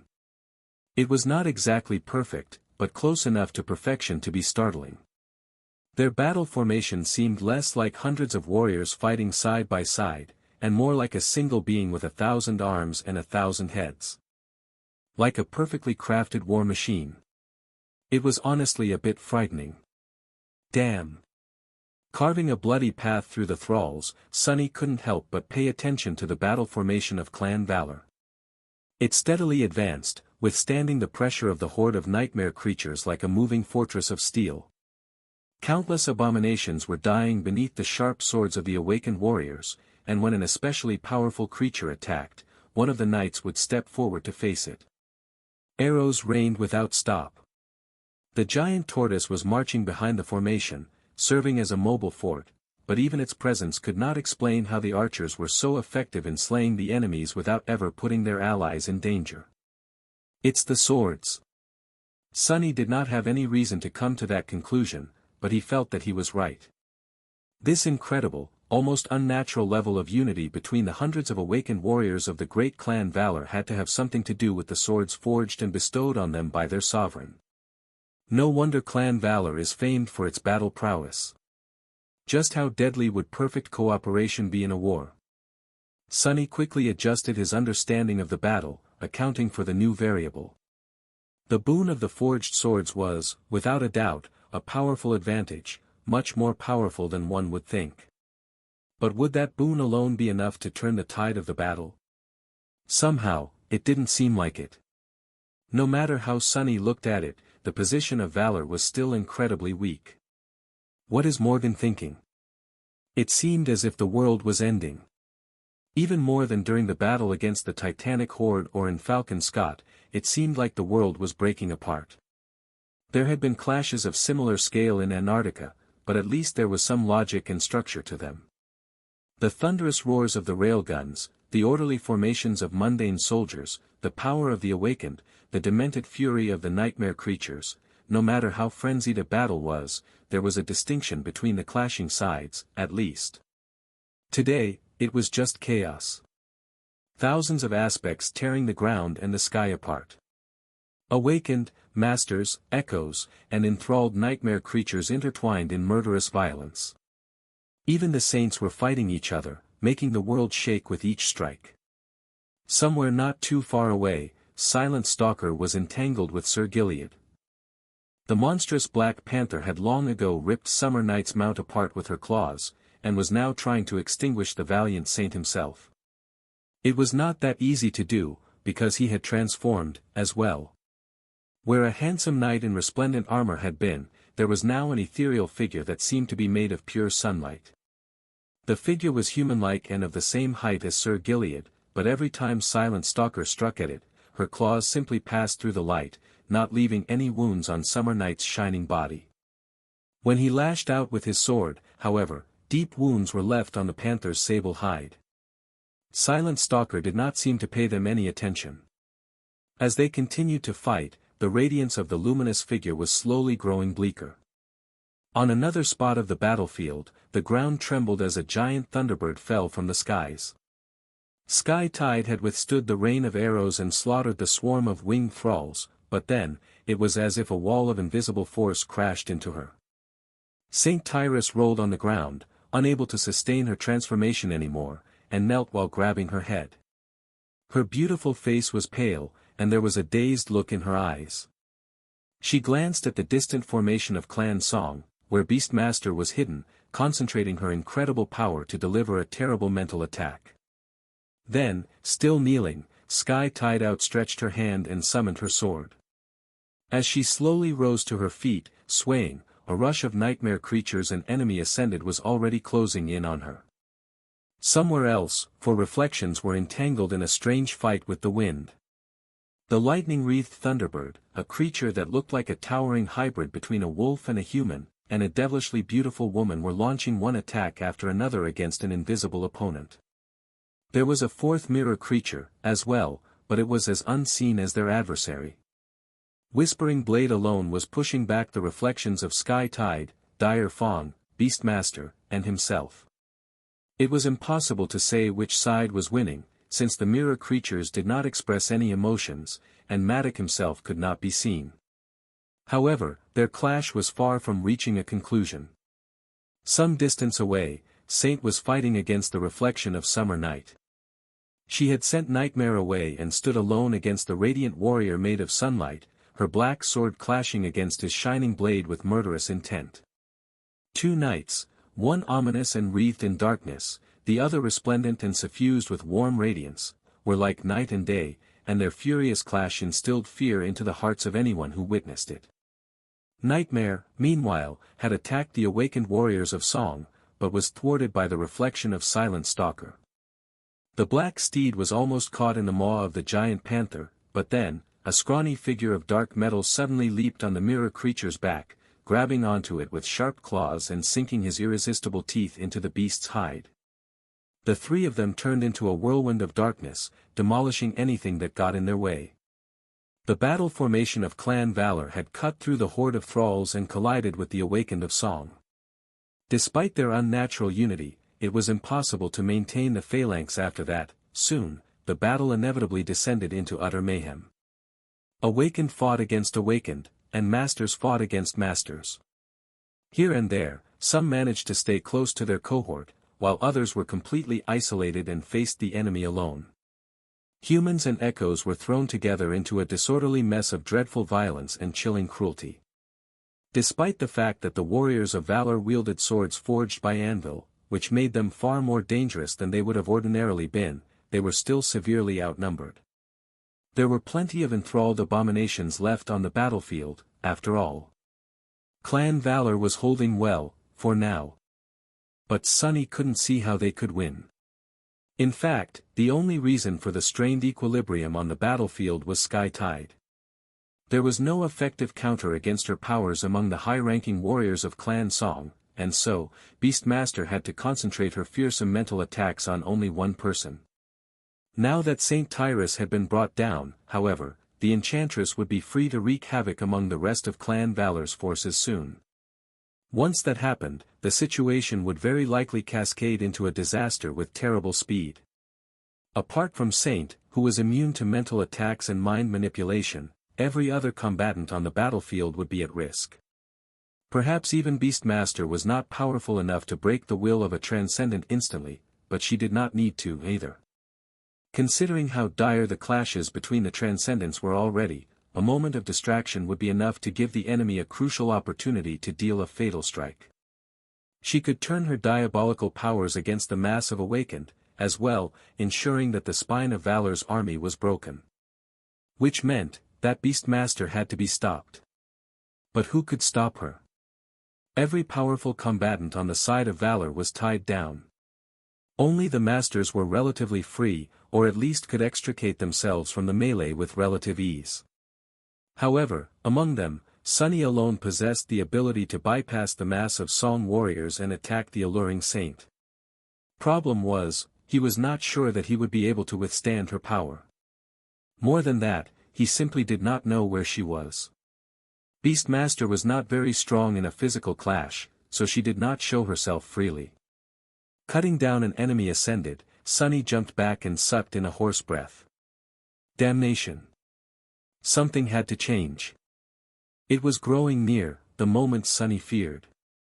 He did not really care if Valor won or lost. All he cared about was making sure that there were enough Awakened left alive in the aftermath of the battle to continue defending the siege capitals across Antarctica until the winter solstice. But for that, he needed Clan Song to be defeated in a swift and decisive fashion. Which didn't seem to be possible anymore. In fact, from what he saw, the most probable result of the battle was the one he had wanted to avoid at all costs, mutual destruction. The forces of Song were going to win, but the closer they came to victory, the more furiously the warriors of Valor would fight. In the end, it was going to be a massacre. Unless Morgan had something planned. But what could it be? Damn it, damn it. Sunny could think of only one way to quickly break the tide of the battle, eliminate Beastmaster. But the alluring Saint was hidden from his sight, and so, he couldn't even attempt to attack her. In the absence of the real target, there was a secondary goal he wanted to achieve. It was not something that his calculating mind had deemed the most beneficial in the current situation, but simply something he desired. Sunny did not want to see Saint Tyrus die. So, he was intending to help her. Maybe that would force Beastmaster to keep suppressing Sky Tide without switching to other targets, as well. Currently, Sunny was in the very thick of the furious melee between the two armies. There were swords flashing and blood spilling on all sides, the terrible cacophony of the battle assaulting his ears at the same time as the vile ugliness of it all assaulted his eyes. Numerous aspects were turning the somber Antarctic plain into a feverish nightmare, and the overcast sky was on the verge of unleashing a heavy rain. In front of him, an Ascendant of Clan Song easily cut down a valiant Awakened of Clan Valor. He had noticed her a long time ago as she moved across the battlefield, leaving a trail of blood and death in her wake. The woman's aspect seemed to do with manipulating blood, a stream of it spiraled around her like a scarlet ribbon, sometimes shooting forward to pierce the heavy armor of her enemies as if it was paper. Their eyes met for a moment, and then, the Ascended lunged into an attack. Sunny was faster. He easily dodged the scarlet ribbon, dashed forward, and deflected her sword. A split second later, the blade of the Sin of Solace passed through the woman's neck. You have slain an ascended human. Waste. In the same motion, Sunny battered an abomination's claw to the side, thus saving the life of an awakened soldier, and grabbed the creature by the neck. It shattered in his grip, and before the pale soldier could react, he was already moving past. "You have slain a fallen." Not a moment later, the awakened was killed by an enchanted arrow that slid into the visor of his helmet. Waste. There were the remains of a cohort of Song warriors trying to bar his way, 3 of them, all covered in blood and with wild looks on their faces. Shadows rose from the ground, grabbing at their ankles. The sin of solace flashed 3 times, and 3 heads rolled down. Such a damned waste. Sunny cut through the battlefield, moving with terrible speed. He killed anyone who could slow him, and evaded everyone else. Nevertheless, the shadow he had sent forward was much faster. It reached St. Tyrus long before he could. Sunny used Shadow Step to appear near Sky Tide instantly, and not a moment too soon. She was completely surrounded by enemies, cutting them down with her sword.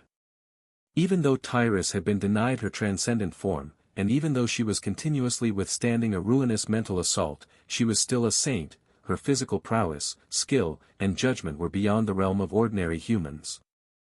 However, even she had a limit.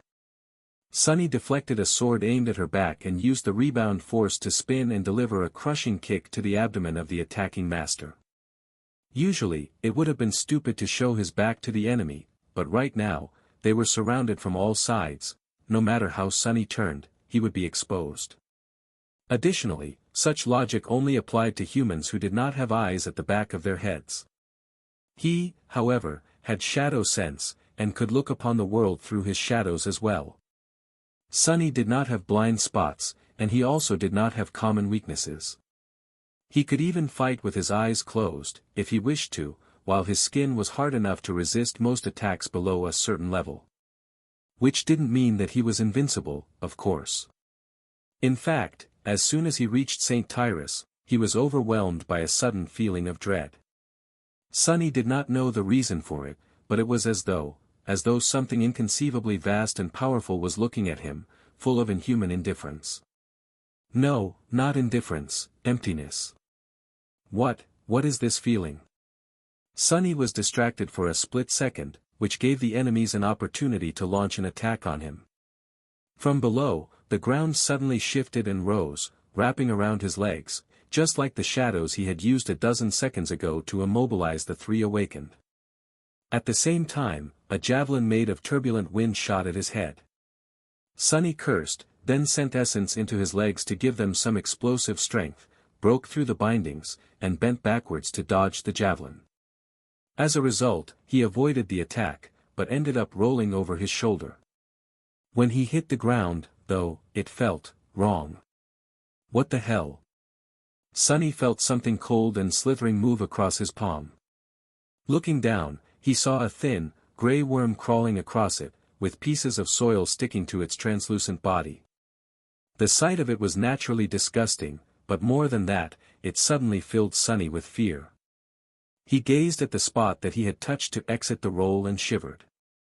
The soil was moving, countless worms crawling out of it like flesh maggots. It was not just that small patch of ground, either. All around them, the battlefield seemed to be rippling. The ground was seething like a liquid, full of these thin, gray worms. Suddenly, Sunny felt very cold. His mind froze for a brief moment. It could have been a manifestation of a powerful aspect ability, but the scale of it was too great to come from anyone except for a saint. There were no saints with these kinds of powers on the battlefield, though. His eyes widened. The Titan. The nightmare gate leading to the area of the Black Skull Citadel was located within the hunting grounds of a corrupted Titan. Sunny knew that. The Titan itself was a mysterious creature. The evacuation army did not possess a lot of information about it, simply because it was too dangerous of a task to observe the abomination.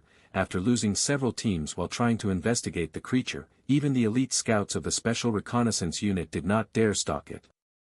All they knew about the corrupted Titan was that its movement patterns were erratic, that approaching it was suicidal, and that its powers had something to do with reanimating the dead. As long as the creature showed no sign of setting its sights on one of the siege capitals, the army simply monitored its general area of activity and kept away. Army command had also taken steps to ensure that the corpses of the nightmare creatures slain around the siege capitals were promptly disposed of, to ensure that the Titan wouldn't be able to make use of them. However, the forces of the warring clans had brazenly invaded its territory, and now, they were about to pay the price.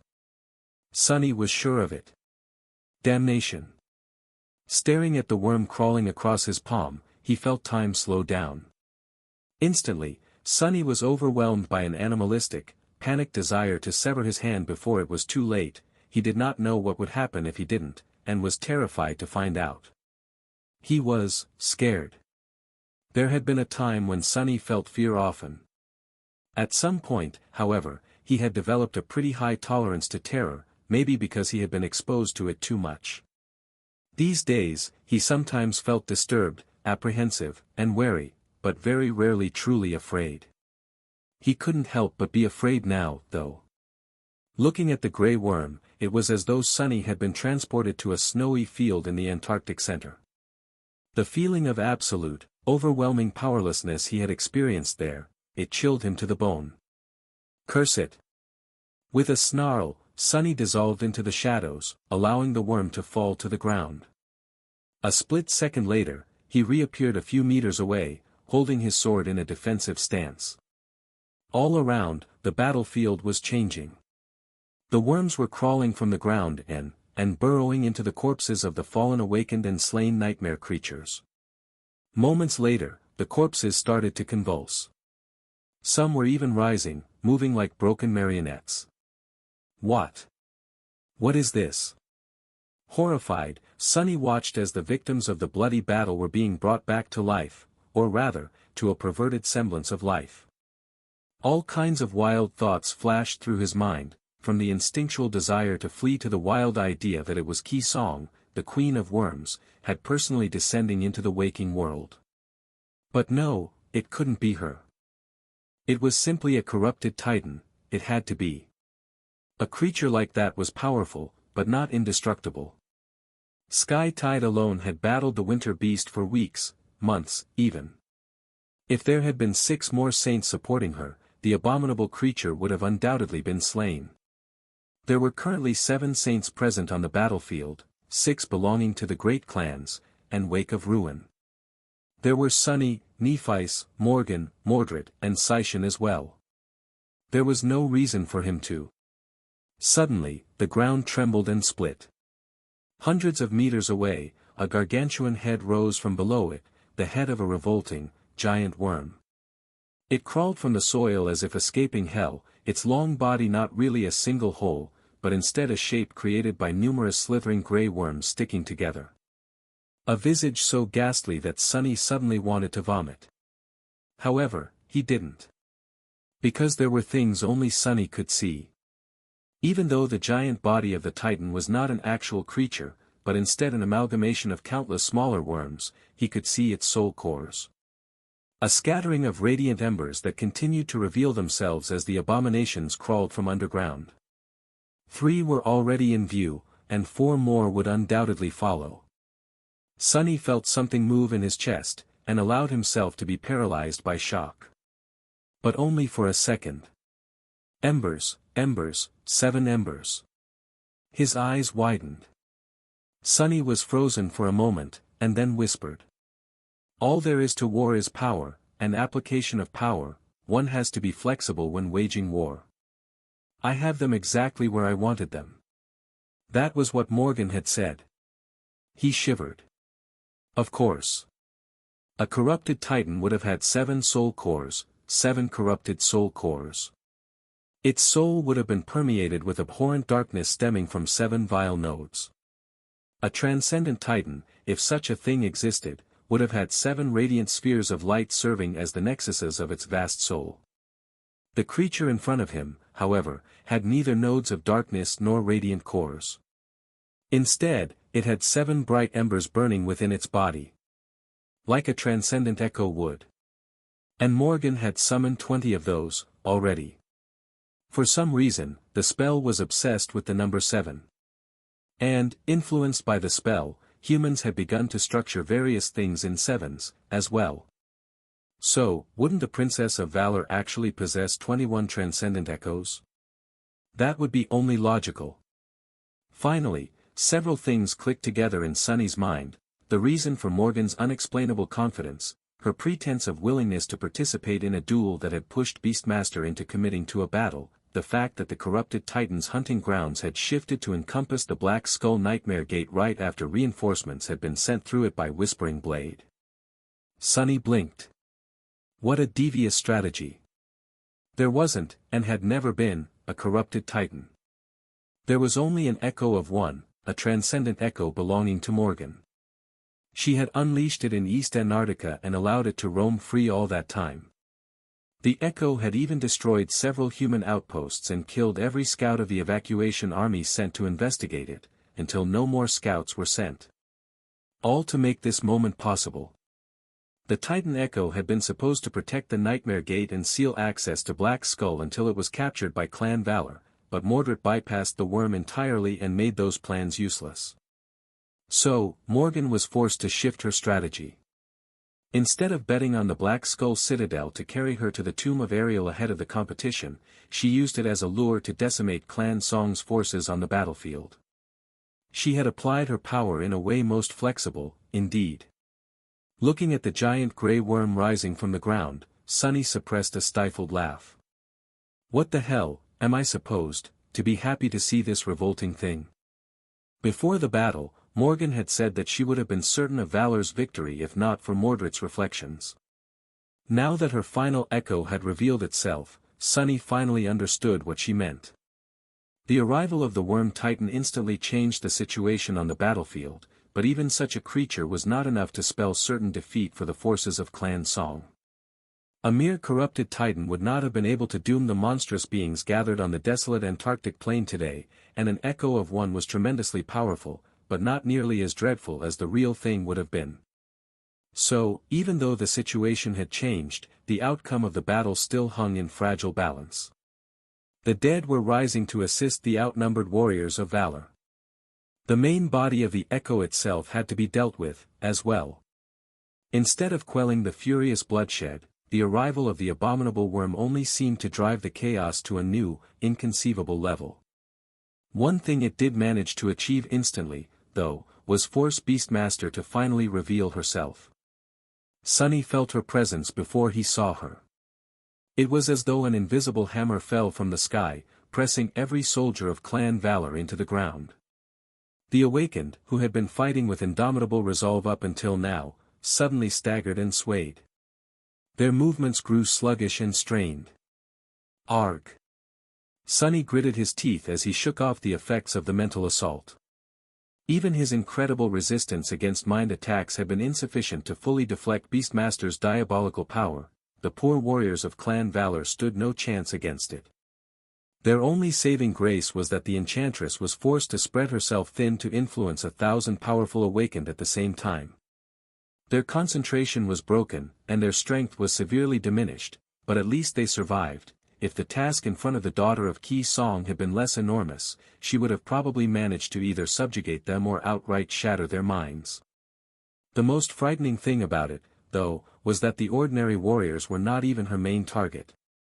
Sunny saw it from the corner of his eye, but once he did, he couldn't look away. Beastmaster appeared on the battlefield, standing calmly in front of the ravaged span of it where Whispering Blade had been fighting against the reflections.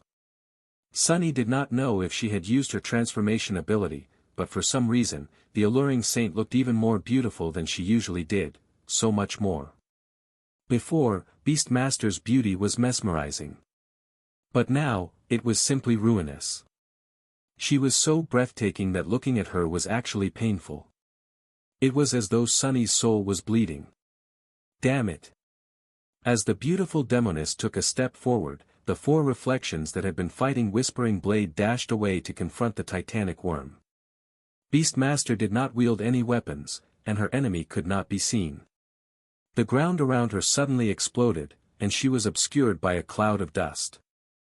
Something moved within that cloud, and a devastating shockwave spread outward, sending awakened warriors and enthralled nightmare creatures flying. A moment later, there was another explosion. Sunny had entertained ideas of eliminating the demonic enchantress, but looking at her bizarre clash with Madoc, one using ethereal mental attacks, the other invisible swords, he was suddenly not sure that he was qualified. How was he supposed to intrude upon a battle that he could not even perceive? Later. For now, he still had an unfinished task. The dead had risen to support the warriors of valor, but Beastmaster's calamitous assault had restored the lethal equilibrium between the two fighting forces. The titanic echo was clashing with the four reflections. And Saint Tyrus was still in danger. He dashed forward, using the Sin of Solace to cut down one of the masters who had attacked him before, the one capable of creating javelins of compressed air. The spell whispered into his ear, and at the same time, the cursed sword laughed at him from the other side. Ignoring both, Sunny fought his way through the ring of enemies surrounding Sky Tide and arrived at her side. Saint Tyrus was on one knee in the middle of a pile of corpses, her armor battered and broken. Her sword was covered in a net of cracks, and her golden hair was sticking to her face, painted red by blood. Nevertheless, her amber eyes were as calm and severe as always, full of grave resolve and unbreakable will. But they were full of pain and exhaustion, too. She couldn't have been all right after bearing the brunt of Beastmaster's power for so long. Sunny cursed and threw himself forward, colliding with a corrupted thrall that was bringing down its stinger on Sky Tide's cracked sword.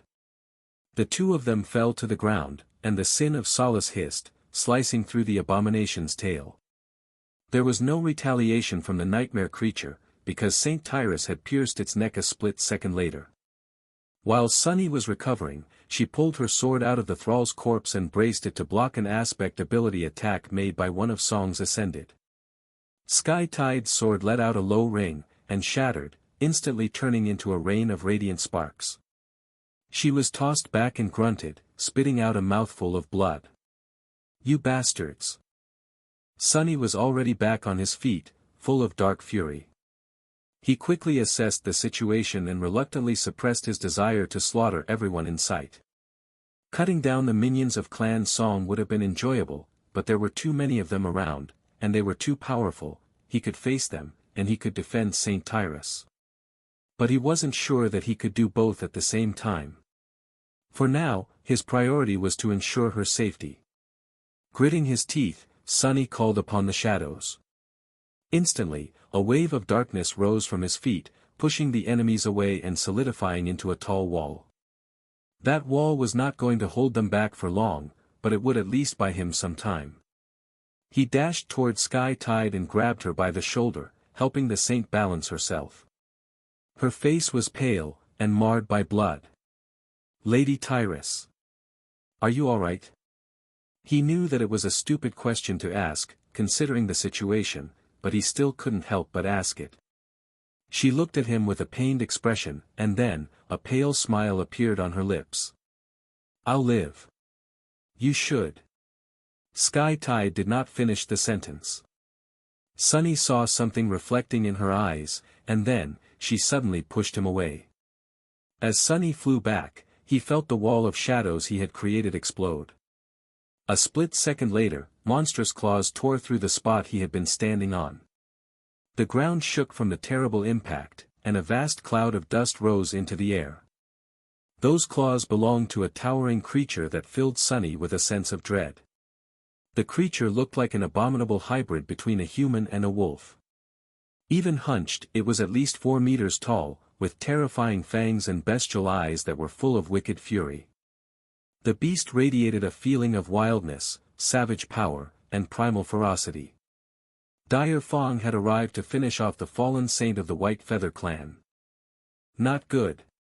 Sunny landed in a roll and instantly dashed to the side. Almost at the same moment, claws tore through the air, almost brushing against his skin. They were so close that he felt the wind stirring as it threw his hair into disarray. Fast. Sunny landed on his feet and slid backwards. Sensing the movement of shadows, he raised the Sin of Solace to block the attack, not because he actually perceived it, but because he knew that it had to come. Then, he screamed. A deafening, inhuman, monstrous roar suddenly split the skies apart, and Sunny's head was instantly pierced by pain so intense that he couldn't help but to groan. What the hell is that, a sonic attack? As his vision blurred, the strike that he had predicted came. The sin of solace was in the way, but it was not in a position to form a solid block. Sunny's whole body shook as he was thrown back once again, his bones and tendons creaking under immense pressure. Luckily, they did not burst apart. But it really hurt.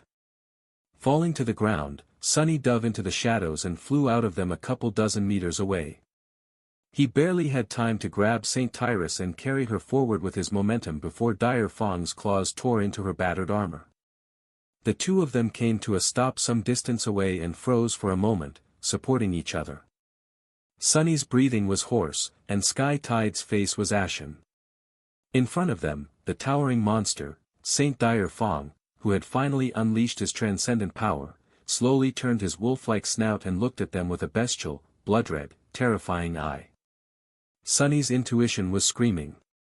Looking at the monstrous creature, half human, half beast, he felt it, deep in the dark expanse of his lightless soul. Death. Fighting Dire Fong meant death. A saint was a saint, after all. In terms of raw power, a transcendent human was similar to a corrupted nightmare creature.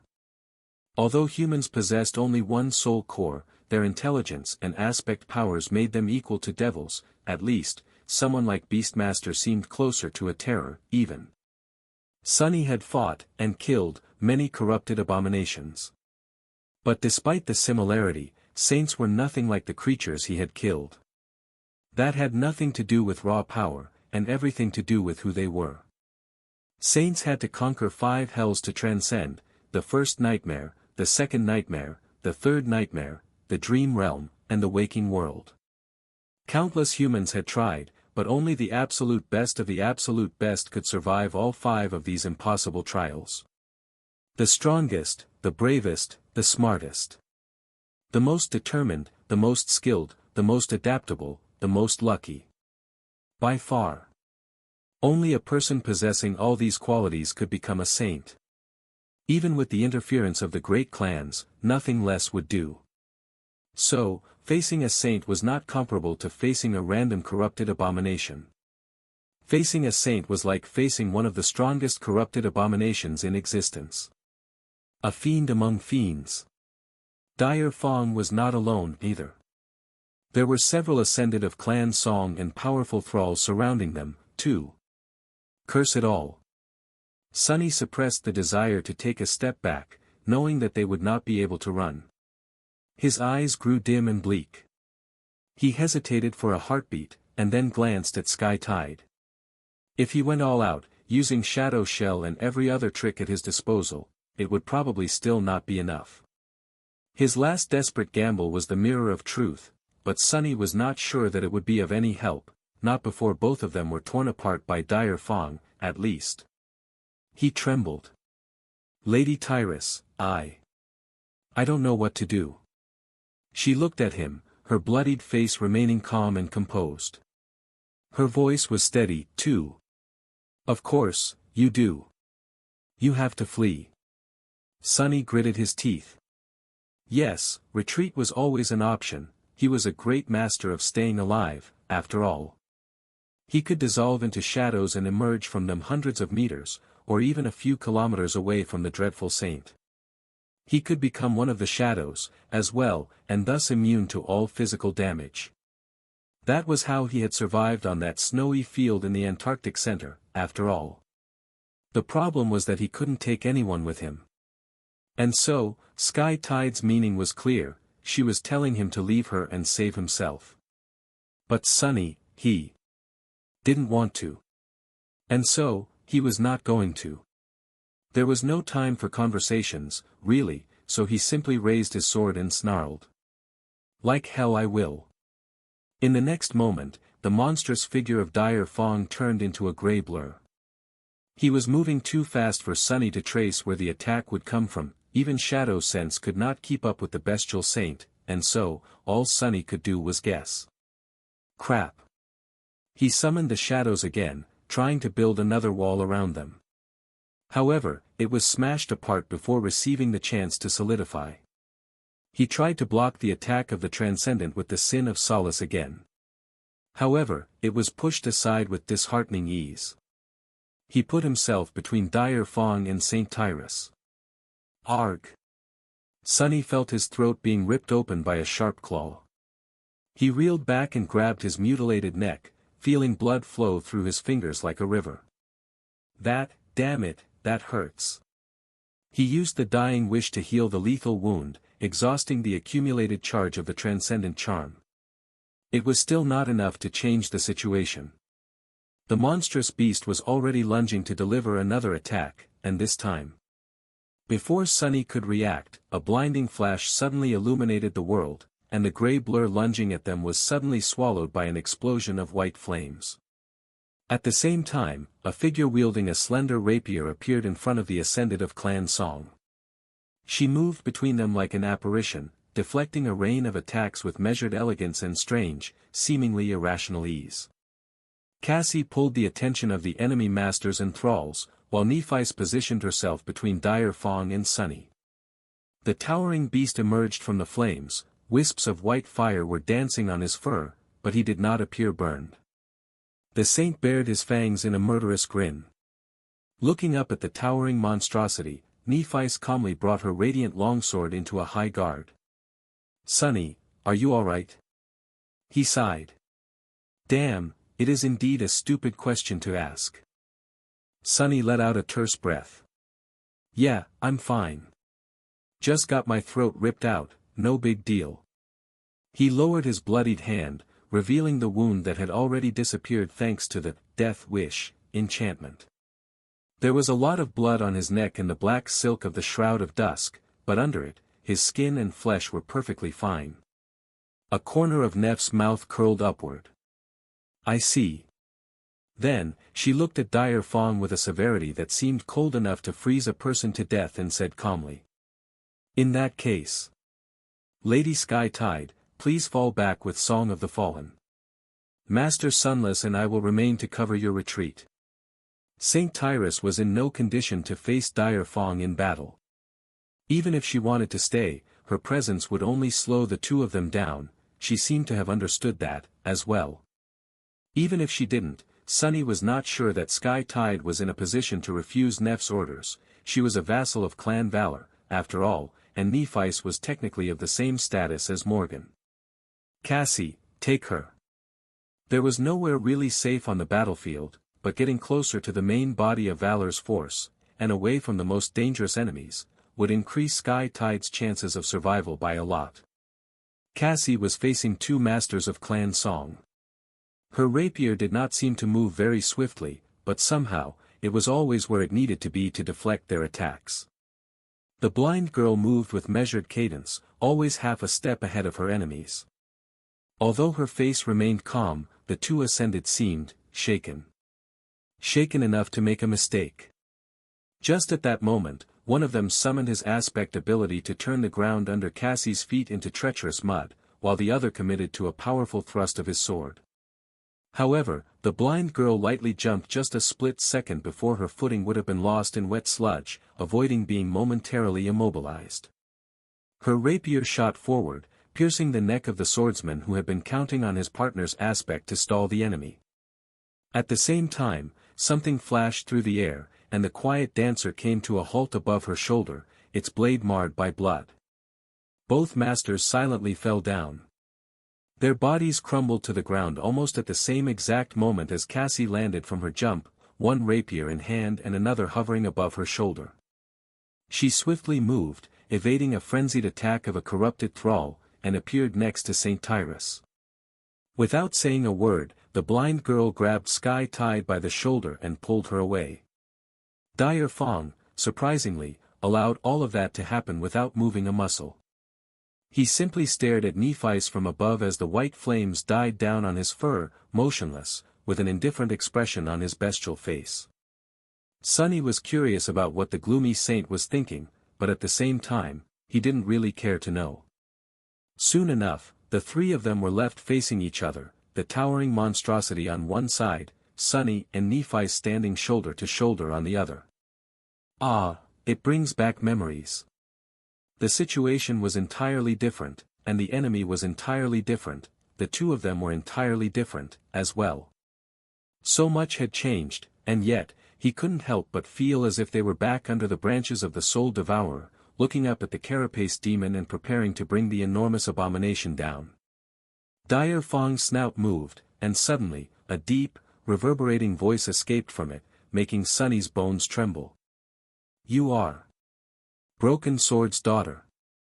Nephice tilted her head a little, then answered calmly. I am. Red sparks swirled around her head, forming into a helmet. The monstrous beast grinned. Shame. With that, he roared and lunged forward. Somewhere else on the battlefield, piles of corpses were moving, coming back to life. Constant shockwaves from the distant clash between the Titan Echo and the four reflections were shaking the ground, making it seem as if the world was on the verge of crumbling to dust. There were awakened, echoes, and enthralled abominations tearing each other apart. The soil was soaked with blood, and more bodies fell into the red sludge every moment. A bolt of lightning flashed, and a thunderclap rolled across the desolate plain, soon drowning in the clangor of the battle. The first drops of heavy rain fell down. In the midst of all this chaos, covered in blood, a young man in battered armor coldly pulled his sword from the body of an awakened warrior, threw the corpse aside, and turned around. A slender young woman clad in a suit of black armor, with a red cape draped around her shoulders, reflected in his strange, mirror-like eyes. The two of them looked so much alike that they could be mistaken for twins. Morgan calmly dismissed her cape, allowing it to disintegrate into a rain of scarlet sparks. Raising her sword and pointing it at Mordred, she pierced him with a sharp gaze and smiled. Let's get it over with, monster. Play whatever dirty tricks you have left, and then we can settle it once and for all with our swords. Mordred stared at her for a moment, then glanced at the distant shape of the gargantuan worm. Dirty tricks, huh? Ah, but I don't have any of those left. His sister smirked with contempt. Please forgive me if I don't believe you. Mordred shook his head and took a step forward, his face devoid of the usual lightness. Don't get me wrong. I could have prepared a few. But that would be so unsatisfying, don't you think? Dear sister, you shouldn't assume that I want to kill you with my own two hands any less than you want to kill me. What's the point of killing you with a trick? Then, you'll just die thinking, there he goes, doing something contemptible again. No, no, no. I want to kill you, all of you, with what you pride yourself on most. I want to crush you all. Morgan grinned. So, what? You are really going to fight me with a sword? Have you lost the last bits of your broken mind, creature? You don't stand a chance. Mordred took another step back and gritted his teeth. We'll see. His usually calm voice was suddenly distorted by a vast, dark, incinerating hatred. A hatred so hot it could melt the abyss. Morgan stopped smiling and walked toward him with a calm expression. Do you still think that you can escape? I'll have to disappoint you, when this body of yours is destroyed, there will be no escape. You have already spent, what was it, 6, 7 years? Locked in a box. This time, we've built a better one. This time, you'll stay locked forever. Finally, a mad smile appeared on Mordred's face. We'll see about that, too. A split second later, the clangor of two clashing swords drowned out the cacophony of the battle. Somewhere else on the battlefield, a taciturn shadow was fighting a blindingly radiant reflection. And somewhere else, the legendary Whispering Blade was fighting the beautiful Demoness, Beastmaster. A giant black panther was tearing a figure woven out of sunlight into shreds with her claws. Her reflection was furiously trying to shake off a small figure of black steel from its hide, while the small figure stubbornly held on. Soul Reaper Jet had aimed her glaive at a monstrous visage of Song Saishan, her leather armor riddled with holes.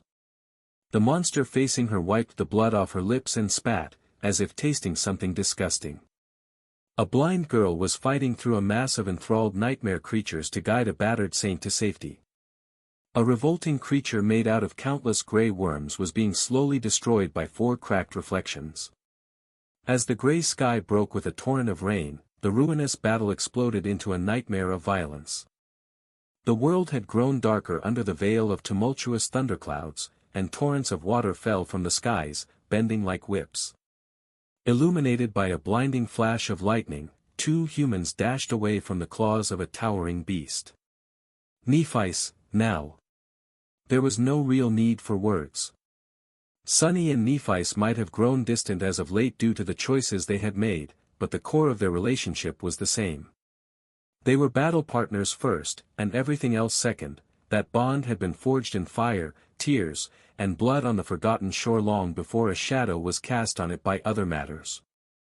By now, their ability to act with seamless coordination was even higher than the unnatural unity granted to the warriors of valor by the forged swords. From the moment that the 2 of them had killed that first carapace scavenger together, Sunny and Nephi's went through countless battles together. She had taught him how to wield the sword, while he taught her how to control her soul essence as a master. Despite everything, that bond would never change. Which was not to say that there was no other bond between them.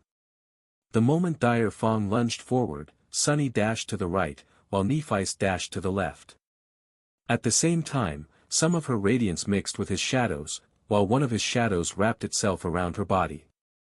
The sum of their powers was greater than its parts. The shadows and the brilliant light seemed to resonate with each other, making both of them stronger than they had any right to be. Sunny turned into a silhouette shrouded in broiling darkness, while Neph's radiance took on a darker hue.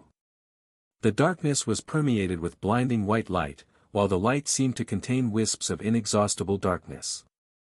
The light made the darkness deeper, while the darkness made the light much more stark and radiant. And there was more to it, too. At least for Sunny. Unlike his shadows, which augmented all his physical attributes, Neph's flames ignited the soul, too. Wreathed in her fire, he could feel his essence become much more vibrant and warm. Much more potent. Ah, what a nice feeling. Nephi's must have been using her full augmentation, and with the addition of Sunny's shadow, she was just fast enough to evade Dire Fong's claws. He, on the other hand, was just a little bit slower. Luckily, the saint had chosen Changing Star as the primary target. Since he couldn't attack both of them at the same time effectively, the strike directed at Sunny was not as inescapable as it could have been. Sunny felt a slight sense of dissatisfaction. So, what, we are back to that. Neph is the bait, while I am the blade. He didn't like it one bit. In any case, Dire Fong had made a mistake. A very serious mistake. He shouldn't have paid less attention to Sunny. Because while his soul was aflame with Neph's radiance, a few of his abilities received a transformative boost, as well. Not the least because he could spend his essence more freely. Get ready, bastard. Nephi's landed from her dodge and instantly pivoted, barely avoiding the beast's follow-up strike and slashing at his arm with her incandescent sword. At the same time, Sunny allowed himself to be buried under a wave of shadows. What emerged from them, however, was not a human, but a four-armed fiend clad in a suit of fearsome onyx armor. The creature was like a spawn of darkness, but its eyes burned with furious white radiance, and its mouth was like an incinerating furnace of white flame. The 2 of them had created distance between each other, and so, Dire Fong could only face one at a time. That was why he was a fraction of a moment too late to react to Sunny's attack. Faster. Faster. Faster. The ground split and exploded under his clawed foot as Sunny pushed himself forward. The air, which was usually soft and unnoticeable, was suddenly like a wall. He broke through that wall. The drops of rain seemed to freeze in place as they fell. Sunny wanted to let out a scream, a roar, a battle cry. But he didn't, of course. Why would he announce his strike while attacking the enemy from behind? The sin of solace fell silently. But Dire Fong was suddenly not in the place he had been a split second before. The towering beast had twisted, somehow, to avoid the transcendent blade, too swift to be seen. Sunny only felt the air being displaced by the saint's massive body a heartbeat later. That was fine, too. He fell down, crouching on his four hands, and felt something tear through the empty space above. In the next moment, there was a blinding flash, and an angry growl. Dire Fong might have been able to avoid Sunny's attempt at backstabbing him, but by doing so, he was forced to turn his back on Nephice.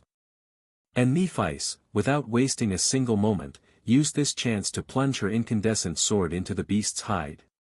The towering creature disengaged and stopped for a moment, looking down. There, on its flank, a long wound could be seen through singed fur. Drops of blood were rolling down his side as they boiled.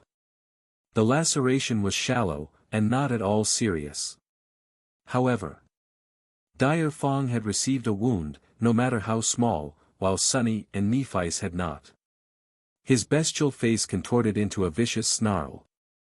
The saint did not say anything before launching into another attack. There was no need for words, and none of them had anything to say. Their swords, claws, and aspects would be doing the talking. A spirit of flame, a spawn of shadows, and a savage beast clashed in the middle of a terrifying battlefield. They were moving so fast that it was hard to see what was happening. Flowers of white fire bloomed in the middle of a pouring rain, and the ground shook from the fury of their murderous clash. Their battle was frenzied and turned everything around them into pure havoc, but it wasn't senseless. In fact, each of the three remained chillingly cold-blooded and calculating in the midst of the furious confrontation. Even while augmenting each other, Sunny and Nephice were much slower and weaker than the Saint of Clan Song, but not to the degree where he could instantly annihilate them. More importantly than that, there were two of them. Even if they were not Dire Fong's equals in terms of raw power, they could use their knowledge and understanding of each other to make up for the gap in strength. And so, the battle raged on. Scores of strikes were exchanged in the span of a dozen seconds. The ground was broken and upturned. The rainwater mixed with the soil, turning it into mud. The mud was incinerated by the flames, turning into ash. For a few short moments, a fragile equilibrium seemed to have been created between the two masters and the saint. Astonishingly, Sunny and Nephice had not been ripped to pieces by Dire Fong, like a couple of Ascended should have been. They even managed to push him back. But Sunny was not very happy about the result. It was because he knew that this equilibrium would not last long. Right now, even while fighting at the absolute limit of their capabilities, both sides were carefully studying their adversary. The side that managed to glean the enemy's strengths and weaknesses first was going to win, while the side that failed was going to be killed. Well, how wonderful. In that regard, Sunny had an overwhelming advantage. As a practitioner of shadow dance, he was unrivaled when it came to learning everything about his enemies, be they humans, nightmare creatures, or saints. In the cacophony of the battle, obscured by roaring thunderclaps and the whisper of falling rain, two swords were creating a lethal melody of steel. Mordred knew that he was weaker than his younger sister. He was slower, too, and not nearly as resilient. He was even less skilled, perhaps. His powers were formidable, but they were useless against her. The King of Swords had made sure of that. His soul cores had been spent on creating the reflections, and those reflections were being spent on holding back her army. That army was also more powerful than the one on his side. Morgan had chosen the battlefield and lured the enemy into a trap. As a general, she had already succeeded. But she was not only a cunning strategist. She was a brilliant warrior, too. Morgan was like an unstoppable blade. She had everything that a princess of war was supposed to possess. She had power, talent, resolve, intelligence, she had the authority of their family, and its favor as well. While Mordred had nothing. He had always had nothing. And everything he had tried to make his was either destroyed or taken away. However, despite all that, he was not going to lose. He was going to win. Die, you wretched thing. Their swords clashed, and even though Mordred had managed to read her intentions, he was still thrown back. His block was perfect, but it was not strong enough. He slid in the mud and let out a pained gasp. He was slightly dazed. Rain was falling all around them like a gray wall, and every drop was a mirror. The world was reflected on itself myriads of times, and all those reflected worlds flooded his mind like a kaleidoscope of horror. Every gruesome death, every desperate call for help, every selfless act of courage, every cowardly wail of defeat were reflected, multiplied, and projected into his head. It helped him to orient himself better on the chaotic battlefield, but it was also annoying. This was why he didn't like rain. Morgan was already closing in. Mordred grinned as he rose to face her. There she was. A beautiful young woman in a suit of black armor, who looked so much like him. What did she know? She didn't know anything. She had been a mere child when their family decided to betray him. Not even a sleeper. She had not been there when his original body was destroyed, or when he was locked in a cage like a beast. Morgan was not among those he wanted to kill the most. But she was their symbol. For Mordred, the young woman with a face that was eerily similar to his own symbolized the great clan valor. She embodied everything that he wanted to destroy. And, so, he was going to break her into pieces. Her sword flashed, cleanly cutting through the raindrops as it flew toward his body. He tried to deflect it, but it was of no use, the strike turned out to be a feint. A moment later, sharp pain pierced the left side of his face. Mordred stumbled back, feeling blood flow down his cheek. Arg. I think I lost an eye, this time. Illuminated by the flash of lightning, Morgan's face remained impassive. Pathetic. Did her voice sound disappointed? Mordred smiled and raised his sword without saying anything.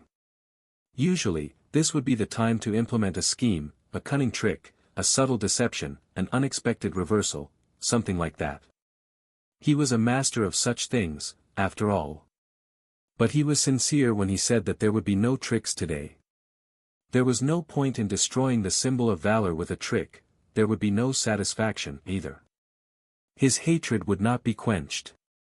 No, he was going to defeat her with nothing except his own body and blade.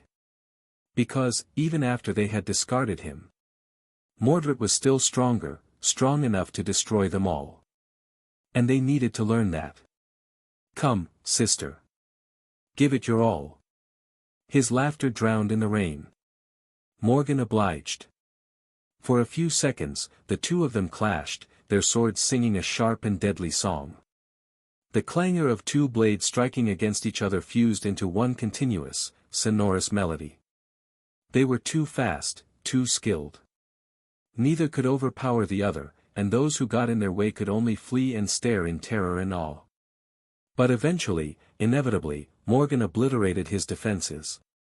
Her sword broke through his armor, impaling him through the chest. If it was anyone else, their heart would have been pierced, but he must have shaken her a fair bit. Enough for her to forget that her brother had been born with a rare condition that caused the position of one's organs to be reversed. So, she missed his heart. Still, having a sword driven through your lung hurt a lot. It hurt terribly. Not that he cared. Instead of recoiling from the strike, Mordred pushed forward and grabbed Morgan by the neck. Her eyes widened, and she hurriedly tried to twist the sword in the wound. Her other arm was already moving to block the potential strike of his own sword. Instead of trying to use it, Mordred simply headbutted her and felt her nose crack under the force of the unexpected blow. Morgan staggered back. Blood was flowing from her broken nose, painting the lower part of her face red. You vile scum! Her sword, which was still lodged in his chest, scattered into a whirlwind of scarlet sparks. He couldn't help but stagger and let out a pained yelp. She was, without a doubt, going to summon it back, but that would take a few seconds, at least. Not caring, Morgan lunged forward. Her leg whipped into the air, aiming to take his head clean off. Mordred blocked it with his sword, and felt his sword crack. His sword broke. There was more pain. Morgan's shin cut through his sword, his armor, and his forearm. The bone broke, the muscle split, and the tendons tore. His bleeding hand fell to the ground. Not paying it any attention, Mordred stepped forward and drove his broken sword into the narrow crack between her breastplate and the segmented steel skirt protecting her lower waist. The jagged blade plunged into his sister's side. Even though her flesh seemed as durable as steel, he pushed it as deep as he could before the broken memory disintegrated into a rain of sparks. She let out a stifled groan and pushed herself away. "I'll kill you." She tried to hide it, but there was a hint of hesitation in her voice. Morgan was winning, she was definitely winning. She had only received one serious wound, while her enemy already looked half dead. He looked like a walking corpse. So why was he so calm? What was wrong with him? She felt a chill run down her spine. Her sword was already manifesting itself back into reality. Mordred was summoning a new weapon, as well.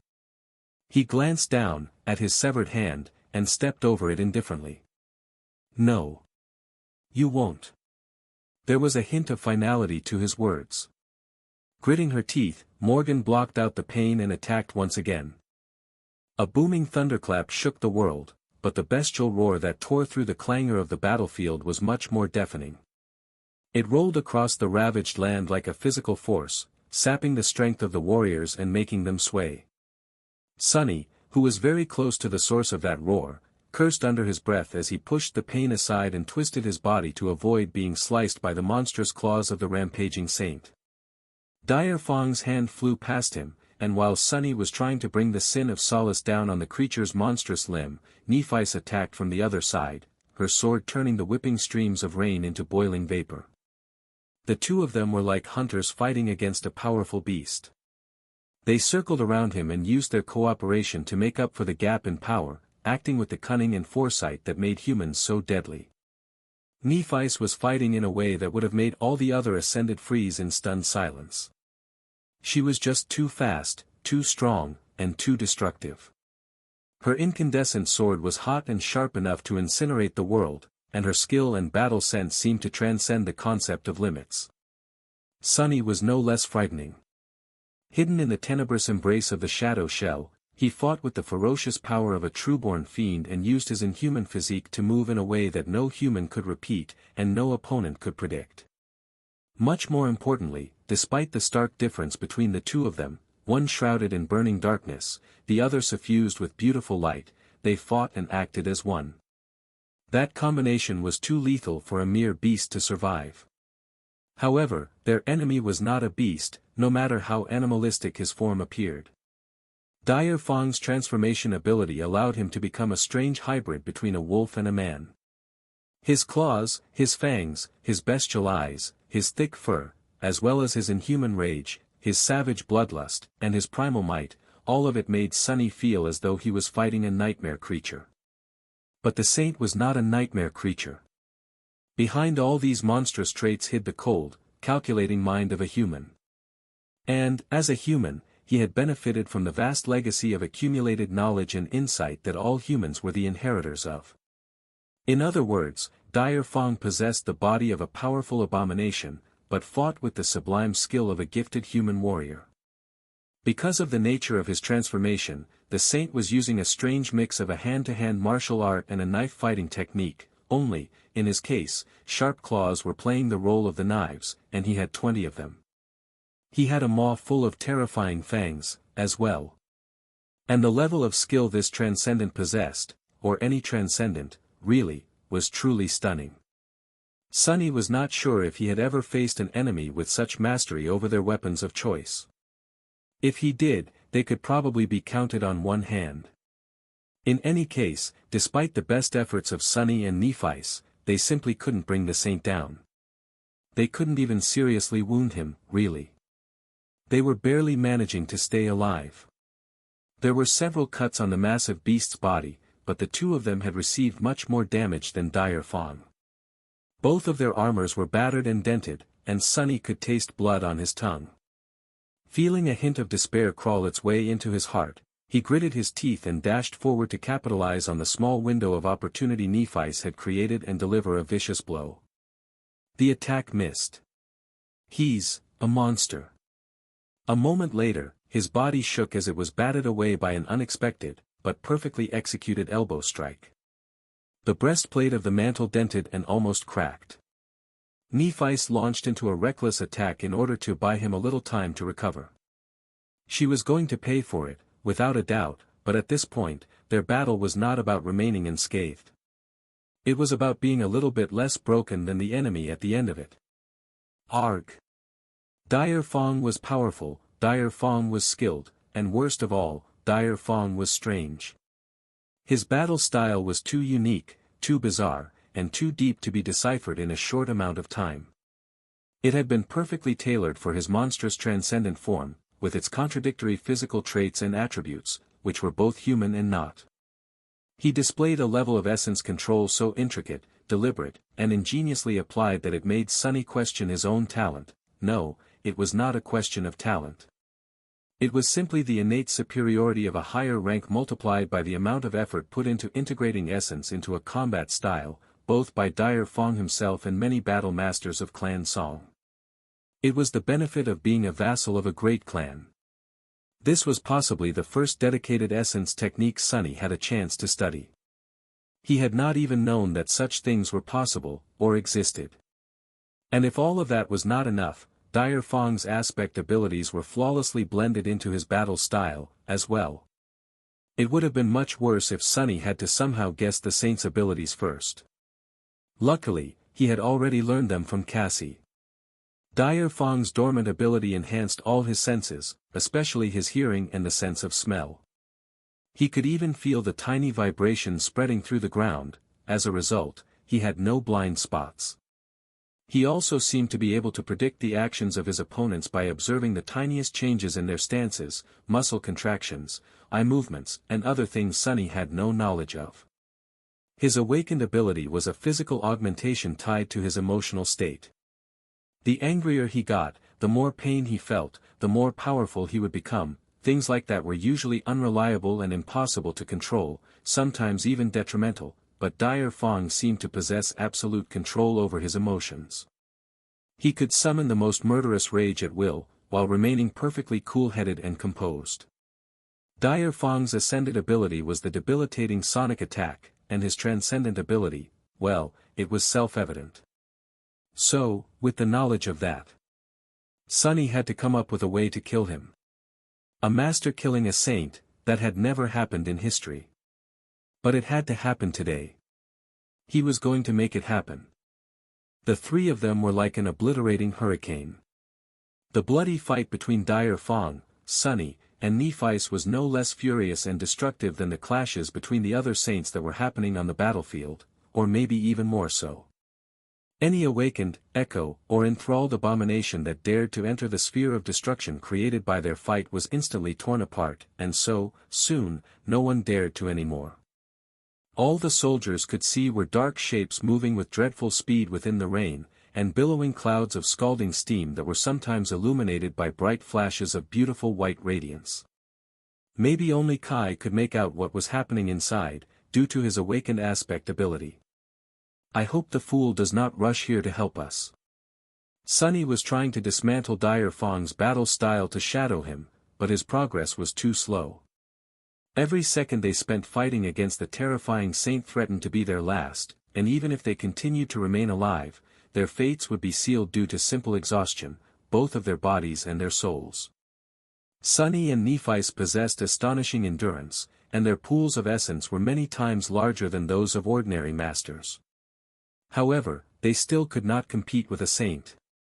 Saints were monstrous not only because of their power and aspect abilities, but also because of how potent and vast their reserves of essence were. To masters like them, these reserves appeared nearly inexhaustible. Especially to Sunny, who was burning through his essence fast due to the shadow shell. He was never going to win the war of attrition against Dire Fong. So, he had to dismantle the saint's battle style faster, much faster, even though he could not concentrate on this task since simply staying alive demanded almost all of his attention. Not good. He grunted as Dire Fong delivered a powerful backward kick with his wolf-like hind leg, almost ripping Sunny's shell to pieces. He managed to deflect the blow, and even tried to scratch the saint with the sin of solace, but the jade blade got tangled in the thick fur, shearing some of it off, but leaving no trace on the enemy's skin. Sunny had already delivered a shallow cut to Dire Fong before, so the sinister whisper was supposed to be driving the saint mad. However, he showed no sign of being affected by the curse. It seemed that breaking the mind of a transcendent, which was the sharpest of weapons in and of itself, would not be easy, or possible at all. Mind, the mind of a transcendent. Sunny possessed a powerful mind himself. His cognitive ability and willpower were both abnormal. There was the blessing bestowed upon him by the Shroud of Dusk, as well. And yet, it was not enough. Well, then. Suddenly, he thought of something very simple. If his mind was not enough, wait, why the hell was he trying to solve the problem with only his own efforts, anyway? He had a perfectly fine partner right there.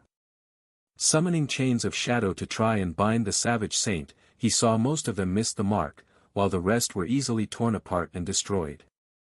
At the same time, he sent Nephi's a mental message through the blessing of dusk. The message contained no words, there was no time for that. Instead, it was a much more crude, but also faster form of communication containing a mix of images, half-formed thoughts, and emotions. For anyone else, it would have appeared as pure chaos, but Nephi knew him too well. They were so familiar with each other that even such an unadulterated stream of concepts was enough to form an understanding. It was a bit like finishing each other's sentences or guessing each other's feelings from body language, but elevated to a completely different level. And yet, it worked. Nephi seemed to understand his intention instantly, and reciprocated. A flood of concepts and images poured into his head. Sunny's intention, of course, was very simple, since his own mind was not enough to dismantle Dire Fong's battle style fast enough, he wanted to join their minds together to accomplish that task faster. Mostly metaphorically, but also a bit literally. Nephi might not have possessed the unnatural ability to peer into the very essence of a being through shadow dance, but she had been doing the same thing as Sunny this whole time. Without a doubt, she had been studying the enemy, trying to discern the patterns of his battle technique to circumvent them. More than that, her insight, while not supernatural, was in no way lacking in value. It was absolutely the opposite. Neph was a genius of combat, after all, she was born and bred for battle, and there were very few people in the world who possessed the same chilling level of affinity to bloodshed and destruction as her. Sunny had his own insights about the way Dire Fong fought, and she had hers. By combining them, they would be able to enhance each other's understanding of the enemy in the same way that their powers were augmenting each other beyond the usual limits of their aspects. Hopefully. Sunny growled and continued to fight. The shadow fiend sometimes moved like a human, and sometimes like the creature that he was. He bent in strange ways, used his long arms to dash on all fours like a wild animal, and delivered attacks with the onyx spike at the end of his tail. His sword, his claws, his teeth, and his horns were all weapons, so he used them all in tandem. When that was not enough, he summoned shadows or stepped through them to attack the saint from an unexpected angle. Nephi was pushing her body to the limit, as well. Her flames burned and danced, trying to envelop their enemy or coalescing into incinerating jets that could cut through flesh and bone with frightening ease. She seemed to possess an authority over the battlefield that was almost frightening. And while they did that, they also exchanged a torrent of thoughts and concepts at tremendous speed.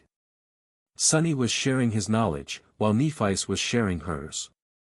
The pieces of the puzzle were flying into his head, slotting into the grand picture with satisfying clicks. Some of them he had figured out himself, but some were new and unexpected. It seemed that Nephi possessed a perspective that was both similar and different from his own, but no less keen. She paid attention to things that Sunny would have never thought about, and arrived at conclusions that he might have missed.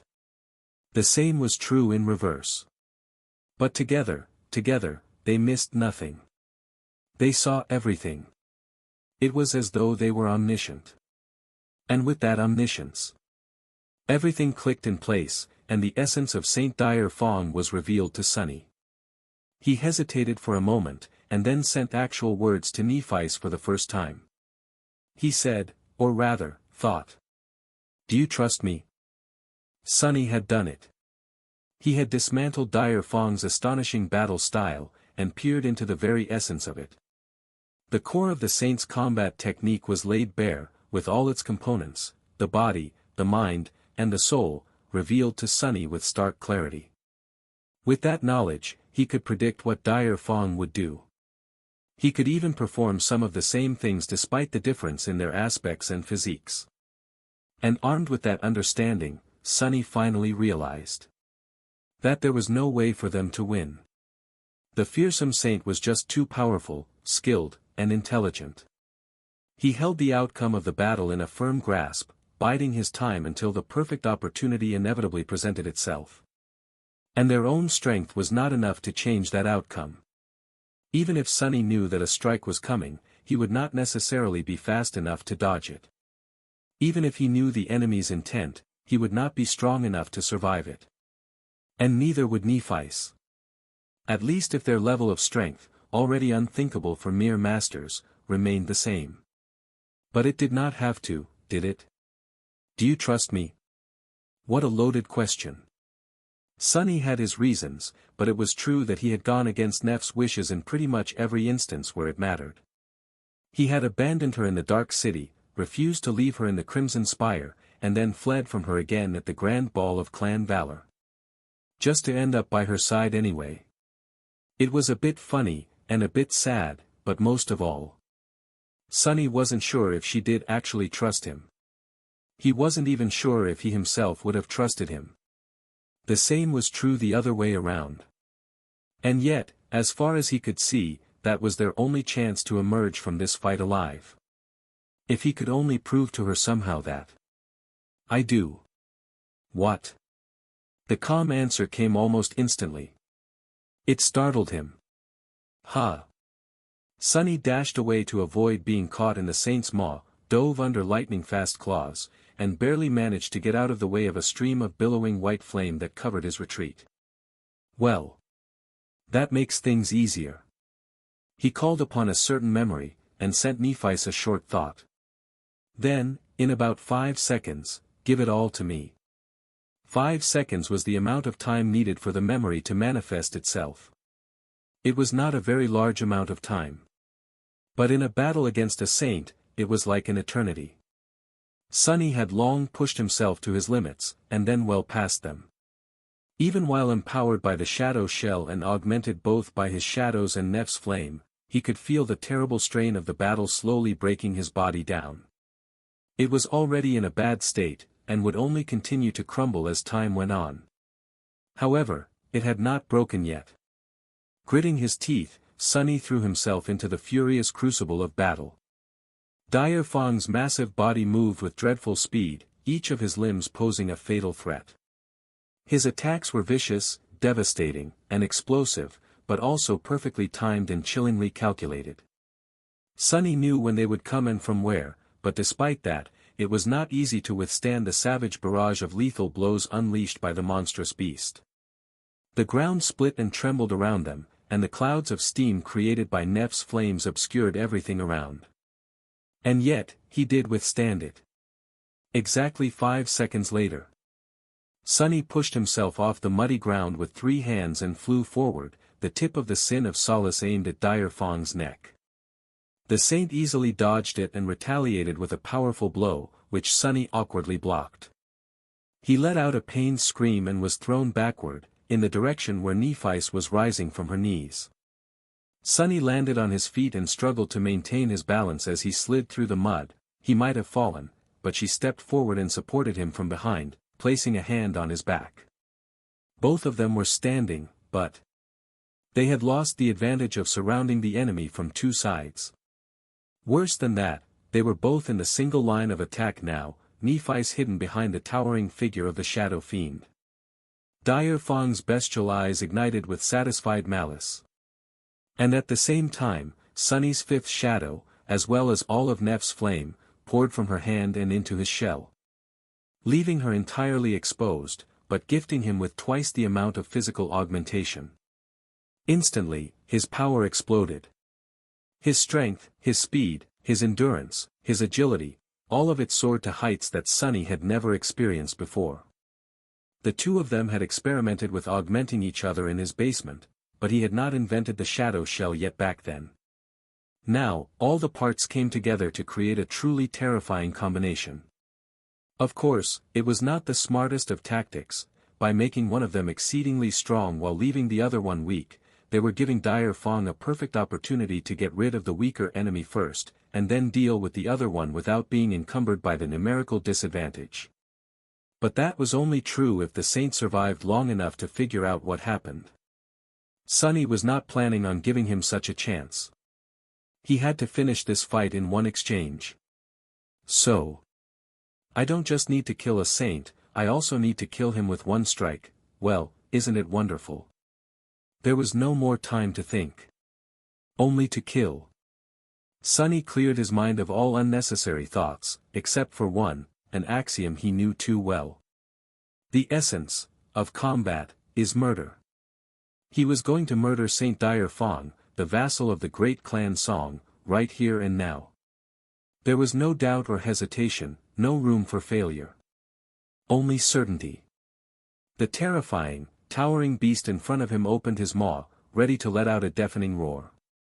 Feeling the polished ivory of the Bone Singer manifest itself into his hand, Sunny flooded his body with smoldering essence, and lunged forward. Time was moving very slowly. No, it was Sunny who was moving too fast. It almost felt as if the world had frozen. The rain was suspended in the air, the fountains of mud had grown still, the distant figures of dying awakened were like grotesque statues. In this nearly static world, only two things seemed unbound by paralysis: the monstrous saint in front of him, who was no slower than Sunny himself, and a bolt of lightning that was crawling across the sky, extending toward the ground as it forked and illuminated the bloody battlefield. Faster. Suddenly, a deafening roar exploded from Dire Fong's mouth, strangely distorted and haunting. It would have hit Sunny like a wall. But he was prepared. The silenced enchantment of the emerald bone flute activated, creating a dome of absolute silence around him. Sunny passed through the sorcerous roar without being struck by its crushing power. However, behind him, Nephi's had to endure its full weight without the protection of her flames. Stripped of their augmentation, she couldn't resist it like she had before. Erasing the image of her falling figure from his mind, Sunny concentrated on the task. If anything, the importance of success had only become more stark now that his partner was debilitated. If he failed, both of them were going to die. But he had already rejected the possibility of failure. He was going to win. He was going to do what he promised to do. He was going to kill a damned saint. At that moment, Dire Fong was more than a chance adversary to Sunny. He was the embodiment of everything Sunny wanted to destroy: the rotten authority of the great clans, the vile curse of the chain of nightmares, the torturous brand of powerlessness that he bore on his soul ever since Falcon Scott. The inescapable shackles of fate. He was the enemy. A terrifying enemy, an overwhelmingly powerful enemy, an enemy that was nearly impossible to defeat. But if Sunny somehow did manage to defeat him, then maybe he would be able to overcome the other impossible obstacles that pressed him into the ground, one day. Sunny was tired of losing. He had lost in the Antarctic Center, and now, because of Mordred and his cursed schemes, he was on the verge of losing here in East Antarctica, as well. And so, he was willing to bet everything on this one strike. He had no choice but to finish it all with one strike, not only because Nephi's was weakened and vulnerable right now, but also because of the nature of the aspect powers Dire Fong possessed. The saint's already terrifying physical might was augmented by rage and pain. If Sunny delivered him a serious wound but failed to make it fatal, then that augmentation would only explode further, turning his enemy into a truly unstoppable monster. He only had one chance. Sunny had already accomplished 3 incredible feats to earn that single chance. He had learned the secrets of Dire Fong's aspect, deciphered the battle style of the transcendent monster, and found a way to counteract his debilitating sonic attack. Now, all that remained was to cut him down with a sword. Not that it would be easy. The saint was not waiting passively to be killed.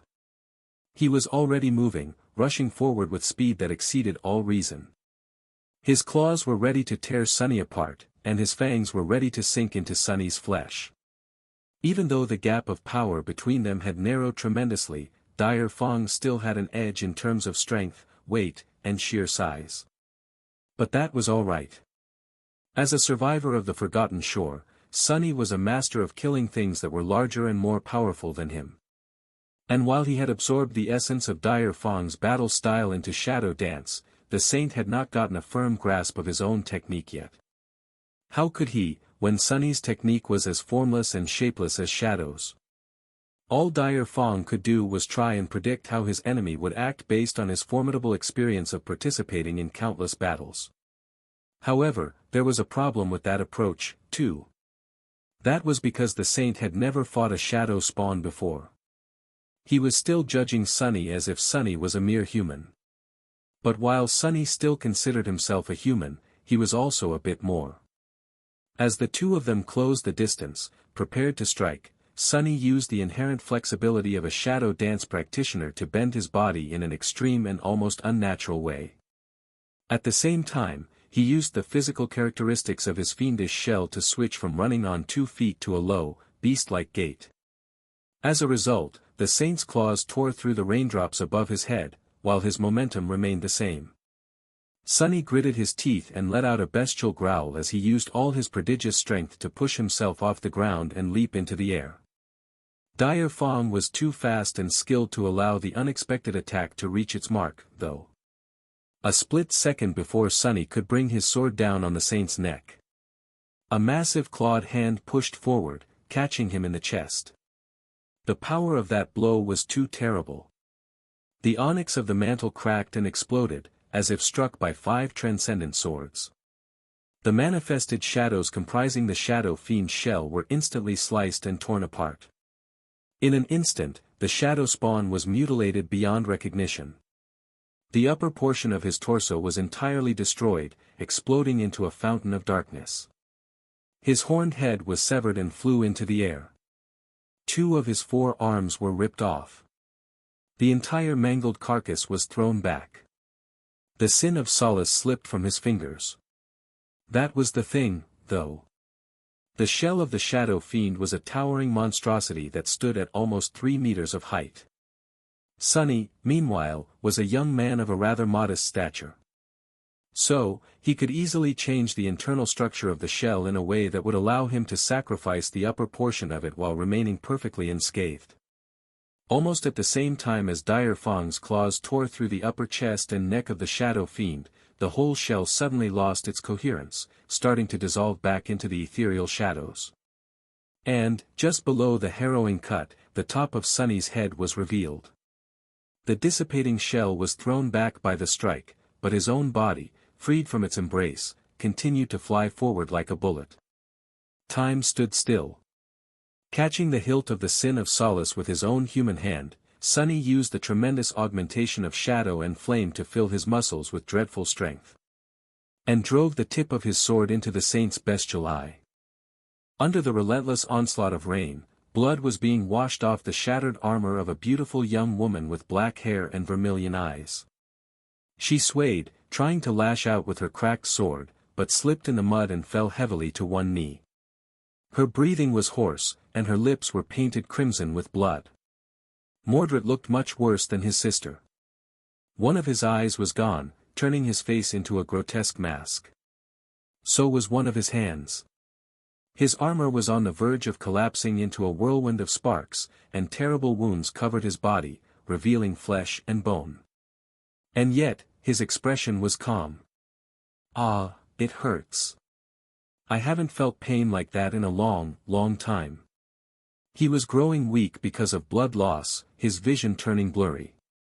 But he was so close to his goal. After long, excruciating years, the first true taste of his revenge was so near. So, Mordred took a step forward, and then another. His sword rose. His hand was firm and unshaken. Morgan looked up at him, and the look in her eyes was sweeter than nectar. Confusion, indignation, and hidden behind them, a hint of fear. How are you still standing, monster?" Mordred smiled. Barely. He was not going to engage in a lengthy conversation with her, not yet. He knew that his sister was just trying to buy time. Using one of the enchantments absorbed by her body, she was trying to heal herself. Her wounds were already closing, and she was not bleeding nearly as heavily as she was supposed to. It was not going to save her, though. Morgan might have been able to heal herself, but she couldn't replenish her essence, her focus, and her stamina. She was tired, and that fatigue was only going to get worse. It was going to seep into her bones and into her mind, dooming her. He just had to last a little bit longer than that. His sister gathered what little remained of her strength and dashed forward with a furious growl. Her sword flashed, sharp and cunning, aiming for his neck. Mordred knew that he wouldn't be able to block or evade it, so he didn't.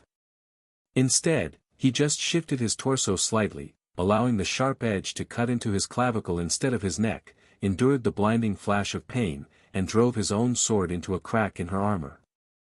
Morgan groaned. Before she could do anything, he swung the bloodied stump of his right hand, hitting her in the temple with the torn edge of the steel vambrace. His sister was thrown back, dazed. Mordred felt a bit lightheaded, too.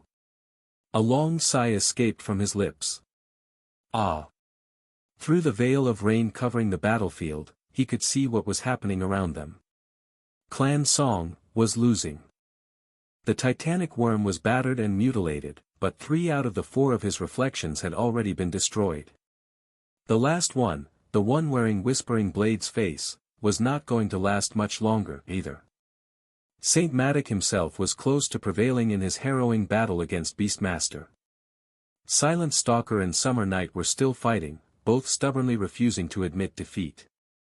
At this rate, both of them would perish, and even if the taciturn daughter of Ki Song prevailed, she wouldn't be able to continue participating in the battle. Even the reflection of Sir Gilead seemed to be failing against one of Nether's children that Sunless had somehow made his. The scoundrel himself, meanwhile. Mordred felt the desire to raise an eyebrow, but he was too weak and tired to do that. Dire Fong is dead. Sunless and the Dream Spawn killed a saint. This was a terrible, disastrous piece of news, but he couldn't help but feel impressed. Good for them. Morgan tried to stand up, and he pushed her into the mud again with a cruel strike of his sword. There was more pain, and it was suddenly hard for him to keep balance. By now, their clash looked nothing like a noble duel between 2 royal descendants. It was simply a brutal, graceless, vicious brawl, but Mordred liked it more that way. It was much more sincere. Much more honest. Why would murder look pretty when it was so ugly? His sister was still refusing to give up. They clashed several more times, and each time, Mordred was on the losing end of the exchange. Until he wasn't. At some point, somehow, almost unexplainably, he gained the initiative in this abhorrent dance of theirs. And once he did, his advantage grew like an avalanche. No matter how many wounds he had accumulated, no matter how terribly Morgan hurt him, Mordred was unshaken. His one remaining eye glimmered, reflecting her dwindling confidence. And then, after a while, Morgan fell and failed to stand up again. Growling, she struck the ground with her first. I don't understand. How, are you, what trick? He smiled, dragging his aching body toward her. Now was the time to talk, not only because Morgan had finally exhausted all her monstrous reserves, but also because he was tired, as well. He needed a few moments to catch his breath and prepare for the final strike. You don't understand. Oh, but it is so simple. There is no trick. Yes, you are stronger than me, faster than me, you are maybe even more skilled than me. However, dear sister, I am infinitely superior to you in one aspect. The most important aspect. He struggled against the weight of his sword, which was suddenly unbearable, and gritted his teeth. It's desire. Don't you know that everything has its beginnings in desire? And my desire, it's infinitely more powerful than yours. That is why I am more powerful than you, that is all there is, sister. Oh, and my desire is also much more pure. Can't she see? Well, she's young, after all. Mordred reached the spot where Morgan was trying to get up from the mud and ruthlessly kicked her in the side with his armored boot. She yelped, and fell back down. He looked at her coldly. You see, my only desire is to kill you. But you want so many things. You want to kill and imprison me, but you also want to survive killing and imprisoning me. You want to protect your neck from being cut, your heart from being pierced, your skull from being crushed, your eyes from being gouged out. All these countless desires weigh you down. They are a burden that reduces your strength, dulls your skill, and diminishes your speed. But me? I have no such burden. I only care about one thing. I only want to kill you. That is why you are weak, and I am strong. Mordred used his one remaining eye to glance at the bloody stump of his right hand, at his broken armor, and at his mangled body. His gaze was indifferent. And that is why my wish will come true, but yours will not. Without wasting any more time, he smiled bitterly, and raised his sword. His goal was so close, he just had to bring the sword down. However, he never did. Somewhere else on the battlefield, a sword made of pure darkness pierced a figure made of blinding sunshine. The radiant knight staggered, while the tenebrous knight stood calmly, looking at him with two indifferent crimson eyes. Saint twisted her sword, and the darkness contained within it seemed to expand, hungrily devouring the shine of her enemy. The reflection of summer night grew dimmer and convulsed, as if trying to scream. However, no scream could be heard. The radiant figure grew bleak and translucent. A moment later, a net of cracks suddenly appeared on the surface of the dying light, and then, with a faint sound of breaking mirrors, the reflection exploded into countless shards of silver glass. Saint indifferently retracted her sword and shifted her gaze, searching for a new opponent. Separated from her by a vast distance, a gargantuan worm brought its monstrous weight down and then twisted, catching something invisible in its maw. The countless creatures comprising the echo slithered, grinding the invisible foe into dust. In the heart of the battlefield, obscured by rain, a beautiful demoness screamed as her face was cut by an unseen blade. She staggered back and fell, crimson tears rolling to the ground. In front of her, a vague silhouette was suddenly outlined by the streams of falling water and the brilliance of flashing lightning. A cold, ruthless voice came from the rain. Stupid girl, you should have stayed sweet and innocent, like you were before. Beastmaster gritted her teeth. I'm not done yet, old man, you haven't won yet. The rain laughed. Die, now, this little scuffle of ours was fun. You have slain a transcendent human, dire Fong. Your shadow grows stronger. You have received. The towering monstrosity swayed, the spark of life disappearing from his eyes. Sunny, who had driven the sin of Solace into the saint's skull up to the hilt, was perched precariously on the beast's snout, holding onto the grey fur with one hand. He froze for a moment. I won. The body of dire Fong tilted, and then toppled. Since the saint's transcendent form was quite high, there was considerable distance to the ground. Sunny rode it all the way down, still holding on to the hilt of the sin of Solace. The giant beast crashed, causing the ground to tremble. Still in shock, Sunny retrieved his sword and stood up, glancing at the battlefield from atop the felled giant. I won. Then, he lost his footing and rolled into the mud. The mud felt cool and pleasant to the touch. Behind him, the massive carcass rippled and shrunk, slowly turning into the corpse of a man. Sunny lingered for a few moments, trying to comprehend the fact that he, lost from light, had really slain a saint. It was so strange. He could still vividly remember the day when the Night Temple had been destroyed. Back then, the appearance of Saint Cormac had filled his heart with indescribable dread. The following battle between Cormac and Sky Tide was even more terrifying. He felt like an ant that had gotten stuck in the middle of a clash between two gods. The entire island had been destroyed by their ferocious battle. It all had seemed apocalyptic. And now, Sunny had killed a similar being himself. He had killed a saint with his own 2 hands in combat. Of course, he didn't do it alone. Nephi's. Suddenly startled, Sunny jumped to his feet and dashed to the spot where he had seen her last. She was still there, struggling to stand up. Her helmet was gone, and he could see drops of blood falling from her ears, her nose, and even her eyes. Her face was pale, with damp hair sticking to it in thin strands. Neph. He slid on the mud and fell to his knees near her, placing his hands on her shoulders. She let out a raspy breath, and then shakily rose to her feet with his help. Sunny felt the warmth of the white flame flowing from his body into hers. Slowly, her skin ignited with radiance, and wisps of white flame escaped from beneath it. The scratches on her face disappeared, and the stakes of blood evaporated, leaving it pale and pristine. A pained groan escaped from her lips, and Nephi swayed. He supported her. She remained silent for a bit, trying to contain the pain, and then asked. "We won." Sunny let out a relieved sigh. "Yeah. He's dead." She winced. "Good." He wanted to laugh. "Good. Good. That's all you have to say?" Nephi looked at him for a few moments. Her face was too close, but Sunny didn't mind. Then, a corner of her mouth slightly curled up. "Why make a fuss? It was just a saint." He stared at her, feeling a sense of triumph flood his heart. But then, the smile slowly disappeared from Sunny's face.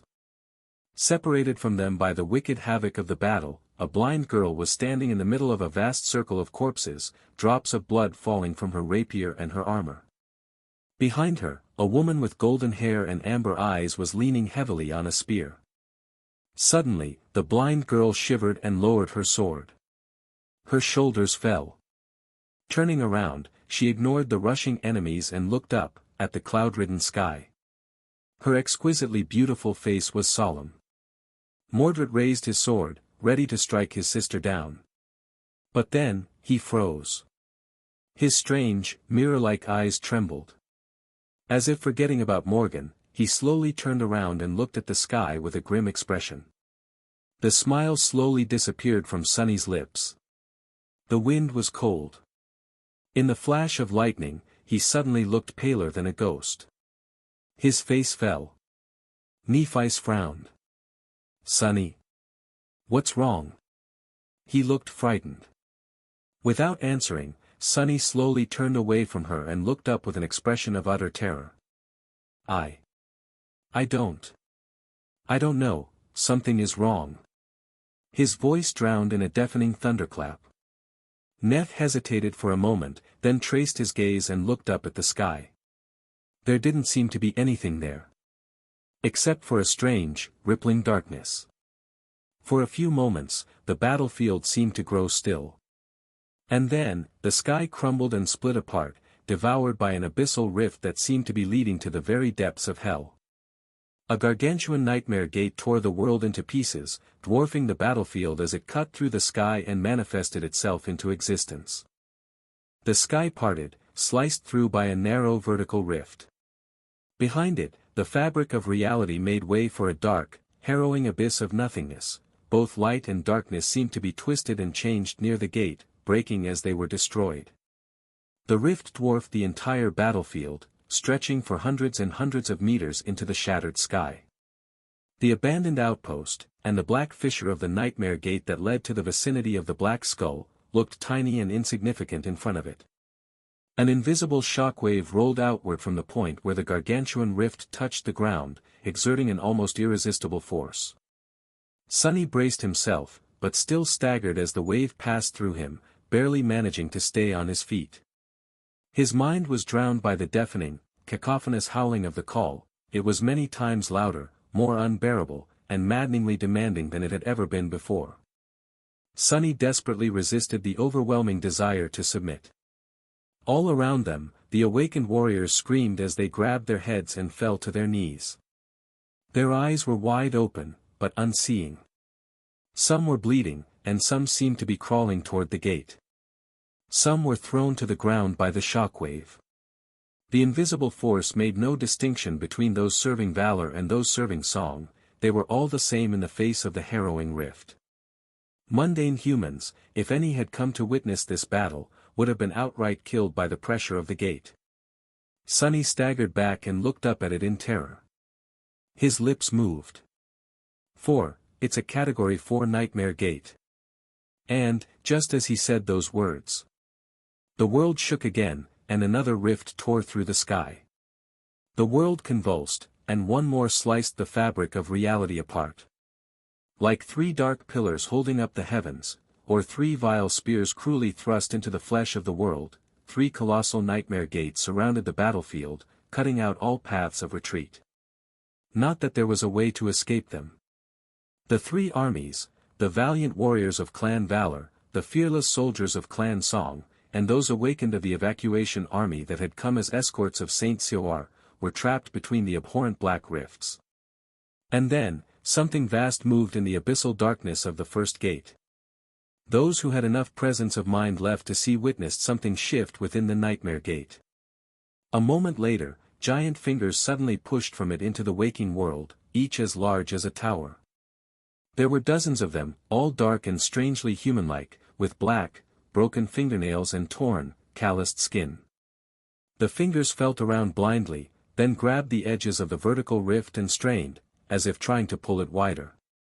The most horrifying part of it all was that they succeeded. The world trembled, and a net of black cracks seemed to spread through the sky. Then, the gaping wound of the nightmare gate was torn open, and a seething mass of the same dark flesh flowed out of it like an appalling avalanche. The flesh expanded, turning into gargantuan black tentacles, which then shot forward with stunning speed. Sonny took a step back. His eyes widened. Somewhere far away from him, on the opposite side of the battlefield, the towering tortoise echo was ripped apart with a single swing of a black tentacle. The awakened sheltered in the stone fort on its carapace were thrown into the air, and the transcendent creature instantly exploded into a whirlwind of sparks. Someplace else, the tentacles reached the massive figure of the titanic worm. The titan rose its repulsive body into the air to meet them, but a moment later, it was torn to shreds, destroyed, and consumed, disappearing without a trace. A scrawny figure jumped onto the back of a black steed, who then raced away. A split second later, the reflection of silent stalker disappeared under the tide of dark flesh, and a faint sound of breaking glass rang quietly. Most shocking of all. Not too far away from the gate, Beastmaster suddenly staggered back from the vague figure outlined in front of her, blood flowing from her mangled face. A moment later, a black tentacle whipped through the empty air with terrible speed, and a fountain of blood suddenly bloomed where the vague figure had stood a moment ago. There was no time to react, and no chance to escape. Pieces of torn flesh became visible as they splattered all around, unrecognizable as parts of a human being.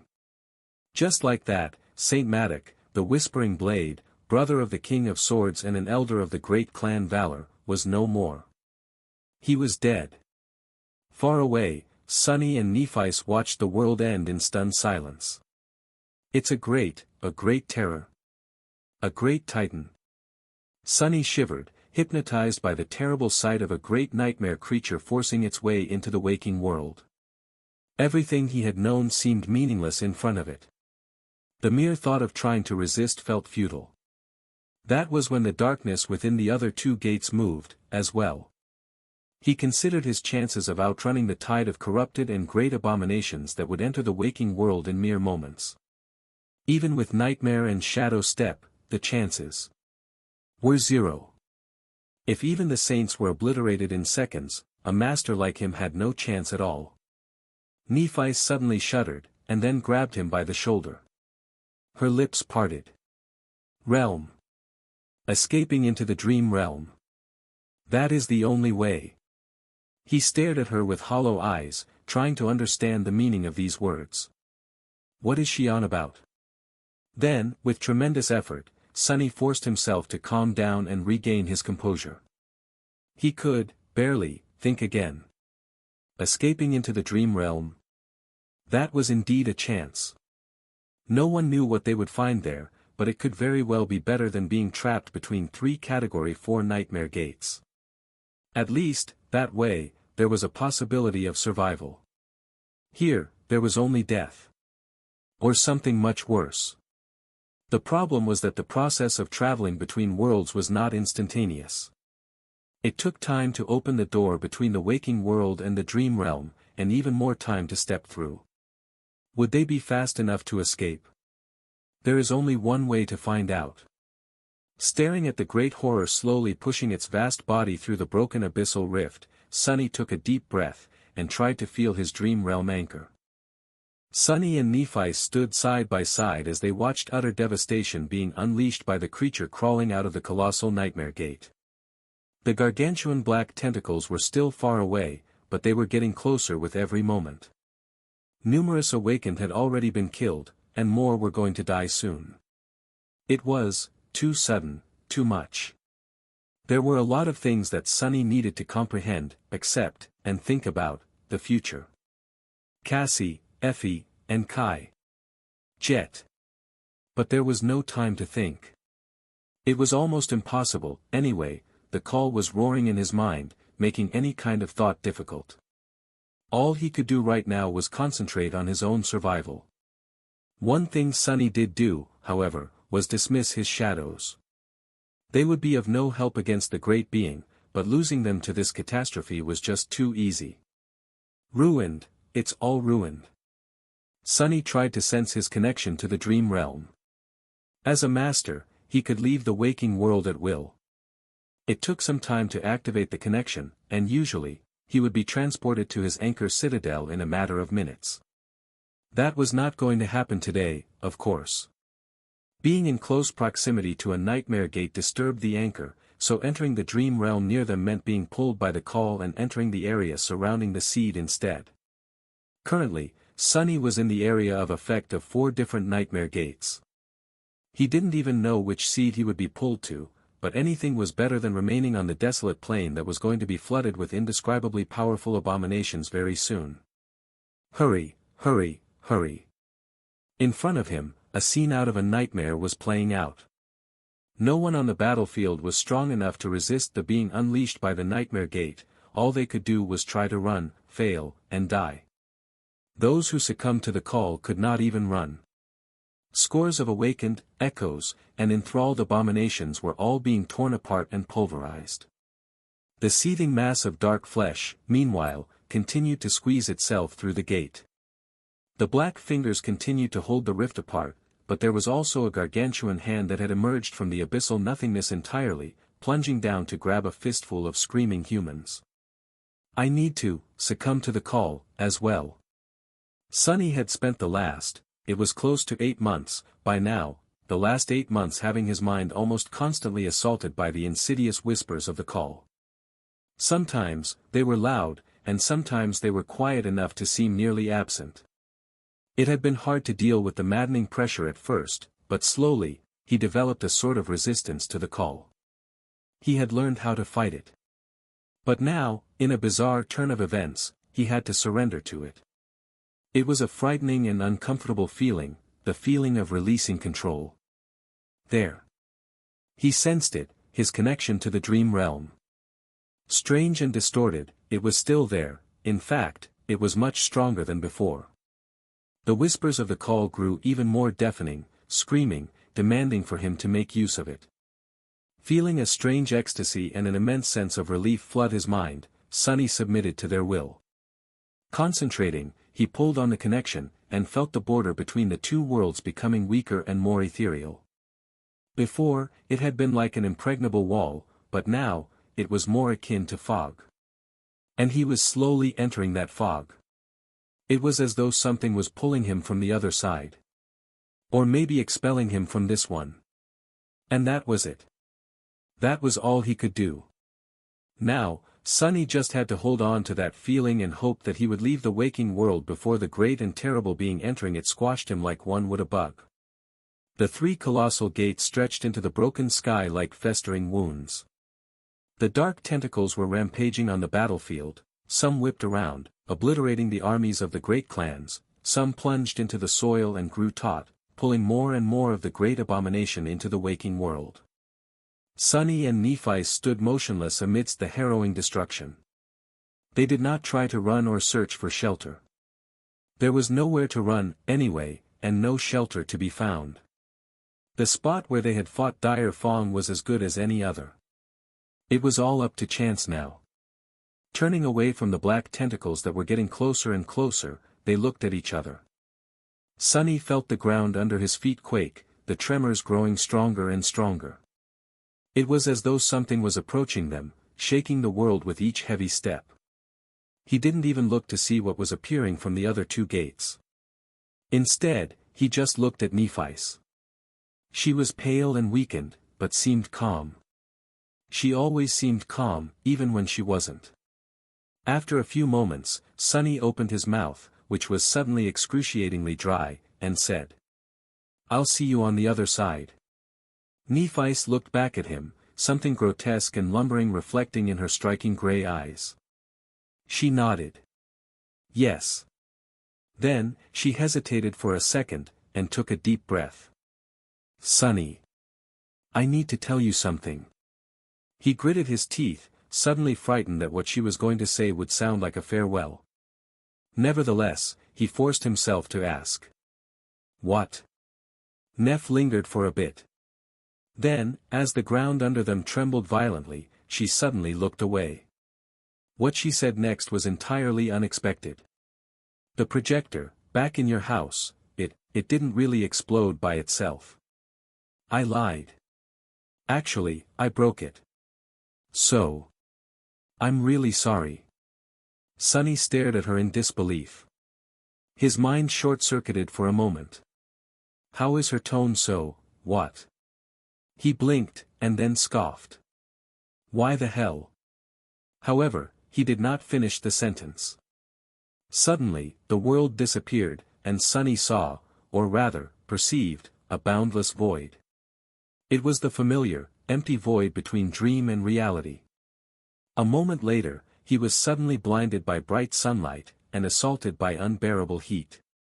Falling on something soft and scorching, Sunny rolled and frantically tried to sense the surrounding space through the shadows.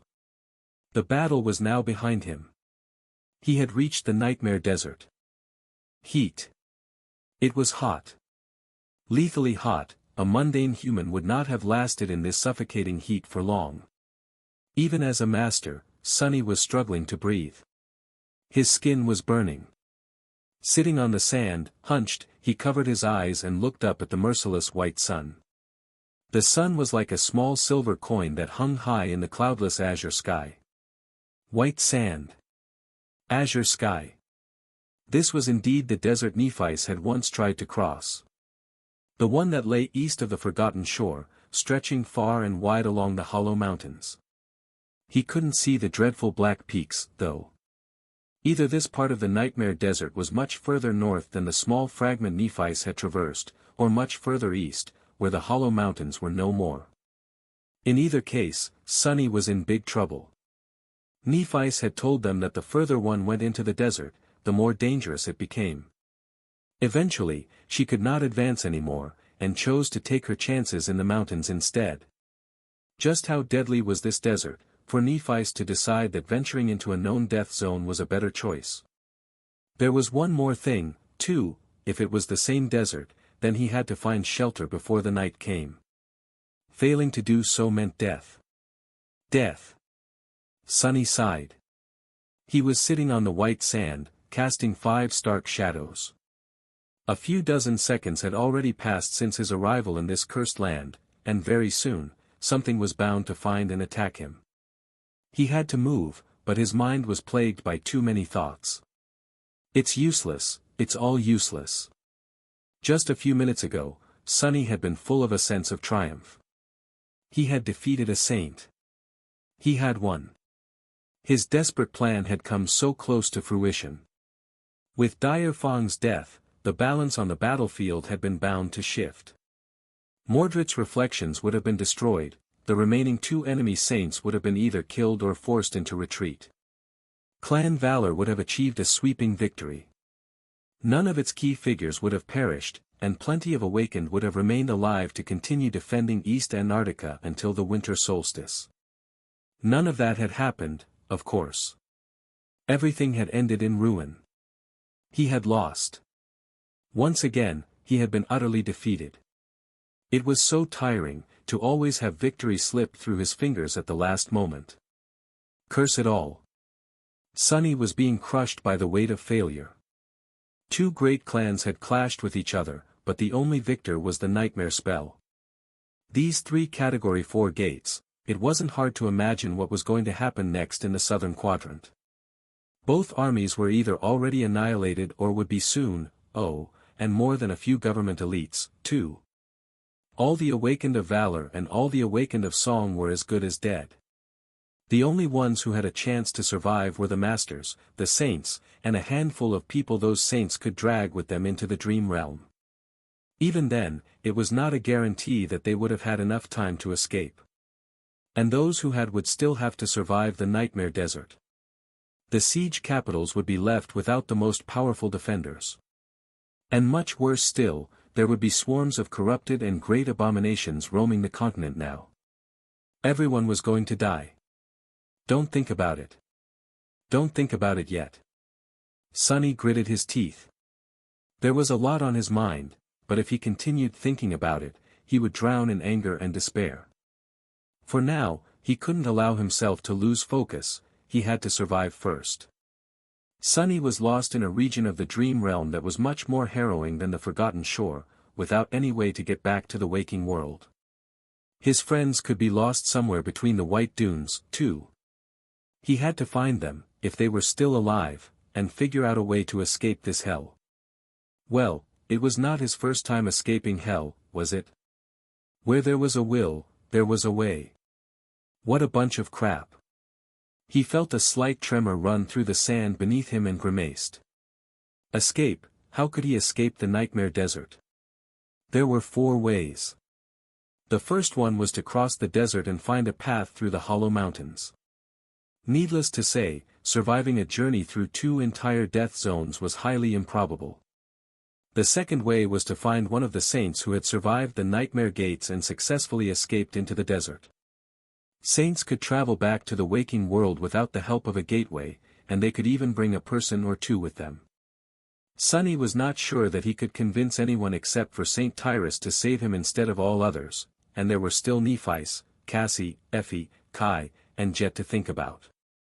Any saint that left would not be coming back to this corner of the desert, since that would require returning to the proximity of the gargantuan nightmare gates. So, that way would most likely not work either. The third way was to become a saint himself. That was, of course, even more suicidal than trying to traverse both the nightmare desert and the hollow mountains. Sunny had barely survived the second nightmare. He had been beheaded, had his heart ripped out of his chest, barely survived thanks to stumbling on Noctis by pure luck, almost lost himself in the endless sea of nightmares, fought against an entire army of awakened, and even faced Mordred at the end. The third nightmare would be much more harrowing, and even if he somehow transcended, there was a high possibility that the sovereigns would make him disappear as a result.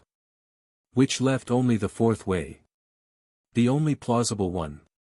Sunny had to find the Black Skull Citadel, and use its gateway to return to the waking world. That, too, was more easily said than done. The nightmare desert, after all, was vast. And full of all kinds of horrors. The main problem, though, was that only 2 people knew the location of the citadel. One of them was Morgan, and the other one was Mordred. So, he had to find one of them first. Either one will do. Sunny closed his eyes for a moment, and then suddenly jumped back. A split second after he did, the sand under him exploded, and countless hands rose from beneath it, clawing at the air. Here we go. It's starting. A tenebrous black steed was flying across the white sands of the nightmare desert, pursued by an unseen horror. Sunny was leaning from the saddle, shielding his eyes against the scorching wind as he brandished the sin of solace. A hand that shot from beneath the ground was cleanly severed and dissolved into a swirl of ash. Curses, that thing is persistent. Behind him, a vast swath of the desert was changing. It was almost imperceptible unless one knew what to look for: the minute tremors running through the sand, the slight tilt of the dunes, the subtle shifting of the shadows. Something enormous was moving beneath the sand, following him. He had already used 4 out of his 5 shadows to augment nightmare, leaving only one to strengthen the enchantment of the memory of fire through the underworld armament. That allowed him some measure of relief from the unbearable heat of the desert, at least. But even with the help of the 4 shadows, his mount was not fast enough to outrun the creature. Much worse, it was not the only abomination in this part of the desert. In fact, Sunny was surrounded by nightmare creatures. There were too many of them to count, all moving in the same direction. They were responding to the call, pulled to the blooming seed of nightmare by its sweet promise. Luckily, most abominations seemed to be in a strange state. It was as though they were hypnotized, forgetting about everything except for the goal of reaching the seed and entering the waking world through it. As long as Sunny did not get in their way, most paid him no attention. It was deeply disturbing, really.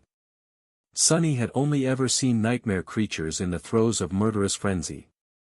Having them walk past him with detached indifference was somehow more frightening than facing them in a bloody battle. Crap, crap, crap. The desert was wide and flawlessly white, and the towering figures of abominations were moving across it with measured steps, separated from each other by a considerable distance. Their shadows were like long lines of stark blackness. The length of the shadows meant that the sun was already low. The night was not far away. Cursing, Sunny guided Nightmare to the left, aiming at the nearest of the walking figures. From the looks of it, it was a corrupted monster. The thing was massive and ghastly, with 4 mighty paws and a tail like that of a scorpion. Its insect-like eyes were staring at something hidden far beyond the horizon. The creature was dangerous. But Sunny was more dangerous. As Nightmare flashed past the monster at stunning speed, the Sin of Solace swung, cleanly severing the abomination's head. They shot past the beheaded creature and continued forward without ever slowing down. A few moments later, countless hands rose from beneath. Rushing away, Sunny turned his head and watched as the hands grabbed the bleeding carcass and pulled it into the sand. Soon, only a few drops of boiling blood remained on the surface. It was as though the massive monster had never existed. The unknown horror stopped following him after that, at least, its hunger seemingly satiated by the morbid offering. Damnation. After a while, he could finally allow himself to slow down. Stopping Nightmare at the crest of a tall dune, Sunny breathed heavily, then wrapped 2 more shadows around himself, enhancing the effect of the memory of fire. That way, he was almost comfortable.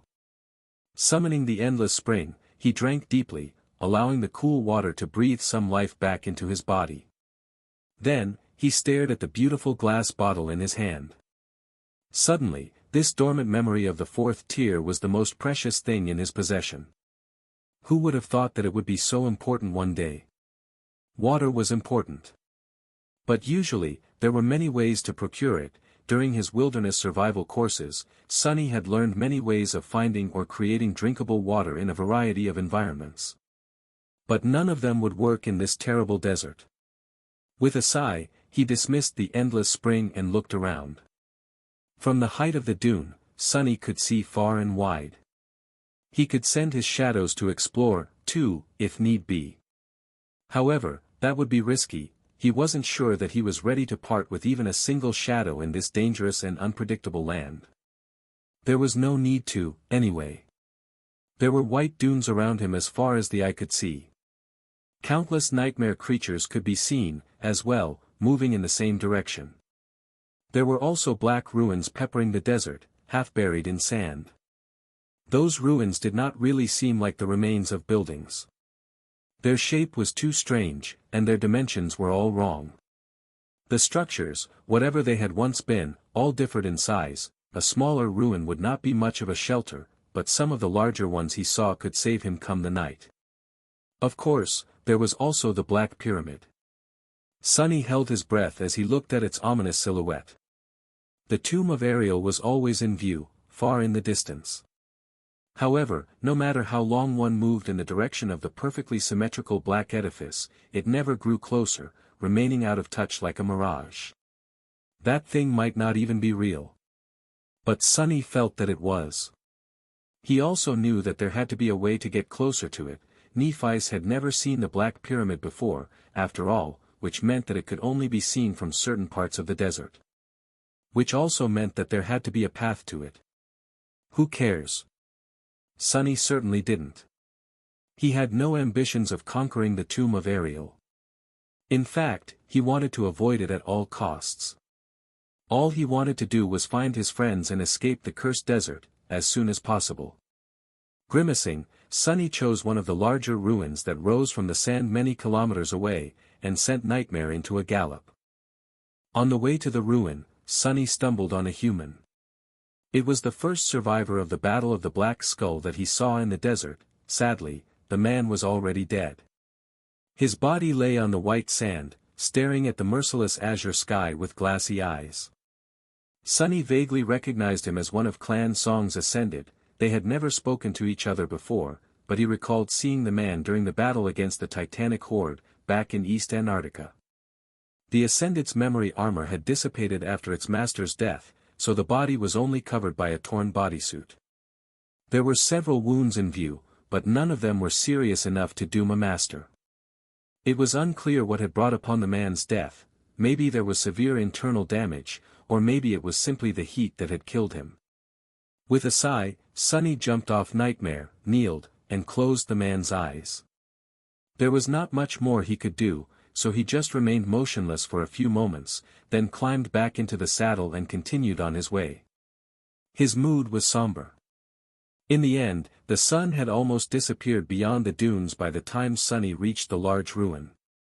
Scared by the prospect of remaining in the open after dark, he hurriedly dismissed his shadow and climbed over the weathered black stones. He quickly found a narrow fissure in the sand-covered floor and squeezed through it, eventually reaching an underground chamber. Near the end of the narrow crawlway, the stones shifted under his weight, and Sunny fell down in an avalanche of sand. He landed awkwardly and was about to let out a relieved sigh when something cold touched his neck. A steel blade. A hoarse voice resounded from above. "What do we have here?" Sunny carefully put his fingers on the blade of an enchanted glaive and slowly pushed it away from his skin.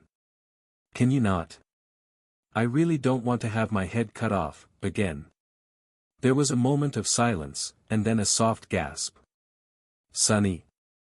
Looking up, he saw a curious scene. The underground chamber was not very large, and there were two beautiful women hiding inside. Both of them were bruised and battered, with grim expressions on their enticing faces. One of them was Jet, and the other one was Song Saishan. Soul Reaper was closer to the hole he had fallen from, so she had lashed out with her glaive on instinct. "Yeah, it's me. Say, why are you two sitting here in complete darkness?" Jet retracted her weapon, took a step back, and tiredly lowered herself onto the cold stones. A stifled scoff escaped from her lips. "We weren't sure if the light would attract danger." She remained silent for a moment, and then said, "I'm really glad that you're alive."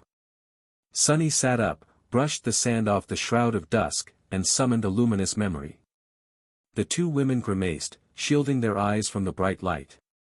Now that he could see colors better, he judged that they were in a worse state than he had initially thought. Jet's armor was torn rather severely, and Saishan's dress was ripped, as well. Its wine-colored fabric seemed dirted by blood. He coughed, trying not to stare. "Me too." That sounded too sentimental, so Sunny corrected himself. "I mean, I'm glad to be alive, too. Anyway, the light won't attract the abominations. Most of them are being pulled toward the seeds, and those that are going to rise at night, well. I guess with a Category 4 gates, some of them will leave for the waking world, as well. The rest will be too busy fighting each other. As long as we're out of sight, we should be safe." He fell silent. Indeed, the true horror of the Nightmare Desert, the dead soldiers that endlessly continued their ancient battle in the darkness, night after night, as they had for thousands of years, had not entered the waking world during the chain of nightmares. That was because most of them were too terrible and powerful to step through Category 3 gates. Now, things would be different. Sunny lingered for a few moments, staring at Jet and Saishin. Both were in sorry states, but at least they were alive. He summoned the endless spring and said, "I have water, by the way." Their eyes gleamed. "Then give it here." Jet was the first one to snatch the bottle, acting with a terrible lack of decorum. Well, thirst would do that to a person. Saishin, who had been a second too late, stared at her coldly. Nevertheless, she patiently waited for her turn while Soul Reaper greedily drank from the endless spring. Once Jet was finished, she let out a delighted sigh and passed the bottle to the daughter of Ki Song. The latter, at least, had enough composure to bow slightly and say, "Thank you," before bringing the memory to her parched lips. Sunny watched this scene incredulously. "Weren't the two of you trying to kill each other? I swear I saw you fight. How come you're together?" Jet leaned back and smiled. "Yes, we were trying to kill each other. This wench even tried to bite me. It was really gross. But what does it matter now? Here in the desert, there are no sides. Just us, and the nightmare creatures. So, there was no reason to fight anymore when we stumbled on each other." Saishin gave her a long look. "Who are you calling a wench, you corpse?" She grimaced, as if nauseated. Wait, did Saishin try to drink Jet's blood?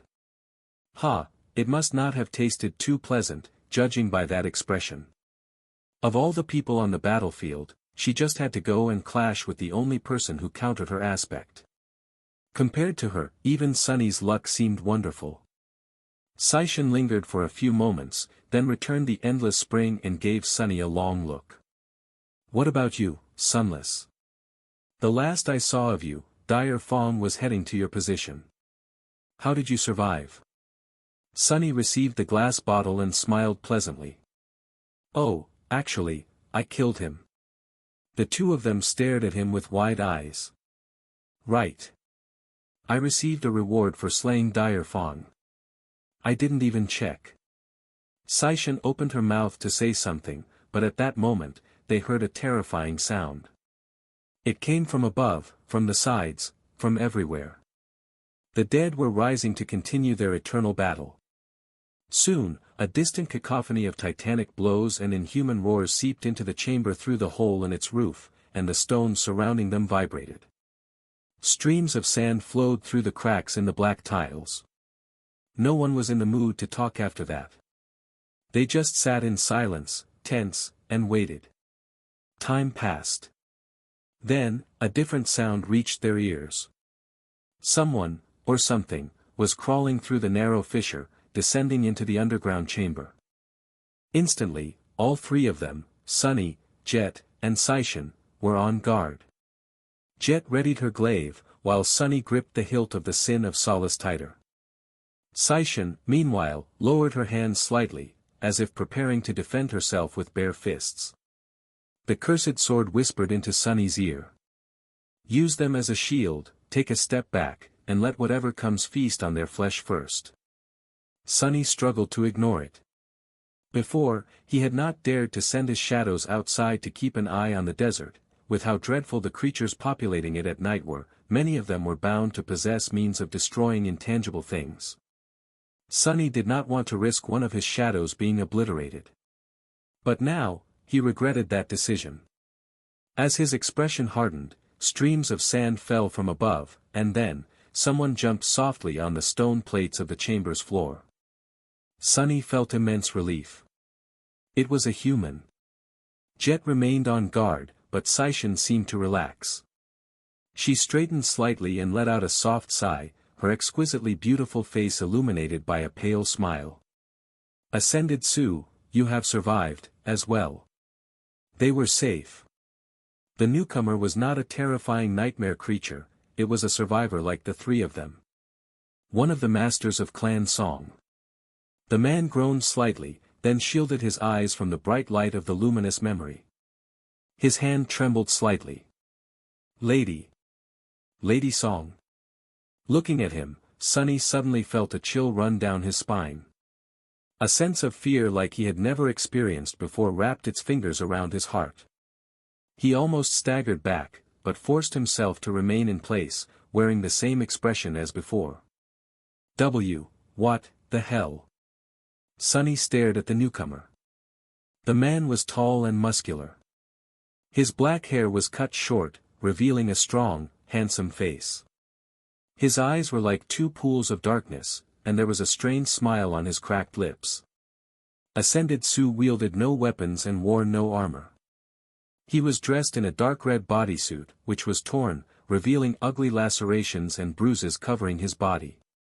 It was, without a doubt, the dead man whose eyes Sunny had closed just a few hours ago.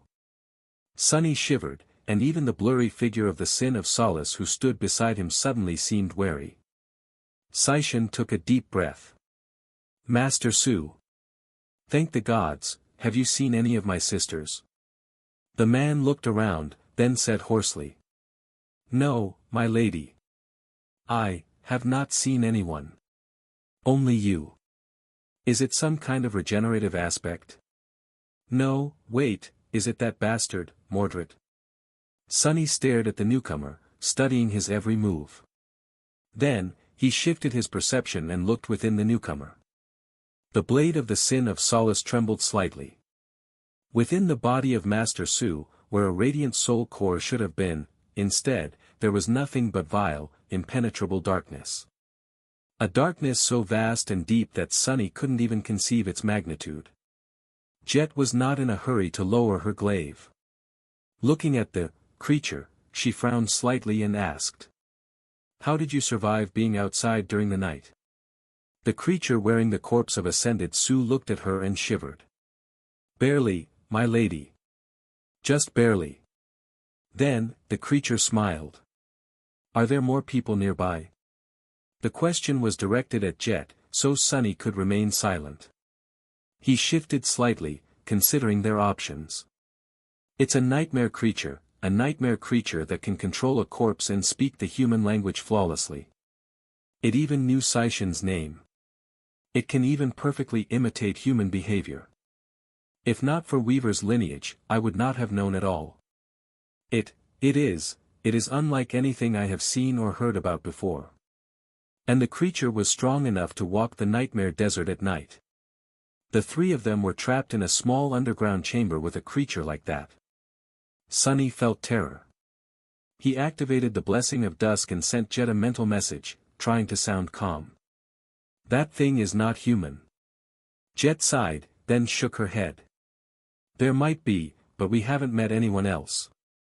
The four of us will have to stick together. At the same time, she answered Sunny. I know. Its soul is much more vast than a master's soul should be. Or a saint's soul, even. It is harrowing. Then, Sunny sent a message to Saishan. That is not Ascended Su. Think of an answer, and I will hear it. The beautiful woman did not show any sign of surprise as her answer resounded in his mind. What are you talking about? I know this man. He and I grew up together. Wait. Did the son of Anvil take his body? Gods. I never thought I would say something like that, but I wish it really was Mordred. Sunny summoned the runes, seeking the prize he had received for slaying Dire Fawn. No. Something else took his body. His dead body. Something old, vast, and powerful. I saw the corpse on the way to the ruin. The creature, meanwhile, seemed a little disappointed. Its smile grew bleak. Of course. We will stick together, and search for more people. Once the morning comes. Yes. Sunny stared at a particular string of runes, and then offered the endless spring to the corpse of Ascended Su. Forcing out a smile, he said. That sounds like a plan. Here, some water. You must be dying of thirst. The creature accepted the glass bottle with an awkward nod. Yes. Yes. I am thirsty. Sonny smiled as he watched it bring the bottle to the corpse's lips. Then, without changing expression, he silently thrust the sin of solace into the creature's chest. At the same time, a blade made of darkness appeared from behind, piercing the dead man's back. Saint escaped from the shadows, her eyes burning with crimson flames. A whirlwind of white sparks rose around Sonny, almost filling the entire chamber. Jet and Sishan were already moving, too. The creature looked at the endless spring, which was disappearing from the corpse's hand, and tilted its head a little. Yes. I am thirsty. Its smile widened into a grin, and Ascended Sue's face was distorted by that grin, turning into a wicked parody of what a human face was supposed to look like. The corpse's hands shot up with impossible speed, grabbing the blades of Sonny's and Saint's swords. The pristine white jade of the sin of solace seemed to warp under immense pressure. Sonny suddenly felt cold. Not good.